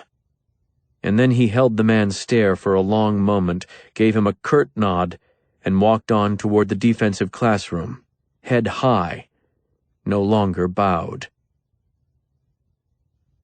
Adam slept for 2 hours in the morning, then went into the office where Chelsea was already at work and began the hunt in the only way he knew how, treating Sipes not as a murder suspect, but as a skip. He printed out an address history report, developed a list of neighbors from that, found phone numbers, and stopped. Stared at it, shook his head, and swore softly. Chelsea looked up. "What's the problem?" "He's been in prison for years. Such a cold trail." She leaned back in her chair, let out a long breath, and pushed her hair back over her ears. "This would be Clayton Sipes you're talking about? Not one of our own skips?" He didn't answer. "Adam, the police will—" "No," he said. "No, Chelsea. I'm sorry. I understand what you're going to say and why you're going to say it and why I should listen to it. I do. But you need to know." His voice faltered then, the way it did sometimes in Marie's room, and he turned his eyes from her and said, "A 17-year-old girl walked through that door and asked me for help. And circumstances be damned, excuses be damned, I sent her to a man who murdered her. He's still out there. Not only is he still out there, he came to my brother's house with a weapon. My niece and nephew asleep upstairs. So no, Chelsea, I'm sorry, but I cannot listen even if I should." She was silent for a moment, and then she said, "What do you need? To find him, what do you need? How can I help?" He turned back to her then, and God, how he loved her. "It can't be neighbors," he said. "I've got to find someone close to him. Someone with the sorts of ties that don't break no matter what happens, no matter what he did. I've got to find that person, and I've got to do it in a way that doesn't attract police attention.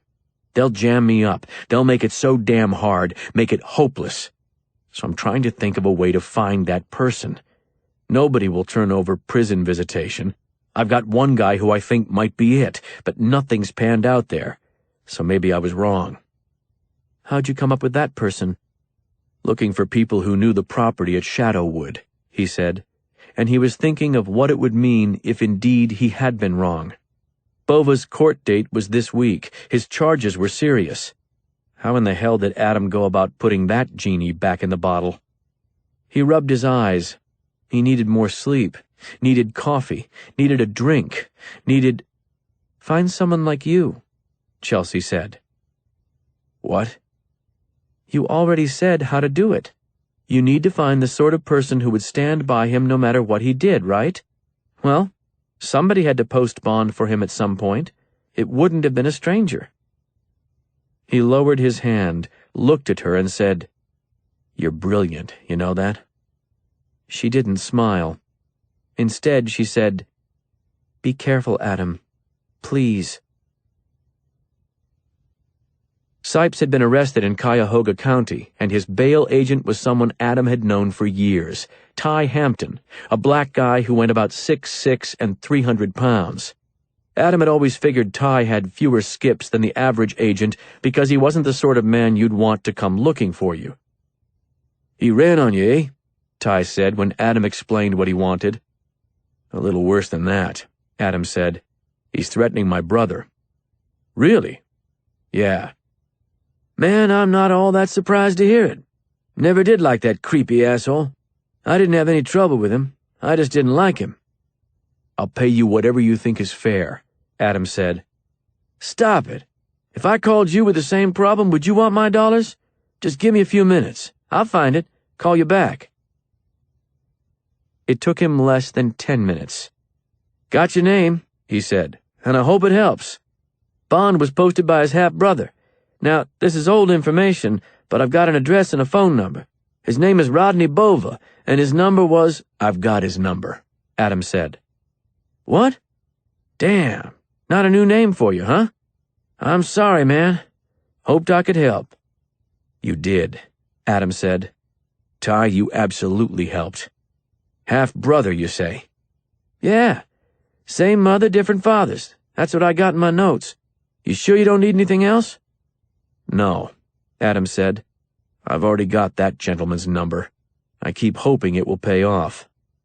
"Good luck, Austin." "Appreciate it." Adam hung up and Chelsea raised an eyebrow. "Nothing new?" "Nothing new," Adam said. And then he pulled open his tracking software and stared at the red dot that represented Rodney Bova's existence. He'd been right. "Move, damn it," he implored the dot silently. "Move. Go to him." 36. After practice, Kent and his staff met for an hour to discuss the offensive game plan, considering tight end seam routes and quick slants and bubble screens and all of the things that might work if their number one receiver was done catching the ball. Then they emerged from the locker room and found Colin Mears sitting on the hood of his car, pointing toward them like an accusatory finger. "What's he still doing here?" Byers asked, and then Haskins said he'd go talk to him, but Kent shook him off. "I've got it. Go on home, guys." He crossed the grass to Colin's car alone. It was cold out, and the boy's breath fogged the air. He'd been waiting a long time. "You all right, son?" Colin nodded. He had a tennis ball in his right hand, squeezing rhythmically, working on his grip strength. Kent propped one foot on the tire of the boy's Honda. "Why are you sitting here in the cold, Colin? Last thing we can afford is for you to get sick." Colin shifted the tennis ball from his right hand to his left, kept squeezing. "I want you to know I'll make plays this week. Don't doubt it, son. You always have." "Not Friday night." "You worry more about your stat line or the scoreboard," Kent said. He was studying the worn tire treads, not looking at the boy. "Scoreboard. Then you ought to be happy." "Yes, sir." He stopped squeezing the tennis ball, passed it from hand to hand, and said, "What's the deal with your brother, Coach?" "Pardon?" Kent looked up now. "Why were they searching his house?" Kent was quiet, looking into the kid's intense eyes, and then he said, "Because they thought it might help. That's all you need to know." "What more do you know?" "Excuse me?" "You have to know what they were looking for. It's your brother." "The police don't always tell you what they're looking for, Colin. Sometimes they don't even know. It's about gathering—" "What sort of person punches a cop?" Kent stopped talking. He stared at Colin for a few seconds and then turned his face back to the field where the blank scoreboard stood in ghostly silhouette, bare-limbed trees weaving in the wind beyond, and out farther, the gray-on-gray line of the horizon, Lake Erie. "Adam has some issues with his temper. Always has." "The police went there looking for something, and he didn't want them to find it. He punched a cop, Coach. Who does that? Instead of helping them, he tried to stop them. Why didn't he want them there? Why didn't he—" "They were going through my sister's things," Kent said, and his own voice was angrier than the boy's. It was his lace-up-those-shoes and head-for-the-bleachers voice. "That's one of the things you don't understand, son, and you should begin to consider them before you start theorizing. Tell me this. How would you feel if someone started going through Rachel's room without explaining it to you? That's how Adam felt. I'm not defending his reaction, and I won't. It was a poor choice. He'd admit that. But he's got some problems with his temper, and the police found a sore spot. That's what happened. That's all. He's as committed to helping find this guy as anyone, Colin. I can promise you that." Colin nodded. "Okay, it surprised me." "It shouldn't have. You understand the situation better than most. Rachel went to see him asking for help, and she was less than truthful. You already know this. Yes, sir. I just wondered if he knew something. If you knew something, because if there's anything you can tell me, it would help so much to have an idea of what's— Police don't make a practice of sharing information with civilians. I know that it's hard. Remember that. I've been there. I wish to God you weren't there right now, but there's no stepping backward. We put our heads down and move forward. That's the only choice. I'm trying. I know you are. It's not a matter of effort, son. It's not something you can control. The tennis ball slipped from Colin's hand. He tried to catch it on the bounce, missed, and then it rolled under his car. Kent blocked it with his foot, picked it up. How many of those have you done? Had 3,000 when you came out. Lost track then. Kent had been ready to head home, but he looked at the kid now and then tilted his head in the direction of the locker room. Let's watch some video, shall we? A lot to work on. Colin slipped off the hood of the car and they walked together through the gathering shadows and back toward the field. Kent swung open the door and let Colin step past him into the dark locker room with its sour smell of ancient sweat, and saw the two of them reflected dimly in the glass that covered the championship team's photograph. You want to see Adam? Kent asked, the words out of his mouth without a thought. Colin looked both surprised and afraid. Talk to him? No, I mean on tape. See the kind of player he was? The kid looked anything but enthused, but he said, Sure. I'll just show you the last drive, Kent said. Then we'll look at St. Anthony's. He wasn't sure why he wanted Colin to see it so badly.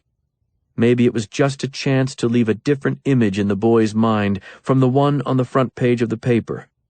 That image wasn't fair to Adam. It was a preserved lie, nothing more.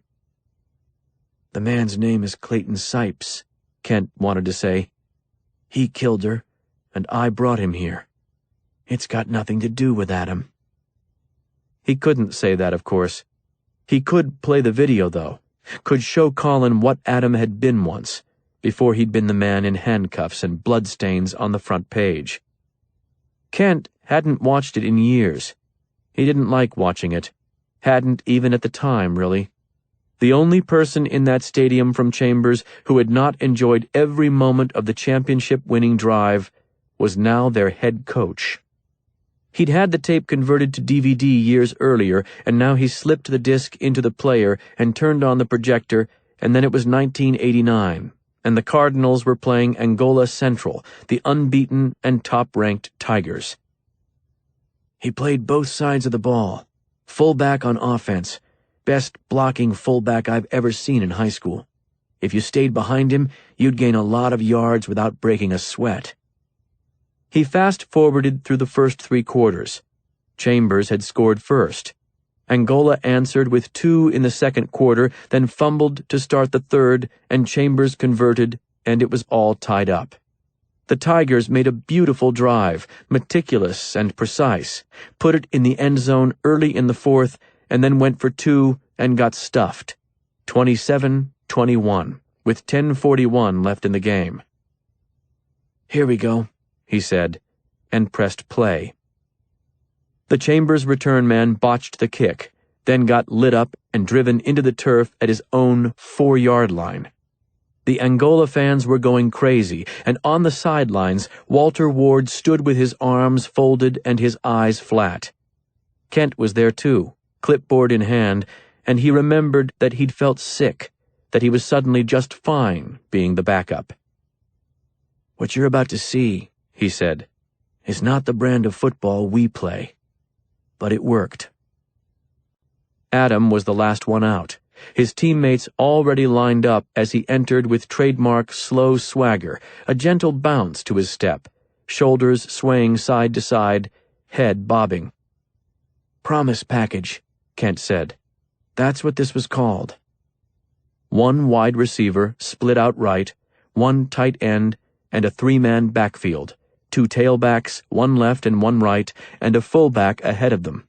A fullback who would never touch the ball, who was there just to lay the wood. That was Adam. "Why promise package?" Colin asked. "Because we never lied out of it. Never tried to fool the defense. It was Coach Ward's baby that year. He loved it. From the first practice, he told us that we would never give them anything but what they expected when we went to that formation. It was a psychological thing. It was pure intimidation. We were saying, 'Here we come and you can't stop us.' The fullback is Adam. We called him the Prophet. Those were the plays. Prophet left and Prophet right." Prophet? When he took the field offensively, he told the defense exactly what was coming, that we intended to run it right down their throats. The name caught on Kent's ear now, though. It called up a memory of Clayton Sipes. If Gideon was the sword, then I'm the prophet. Colin said, Coach, what are you thinking? "Nothing," Kent said. But what he was thinking was that he'd talked about this play in his visit at Mansfield. He'd talked about this season and this play and the way being steadfast and diligent led to victory. The way you had to absorb the hits and shake them off. Prophet right, prophet left. He'd explained it all, explained the reward of the grind, the reward of endurance. Colin's stare brought him back, and he tried to shift his mind from Sipes to football. "It was a strange approach, because usually you treat play calling like a chess match. Out of this set, though, Coach Ward wanted it to be clear to every team that we were essentially saying, 'Stop this if you can.' They usually couldn't, and that's the height of frustration for a defense. It breaks you down, physically, sure, but more so mentally. Once you break their spirit, you own the ball game." First snap, and on the first run, Adam caught a linebacker who was standing too high, planted him in the turf, and Chambers was out to the 12 already, 8 yards on the play. "Wow, he could hit," Colin said. Kent nodded. "Big kid, but just hard. Not gym muscle. There's a difference. You know that. Some guys are naturally hard. Coach Ward always called it loading dock muscle." Second snap, a brutal collision. 3 yards. First down. Now out to the 15. "I was waiting for a change here," Kent said. "I figured we'd gotten our backs away from the goal line, would open it up a little bit more, but—" Prophet left. This time Angola brought a safety on a blitz, and he got through the line almost simultaneously with the handoff and dropped the runner. Chambers went back into promise package, back to Prophet left. Gained 4 yards. Walter Ward refusing to blink. Sixth carry, Prophet right, 15 yards, first down. Adam hit an Angola linebacker so hard going around the end that 2 decades removed, Colin Mears winced. Seventh snap, Prophet left. A bigger hole this time, 14 yards gained, getting across midfield. Even on the poor audio of the old tape, you could hear the buzz in the stands, because everyone got it by now. Ward was going to make Angola prove they could stop this. Eighth snap, 9 yards, and the Chambers fans were beginning to roar. "He has a broken hand from this point on," Kent said. Your brother? Kent nodded. "I was the only person who knew something was wrong." How did you know? Kent picked up the remote and rewound. Adam used Jim Brown's technique. Colin understood because they'd talked about it before. A lot of kids, a lot of pros even, liked to pop up after suffering a massive hit to show how tough they were, show that they weren't hurting. The problem with that approach was that sometime you were going to be hurting. Then the defense knew, and they fed on it, grew strength from your pain. Jim Brown, the Cleveland legend, who took more abuse from defenses than maybe any other running back in history, had developed a system for that. He stayed down, rose slowly, and limped back. Every play. The defense never knew when he was hurting because he looked the same after every hit. He gave them nothing emotionally, nothing they could feed on. It was very different from the way Kent coached football. Speed, speed, speed. But if you had the hitters, it was effective. Demoralizing. The defense played to hurt you, and they wanted to know when they had. Adam had a lot of adrenaline, Kent said. Getting up slow was hard on him, so he developed this technique where, once he was down, he'd make himself squeeze the turf, first with his left hand, then with his right. It slowed him down.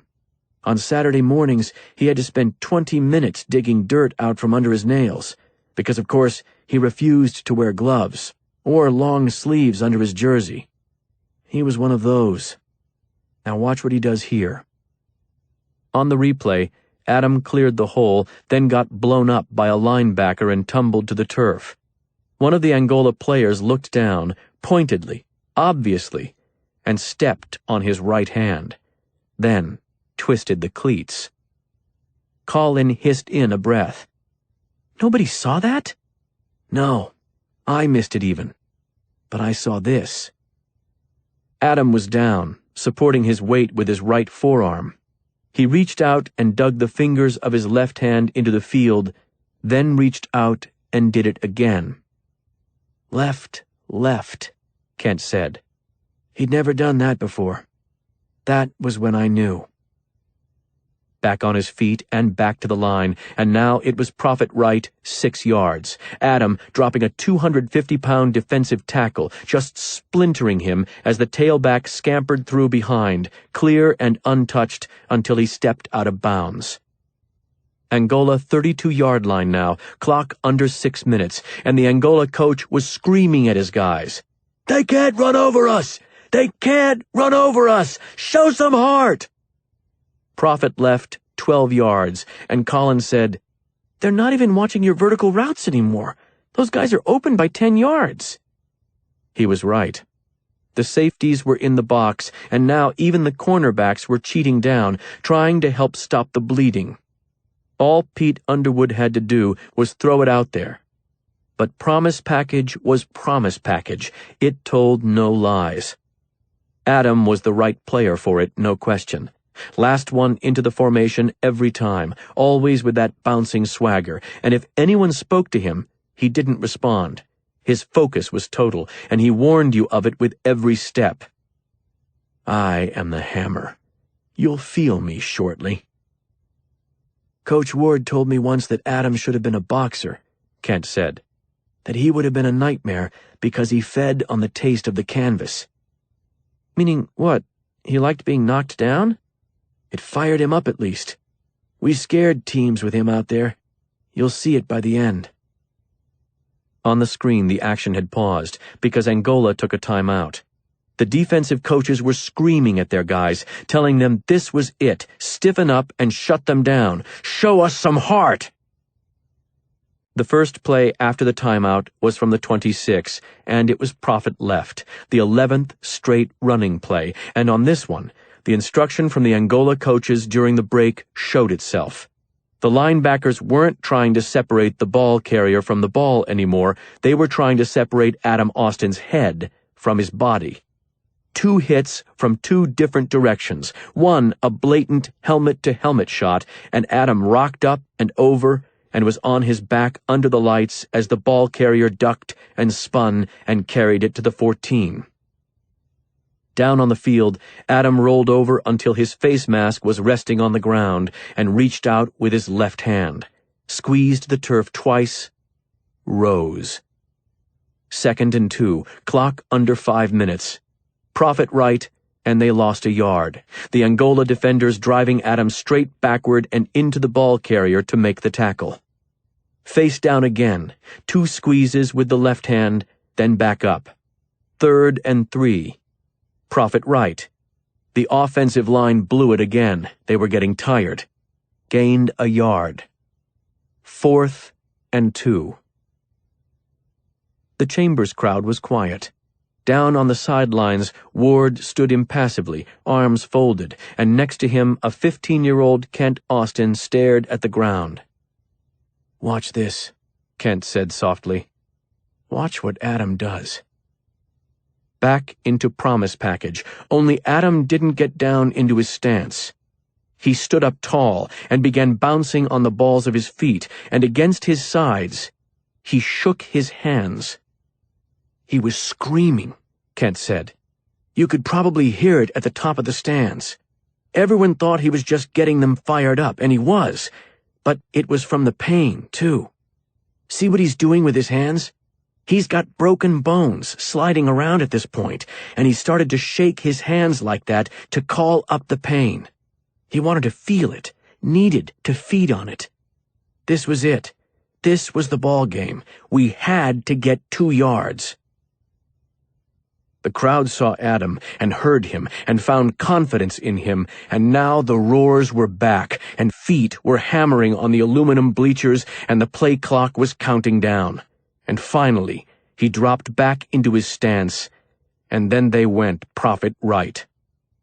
Helmet to helmet, the impact staggering, and then one linebacker was down and another rose to replace him but fell as Adam drove forward and Evan Emery, the tailback, came in tucked behind him, chasing the tornado's wake.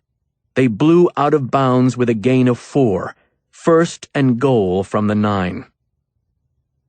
For just a moment, they'd been together then, Adam and Kent. The force of the play had carried Adam down out of bounds and right to where Kent trailed Coach Ward. When Adam got up, they were face to face, and Kent had said, "Nice hit," and he remembered that his voice had seemed impossibly small and weak. Adam spit out his mouthguard, and a streamer of blood came with it, and he said, "We're almost there, franchise. Almost there." Back to the field, and Angola was broken. After that 4th and 2, Angola's defense was done, and they knew it. I wish Ward hadn't run it every play, Kent said, or he could have let him have a carry. Adam was on the field for every snap. We ran him 15 straight times, 7 of them with his hand broken. And on the stat line, he never gained a yard. On the stat line, he's standing still. His voice had thickened, so he coughed to clear his throat and said, "Watch what the safety does here." They took the snap, 15th of the drive, 1st and goal from the 9, and the line opened a nice gap, and Adam came through it, and the Angola safety, who dropped down in the box to stuff the run, winced ahead of the contact, stiffened up, and turned his head a bit just before Adam hit him, just before Chambers cruised into the end zone for the score. "He tried to get out of his way," Colin said. "He didn't want any piece of him." No, they did not. Not by then. "They make it close on the next possession? Have a chance?" Nope. Turned it over on downs. Kent was suddenly regretting his choice to screen the game, and he didn't know why. He'd wanted to show Colin the way his brother played football, and Colin seemed impressed. So why did Kent wish he hadn't watched that tape?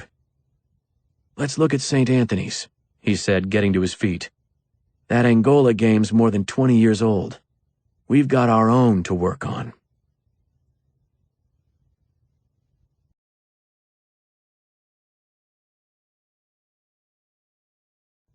"37. That night, Adam waited until Kent called to tell him that the kids were in bed, and then he returned to the house to occupy his post. "You haven't heard anything from the police?" Kent said. "Still?" "Not a word. You get any updates?" "Not today. They don't seem to be making much progress." Adam didn't say anything to that. He was looking at the pictures in the living room and was amazed by how old Lisa was getting, how tall Andrew was. He never saw them. Lisa would remember him, but he wasn't sure that his nephew would recognize him. Adam had visited the hospital when he was born and come by on his first birthday with a gift, but never again. He looked at the photographs and thought that the kid was getting old enough to be some fun. "They're great kids," Kent said. "I'm sure they are." He almost said, "I'd like to get to know them." But he stopped himself, turned away from the photos, glanced out at the street, and touched the butt of his gun as if to physically remind himself why he was there. "You don't need to stay awake all night," Kent said. "Stay in the guest room if you'd like. Or at least stretch out on the couch and get some— I'm good. Okay. Kent hesitated, then said, I watched the Angola game today. What? Why? Wanted to show Colin Mears. You know, last time the school won state, all that. You'll get it this year. We'll try. Kent shook his head and said, That was a hell of a game you played. That last drive. I mean, I remembered it, but watching it again was impressive. All I did was open some gaps. Evan Emery did the running. You opened craters. He could have done the walking, still would have scored.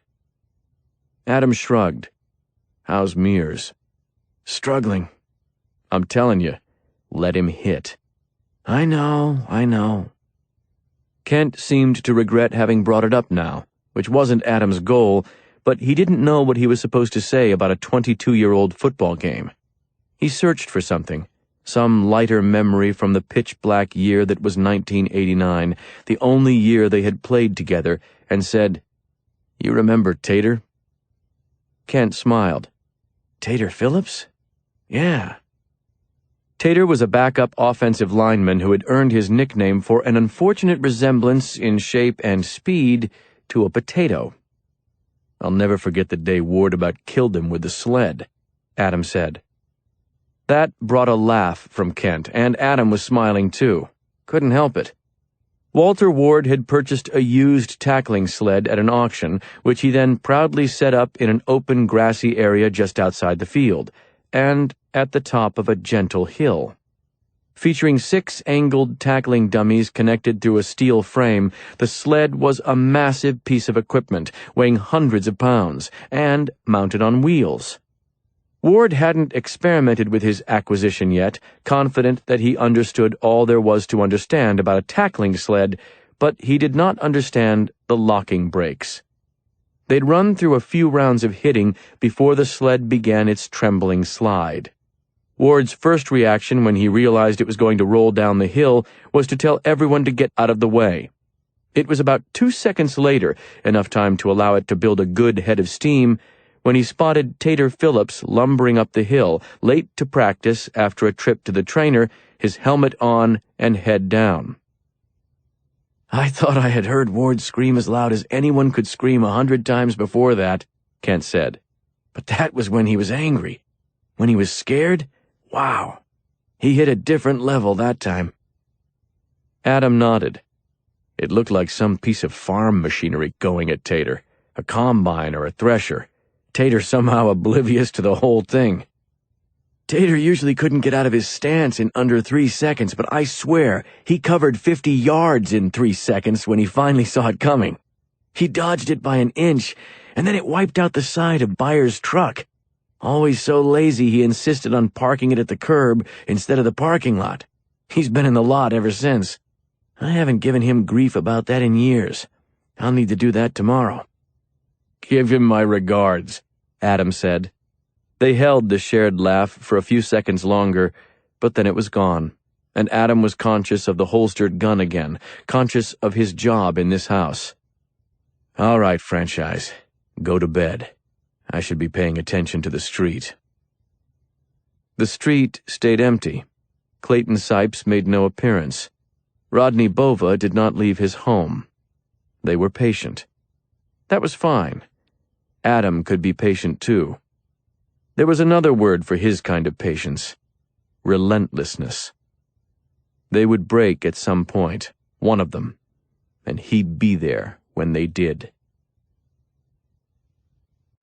The next day, while Adam sat in the office and watched a red dot, Chelsea went to prison to tell her husband that she was going to file for divorce. Before she left, she told Adam that she was going to let Travis Leonard keep the house. You're the one who's been paying the bills on it for years, he said. Why in the hell would you give up the house? It's the only thing he's got. That's why, she said. She was dressed unusually formally. Black pants and a long-sleeved white shirt, crisp and ironed, as if she felt a responsibility to look professional delivering the news. He had 2 things, me and the house. I'm not taking them both from him. Adam gave that a slow nod, then said, Where will you live? It'll take some time to get everything done, to move out. It will take some time. But when it's done, we can talk about that, Adam. We've essentially lived together for a long time now. I'd miss that, wouldn't you? Of course.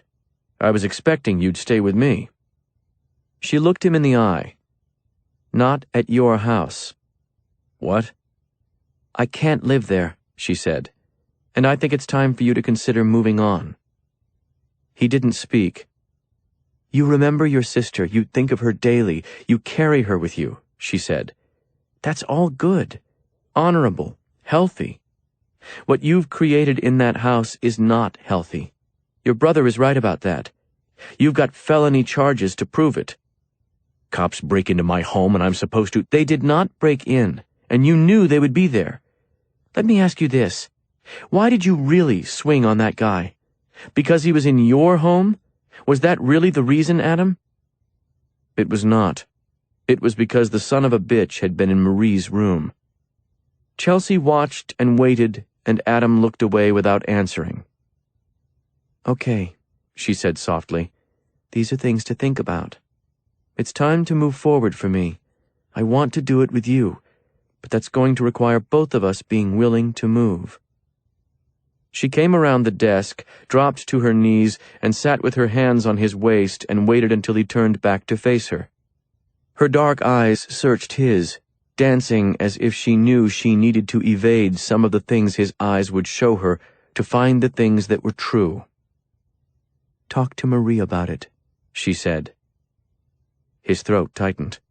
He had never told her, had never told anyone about his conversations with his sister. Chelsea would never have overheard so much as a whisper of Marie's name, and yet there was no doubt to her voice. She knew that he spoke to Marie, and she was not alarmed by this, or even surprised. The realization, and the way she'd just suggested he talk to her about this, crippled him. Before, he'd chosen not to answer her. Now, he could not. Consider it, she said. Talk it out. But be fair to me on it, Adam. If you decide it isn't the right thing for you, okay, I'll stand by you, but give it fair consideration. I want us to be together, and that is not the right place. We need to find a new one, and make it ours. He nodded. She studied him, then rose, leaned over to kiss him, and left. He stared at the door for a time, shook his head, returned his attention to the computer screen, and pulled up his tracking program. The red dot that was Rodney Bova held steady.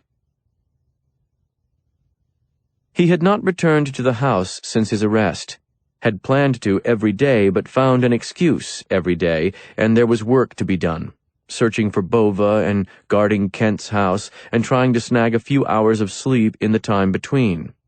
This afternoon he found no police in sight, no media, no curious neighbors. He parked on the street and let himself in the side door which opened into the kitchen. He'd had new appliances and countertops put in, replaced the floor tiles, but still it was the kitchen of his childhood.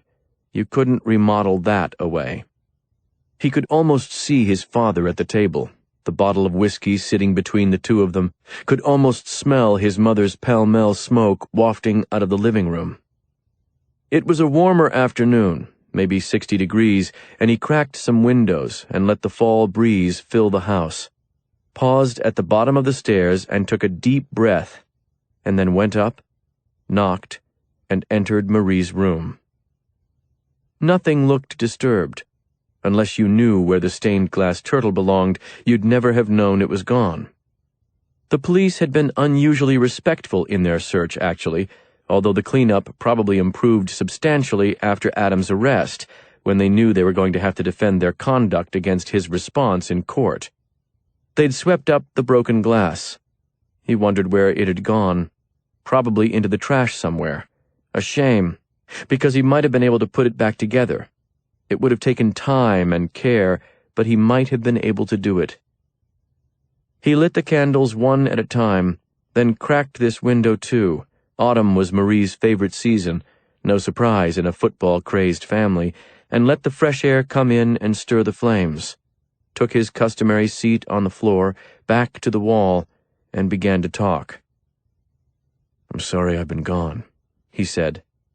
"I'm so sorry they were here, and I'm sorry I've been gone. I wish it hadn't happened in your room. I really do." His head was bowed, and his eyes closed now. "Let's start off with good news, all right? Your little brother's winning football games. They're an awfully good team, Marie. They should get it done. There are some distractions that might be a problem, but I'm trying to help with that. And if anyone can focus through these sorts of distractions, it is your little brother. This week's a big one, St. Anthony's. I'm scared for him against that team, but I'm also glad he drew them. I think he has to go through them if he's going to get it. That's part of it. He's got to beat them. I think he will." He paused, covered his closed eyes with his bruised hand, and said, "Now for the bad news. There's been some trouble with Kent. It's nothing you need to worry about, I promise you that, Marie. I'm watching out for him. I will not let anything happen to him or to Beth and Lisa and Andrew. I won't. It's a bad situation, but I'll get it fixed. I can still get this one fixed." Her favorite candles had smelled of cinnamon, and the scent was heavy now, drifting toward him on the gentle breeze, and he felt as if she'd pushed it his way, trying to relax him. He stopped talking and breathed it in for a while.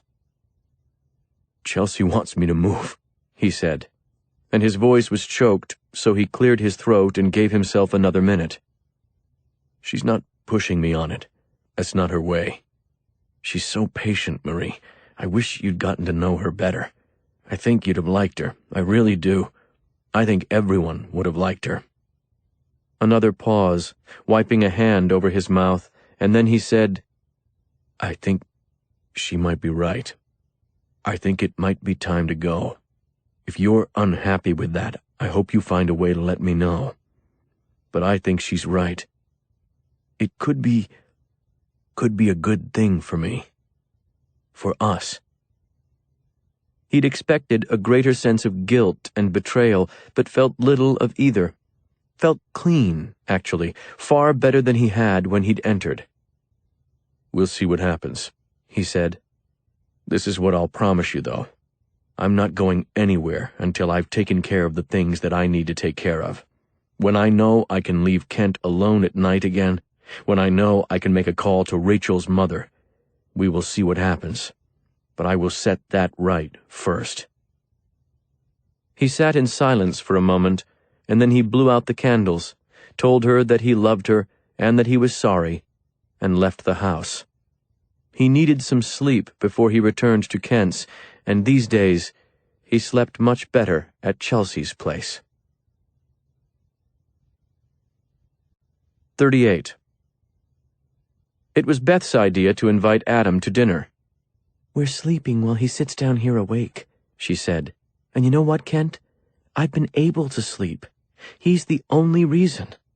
I'd like to try and show him that, not just slip him in and out under the cover of darkness." "I don't know if he'll like the idea," Kent said. "One way to find out."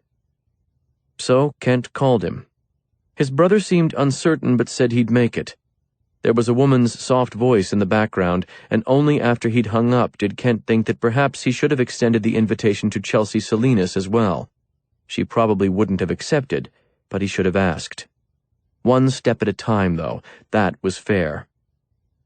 Adam arrived at 7, and when the doorbell sounded, Kent realized that he hadn't reminded his brother not to bring the gun into the house when the kids were awake. It wasn't there, though. He wore just a blue button-down shirt and had a shopping bag in his arms. Lisa and Andrew approached hesitantly, and Adam's smile seemed equally uncertain. "Hey, guys." They both said hello, and he set the bag down and said, "Well, I've missed a couple of birthdays, haven't I? Figured I'd do something about that." "Adam, you didn't need to," Kent began, but his brother cut him off. "Don't worry. No money spent. I'm going cheap on them today." He looked up at the kids and winked, and Lisa's smile was genuine. She'd always liked him. She didn't remember the day in the driveway. "Just some old stuff." He reached into the bag, removed a weathered football, and extended it to Andrew. "Come on, big guy. Let's see your grip." Andrew beelined over. Adam was holding the ball easily in one of his massive hands, and Andrew had to cradle it in both arms.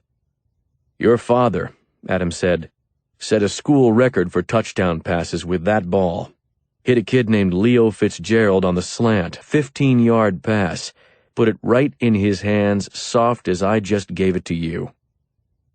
Kent was astounded that he remembered the play, let alone that he'd kept the ball.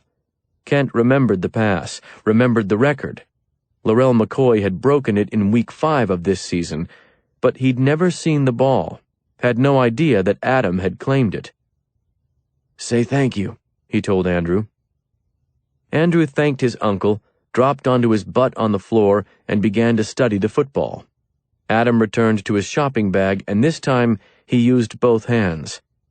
"Lisa, this is for you. Your aunt made it a long time ago. I'm sure she'd like you to have it." It was one of Marie's stained glass pieces, fall leaves in brilliant reds and oranges tumbling down from the wiry black outline of a tree. Kent watched his brother hand it to his daughter, and he couldn't meet anyone's eyes, not even Beth's. "It's so pretty," Lisa said, almost whispered. "She made this?" "Yeah," Adam said. "She was pretty good, right?" Lisa nodded. For a moment they were frozen there together, each of them with their hands on the stained glass, and then Adam released it and rose from the floor. "Dinner smells good," he said. "What is that, spaghetti?" "Lasagna," Beth said. "Ah, good stuff. I wanted to contribute something." He'd removed a bottle of red wine from the bag, and now he looked down at it and gave an awkward smile. You guys don't drink though, do you? I'm sorry." "I'd love a glass of wine," Beth said. Kent didn't recall her having any alcohol in years, not since the kids were born, and not often before that. She met his surprised stare and smiled. "I think it sounds great." "Yeah," he said. "Thanks, Adam. Let's eat, gang. I'm hungry." He asked Beth to say grace before dinner. He wasn't sure why, because he was always the one who said grace. She took the request in stride and offered a prayer, and Adam sat with a bowed head and said a soft amen when she concluded with a request that Rachel Bond's family be granted peace. It was a good meal. The kids, shy at first, grew more vocal as things went on. Adam joked with them easily. Beth and Kent each drank a small glass of wine. Then Beth took the kids upstairs to get ready for bed, and Adam began to load the dishes into the dishwasher. "She's a great cook. Going to be harder for me to stay up tonight after a meal like that." "I'm sorry we haven't done it before," Kent said. "I hate that it took circumstances like this to get us here, but sometimes you can get to a really good place out of—" His voice trailed off because Adam had looked up with a hard stare. The gaze softened a touch, and Adam returned to the dishes and said, "Sometimes, yeah. I guess that's the truth." Silence followed, and Kent tried to break it by saying, "I'm going to watch some video on St. Anthony's. You want to have a look with me?" "Know what St. Anthony represents?" Adam said, head still down. Kent was embarrassed to admit that he didn't. It felt like the sort of thing he should know, but he was a Protestant, not a Catholic, and the notion of saints was a foreign thing. "I don't." "Patron saint of lost things," Adam said, closing the dishwasher and turning to face Kent. "Yeah?" "Yeah." Adam nodded, drying his hands on a towel. "I gave him a few tries once." Kent didn't know what to say to that. "I was going to watch film," he began again. "You might see some things there that I—" "Watching film is your job," Adam said. "Watching the street is mine." They went into the living room then, and Beth came down to join them. Adam thanked her again for the meal while he stood and surveyed the darkness beyond. He said, "I'll bring the gun in when the kids are asleep." "Thanks for thinking about that," Beth said. "Of course. I don't want them to be scared." Adam's head was moving in a slow swivel, taking in the silent street. I wish he would come. That's the last thing we want, Kent said. I don't mean that I'd like him to be here, but if he just came by and I could follow him to wherever the hell he's hiding. You would call the police, Beth said. Right? Adam didn't answer. Kent was watching his wife's face and knew that she was going to push the issue, and for some reason he didn't want her to. Did not want her to derail his brother's focus, despite knowing that it was a dangerous focus. He interrupted then, trying to change the direction the conversation had taken. Funny you remember that pass was to Fitzgerald. He didn't catch many, but he got open on that one. I wonder whatever happened to him. I think he joined the army, but I could be— You remember if Rodney Bova had family down here? Adam asked. Kent was confused.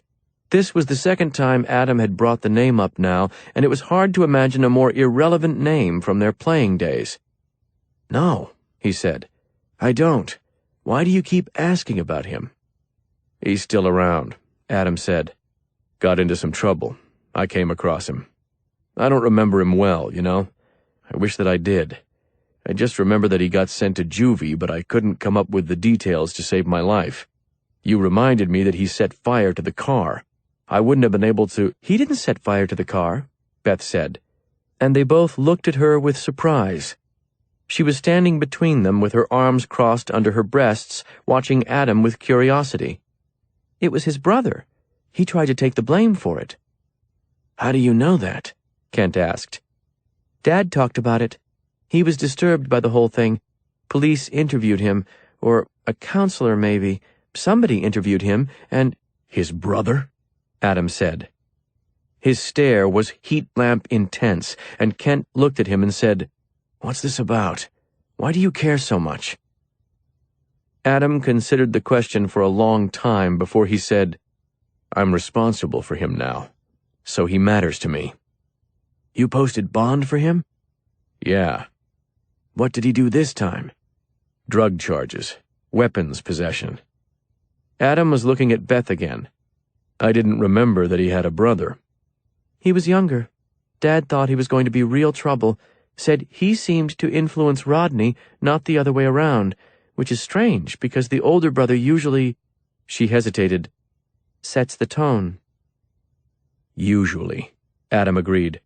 But I thought Rodney went to a juvenile detention center. I don't think so. Maybe he did. He went into the state's care somehow, some way. But when it came to that fire, it wasn't him. His little brother did it, and Rodney took the blame. His story didn't hold together very well, though.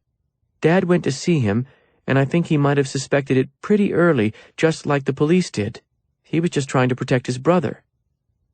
I see, Adam said. And then they were all quiet, and Adam waved a hand at the window.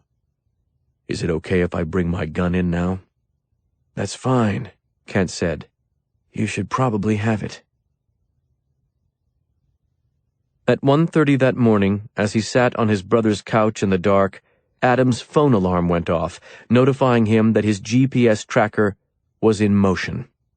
He logged into the program and watched the dot move away from Rodney Bova's house and could not decide what to do.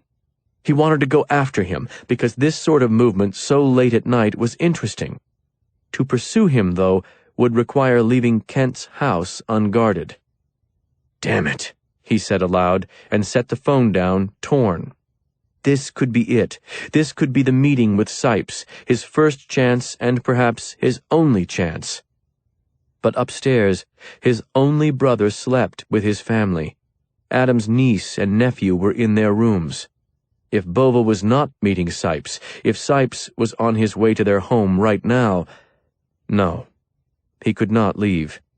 He could investigate the location tomorrow, but he could not leave his post tonight. The dot was sliding across town and toward the steel yards, a run-down area one Adam knew well, home to more than a few of his clients. It stopped at 57 Erie Avenue. That you, Clayton, he whispered. Is that where you're hiding? 10 minutes passed. 15. 20. Adam continued to refresh the screen, keeping the display lit. It was hard not to move. He wanted so badly to drive out there and see what was happening. A glance up his brother's staircase to where his family slept calmed him, though. He could not leave, and he would not. At 2:10, after a half-hour stay, Rodney Bova left 57 Erie Avenue and went into motion again, this time heading southeast, back home. Adam set the phone down, kept his hand on his gun, and waited for dawn. 39. By the time Adam was born, there were only 2 steel mills still going in Chambers, and now there were none. Many of the structures remained, though, including the old Robard Company plant, which had once employed Hank Austin. Its blast furnace carved the skyline with ancient smokestacks, and at its base, rows of abandoned rails, rusted and overgrown and untouched by a train's wheels in years, ran like the lingering scars of an old addiction. To the east and west of the plant, the streets made a slow shift from industrial to residential, brick and iron giving way to narrow wood-framed houses. The sidewalk had been jackhammered out in a 3-block stretch, but not yet replaced, lined by orange plastic fencing, footpaths worn into the weeds beside it.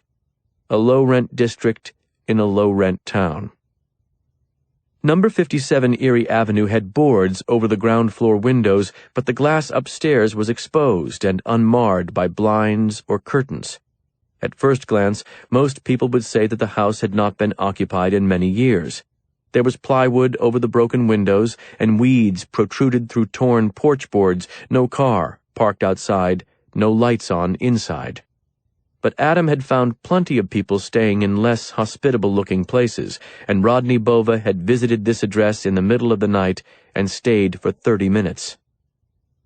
He parked across the street, took a series of photographs of the property, and then sat with the engine off as the chill seeped into the car, staring at the house and trying to determine his next move.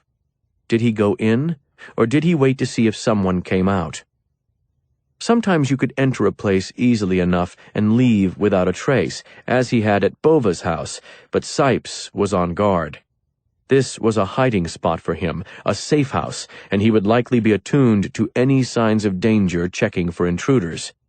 The last thing Adam wanted was to put him on the run again if in fact he was staying here. He decided to give it time. If Sipes was in there, he'd have to move at some point, and if he was already gone, with luck, he might return. This decision meant a grudging pact to settle in for a lengthy wait, but it didn't take long. Just 20 minutes after Adam arrived, the side door of the house opened, and a man stepped out and walked down the driveway to the sidewalk, then up the road to a white Buick Rendezvous. Adam's adrenaline spiked at the sight of him, then fell. It was not Clayton Sipes, not even close. Too heavy a build, a head of thick dark hair instead of a shaved scalp, no tattoos. Adam took 5 photographs of him as he got into his car, then decided to follow. It would be good to know who Rodney Bova had visited in the night. It had not been Sipes, but maybe it was someone connected to him. You had to chase the leads you found. Still, he couldn't help feeling defeated. It had seemed like a promising chance, and now that it hadn't panned out, he had to consider the possibility that it might never pan out, that Rodney Bova could be a dead end. He started the engine and pulled down the street, wondering how long he should pursue this. The glance he gave the house at 57 Erie was a distracted, indifferent flick of the eyes.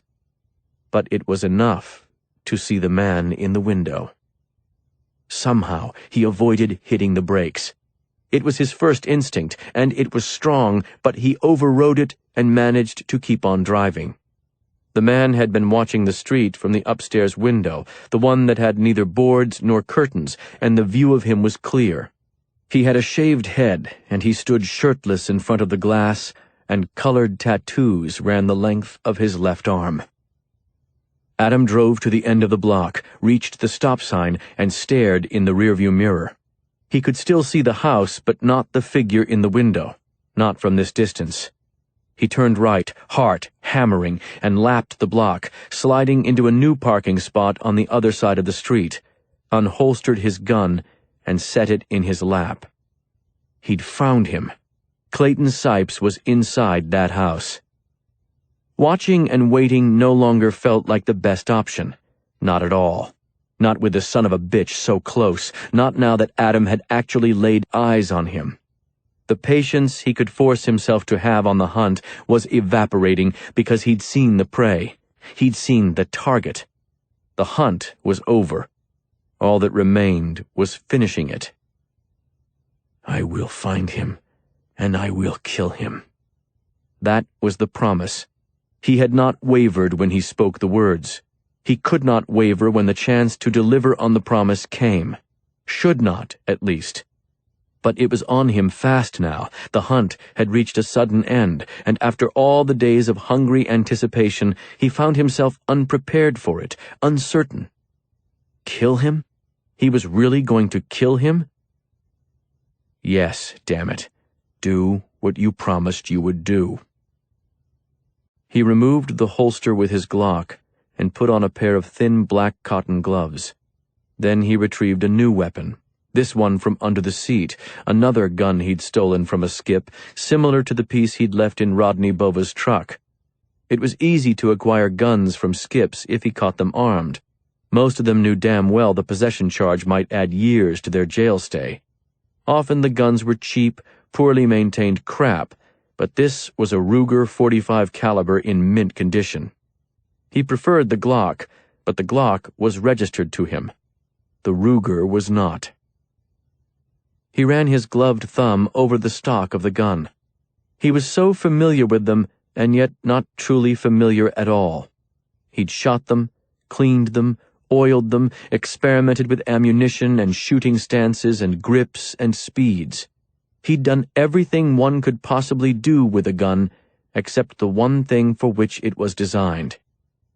He ejected the magazine and checked its load even though he knew it was full, slipped it back in, racked the slide, and heard the click of a round chambering.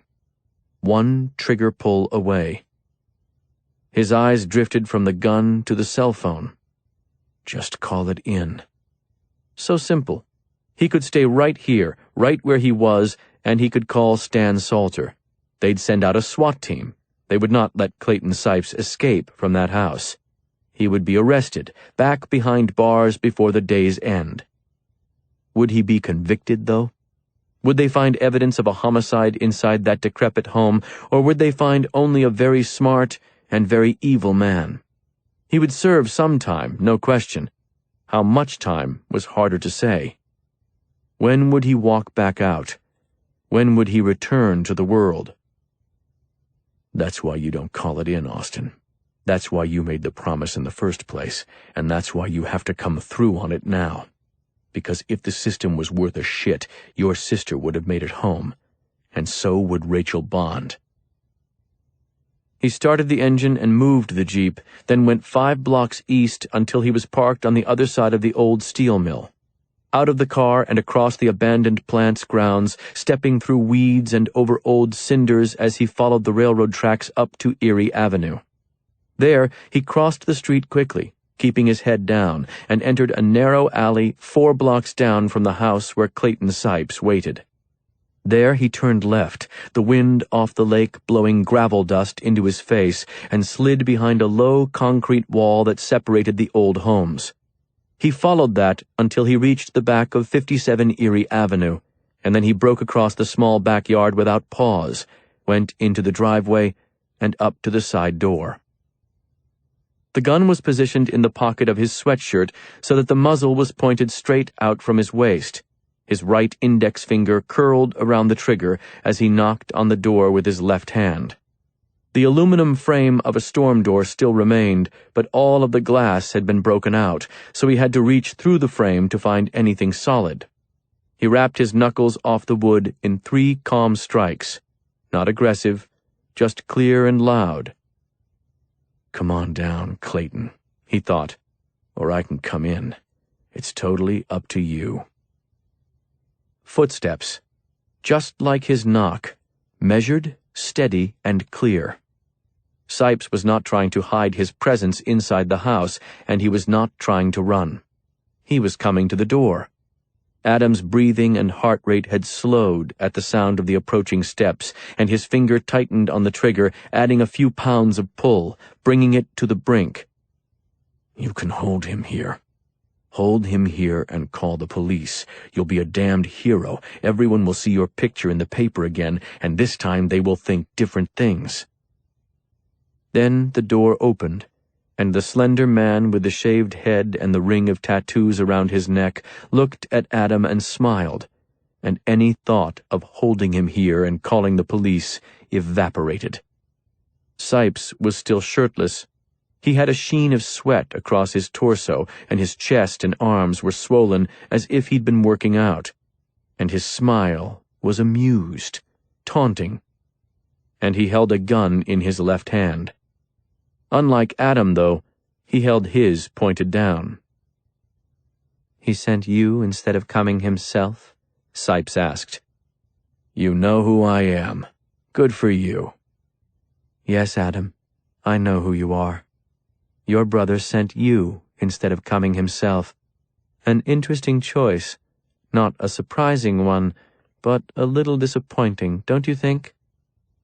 If being discovered rattled him in the slightest, Sipes didn't show it. Adam said, I would like to talk with you. "Weapons aren't conducive to good conversation, Adam." That didn't stop you from using the same approach with my brother. "Come on in, then. Enter, please." Adam shook his head. We'll walk together. The guns go away, and we walk. Sipes considered this, the two of them staring at each other through the empty storm door frame. Beyond him, the chipped, mildewed linoleum stairs led up to darkness. "Fine, Adam," he said. "We will walk. If you'll allow me to put on a jacket, then—" You're good, Adam said. I think you can stand the chill, Sipes. The smile returned, and Sipes pushed open the storm door frame and stepped out to join him, Adam moving backward and keeping the gun up. He shut the door behind him, and then he tucked his pistol into the waistband of his pants, looked at Adam with mock reproachfulness, and said, "What was that promise about the guns?" Adam slipped the Ruger back into the pocket of his sweatshirt, but did not remove his finger from the trigger. There we go, he said. Let's walk, Sipes. We'll walk and talk, and then you'll leave. "I'll leave," Sipes echoed, leading the way out of the yard and to the sidewalk. When he was in front of Adam, the gun tucked into the back of his pants was visible for the first time. He made no move to reach for it and offered no comment about it. A car passed, but no one looked at them. "That sounds like an ultimatum." It is. "How very Wild West. I like the touch. Your idea or the coach's?" Mutual. They were moving north on Erie Avenue, the steel plant to their right, the dead end ahead, and the great gray lake beyond. "My understanding was that you were not close with your brother." We're brothers, Adam said. It does not get much closer. "Are you proud of him?" Sipes was 3 feet ahead of him and just to the left, walking exactly as Adam wanted him to without requiring any instruction. The butt of the gun protruded above the waistband of his jeans. Sweat ran down the small of his back toward it. I think you're confused on a few things, Adam said. "How so?" I'm not here to answer your questions, Sipes. "I'm sure that you're not. I assume your intent today is to threaten, perhaps to assault? Because you didn't come here without the police to do anything within the bounds of the law, did you? That wouldn't make much sense." They'd covered several blocks, and the dead end was approaching. Sipes said, "I'll need to know where we're going, Adam." All the way to the end of the street, through the fence. I'd like to look at the lake. "Then let's have a look." They reached the end of the road, and Sipes stepped through the weeds and pulled loose one of the torn sections of chain link and ducked through. Adam kept the gun pointed at him while he did this, but Sipes made no move to reach for his own weapon. Adam was tensed as he slid through the fence himself. This was the best opportunity for Sipes to strike, but the man made no attempt, just stepped over a broken vodka bottle and continued on, out to the slabs of rock where the lake slapped and sloshed, some of the waves breaking high now and then and trapping themselves in puddles behind the stones. "What interests me," Sipes said, "is that he sent you and not the police. That seems so unlike him, unless the fear is beginning to extract its pound of faith, of course, unless the Kent did not send me," Adam said. "Forgive me if I call you a liar on that point." "Kent did not send me," Adam repeated. "My sister did, and so did Rachel Bond." Sipes nodded in approval. "That's wonderful stuff. Wonderful. I told your brother you might be more fascinating than him, and I think I was right. It's a shame we haven't met before." They were alone on the lakefront. A few miles out, a low shadow on the horizon, a freighter moved northeast for the St. Lawrence Seaway and the ocean at its end. Sipes spread his arms wide. "Here we are," he said. "You have your view of the water. You have your captive audience. Let's hear what you came to tell me, Adam. What you were sent to tell me." Adam ran the tip of his tongue over his lips. "Why Kent?" he said. "Because he said he could not be broken," Sipes told him, voice calm, patient. "Because he believes it." "That's enough reason for you to murder a girl who had nothing to do with him?" "Nothing would be a stretch, I think. He promised me that his faith could weather any challenges, Adam. I've come to see that for myself. Tell me, do you agree with your brother? I've heard otherwise. I've heard that you were anything but pleased with his decisions." Adam was listening to the waves break on the rocks. It was so quiet out here today. Usually it was this time of year. The day they'd found Marie, the quiet broke, though. There'd been helicopters, Adam remembered that, television cameras watching from above. It had been maybe 2 miles from this spot. Not far. Not all that far. "There's something I would like to know," Sipes said. "Is your brother aware of this?" Adam shook his head. "That's a shame," Sipes said. He seemed to mean it. Shoot him, Adam thought, and he wanted to, but he couldn't. So close. So close, all he needed was to add that last bit of pressure. Find a way to call it up, somehow.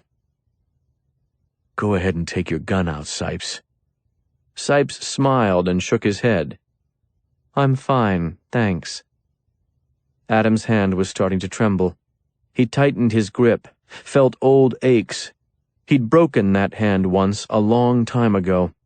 The bones knit back together fine, but sometimes in cold weather like this, you still had the aches. "You're here to protect your brother," Sipes said. "That's the idea?" "I'm here to make you accountable," Adam said. "For what?" "All that you've done." "You know nothing about what I've done, Adam. You know nothing. I understand all that you are, and you understand not the first thing about me. You're not here for your brother, or even for Rachel Bond. You're here for your sister. You said that much yourself, and you know what? I didn't kill her. I never laid eyes on the girl. Now, I do feel some level of closeness. I think that's the word. You've preserved her so well in that bedroom that when I entered it, I honestly felt her presence. It was remarkable. I'm sure you understand that, though. You and I are certain to agree on that point. She has a remarkable presence after all these years, doesn't she? And yet, I never saw her. Pictures, that's all. You look a bit alike. The eyes, certainly. The cheekbones. There are traces of her. And in your niece. Well, that's quite different. More than traces there. They look so similar, it's almost as if... Adam brought the trigger home, and the Ruger blew a .45 caliber bullet through the center of Clayton Sipes's chest. Sipes did not show any panic, not even surprise. The smile was gone, at least. The smile was gone as if it had never existed, but he wasn't panicking. He took a stumbling step away and reached behind his back for the gun he'd believed he did not yet need, and Adam shot him a second time. This time, the bullet caught him higher, just below his throat, and he went down, and life went with him. The thing that had once been Clayton Sipes existed no more in this world. Adam used his shoe to roll the body over, and then he wiped the gun on his sweatshirt, pulled his arm back, and whipped it toward the water, flinging the Ruger into the lake like a discus. The wind was with him, and it carried well out, splashed, sank. He considered dragging Sipes out into the water, but saw no point. The waves would carry him back fast enough. Adam's gunshots had echoed loud over the water, and it was time to move, and move fast. He turned on his heel and left the way he had come, walking fast but not running, crossing the rocks and sliding through the fence and returning to Erie Avenue. There were no sirens yet. He thought someone might have been able to hear the shots up here, but maybe not. Or maybe it didn't even matter if they had. It was a bad neighborhood, and most of the people who would be occupying it in the middle of the day were not the type who would rush to call the police. He walked to the old Robard Company plant where his father had once worked, and then, finally out of sight from the street, he began to run. 40. Focus had not come easily all week, and Kent was struggling to attain it Thursday afternoon as he considered the use of a six-man defensive front, wondering if it might allow Chambers to put enough pressure on Rob Sonnefeld, the St. Anthony's quarterback, to force him into mistakes, when Stan Salter arrived. His first thought at the sight of the cop was fear, but he hadn't even finished the question before Salter answered it. "Your family is fine, Coach. Nothing's wrong." Fear quelled. What replaced it was a vague irritation. "If nothing is wrong, then leave me alone in here. I'd finally gotten away from it all. Can't you let me stay in here with the door shut?" "How can I help you then?" Kent said. "You probably can't." Salter was leaning against the doorframe. "I just want to let you know that Clayton Sipes will trouble you no more." The statement washed over Kent like a breaking fever. "You got him?" Salter shook his head. "We have him. We didn't get him. Someone else beat us to that." "What do you mean?" "Clayton Sipes was found shot to death by the lake this morning." Kent stared at him. Adam, he thought. How did he get him? How did he find him? Video of St. Anthony's was still running on the screen, and he clicked the projector off. "You don't know who killed him?" "Not yet." "There were no witnesses, nobody who saw—" "Too early to say. We're working on all of that, obviously. We just got the positive ID back. I figured you ought to know." Kent opened his mouth, then closed it. Salter raised his eyebrows and said, "Yes?" "I was about to say that I was sorry to hear it happened like that," Kent told him. "But you know what? That's hard for me. Right now I'm just glad to hear he's gone." "Understandable, but there are some difficulties presented because of it." "Such as?" "Resolution for Penny Guti, for one," Salter said. "I've got a homicide investigation to close. That doesn't go away with Clayton Sipes." "Not the way you want it to, at least." "Not in any way," Salter said. "That case is not closed. Now there's another one. I need to find out who killed Sipes, too, regardless of what he was. I still need to know." Kent nodded. "Your brother staying with you as some sort of protective measure?" Salter asked. It was said casually, but Kent felt invaded. How do you know my brother's been staying with us? You wanted us to pay extra attention to your home, Coach. I told you we would. When somebody pulls into your driveway these days, we're running plates. That's to help you. I thought it was what you wanted. Sure, Kent said. I hadn't heard from you. Well, we've been watching. Great. He didn't know why the word sounded so hollow. Yeah, Adam has been a sort of security blanket for us. I know you're not a fan of his right now, but he's more experienced with this sort of thing than I am. I just felt better having him around in case Sipes came back. Salter nodded. Fair enough. Well, Sipes won't be back. I'm not going to pretend I'm sorry to hear that. I'm not going to ask you to, Salter said. I didn't come here with the idea that I was going to be breaking bad news to you, Coach. I know tomorrow's a big day for you, but I hope you can make yourself available to Agent Dean. Dean? The FBI. Yes, I remember him. Why would he need me? I don't know that he will, Salter said, but I wouldn't be surprised. You'll cooperate with him, I'm sure. Of course. I don't know what I can say that would matter at this point. He may have some ideas about that, Salter said. I'm here if he needs me. I'm just glad that it's resolved. There's a lot left to resolve, Salter said. For me, at least. There's a lot left. He said it absently, then shook his head as if to remind himself that Kent was still in the room, and swung his body away from the doorframe. I've got to get back to work, Coach. You do the same. Everybody's rooting for you. Everybody wants a win tomorrow night. Yeah, Kent said. We'll try to get it. He left the school and drove to Adam's bail bond office. His brother was inside with Chelsea Salinas, their desks angled to face each other. Hey, Chelsea. Hello, Kent. You doing all right? Hanging in there, yeah. Adam was shepherding him toward the door. I need a cigarette. Let's talk outside. It felt like an obvious move to force the conversation into a private exchange, and Chelsea seemed to read it the same way, but let it pass with a quizzical stare and a shrug of her lean shoulders, returning her attention to the computer. They went outside into the fall day, and, true to his word, Adam shook a cigarette out and lit it. You heard? Yeah. I didn't know if you had. I work a block from the police station, Kent. I've heard. Salter come to see you? Adam shook his head and said, I've got a source. People always talking, you know? Sure. Kent looked at him and tried to find the words. How did you ask something like this? Are you worried about the investigation?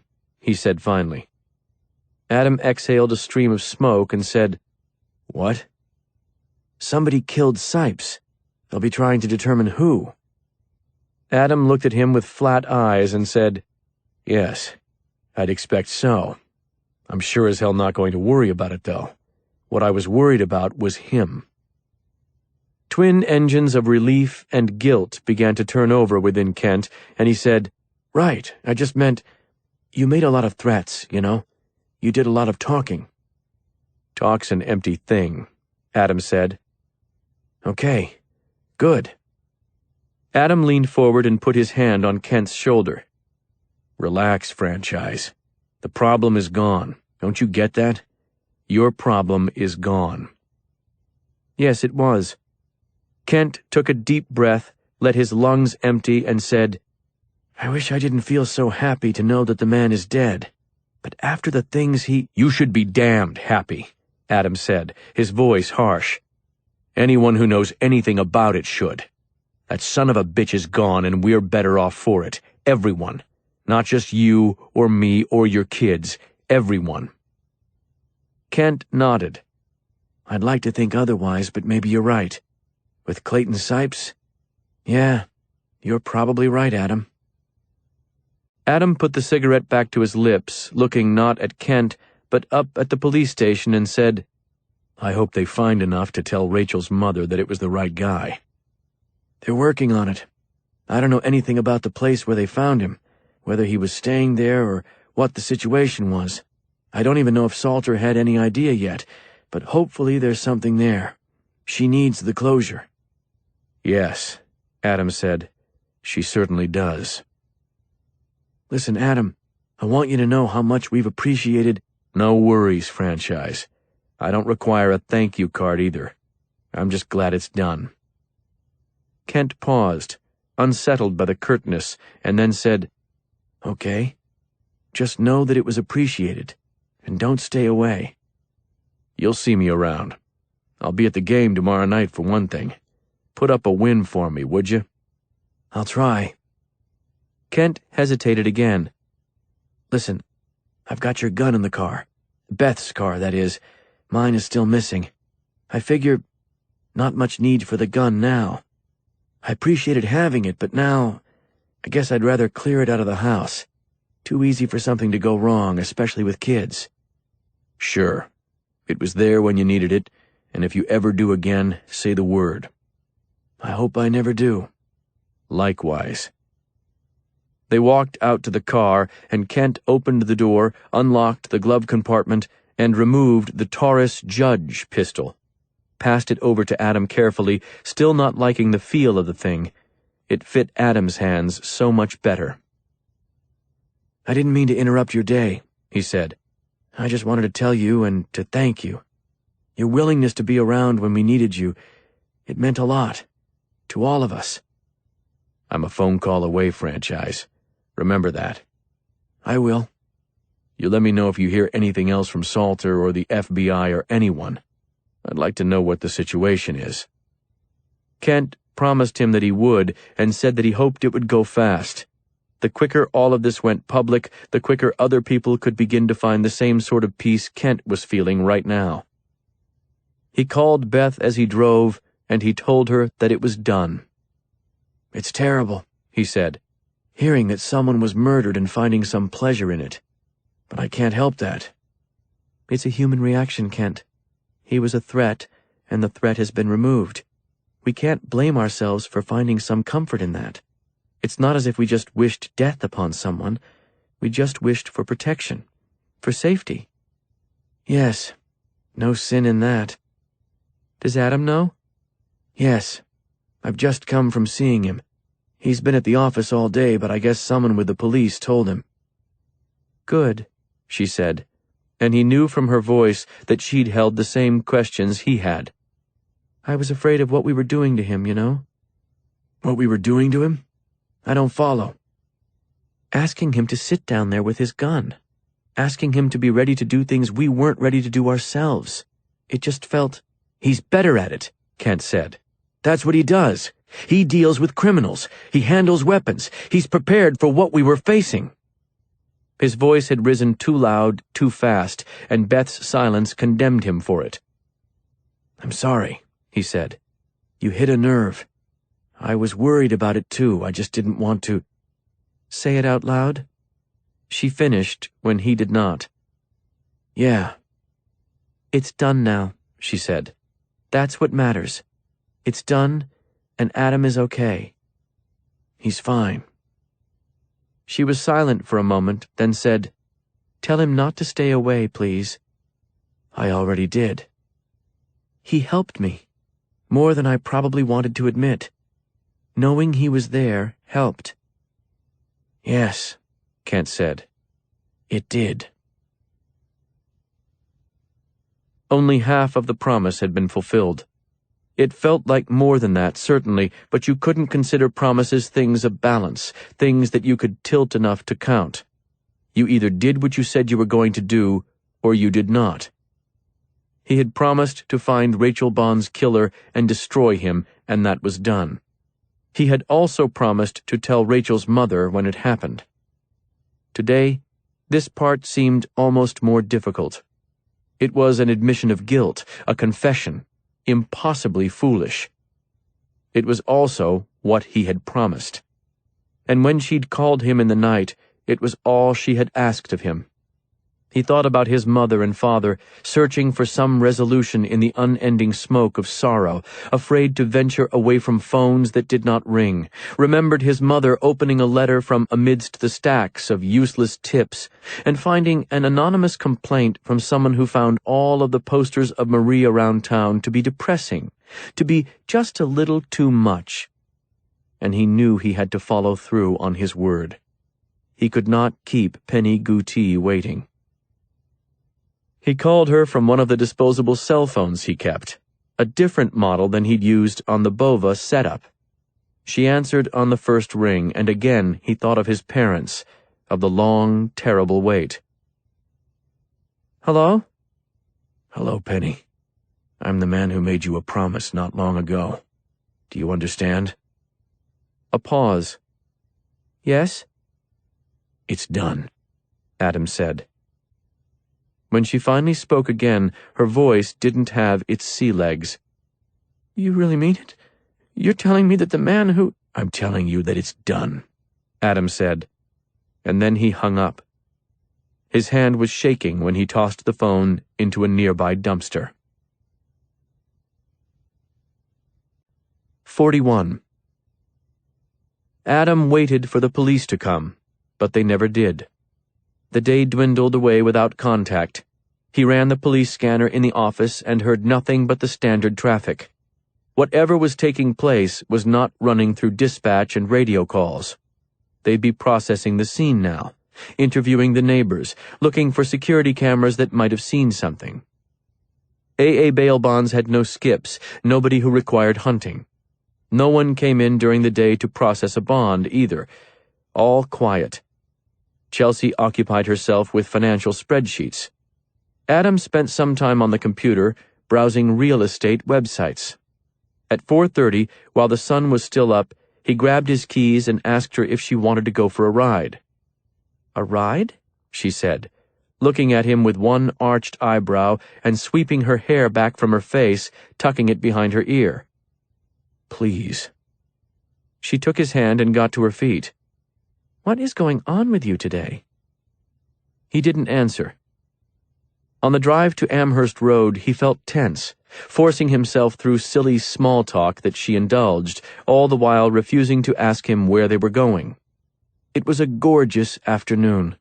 Blue skies had slid in behind the last front, and fat white clouds rolled through on a warm southern breeze. An Indian summer day, full of sunshine and bright colors and the last gasps of warmth. An illusion. He'd seen the forecast and knew it was going to break overnight, that by tomorrow morning the wind would be blowing hard out of the north and driving rain with it. Still, today was so perfect it was almost hard to believe that. Easy to ignore it, at least. Easy to put the forecast aside. The house was a stone ranch with a detached garage and a full basement. It looked too suburban to Adam, lacked character, but the property appealed. 18 acres, all of it wooded except for the lawn, old-growth oak and walnut trees, a few white pines near the back deck. "Foreclosure sale," he told her as they got out of the car and stood in the fading sunlight, the trees beyond the house alive with color. "There are a lot of them around here right now." She was watching him in silence, the warm wind fanning her hair out behind her. "You've decided," she said. He nodded. "Is it what you want, Adam? Don't do it just for me. If you're not ready to leave that house, or if you don't want to, then please do not—" "I'm ready," he said, "and I want to. It's time." He looked away from her and added, "It's probably well past time." She reached out and put her hand on his arm, and he felt a tingle along his spine and wondered how that was possible, how such a familiar touch could continue to provoke sensations like that. Why didn't it wear off, like so many other things did? "It's a good spot," she said. "It's just an option. Like I said, there are lots of them. This economy, it'll be a hell of a lot easier to buy one than it will be to sell the ones we've got. We'll have to figure that out." She was making clean breaks. She was moving forward. He would do the same. Who will take care of the snakes? He asked. She looked at him in surprise. You care? I thought you hated them. I'm not a fan, but still they're out there. Someone has to take care of them. We can't just pretend they don't exist. Someone will take care of them, she said. Don't worry about that. He nodded. They were walking through the side yard now. He waved a hand at the house. Whether this is right for us, I don't know. I just wanted to see it because I like the idea of the space. It's almost 20 acres. Good privacy. No neighbors looking over your shoulder. Pioneer mentality, she said. All you Midwestern boys are ranchers at heart. You want land. The more, the better. Privacy, he repeated. She smiled. I like privacy. Good deck for a hot tub. I'd really like privacy if we put one of those in. She leaned over and kissed his neck, her tongue gliding over his skin. I'd actually want neighbors for that, he said. Yeah? Athletic past. I perform better in front of a large crowd. You do all right in the bedroom when it's just the two of us. Just the two of us? I've got cameras all over the place in there. She smiled, then tugged on his belt, bringing him to a stop, and her eyes went serious. I love you, she said. He told her that he loved her too, and he meant it, had never stopped meaning it. As he kissed her there in the yard, he thought that this might actually be the place. They could make it work here, where they had some space, where they were far enough from home but not gone from it completely. He knew better than to try to run from his sins, and it was in his sins that Adam's past and present joined hands, their embrace as intimate as the one he now shared with Chelsea. But he also believed, maybe for the first time, that you could build something clean in their shadows.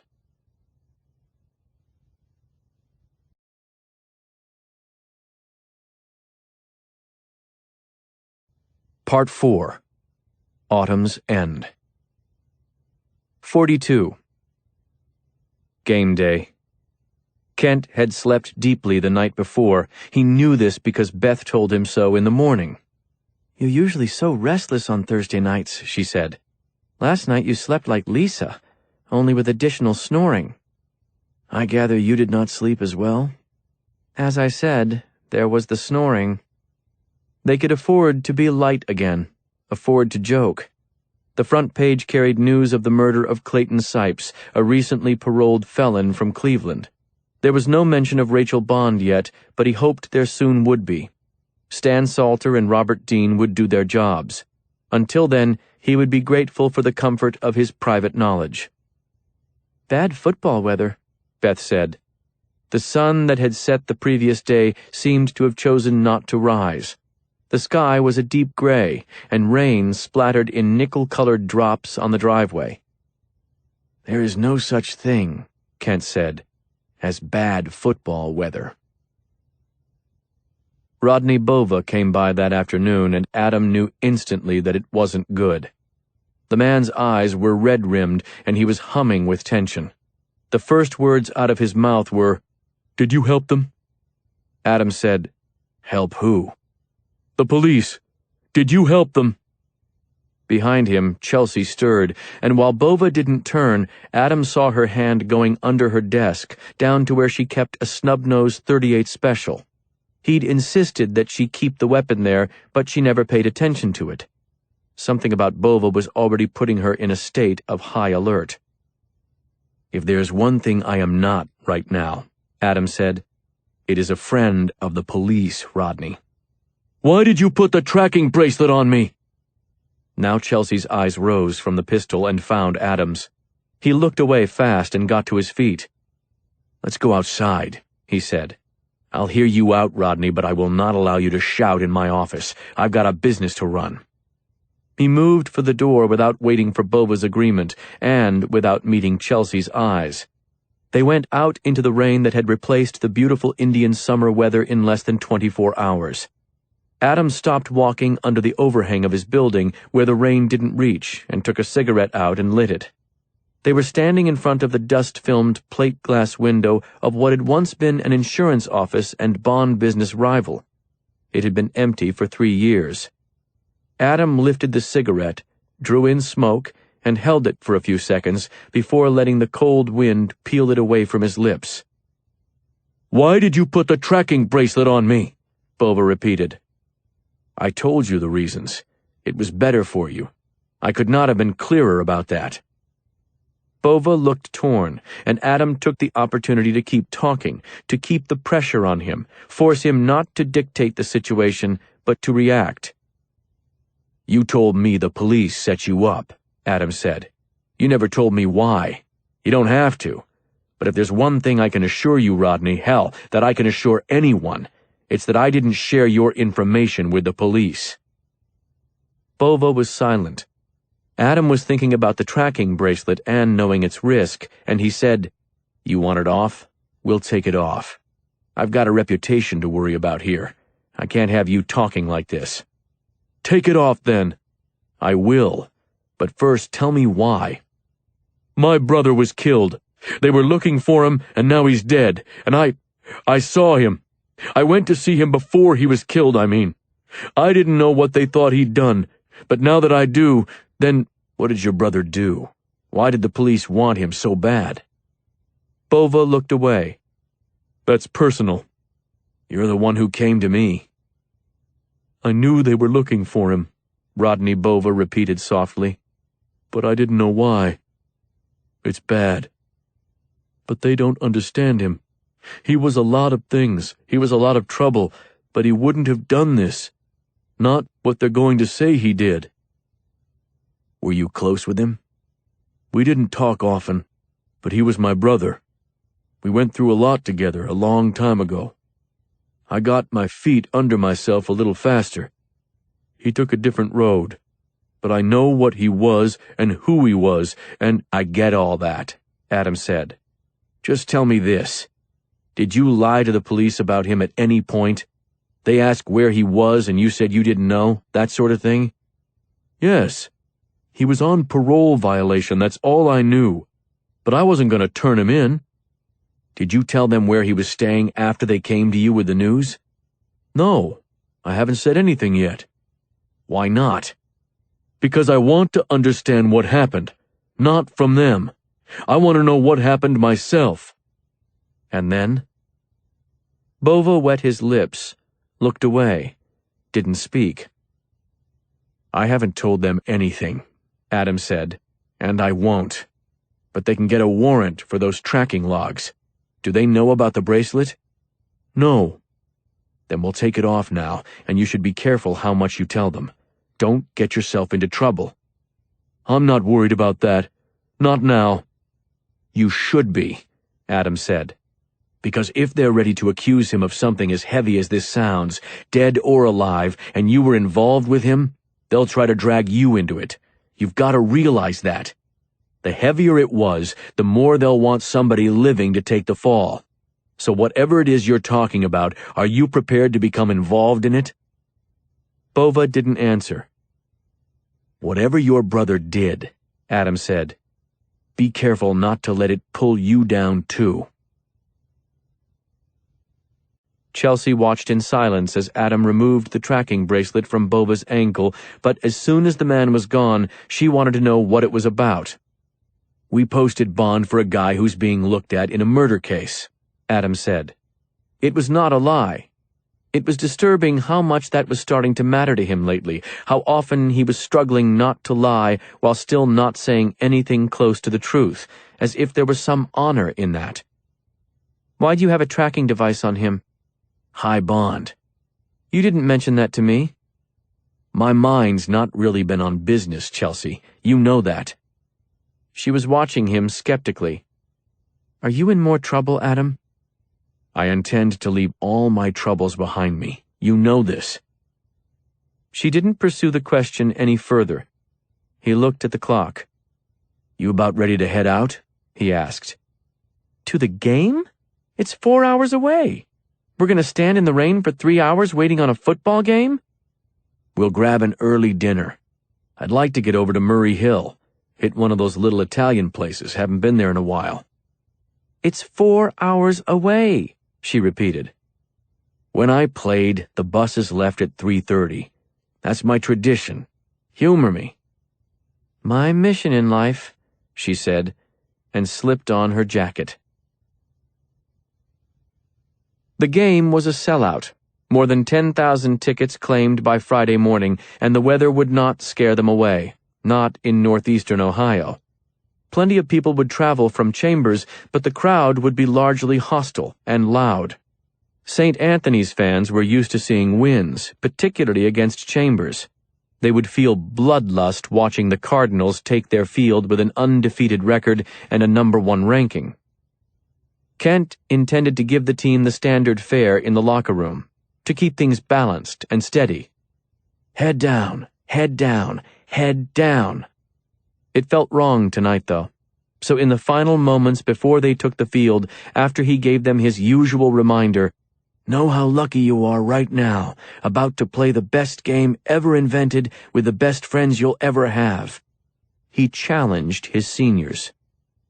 "You're going to take your uniforms off at some point this season for the last time," he said. "You'll never wear them again. Realize that. Every autumn has its end. Now let's make sure you leave a trophy in the case before this one does." The team roared. Chambers won the coin toss and Kent elected to defer the kickoff. Ordinarily, he preferred to take it. He liked to put points on the board early, forcing the opponent to play from behind, but he expected this to be a close game and that extra second-half possession might be valuable. Also, truth be told, he was worried about Colin botching the return. Kent paced the sidelines, nodding at his players and slapping helmets and telling them they had to play fast and smart. Opposite him, on the St. Anthony's sideline, Scott Bless conferred with Rob Sonnefeld, his quarterback, and Kent couldn't help but glance at them, thinking, "Let's get this started. Let's see what you've got." It was raining steadily, the wind coming in gusts, the temperature in the 40s. Weather that was better suited for the power game of St. Anthony's, but that was fine. Kent wasn't in the business of making excuses. His team was prepared to win in any conditions, and should. 5 snaps later, the confidence was already ebbing.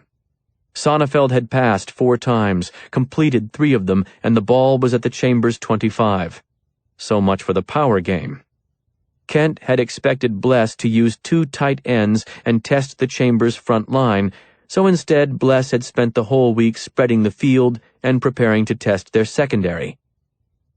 On the 6th snap, Sonnefeld went with a play-action fake, and Ritter, Damon, the best linebacker Kent had ever coached Ritter, bit on it, jumped away from the #2 receiver, his coverage responsibility, who promptly caught the ball behind him, and then 6 points were on the board, Chambers losing already. "What are you doing?" Kent shouted as Damon came off the field, head down. "Where were your eyes? You're looking in the backfield. Don't you ever look at Sonnefeld. You know better than that. We don't make that mistake." Ritter said, "Yes, sir," retreated, and Kent shook his head in disgust and paced away as the extra point sailed in. 7-0. He'd never held a lead against St. Anthony's, not even a lead. "We've still got this ball game," he said into the headset, and his assistants nodded, but nobody was looking at him. It was a bad start, and they all knew it. The offense gained 1 first down on 3 straight carries by Justin Payne, all part of the script designed to settle things down, force St. Anthony's to respect the running game. When Laurel took his first snap out of the shotgun, he pump-faked, and there was Colin on a hitch route, the ball coming in high and soft and right in stride. He caught it. Then bobbled it. Kent had a fist raised already, wild with excitement both for the kid and for the knowledge that this was about to be a tie ball game because they would not catch Colin from behind. But they did. He was juggling the ball, fighting for possession, and his feet went unsteady on the wet turf, and then the cornerback caught him with a sweeping right hand, and the ball was out and bouncing free, and as St. Anthony's scooped it up, Kent thought, "Please tell me he dropped that one too. Please rule it incomplete." They ruled it complete. Fumble recovered by the defense on the 40. Kent went out onto the field to meet Colin, grabbed his helmet, and forced his face up. "You'll have that play all night long," he said. "You're going to make it every other time. You believe that?" Yes, sir. "Do you believe that?" "Yes, sir." Kent slapped the side of his helmet and returned to the sidelines and watched Sonnefeld direct a precise, balanced drive that chewed 7 minutes off the clock and featured another effective fake, this time on a reverse, and again Chambers chased the ball and forgot their gaps. They held them to a field goal, but it was already 10-0. "We're going to get fucking beat," Kent said through clenched teeth. It was too soft for the players to hear, but his headset microphone was on, and every assistant heard it.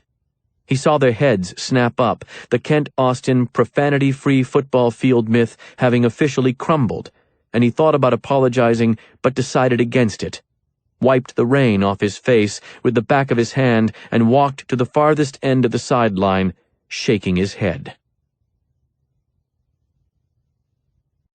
43. As his brother paced and muttered, Adam circled the field, bumping through throngs of kids with painted faces and ducking an errant trombone slide from a pep band member trying to reach the opposite end zone and a clearer view. Chelsea came with him, and they stood in the south end zone where the wind blew cold rain into their faces. "Someday you are," she said. "Walked right past the concession stand and you don't even offer me popcorn?" "Who wants to eat wet popcorn?" "Fair point." She was watching the Chambers sideline. "Your brother doesn't look happy." "He shouldn't." Adam folded his arms over his chest, then saw the way Chelsea was ducking against the rain and moved to stand behind her and wrap his arms around her. She leaned back, pressing her weight against him. On Chambers' second and third possessions, Scott Bless started rolling his safety down into the box instead of helping over the top on Mears, as if the one fumble had been enough to confirm what he'd hoped was true, that Mears was now an empty threat. Laurel McCoy tested the belief, found Mears 3 times, put the ball in his hands with each pass, and the kid never came close to holding on to one. Chelsea covered her eyes on the third drop. The Chambers defense had stiffened up, maintaining their gaps, no longer biting on the play action, and they forced yet another punt. When the teams took the field again, the St. Anthony's safety was shading 4 yards farther in and 5 yards closer to the line of scrimmage, hovering nakedly in the flat, outright ignoring Mears, trusting their slow-ass cornerback to handle him. It shouldn't even have been an option. Tonight, though, it was simply the right decision. Chambers worked the ball downfield patiently, McCoy looking poised, picking up blitzes and moving well in the pocket, gaining first downs on sweeps and veers. Twice he saw Mears wide open, hesitated, and then checked down and threw underneath. Mears stood downfield with his arms up, wanting to know where the ball was. Adam could hardly stand to watch the kid. The drive stalled on the 15, and they took a field goal. 10-3. St. Anthony's answered with a field goal of their own, making it 13-3 as the rain began to pour. They had control of the game, but hadn't put it out of reach, and with only 2 minutes left in the half, Adam thought that it wasn't as bad as it could have been. Then they went for an onside kick, and he said, "Holy shit." What a call. What a bold play call. St. Anthony's recovered, and while the move had certainly caught Chambers off guard, it also seemed as if 2 of St. Anthony's special teams players had gotten one hell of a jump on the kick, and Adam looked for a penalty flag, but didn't find one. Then Chelsea said, "Uh-oh, your brother." And then he saw Kent storming onto the field, screaming, tearing his headset off and hurling it behind him. "Come on, franchise," Adam whispered. "Don't go down like this. Not like this." "That is offsides! He was offsides by 5 steps! Are you out of your mind? How did you not see that?" Kent was near midfield now, and he was aware that his headset had shattered when it hit the aluminum bench, but didn't care. He was too focused on fury. "Coach, go back to the sideline." "How did you not see that?" Kent screamed. His face was inches from the officials, rain stinging his eyes and dripping into his mouth. He spun and kicked the ground, and the turf was so wet he tore a furrow through it, sent a divot flying into the air, and drew a roar from the crowd. "Back to the sideline," the official repeated. "You're standing on the line, and you can't see him jump? Are you kidding me? You're right on top of it! That is all you need to watch! That is your only responsibility!" The official was trying to walk away, but Kent was keeping pace with him, still screaming, still face to face. And when the flag finally came out, he should not have been surprised, but it further incensed him. "This is bullshit! This is absolute bullshit!" He felt a hand on his arm then, started to tear free from it, but it was Matt Byers, and his grip was firm. "Coach, get back now. Don't get thrown out of this game." He let Byers pull him back to the sidelines as the St. Anthony's crowd booed, and Scott Bless regarded him with what appeared to be genuine surprise. Kent picked up his headset, saw that it was in pieces, none of the indicator lights glowing, and dropped it again. One of his assistants was offering him a new one, but he brushed it off and paced away as the chain crew moved their markers another 15 yards downfield in honor of his penalty. He stood alone with his arms folded, his hat lying somewhere in the mud, and watched as Sonnefeld completed 4 straight passes and then scored from the one on a quarterback dive as the clock wound down. 23 at the half. "You've got to be kidding me!" Kent shouted, his voice breaking as he looked at the rain-swept scoreboard. Not again. Not again. Adam stepped away from Chelsea as the team jogged toward their locker room, heads down all around, and his brother remained on the sideline, his chin resting on his right hand as he studied the scoreboard as if it were a code he could not decipher. Adam wanted to go to him, say something. He didn't know what, he just wanted to speak to him. But he couldn't get to him. Kent had walked out to the middle of the field into the jeers and boos from the St. Anthony's fans.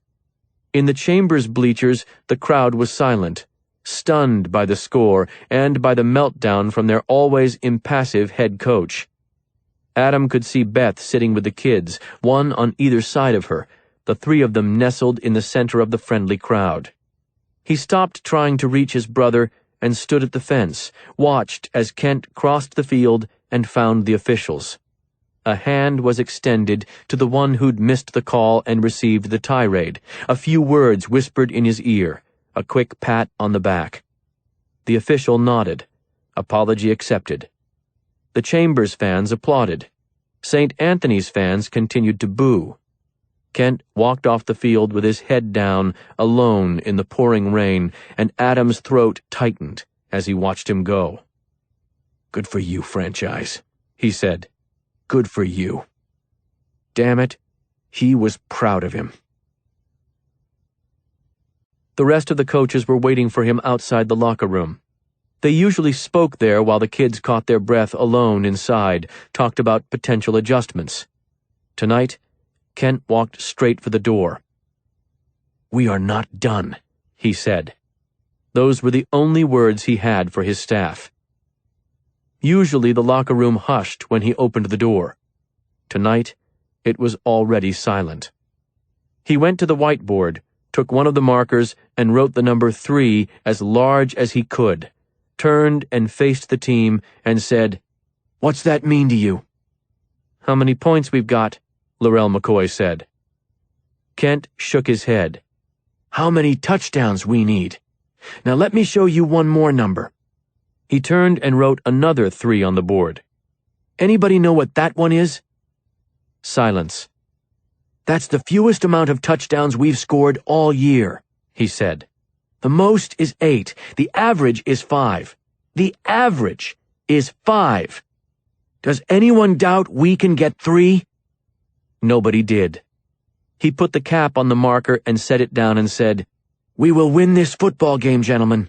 They played a good half. We will play a better one now, and we will not lose composure.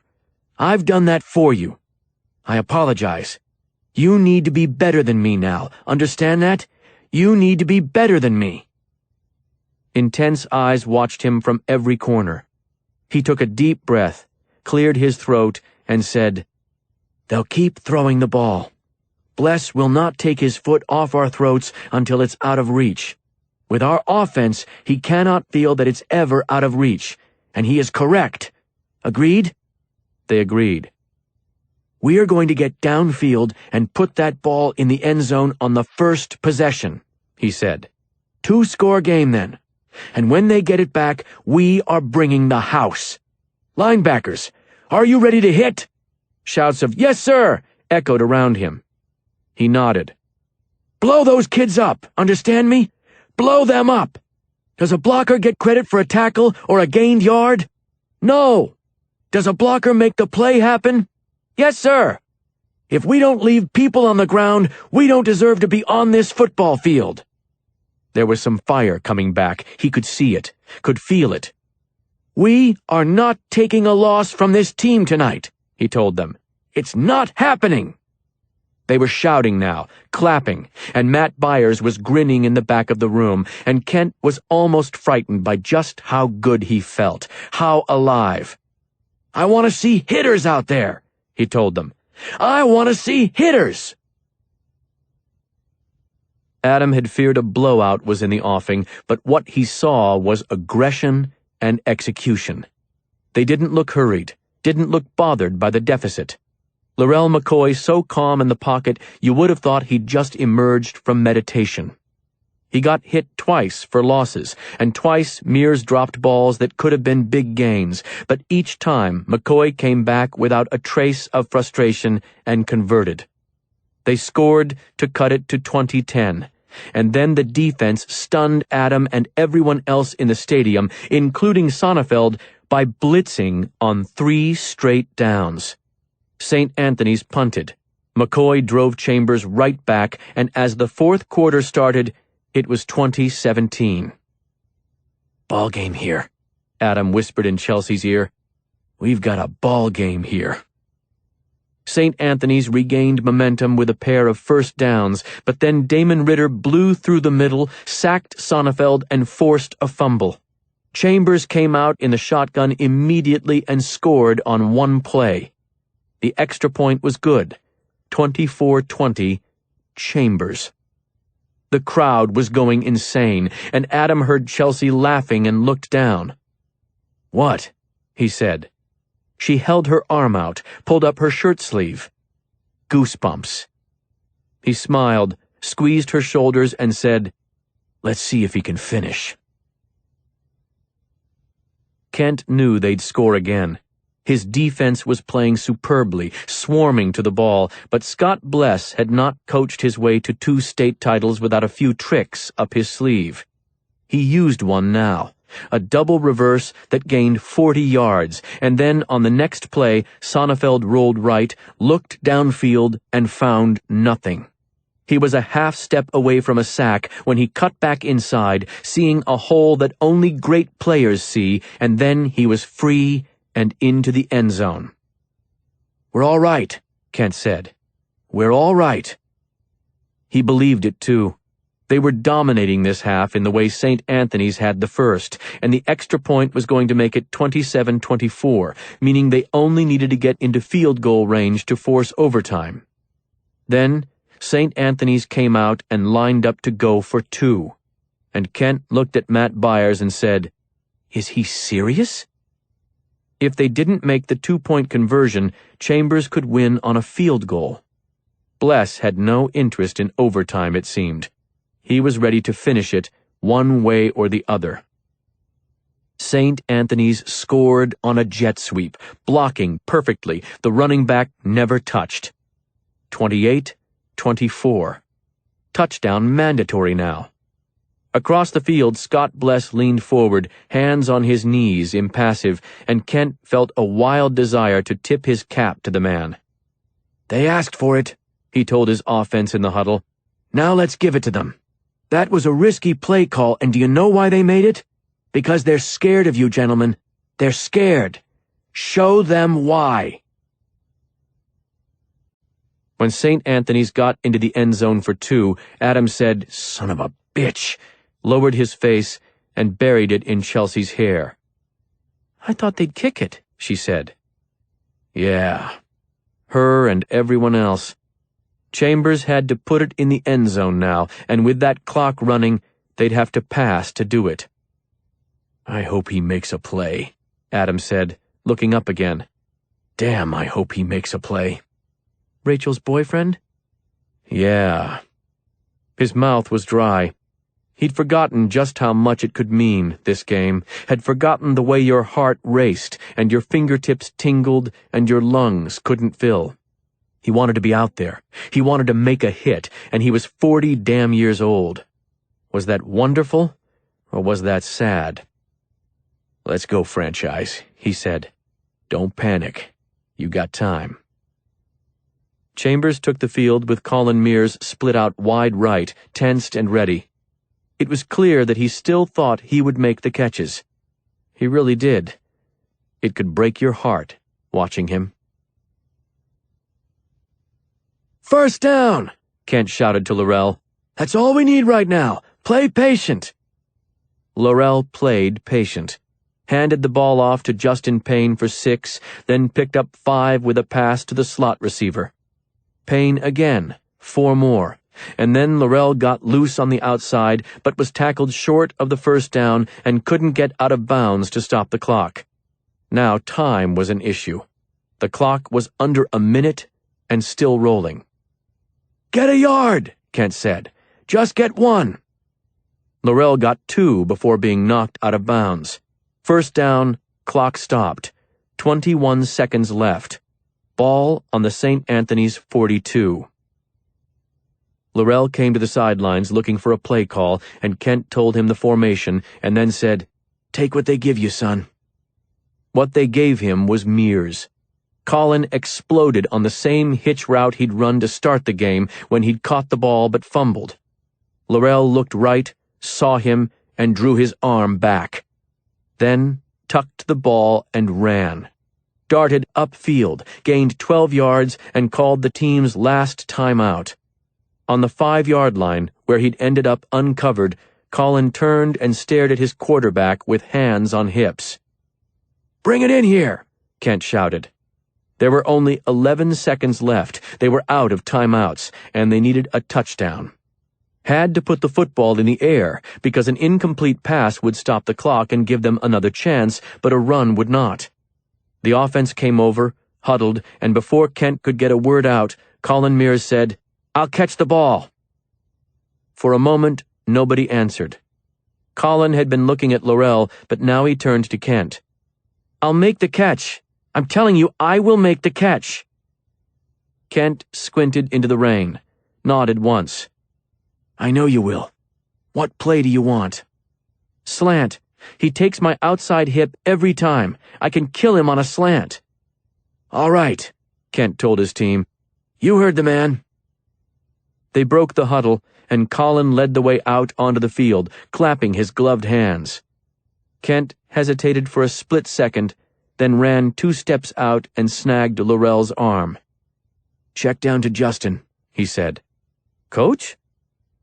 Laurel's dark eyes were confused but focused, ready to listen, ready to execute as instructed. Kent grabbed the back of his helmet and pulled their faces together. "Play action to Justin, stay out of trouble, and then hit him going up the seam. They'll lose him after the fake. They'll pursue the ball, and he'll be open. Got it?" "Yes, sir." Kent slapped him on the back and returned to the sideline. His team lined up. Laurel barked the count, took the snap, turned, and faked the handoff. Nobody was fooled. They knew Chambers wouldn't run in this situation. They chased after Laurel, pursuing the ball, and Payne slipped up the middle. Colin had executed a perfect route, digging hard, right to left, wide open on the slant just as he'd predicted. Wide open. Laurel glanced at him as he slid backwards, away from the defenders, and then he brought the ball back and fired it away. Payne up the seam. Justin caught it, secured it, barreled forward. Took a hard shot on the 1-yard line, but it wasn't enough. He was across and through. Touchdown. Ball game. Kent raised his arms, signaling the score, and then Byers was screaming in his ear, "We finally got the bastards!" And the band was playing, and the crowd was roaring. Final score, 30-28. St. Anthony's vanquished, Scott Bless finally beaten. 2 games left to play, and then the trophy was in the case. In the end zone, where he'd found himself free and clear, running the route he'd guaranteed would work, Colin Mears walked first to Justin Payne, then to Laurel McCoy, and hugged them both. Chelsea was screaming like one of the kids. When she spun to face Adam, her eyes were bright, her smile wide. They won! She put her hands on his shoulders and shook him. They won! You aren't even going to smile?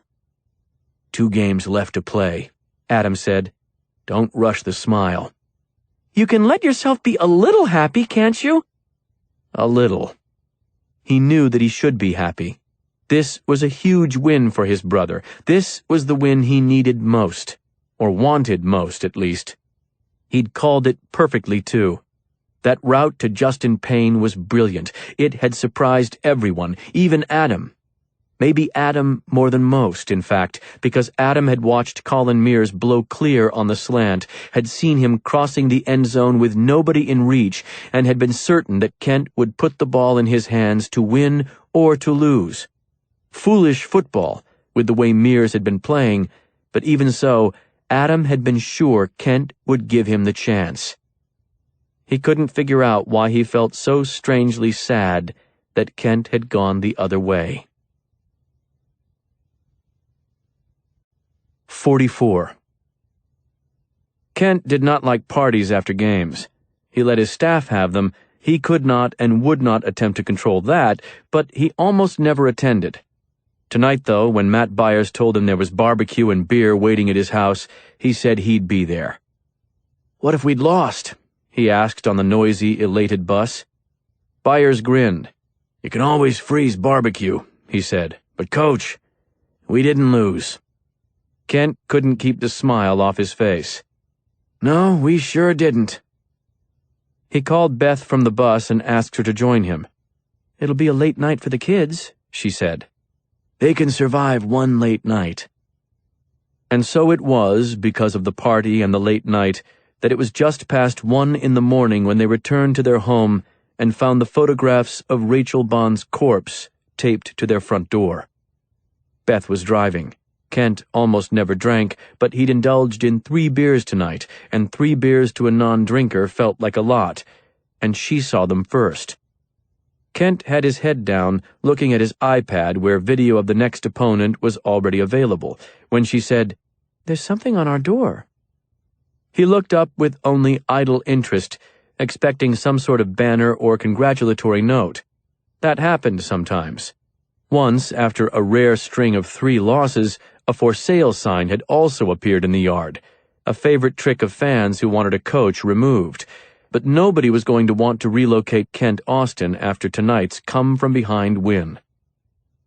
When he saw the odd collection of papers scattered over the door and realized that they were printed out photographs, though, a sense of alarm that had been absent since Clayton Sipes was found dead by Lake Erie returned.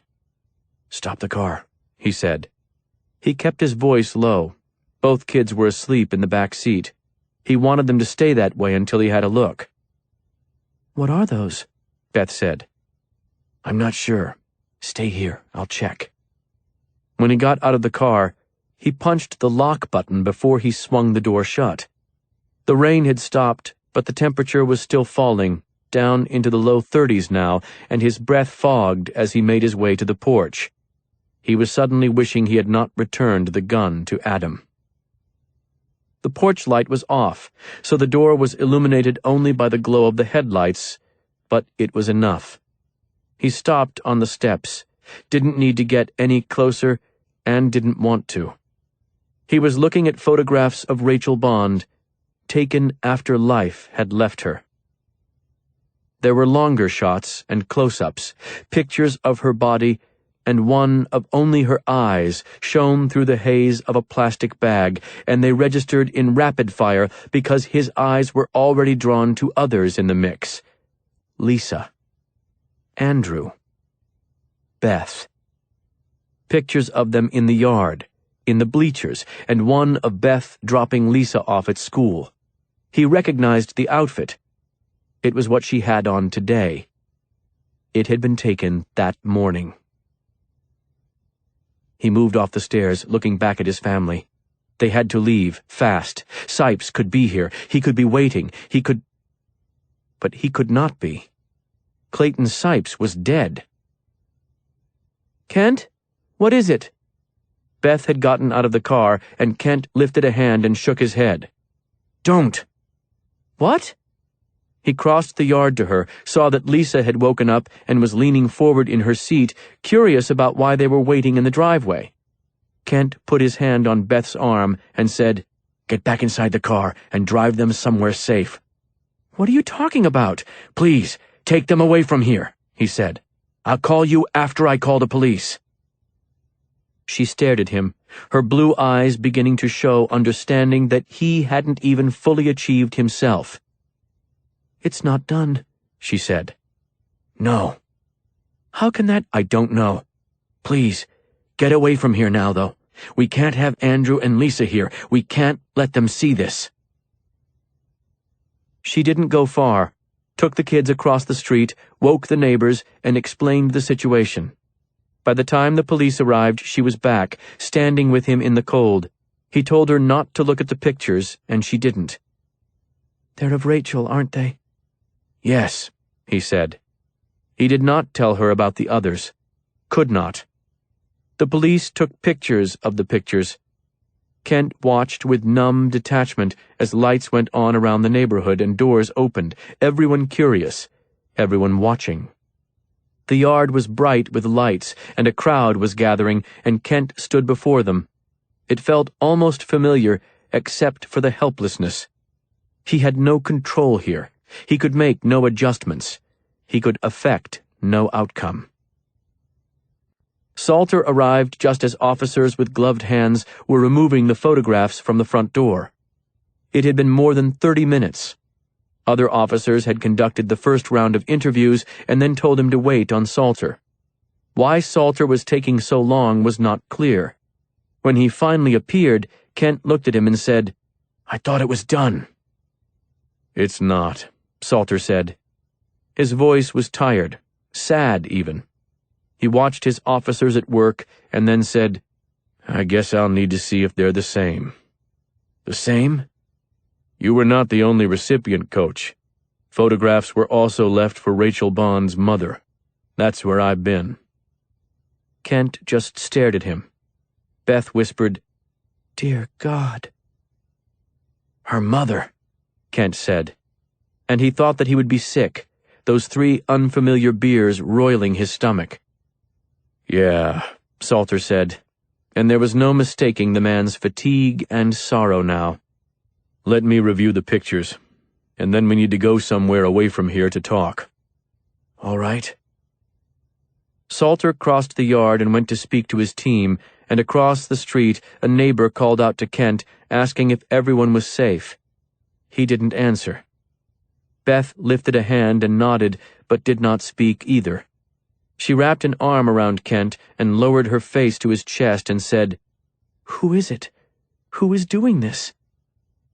He had no answer. He thought he had known. He'd been sure of it, but the only certainty now was that the terror had not ended.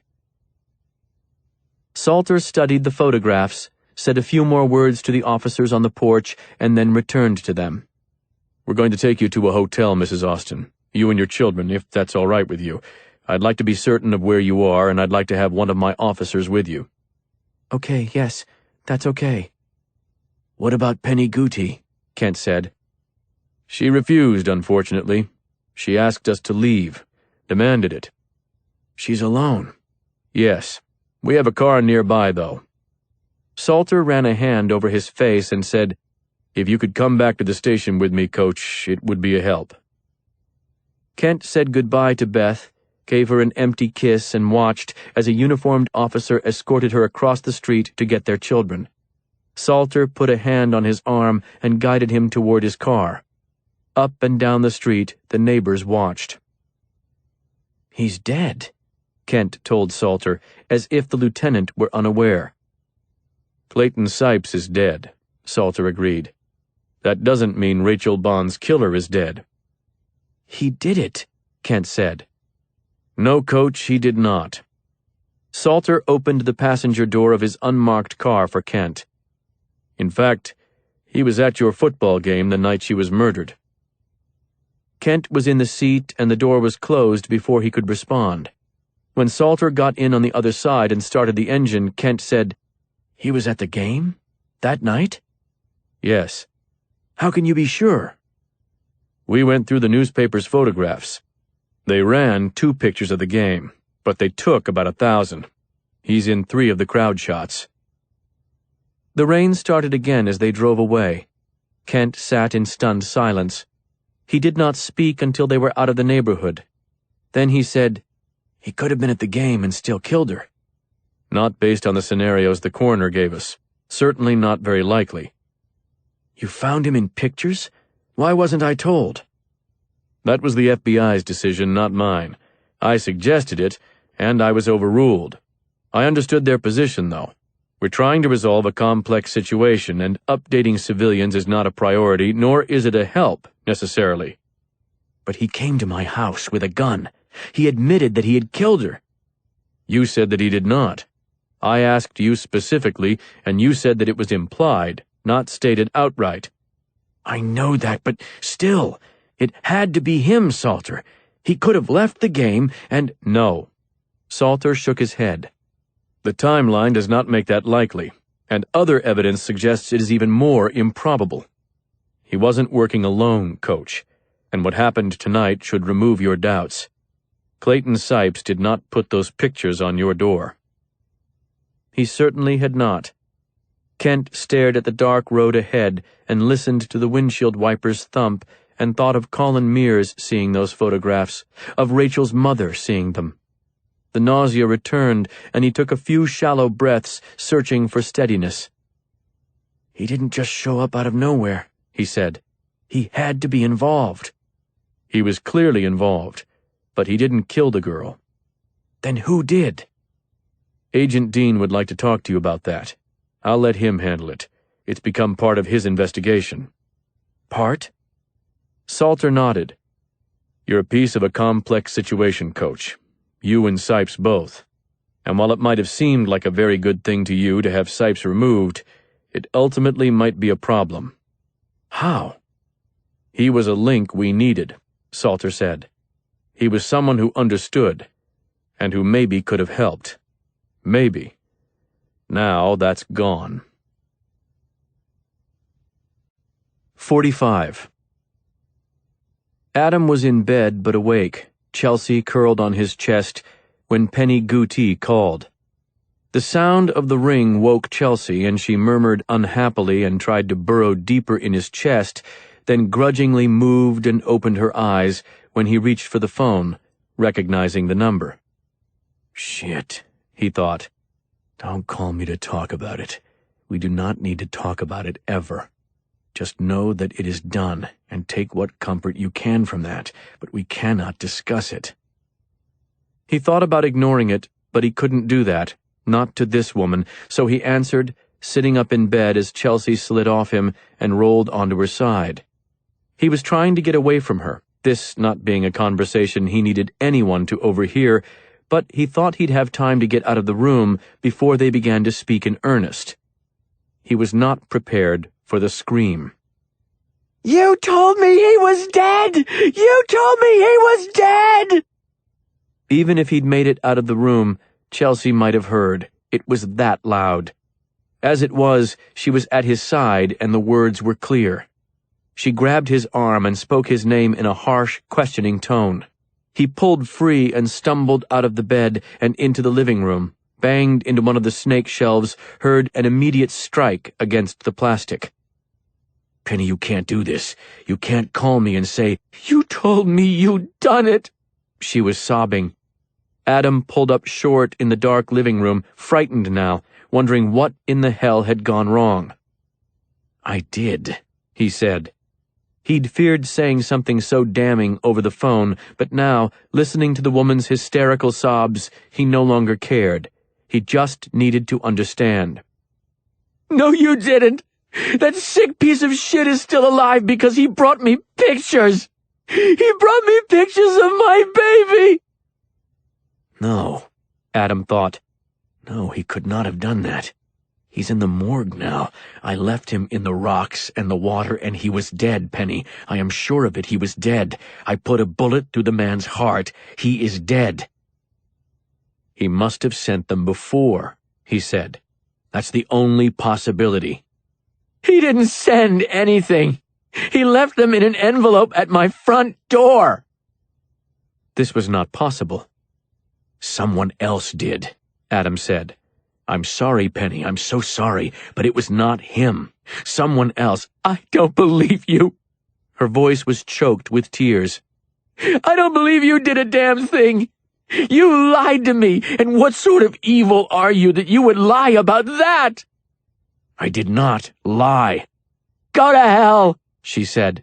"Just go to hell, you and him both. You belong together." She hung up, and then he was alone in darkness and disbelief. For a moment there was no sound but the soft rustling of the shifting snakes. Then Chelsea said, "Why did that woman think the man who killed her daughter was dead, Adam?" He turned to her as the display light faded out on his phone and left him in blackness. "Because he is," Adam said. "He is. He was supposed to be, at least. I don't understand. Someone else had to do this for him because—" "You know who it was?" "I thought I did." He could not lie to her, not now. He had no energy left for lies, hardly had the energy to breathe. He had finished it. He had made good on every promise, but now Rachel Bond's mother said that nothing was fixed, nothing was finished. "How? Who told you?" "Kent gave me the name. He gave it to the police and to me." Kent saw him, he thought. Kent knew that it was true. He was certain. Chelsea had slipped into a sweatshirt, and she approached him now and put her hands on the side of his face, holding him as if to prevent him from turning from her, though he had no desire to do so. "What did you do, Adam?" "I killed him." She took her hands away from his face, whispered his name. That was it. Just his name. "He came to my brother's house with a gun," Adam said. "He threatened his family, and he talked about Rachel Bond's death. He did it, Chelsea. He did it. So I don't know who gave these photographs to Penny, but the man I killed was the right man." "You shot him? Murdered? Just went out and—" "He had a gun too," Adam said. "You murdered him," she repeated. "I did what I promised I was going to do. What needed to be done." She stepped away from him, then slid down the wall until she was sitting on the floor, her bare legs stretched out in front of her. She wasn't looking at him anymore, didn't seem to be looking at anything. "How did you even find him?" "I was getting close by myself," he said. "Then Kent took it home for me. He gave me the man's name, and I'd already found his half-brother, Rodney Bova." "You used his brother?" she said. "That's how you found him? By putting a tracking device on his brother?" "Yes." "Rodney Bova didn't just happen to get arrested in time for this." Her voice was soft and distant and impossibly sad. "No." "So what did you do? Just call in a tip after you found out he had drugs on him?" "I did a little more than that." "Adam." She put her face in her hands. "I intended to fix that at some point." "How?" I don't know, Chelsea, but I will make that right. I always was going to. I just needed him. And it worked, damn it. He led me right to him. It worked. You could have called the police. When you found him, you could have— When Gideon Pierce killed my sister, the police had been looking— This isn't about your sister! She screamed. He didn't answer. It was silent for a while, and then he sat down on the floor too. Not close to her, though. Across the room, widening the distance, staring at her from the shadows. They'll find out, Adam, she said. Someone will talk. Bova, Penny, someone. They'll be suspicious. They won't be certain. There's a difference. To a guilty man, I guess there is. What could he say to that? Can they prove it? She asked finally. That won't be as easy for them as connecting it back to me was. What will the tracking logs show them? That Rodney Bova went to a house on Erie Avenue where Sipes was staying, and that I knew about it. It will be hard to prove anything beyond that. Possible, of course, but harder.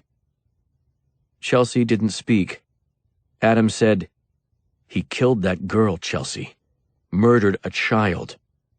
It sounds like maybe he didn't. Adam couldn't begin to wrap his head around that. He'd known it was true. He'd walked all the way down to the lake with Sipes, and Sipes knew what he believed, and he'd never said a word, never issued a denial. Why? He was a predator, Adam said. Even if somehow we were wrong, and I don't know how we could be, he was still a threat. He'd stalked a woman for years and ended up in prison because of it, and as soon as he was back out, he began to stalk my brother and his family. He came to their home with a gun in his hands, Chelsea. He was a predator. And so you decided to become one too. What do you want from me? He said. I'm asking honestly. Tell me what you think I should do and I will do it. Do you want me to confess? I can call them now. I want you to be with me, she said. And I want you to be right, Adam. To be the person you really are, not the person you've let yourself become. I may need an alibi, he said slowly. If it comes down to that, if they push hard enough, I'm going to need to be able to say where I was. I'll do it. I don't want you to. Who else will, Adam? Who else? My brother, maybe, he said. 46. As he followed Salter down the sidewalk, up the steps and into the police station, Kent recalled the trip after the first playoff game, the night it all started. How terrible that night had seemed. How impossible for it to get any worse. Robert Dean was waiting for them. The agent showed not a trace of Salter's fatigue. He hummed with the same quiet energy he'd had in their first meeting. Good motor, Kent would have said of him if he were a football player. He just struck you as the sort of guy who could run a long time without rest. I understand your family is secure, Dean said. They are, Salter answered for Kent. Good. Dean nodded. He had the notepad and pencil out again. He looked at the pencil and not at Kent when he said, I'm sure you will not share my opinion after the encounters you had with the man, but I consider the loss of Clayton Sipes rather disappointing. I don't wish death on anybody, Kent said.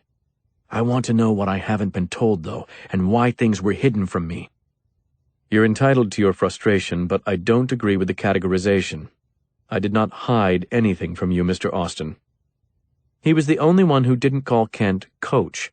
Salter couldn't help himself, it seemed. In this town, Kent was the coach. Robert Dean was not from this town. Clayton Sipes was a very dangerous man in some ways, Dean said. He was certainly a troubled man. He had an ill mind, and it is becoming more than apparent that he did not receive the proper sort of help. That's a shame. But he was not a violent man, Mr. Austin. He pointed a gun at me. He did not use it. Kent almost laughed. It was that insane a comment. Instead, he shook his head and said, He was in prison for a reason. He'd been convicted of assaulting a woman. What is that if not violent? He fondled her breasts while he held an unloaded weapon. Criminal, yes. Disturbing, yes. It is sexual assault, but I'd hesitate to call it violent. He did not attack her, did not leave so much as a bruise. In the many months, years he spent stalking that poor woman, he did not take truly violent action. He seemed to prefer the game of it. In his history, we find stalking, voyeurism, even arson, but we do not find an inclination toward violence. His psychological evaluations support this. A love of it, yes, a fascination with it, but more as a spectator sport. You could have said that before. You knew I believed that he killed Rachel Bond. You and I were each operating with limited understanding at that time. We have new information today. It started when Sipes was killed. When we found the apartment where he was staying in Cleveland, we found evidence suggesting that while he was a participant in the Rachel Bond homicide, certainly some level of collaborator, he was not alone. In fact, it appears he was very much under the control of another man. I would venture to guess at this point that you were actually of greater interest to this suspect than you were to Sipes. Who are you talking about? Dean glanced at Salter, then extracted a piece of paper from the back of his notebook and slid it across the table to Kent. It was a photograph of Dan Grissom. Kent's first reaction was to shake his head, dismiss it as a mistake. Clearly, Dean had given him the wrong photograph. Then he saw the agent's face and understood it was anything but a mistake. I don't believe that, Kent said. Dan's a minister. He's a counselor. No, Dean said. He is not. Daniel Grissom holds a degree in theology, but he is not a minister with any church. In fact, he was expelled from a seminary 6 years ago. He also holds a degree in psychology, but he has never practiced in a clinical environment. Aside from the degrees, the resume he offered when he began his prison ministry was largely falsified. It was, unfortunately, also unquestioned. He was not a corrections officer. He was not being given weapons or keys or anything that might have required that thorough a background investigation. He was not even employed by the state. His organization was a voluntary effort. He said he was there to help. He had a convincing story, and he was believed. Kent was staring at the photograph. He'd been visiting the prisons for years with other people when Grissom reached out to him. So compelling, so earnest. He told Kent that he found his efforts fascinating and hoped Kent would consider working with him. How long have you known this? Me, personally? A matter of hours. I've already interviewed 3 other targets of Mr. Grissom. People like me? No, Dean said. People like Sipes. I haven't found anyone else like you yet, though I'm sure there are some. His primary interest in the false ministry seems to have been in recruitment, control. Daniel Grissom likes to compel men to follow him. That seems to be a high priority. In your situation, for example, what he saw was an opportunity to test 2 men, to explore their boundaries, you and Clayton Sipes. You know all this, yet you haven't arrested him? I've learned all of this in the past day, after the discovery of evidence linking Sipes to Grissom. I'm working as fast as I can, Mr. Austin. We all are. And much as with Clayton Sipes, arresting Grissom first requires finding him. What are you talking about? Grissom isn't hiding. He is now. He has been since September, in fact. But I just talked to him. When? Maybe a day after I talked to you. I called him to ask what he remembered about Sipes. He was very encouraging, Kent wanted to say.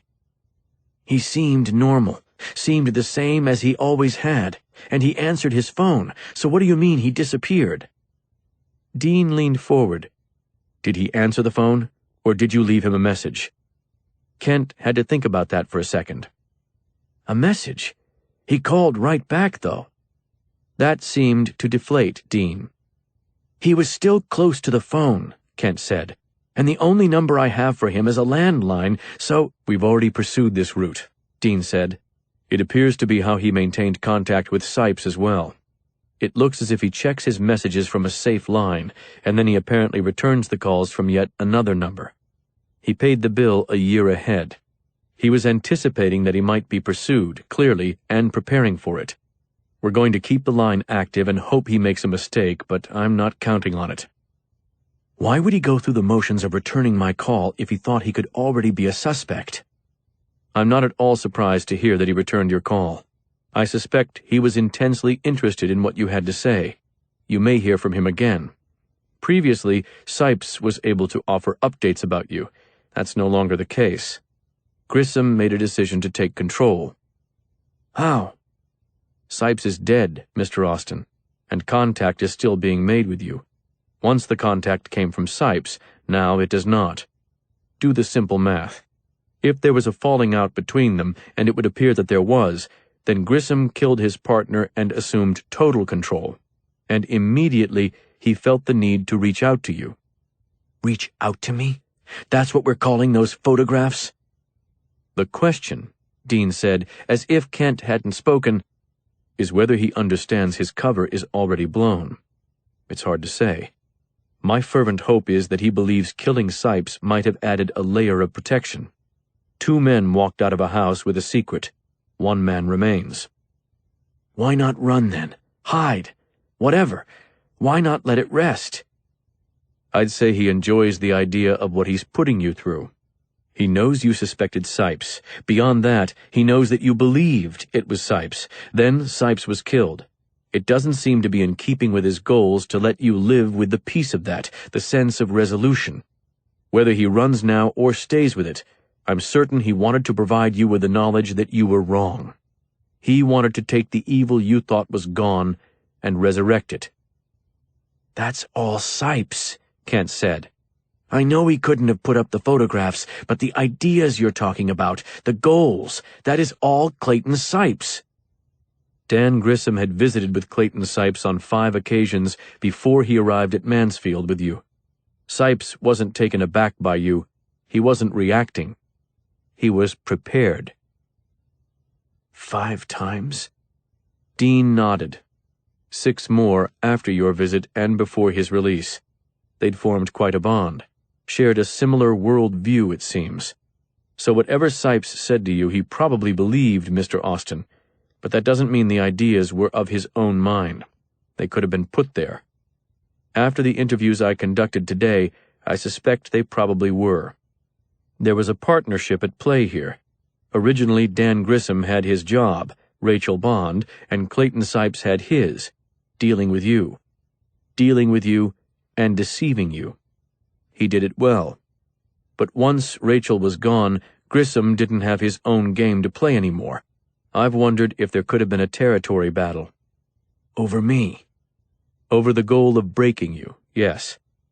Grissom protected himself by letting Sipes take the lead at first, but it's quite possible he wanted it back. He seems to value control.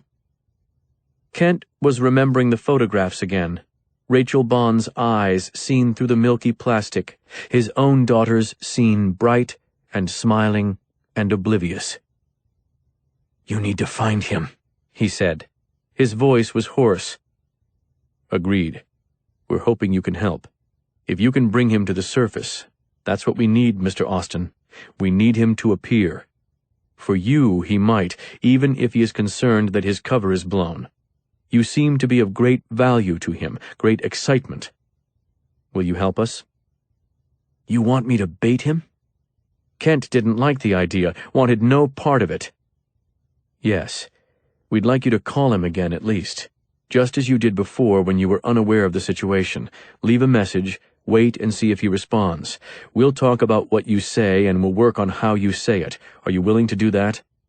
You'll keep my family protected? Absolutely, of course. Kent took a deep breath and nodded. We can try. Thank you. It may help.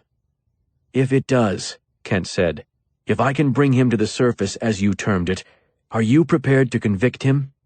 We're building a very strong case. You are building? That implies that it is not yet built, that you do not have the evidence you need to convict. Can you prove he killed Rachel Bond? I believe we will, yes. We have DNA samples from the house and from her body that do not match with Sipes. If they match with Grissom, and I think that they will, He spread his hands, his point made, then lowered them to the table and said, "I will see that man convicted, Mr. Austin. Have some faith in me, please. I'll see that it's done." Kent was quiet, and when Dean spoke again, his voice was gentle, soothing. "What's on your mind, Mr. Austin? I'm trying to give you answers this time. I'll offer what I can." "I believed in him," Kent said. He had a convincing story. Kent shook his head. "Not just the story, Dean. I believed in him." "What he is," Dean said, "is a false prophet, Mr. Austin, and a convincing one." 47. He called Grissom at 6 in the morning after some coaching from Robert Dean, who liked the feel of an early call, the sense of need it would create. "If you seem emotionally desperate," he said, "it could be very appealing to him." Seeming emotionally desperate was not a difficult task for Kent. Keeping his voice steady and not shouting at the son of a bitch who'd taken photographs of his family less than 24 hours earlier, this monster who'd left a beautiful girl dead in a ditch and then sent Kent tokens of the horror, that was the difficult task. He got through it. Called from his cell phone while Dean listened. Kent had told Dean that admission of fear would matter. If Sipes had been acting at Grissom's request, then fear was paramount. They'd wanted to break him. Dean suggested that Kent ask Grissom to pray for him. That was the only thing Kent refused to say. His voice did not waver as he left the short but carefully choreographed message. "Dan, it's Kent Austin. You're probably asleep and I'm sorry if I woke you, but I could use you right now. If you have a chance, I'd appreciate a call back. Clayton Sipes is dead, Dan, but this thing is not. I don't know what to say or what to do. The police seem to be blaming me almost, but I saw Sipes, so I don't know how they can fault me for what I told them. Whoever's doing this is targeting my family. I'm afraid for them, Dan. I'm truly afraid. If you've got time to get together, or at least time for a phone call, it would mean a lot to me," he told the murderer, and then he disconnected. "We'll see if he bites," Dean said. Yes, they would see. Dean wanted him to go about his routine that day, to coach his team, play his games. Police would be watching, he said. And so he did. He stopped by the hotel where they had his family. He held Beth in an exhausted embrace, and he kissed his children and told them that it was all going to be fine soon. It was just a bad day, and they'd have to get through it. Part of growing up, he said. They were going to have some bad days now and then, and it was important to learn how to get through them. You had to keep your head down. You had to endure. He coached in a fog. His staff had heard about the chaos at his home in the night, and half the kids had too. He was a well-known man in a small town. It was not a situation for privacy, let alone for secrets, and still he had tried, and hoped.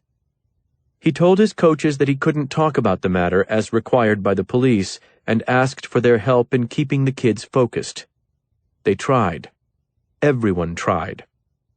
It should have been a euphoric few hours on the field. They were coming off the biggest win in their careers. They defeated the second-ranked team in the state. They were 2 wins away from a championship. Instead, the mood was hushed. Everyone sharing whispers about what was going on with Coach. Everyone confused and uncertain. Kent's involvement was minimal. Byers ran most of the practice, while Kent stood on weary legs and chewed on his whistle and watched his undefeated boys. When practice was through, he began to walk directly to his car. The team gathering at midfield confused him somehow, even though it was the daily routine, and it wasn't until he saw players taking a knee that he realized he still had the prayer to lead. The words didn't come easily. He prayed for their health and thanked God for the opportunity to be surrounded by this group for another week. Kept it short, then tried to disappear from the field, but didn't make it. Colin Mears caught him before he could, and told him that he wanted to be benched. It would have mattered once. It would have been extremely important, a star player suggesting that he no longer deserved to be on the field during a playoff game. This morning, Kent looked at him and could hardly register why anyone might think that this football field and what happened on it was significant. But it is, he reminded himself, thinking of the days after Marie disappeared, of the long walks to watch film with Walter Ward, of the hours spent wearing his shoulder down to rubber, flinging a football at nothing. It had mattered to him then, and it mattered to Colin now. "We're not benching you, son," Kent said. "I'd like you to. Please. I'm not helping the team out there anymore. You know it, Coach. Everyone does. I promised we'd win state for her. I promised that. I'm not going to help us. I wish I could, but I'm not going to." Kent hadn't slept in 30 hours, had gone from the biggest victory of his career to the most stunning of personal horrors, and he had nothing left in the emotional tank. He was emptied, or as close to it as he had been in many years. "We've got all week, Colin. We'll talk things through, okay?" He squeezed the boy's shoulder, moved past the locker room without entering, and went into the parking lot to find Chelsea Salinas waiting at his car. He was a few steps away from her still, far enough that he wasn't ready to speak himself, when she said, "How could you give him the name?" "What?" Her eyes were red, and her usually mocha skin looked like a winter sky. She said, "You knew what he wanted to do, Kent. He'd told you. And you just gave him the name and stepped aside. You didn't even think to warn me? I might have been able to help. You might have been able to help. Instead, you just let him go out there and—" Her voice was rising to a scream, and Kent put his hand on her arm and whispered, "Stop shouting, Chelsea. What are you talking about? What happened to Adam?" She shrugged off his touch. "So far, nothing. Soon, though, soon you'll get to visit him in prison. And you could have stopped it." He'd been lost from the start. This morning, the act of thinking was like wading against a strong current, but suddenly it took shape, and he saw it clearly and was horrified. "Sipes," he said. That was it. Just the last name, and she did not respond, but her eyes told him all that he needed to know. "Where is he?" he asked. "Where is my brother?" "He's gone to talk to your sister," she said. A tear had seeped free and was gliding over her cheek. "And Kent, you damn well better help him." "How can I help?" "By giving him an alibi. Whatever he says he was doing when Sipes was murdered, you better be prepared to back him up." She saw something in his face that seemed to infuriate her and said, "Yes, you'd better be prepared to lie. You better lie your ass off, Kent, because it's the only thing that might save him, and you owe him that much at least. You let him go on when you could have stopped him. I know you'll never forgive either of us for driving away from Marie that night, but you let him drive away this time." "Chelsea, I didn't have any idea." "Bullshit, Kent. He told you exactly what he intended to do. And I told him not to do it." "At first," she said. "When Sipes showed up for you, though, what did you do then?" "He offered to help. You came to him for a gun," she said. "And you were looking for one, all right. But you also were looking for someone to pull its trigger for you. Tell me I'm wrong." "I didn't think he would actually do this." She shook her head in disgusted disbelief. "It's worse than what we did to you, Kent. It's worse. Back then, we didn't know what might happen. This time, you knew."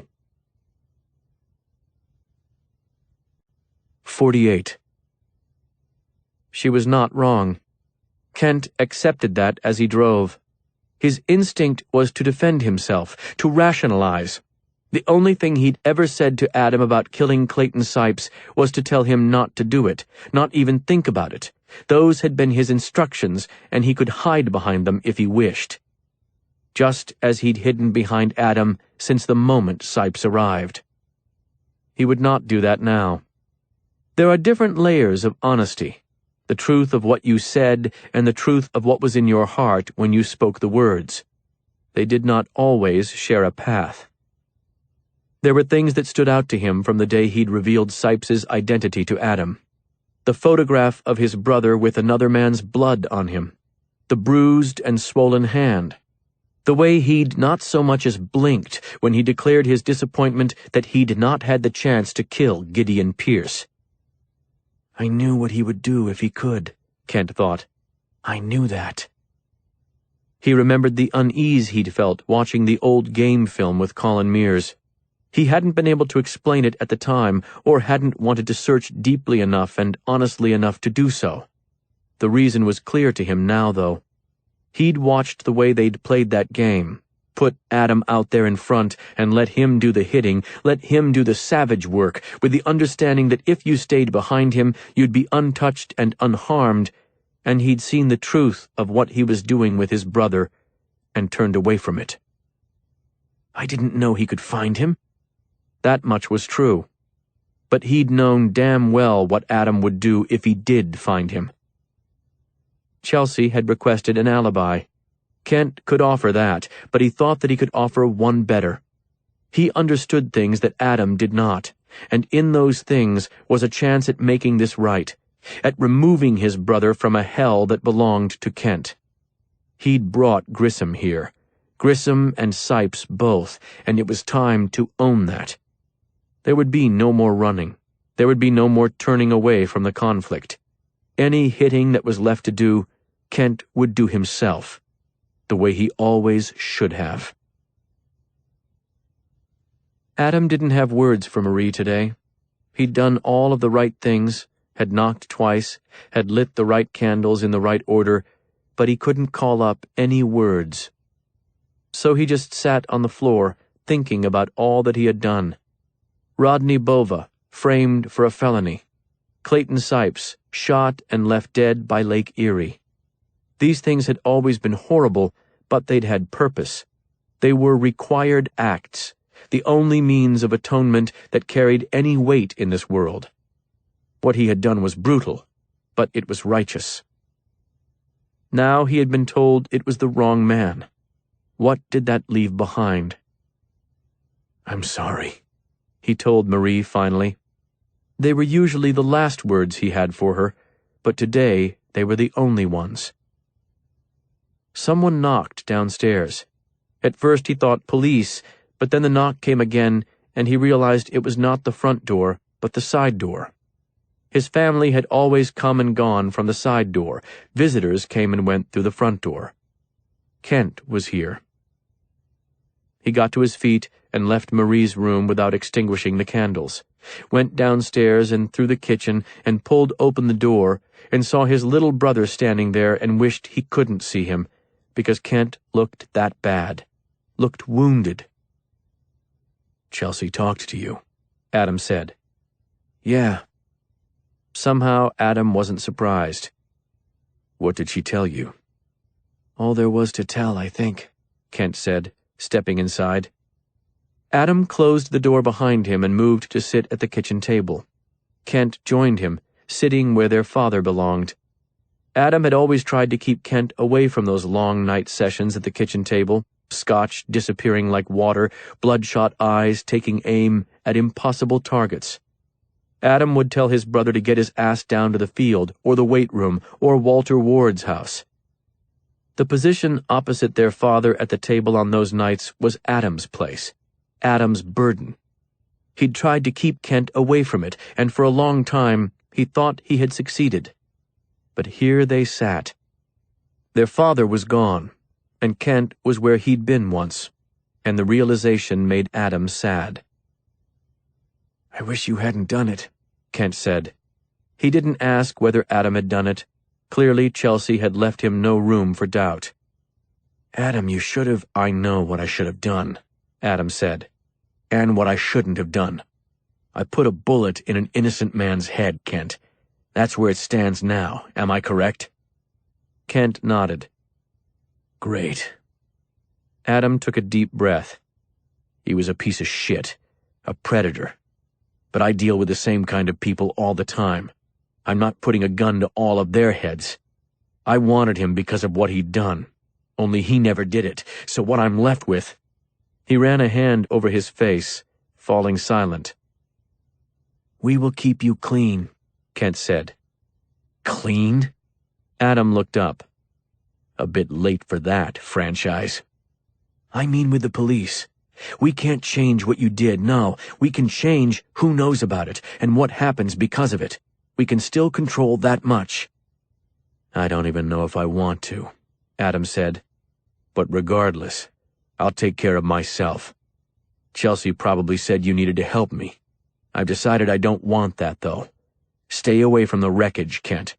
I'll take care of—" "If we can find him, we can keep you out of prison," Kent said. Adam stared at him. "Find who?" "I know who it is, Adam. This time I really know. I spent the whole night with the FBI. "Tell me," Adam said, and then he listened as his brother explained the whole thing. The sociopath who'd impersonated a minister, who'd walked in and out of the prisons in which he belonged and sought recruits. Found one, Clayton Sipes. Adam lit a cigarette but couldn't smoke it. The inhalations were too hard, so he set it back in the ashtray and let it burn itself out. "They believe Grissom killed Sipes," Kent said. "Right now there's not even a doubt in their minds. You're not a suspect." "It'll change fast. Bova was already suspicious, and if he starts talking, and at some point he will, they'll get to me. When they realize I knew about the house where Sipes was staying, they'll begin to press.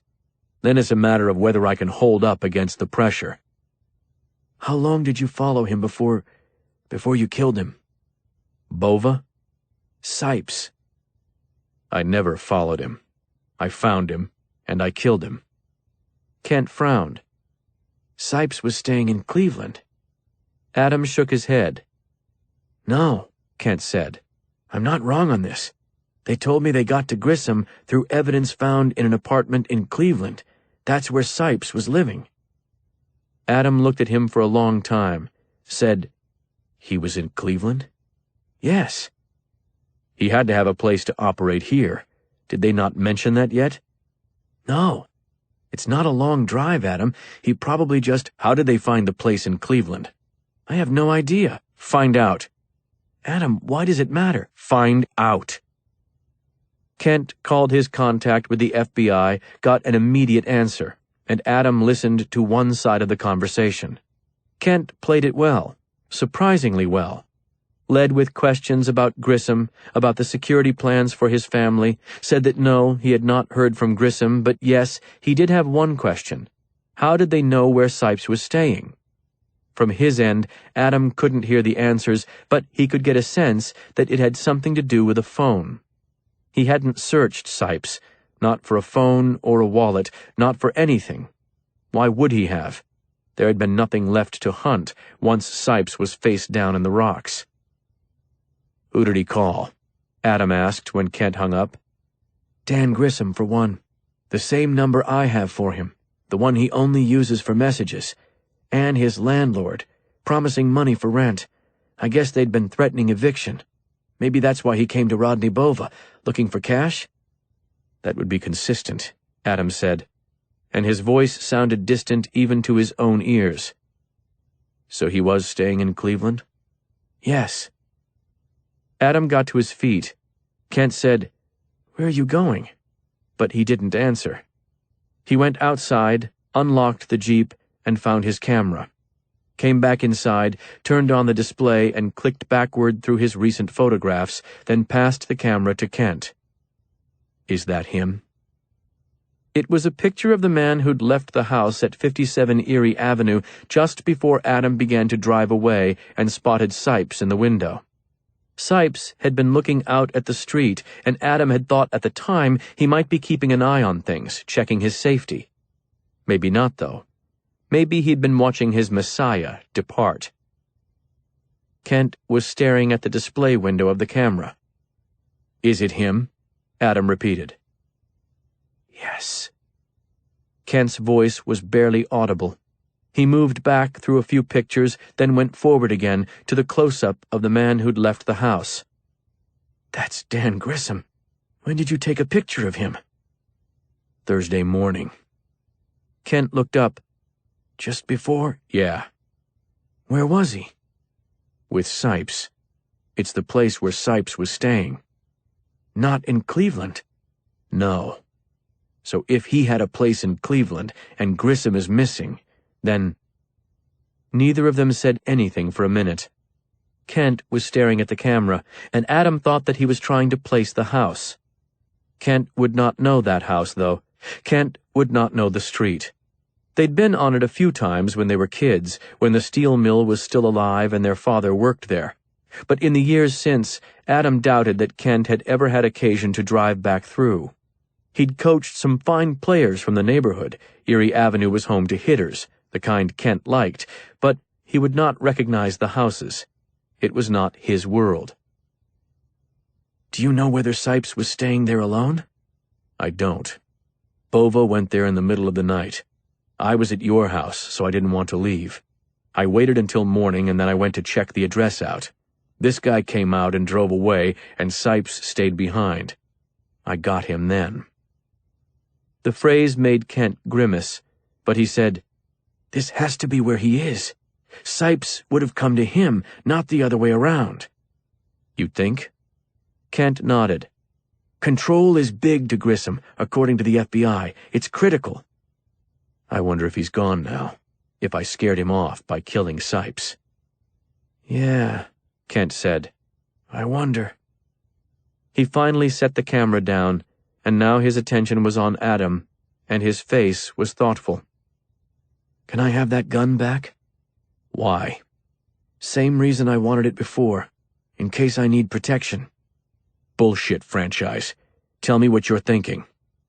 Kent was silent. Adam spread his hands. Come on, Kent. I'm thinking, his brother said. His brother, who was on the front page of today's paper with his arms upraised, signaling victory, that if Grissom is dead, he takes the Sipes case with him. They're already assuming he's responsible for that. If he's around, they'll have to investigate it hard because he won't admit to doing it. He may know damn well that you did it. Adam shook his head. Stop. I can do it, Kent said. I'm the right one to do it, in so many ways. Stop talking like me, Adam said. He'd never meant anything more. He's taking pictures of my family, Adam. Last night, I got home and found photographs of a murdered girl beside photographs of my daughter. 30 minutes earlier, Adam had thought his ability to feel righteous fury had been extinguished, probably for good. He'd been sure of it. But it rose now like a rogue wave. Fuck it, he said. I'll take him down. I went this far to do it, I might as well finish. Kent was shaking his head. Let me. Hell no. Kent, look at what you've got to lose. Look at what I've got. It's already lost. I could get away with this. You can't. After the night I've spent with the FBI, if I say he approached me and I killed him in self-defense, everybody buys it. Everybody. Stop, Adam said again. Kent fell silent. They looked at each other for a long time, and then he said, At least let me give the address to the police, Adam. Don't let them get it from you. If it comes from you, everyone is looking at it different. If it comes from me, they'll believe it. How will you claim you got it? I'll say he called my cell. They're hoping that he will. They don't have it tapped, though, so they can't record what's said. They'll know whether a call came in. Then I'll call myself from somewhere. A payphone, some place in that neighborhood, whatever. What happens after that, they will believe. Adam felt sick listening to him. He'd always hated their differences. He'd hated Kent for the way he approached Marie's murderer, going into the prison and praying for the son of a bitch. It had seemed, back then, that no response could be worse. There was one, though. This was worse. We'll give the address to the police, Adam said, and let them take it from there. That'll end with you in prison, maybe with Grissom there too, but definitely you. Maybe it does, maybe it doesn't. But we'll let them finish it. Kent leaned forward and rested his forehead on the edge of the table. He looked exhausted. Worse than that, actually. He looked beaten. "It's on me, Adam. The whole damn thing. I brought it all here, and you were right all along. I should have been like you from the start." "It's here to spite you. Look at what you've done with your life, Kent. Look at what you built for yourself, for other people. You actually wish you'd gone my way? Then you're a stupid son of a bitch." Kent looked up but didn't say anything. Adam said, "I don't begrudge you, Kent, what you did with Pierce. It turned out well for you. It was the right thing." "Turned out well? Look at where we are now." "That's got nothing to do with it, and the only person who wants you to think that it does is the sociopath who's responsible for all of this. Don't start agreeing with him." Kent leaned back in his chair with a weary sigh, rubbed his eyes, got to his feet, and said, "Can I please have the gun?" "I thought we were going to the police." "We are. Well, I am. Let me come up with a way to tell them where you saw Grissom. Maybe they find him there, maybe not, but let it come from me." "Fair enough. What do you need the gun for, then?" "Protection. Just in case. The guy's a killer, Adam, and he's here for me." "Just in case," Adam echoed. "Okay. Sure." "You'll give it to me?" Adam nodded. "It's still in my car." "All right," Kent said. "You give me the gun and the address where you took this picture. I'll make a phone call to myself just to log one so the story holds up. Then I'll go to the FBI and I'll give them the address. Say he asked to meet me there. Hopefully he's still there. If he's not, then it'll still be a clue. It will be a lead. Evidence. Somewhere for them to start." Kent had never been much of a liar. Just didn't have the capacity for it, even when he wanted to. Gave himself away so easily because he simply could not look you in your eyes and tell you a lie. He wasn't looking at Adam now. "That's what you're going to do?" Adam said. "Give the address to the police? You're not going to do anything stupid? Not going out there by yourself?" "I'll give it to the police. Meanwhile, though, you need to go find Chelsea, or someone. Just find someone to be with today, all right?" "Why?" "So they can't blame the phone call on you." "The phone call?" Kent nodded. "All right," Adam said. "Sure." He went to the door, and Kent followed. They walked across the yard, mud and leaves clinging to their shoes, everything saturated from the previous day's rains, and out to the Jeep. Adam got the Taurus Judge out of the glove compartment, checked the cylinder, and then passed it to his brother. Kent took it almost eagerly. It seemed as if he'd grown comfortable with the feel of the weapon. Adam had never expected to see that. Kent said, "I'm sorry, Adam, for all that's happened.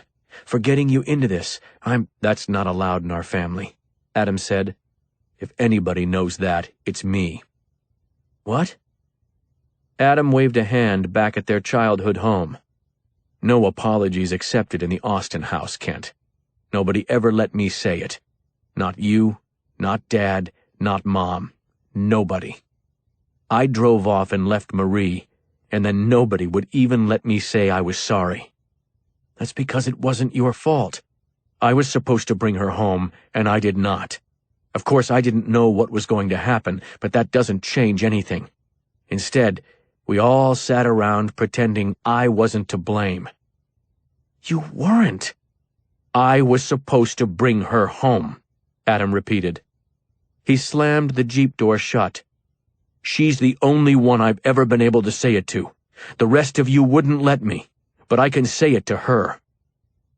Kent was staring at him, the gun in his hand, not saying a word. "So don't you apologize for a damn thing," Adam said. "None of this is your fault, Kent.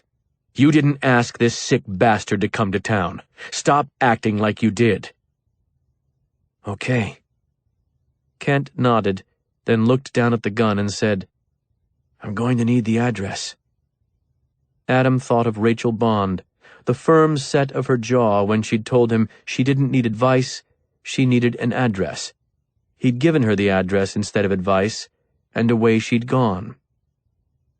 Adam? Kent prompted. Take it to the police, Adam said. I will. Okay, Adam said, and then he gave him the address. Kent repeated it, murmuring the numbers like a prayer, and then he said that it was time for him to go, and repeated his request that Adam go find Chelsea and stay close to her. We'll talk soon, Kent said.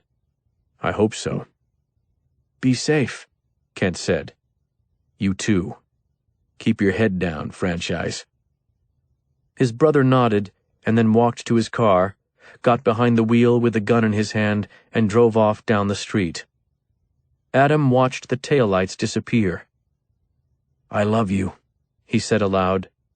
But the car was gone then, and the street was empty. He went inside to say goodbye to Marie and put out the candles. 49. Kent wanted to tell no lies, never did, but certainly he did not want to now, and certainly not to Adam after all he'd endured. So he'd chosen the forked tongue of honesty again, had told true words and true facts and concealed the reality of his heart. He would tell the police. He would give them the address. But first, he would go there himself. He believed in his theory. He believed it would work. If Dan Grissom died at his hand today, Robert Dean and Stan Salter and every other investigator on the case would not be surprised. Kent was, after all, the target of the man's assaults, and they also knew Kent. The whole town did. They knew him and believed in him. Their understanding of his character was firm, and it would help him. Because he had made so many proper decisions for so long, the world would struggle to believe that he was capable of making so terrible a choice now. The choice had been made, though. He was going to end it, for his family, if not for himself. For Beth's safety, and Lisa's, and Andrew's, he would remove Grissom from this world if he could. For Adam, who had already tried to do the same for Kent. He kept the gun in his lap as he drove, and he prayed. It was the strangest prayer he'd ever offered. He asked for strength to do the wrong thing, and then forgiveness for doing it. He knew that he would need both. He prayed while he drove, and kept only his left hand on the wheel, the right occupied by the pistol.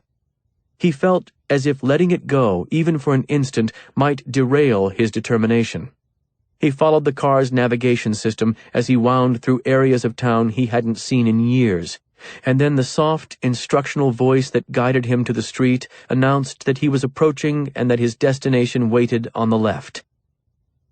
He stopped praying then, tightened his hand around the pistol, and slowed. The street sign above him promised that his navigation system was correct. He'd arrived at the address Adam had given him. The only problem was that 2299 Amherst Road was not the home in the photograph. It was a brick ranch, alone on acres of property, a for sale sign in the yard, not the least bit like the house Adam had captured in his photograph of Dan Grissom. Kent hadn't questioned him because Adam hadn't hesitated. He gave both the street and the numbers as if they were sacred to him. He'd also given Kent the wrong address. There had been a tradition years ago that steel workers named the blast furnaces that produced their product. Adam wasn't sure if such a thing remained in those few towns that still manufactured steel, but he remembered that the blast furnace of the Robard Company plant had been named Becky. He parked beside the abandoned structure, his Jeep alone on the property, overgrown train tracks snaking away from him, and the massive tubing of the blast furnace casting shadows where the sun fought heavy, dark clouds scudding in on a western wind. For years, he'd taken a strange pride in the smoke that rose from the weathered stacks because his father had taken pride in working there. For a moment, when he opened the driver's door, he swore he could still smell the smoke. Funny how the memory could taunt the senses. He wore his standard jeans and boots and a black jacket that he left unzipped so he could reach the Glock holster easily. There was no drop piece today, no unregistered street weapon, just his own. Maybe he's gone, Adam thought as he walked away from the steel mill and out to Erie Avenue. Maybe he flushed after I killed Sipes and we won't see him again. He paused when he reached the sidewalk and looked up the road. A white Buick Rendezvous was parked at the curb, the same car Grissom had left in the day Adam took the pictures. For a time, he stood where he was. Then he turned to his right, gazing out to where the lake stretched off toward Canada in an endless expanse of harsh water. He could see the fence that he and Sipes had passed through 48 hours earlier. A few gulls circled just above the spot where Sipes had died, scouring for food, dipping down to inspect, then finding nothing to their liking, and returning to the sky. Something buzzed, a warm hum on the silent street. His phone, vibrating in his jacket pocket. He slipped it out. Kent was calling. He did not need to answer to understand that his little brother was calling from Amherst Road. Adam had known that he would go, and while it disappointed him, it also vindicated his decision. He'd sent Kent to the right place. There was no harm in 2299 Amherst Road, Adam was certain of that. He had stood in the yard, and he had seen the things that were already there, and others that could be there in time, and harm was not among them.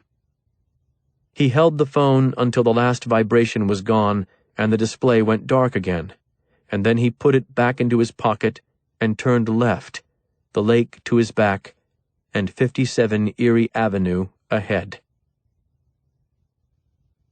"Is my brother with you?" Kent said, phone in one hand and gun in the other, his car still running, the peaceful brick ranch house on Amherst Road still in front of him. "No," Chelsea Salinas told him. "Kent, what's wrong?" "I think we need to find him," Kent said. "Fast." "What's wrong?" she repeated.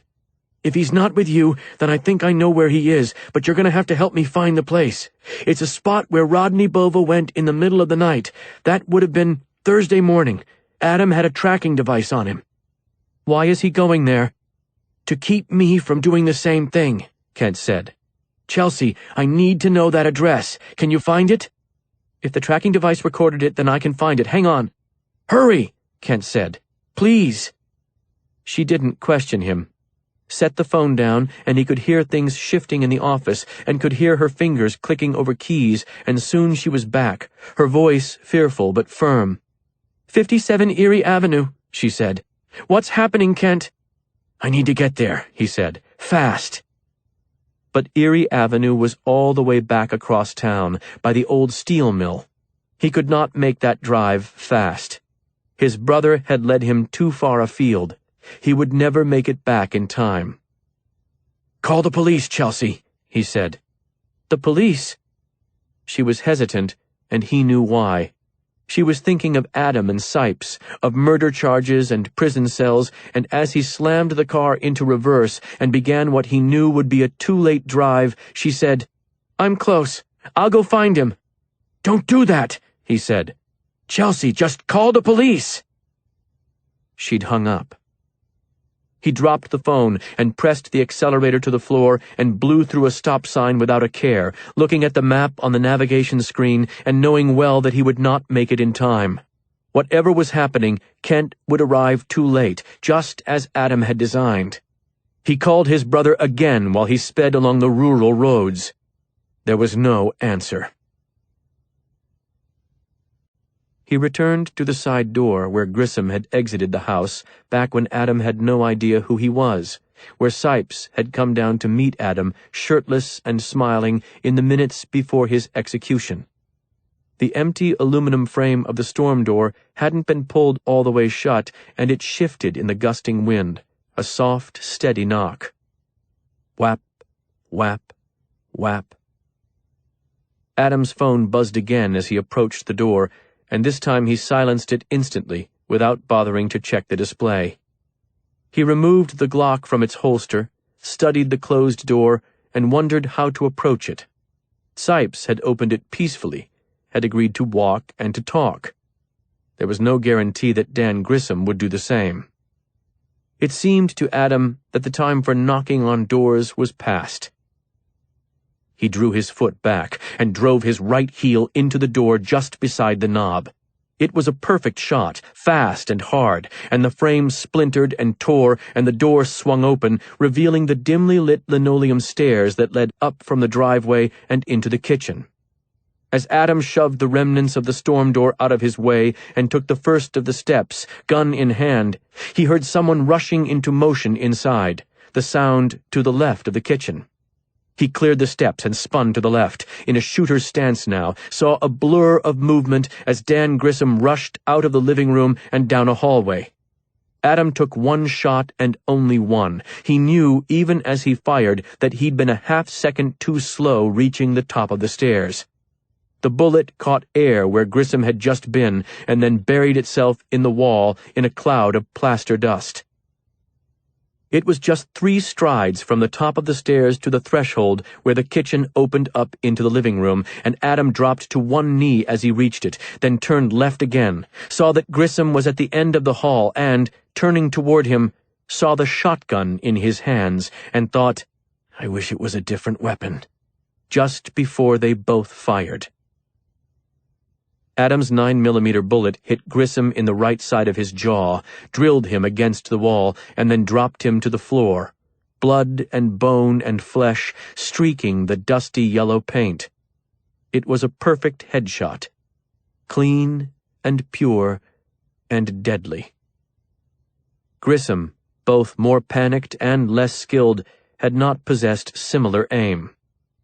The shotgun compensated for him, though, fired at 15 feet with a double-aught load. The thin layer of plaster between Adam and the muzzle did not impede the 9 solid lead pellets that scattered from the shell. They tore through the wall and found his left side and opened it and spilled his blood. There was a reason why Adam had advocated for his brother to use the shot shells first if he needed them. They did not require precision.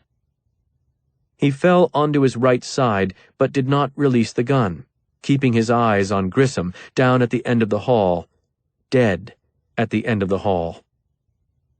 "Make sure," Adam reminded himself, and then he took careful aim, focusing through the pain that was catching him like a rising fog, and squeezed the trigger again. The Glock bucked once more in his hands, and another bullet found Dan Grissom, this one centered in the chest. The only reaction from the body came when the bullet passed through it. Dan Grissom was dead. "Got him, Kent," he thought. "I got him for you." Dizziness overwhelmed him then, and he put the Glock down and braced his right hand on the floor and sucked in a breath against the agony.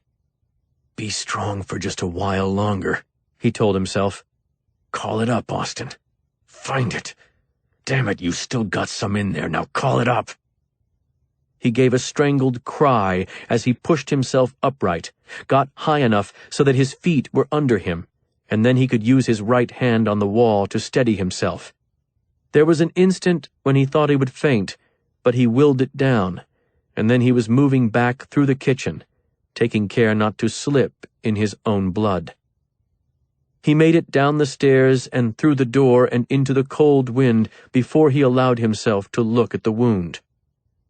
All he could process was that he could see too much. Parts of him that should not be visible were, and the side of his jacket and his jeans were bright with blood. He used his right arm to pull the jacket tighter around him, and then awkwardly he zipped it up, as if that might help. He stood there for a moment, uncertain where to go. He would not make it far, but he did not want to stop here either. He did not want to go down in this place, this evil house. He spotted the brick smokestacks then, and he walked toward them, vaguely aware that they represented the place from which he had come, though he was no longer certain exactly how they did, or even where that place was. When he got to the sidewalk, he saw someone staring at him from the porch of a neighboring house. Words were shouted at him, but they did not register. He hesitated again, looking at the smokestacks and realizing that while it had once seemed a good idea to return to them, they were too far away. He'd never reach them now. He turned left and began to weave down the sidewalk, Ahead he could see Lake Erie, could see the gulls still circling, creatures of diligence, able not just to survive the chill winds, but to benefit from them. He remembered the rocks and the waves and the shallow pools that formed there where cold waters were trapped behind stones, and thought that was the right place, and close enough to be reachable. It took him a while to make the first block. His feet were not obedient, and balance alone was a struggle, let alone forward progress. There were still shouts behind him, but he had no interest in trying to decipher them until one of the shouts was his own name. He stopped then, looked back, and saw Chelsea. She was out of her car and running toward him. Of course, he thought, hot pain easing toward warm relief. Of course. She had come for him, and he should have known that she would. He should have remembered this, felt bad that he had not. He turned to meet her, but turning was a bad idea. It was too difficult a task for the uncooperative bastards that his always strong legs had become, and they tangled and gave out beneath him, and then he was down on the sidewalk. When she reached him and took him in her arms, he saw that he was getting blood all over her, staining her with it, and he did not like that. There were tears on her face, and those were bad too. She was telling him something about an ambulance, and he wanted to listen because it clearly mattered to her, but all that drew his attention were the tears and the blood. He wanted to clean them from her, but he was out of strength for that now. She'd have to do it on her own. "I'm sorry," he told her. He was sure the words made it to her. He was sure they were clear, but she did not respond to them. She was still talking about the ambulance. He didn't answer, couldn't think of anything to say, but then she told him that she loved him, and he knew what to say to that. That one was easy, because he loved her too. Always had. He was glad that she was there with him, but wished it didn't have to be like this, with the blood and the tears. "I'm sorry," he said again. And this time she seemed to understand how hard the words came, how much they took. She laid her hand on the side of his face, her palm a soothing cool in a world that had grown far too hot. "I know, baby," she said. "I know. It's all right. It's okay." 50. Adam was in the ambulance by the time Kent arrived, but the police did not delay him long. They took him to the hospital without much pause, and so it was there that he learned his brother was dead. A surgeon told him. Dead on arrival, he said, one hand applying what was supposed to be a reassuring touch to Kent's arm. Shotgun wound. He was very sorry. The police could explain more than he could. All he could say was that it was over.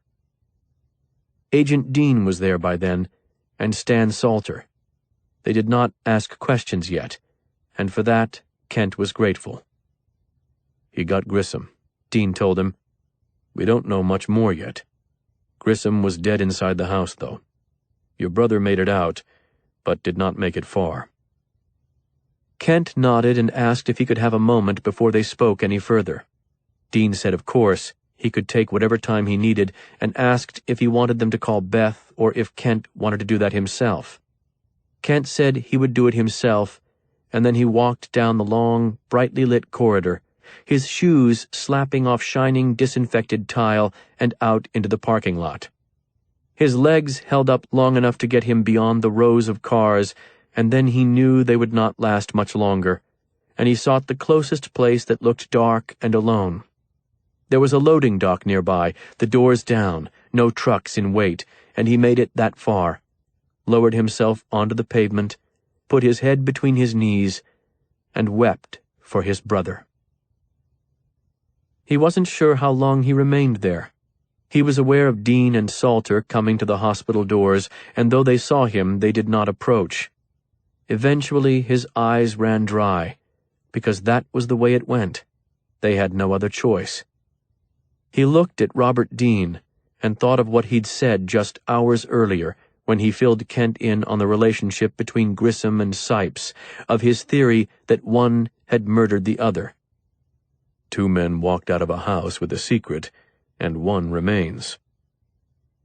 He stood up, brushed the dirt from his pants, and walked back to where the police waited, back to explain how it was that his brother had come to die. Inside the house at 57 Erie Avenue, police found items belonging to Rachel Bond, and identified the deceased Dan Grissom and Clayton Sipes as the primary suspects in her homicide. Privately, Dean told Kent that the story had produced 3 calls from current inmates and 1 from a former inmate wishing to discuss Grissom. He believed that these accounts and forensic evidence from the house would be enough to close the Bond case, certainly, and he hoped several others. Kent asked if they would have been able to convict Grissom had he lived. Dean said they'd have had a strong shot. Penny Gooty, Rachel's mother, told any news outlet that asked that she was pleased with the results and that Adam Austin had promised her the very killings he had delivered.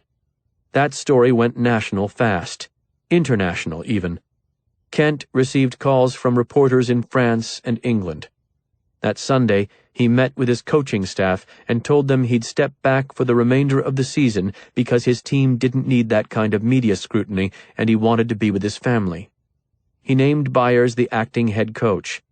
He left them to the work that needed to be done then, closed the door of the conference room behind him, and left the locker room, pausing for one look at the picture of the 1989 championship team, the 2 Austin brothers standing together. They buried his brother on Tuesday morning just after dawn in a private ceremony that was to be attended only by Kent's family and Chelsea Salinas. Stan Salter asked Kent if he could be there as well. Kent agreed. It was a swift, simple ceremony.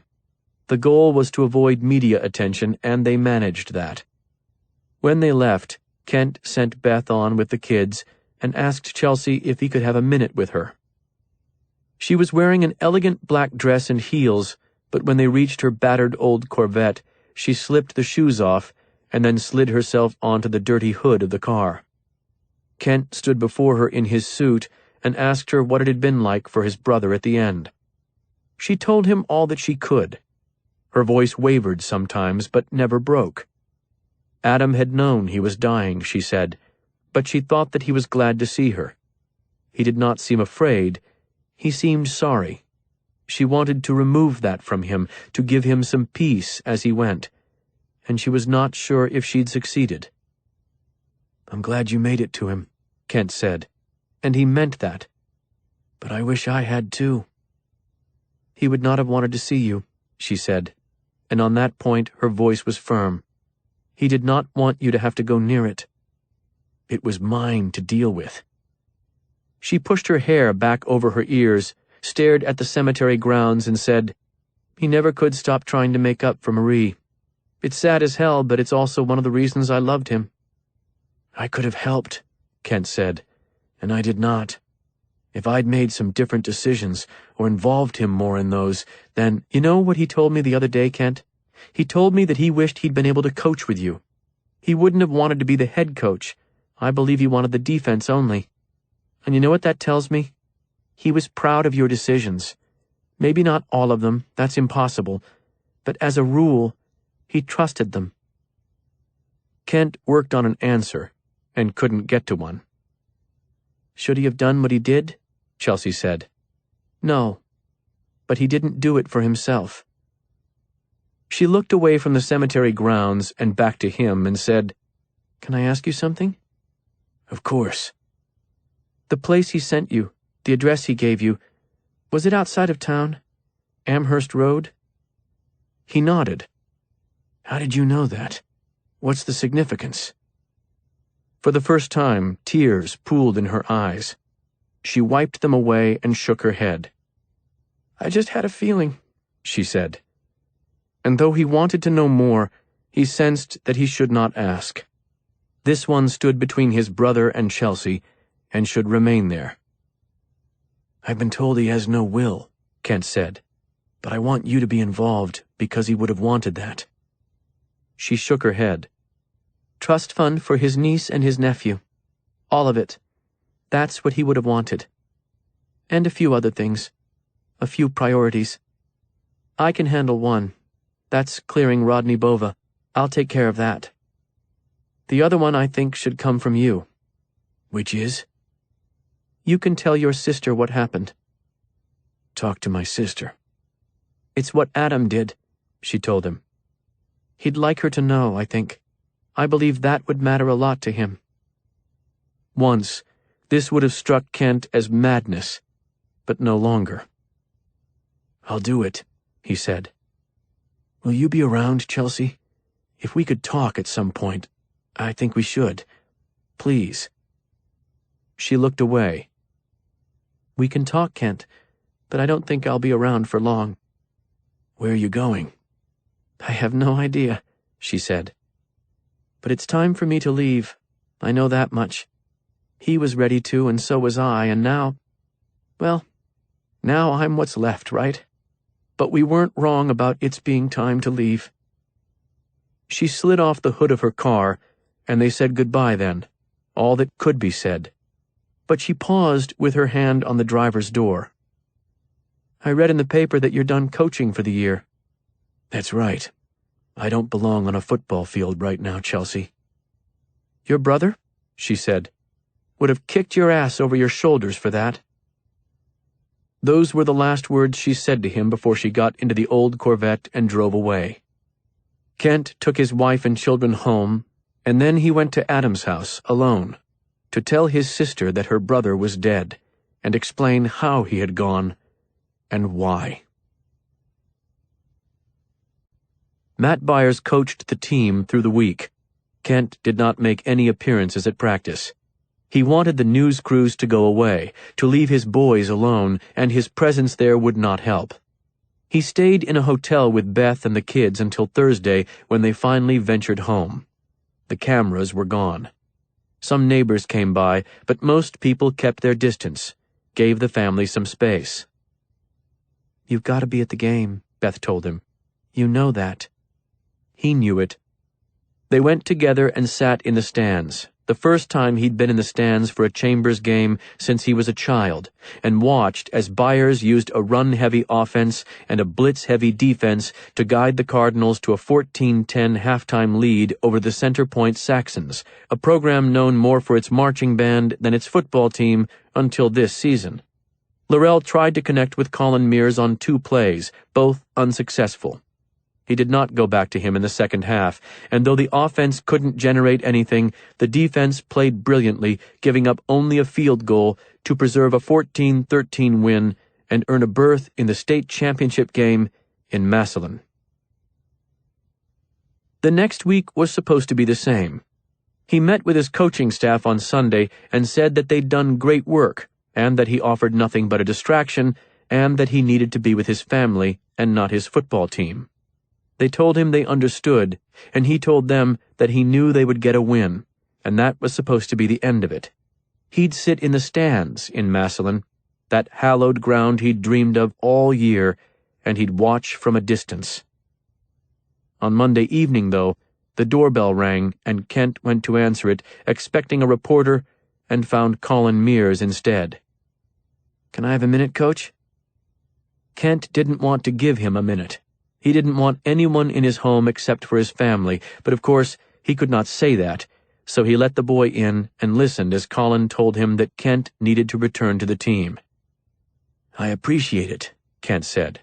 "I do. But right now is not a time for me to be involved with football. You need to understand that." He realized as he said it that if anyone understood, it was of course this 17-year-old boy. "I'll be there to support you," Kent said. "You know that. But son, I just don't have much to contribute right now." "You've seen me play," Colin said. "You've seen exactly what I've contributed to these games. Nothing. But Coach, I didn't quit on anybody." "I'm not quitting on you," Kent said, but it was a hard position to defend. He'd chosen the stands over the field. It was the right choice, he thought, but how to make that clear to Colin, he was not sure. I promised Rachel we'd win it, Colin said. You told me that didn't matter. It doesn't. When you promised me you'd be there regardless, did that matter? The boy was bristling with anger. It went beyond anger, actually. Betrayal. That was the word. Kent looked at him, told him he'd consider the request, and took him to the door. When he closed it, Beth was waiting. You heard? He said. Yes. And? You told him you need to be with your family now, Beth said. But that team is part of your family, Kent. And so he returned. He was at the field when the team arrived for Tuesday's practice, and nobody said a word to him. Not coaches or players. They just waited to hear what he'd come to say. I'm not in a very good place right now, he told his team.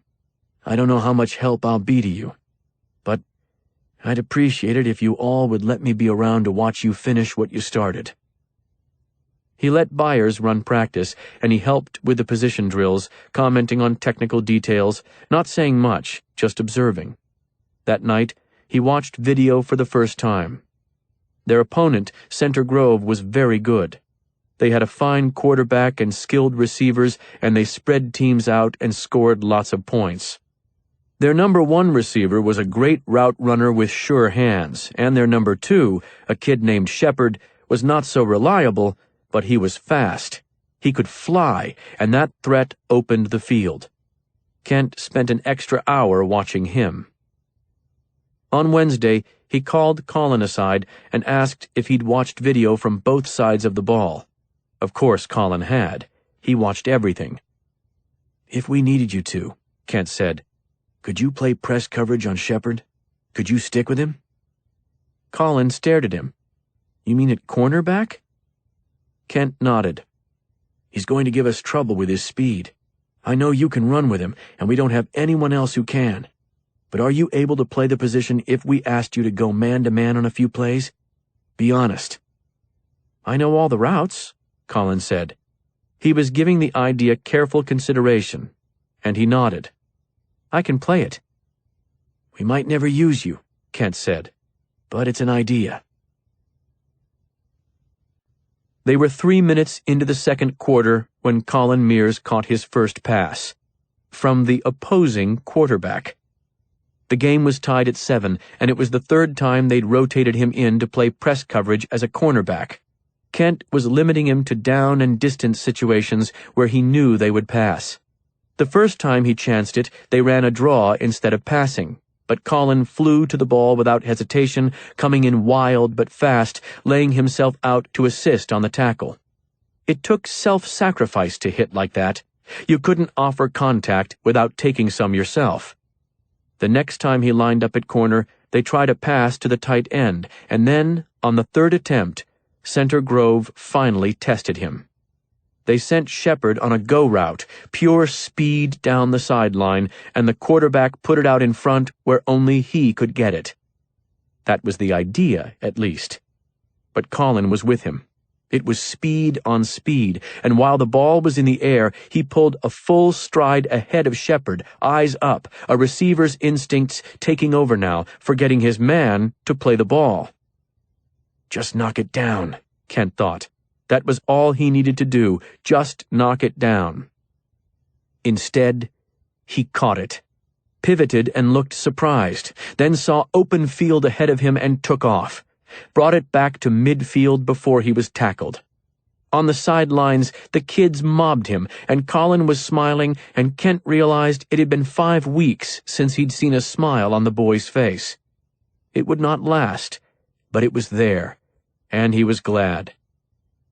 Reward 1, risk 0, Byers said in Kent's headset. My brother's idea, Kent answered, pacing down the sideline. The headset went quiet then. None of the other coaches sure what to say, but that was fine. Kent said, "Let's make them pay, gentlemen." And then it was football once more. They led 14-7 at the half, and early in the third quarter, Laurel tried a pass to Colin on a slant route. The Center Grove fans seemed confused by the roar that went up from the Chambers crowd when he caught it for a simple gain of 7 yards. He caught another just 2 plays later, and then Laurel scored on a run, and it was 21-7, and Byers asked Kent if he wanted to try Mears at cornerback again. "I think we're good," Kent said. It was never a ball game in the second half. The final score was 35-10. Beth met him at midfield, the kids at either side, and Kent said, "Why are you crying?" But then her arms were around him, and he was crying too. She reached up and pulled the brim of his hat down to shield them, her face pressed against his, her tears on his. She held him for a long time, and then she leaned back and wiped his face clean with her hand and said, "Go talk to your team." He went to them. They circled at midfield, the way his teams had in so many season-ending games before, but this one was different. He did not need to tell them where the victory was tonight, where they might find it. The trophy was making its way through the ranks, everyone wanting a hand on it, and Kent watched and tried to prepare the right words. "Gentlemen," he said, "I know this feels like a moment of pure celebration, and celebrate we will. But first, I need to—" He stopped then. "Remind you." That's what he'd been about to say. Remind, prepare, prepare. But they had been reminded, and they had been prepared, and tonight they had won. Tomorrow might bring different things their way, but tonight they had won. "I need to thank you," he said. That was all he had for them tonight. The prison occupies just over 1,100 acres, most of that covered with pavement or buildings, tall fences and razor wire protecting the perimeter. It's a bleak place on the most beautiful of days, but in February, beneath gray sky and above week-old snow, it's particularly foreboding. Hundreds of people make their way to and from the brick buildings each day for work. More than 2,000 remain inside. For them, it is home. The man and the boy are just visitors. The man is familiar with the place, the boy is not. They check in, pass a security screening, and follow a corrections officer down a winding corridor and through a series of doors that lock behind them as they pass. The boy, tall and lean and agile, looks at each door as it closes. The man asks him if he's certain he wants to do this, to be here. The boy says he is. "All you have to do is listen," the man says. "You don't have to say a word unless you want to." "Let's see how it goes," the boy tells him. They're through a final door then, and in this room a group of men in orange uniforms are seated on plastic chairs in all directions. The corrections officer addresses them, says that the coach is here. The man asks that they call him Kent, not Coach. He says that he's not here to talk about football, that there are other things to discuss today. He's here to tell them about his family, about his sister, and about his brother, and about himself. Here to tell them that they are not so far apart, these men behind the bars and the razor wire, and the man who has earned his fame on a football field. They are not so far apart at all, and it is important to know that. "I would like to tell you," he says, "about the time I went to kill a man. I would like to tell you what I have learned." Acknowledgements. This book would never have been written without the generous support of the Bloomington High School North football program. To Coach Scott Bless and the rest of his staff, my deepest thanks for allowing me to be part of the program for the 2011 season and for enduring all of my questions. Tyler Abel deserves the lion's share of thanks, as he both facilitated my contact with the Bloomington North program and was forced to hear by far the most questions. He helped carry the book from an idea to a reality, and for his insight and friendship, I am deeply indebted. Thanks also to all of the players from that team who provided a wonderful and dramatic season for me as I conducted my research. Nice conversion in overtime down in Columbus, guys. Don Johnson of Trace Investigations was, as always, an invaluable resource, as was George Lichman of the Rocky River Police Department, and Gideon Pine was a tremendous help on the research front. Anything I got right is a credit to people like them. On the book front, it's the usual suspects, but their critical roles cannot be overstated. To Michael Peach, David Young, Sabrina Callahan, Heather Fain, Vanessa Karen, Victoria Matsui, Miriam Parker, Tracy Williams, Eve Rabinovitz, and countless others at Little Brown, thanks for the tremendous support you have provided these books. The Inkwell agenting team, David Hale Smith and Richard Pine and Kimberly Witherspoon in particular, also deserve grateful recognition, as do Angela Cheng Kaplan and Lawrence Rose. Deepest gratitude is reserved for all of the early readers who made it into something better than I could have on my own. And for Christine, always.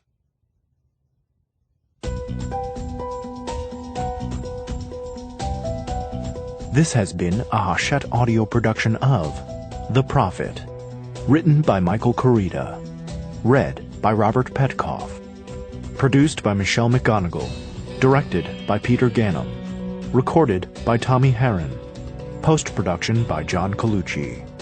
The Prophet is also available in print and as an ebook from Little Brown & Company, a division of Hachette Book Group. Text copyright 2012 by Michael Corita. Audio production copyright 2012 by Hachette Audio. All rights reserved. In accordance with the U.S. Copyright Act of 1976, the duplicating, uploading, and electronic sharing of any part of this audiobook without the permission of the publisher is unlawful piracy and theft of the author's intellectual property. If you would like to use material from the audiobook, other than for review purposes, prior written permission must be obtained by contacting the publisher at permissions@hbgusa.com. Thank you for your support of the author's rights. This audiobook is a work of fiction. Names, characters, places, and incidents are either the product of the author's imagination or used fictitiously, and any resemblance to actual persons, living or dead, events, or locales is entirely coincidental.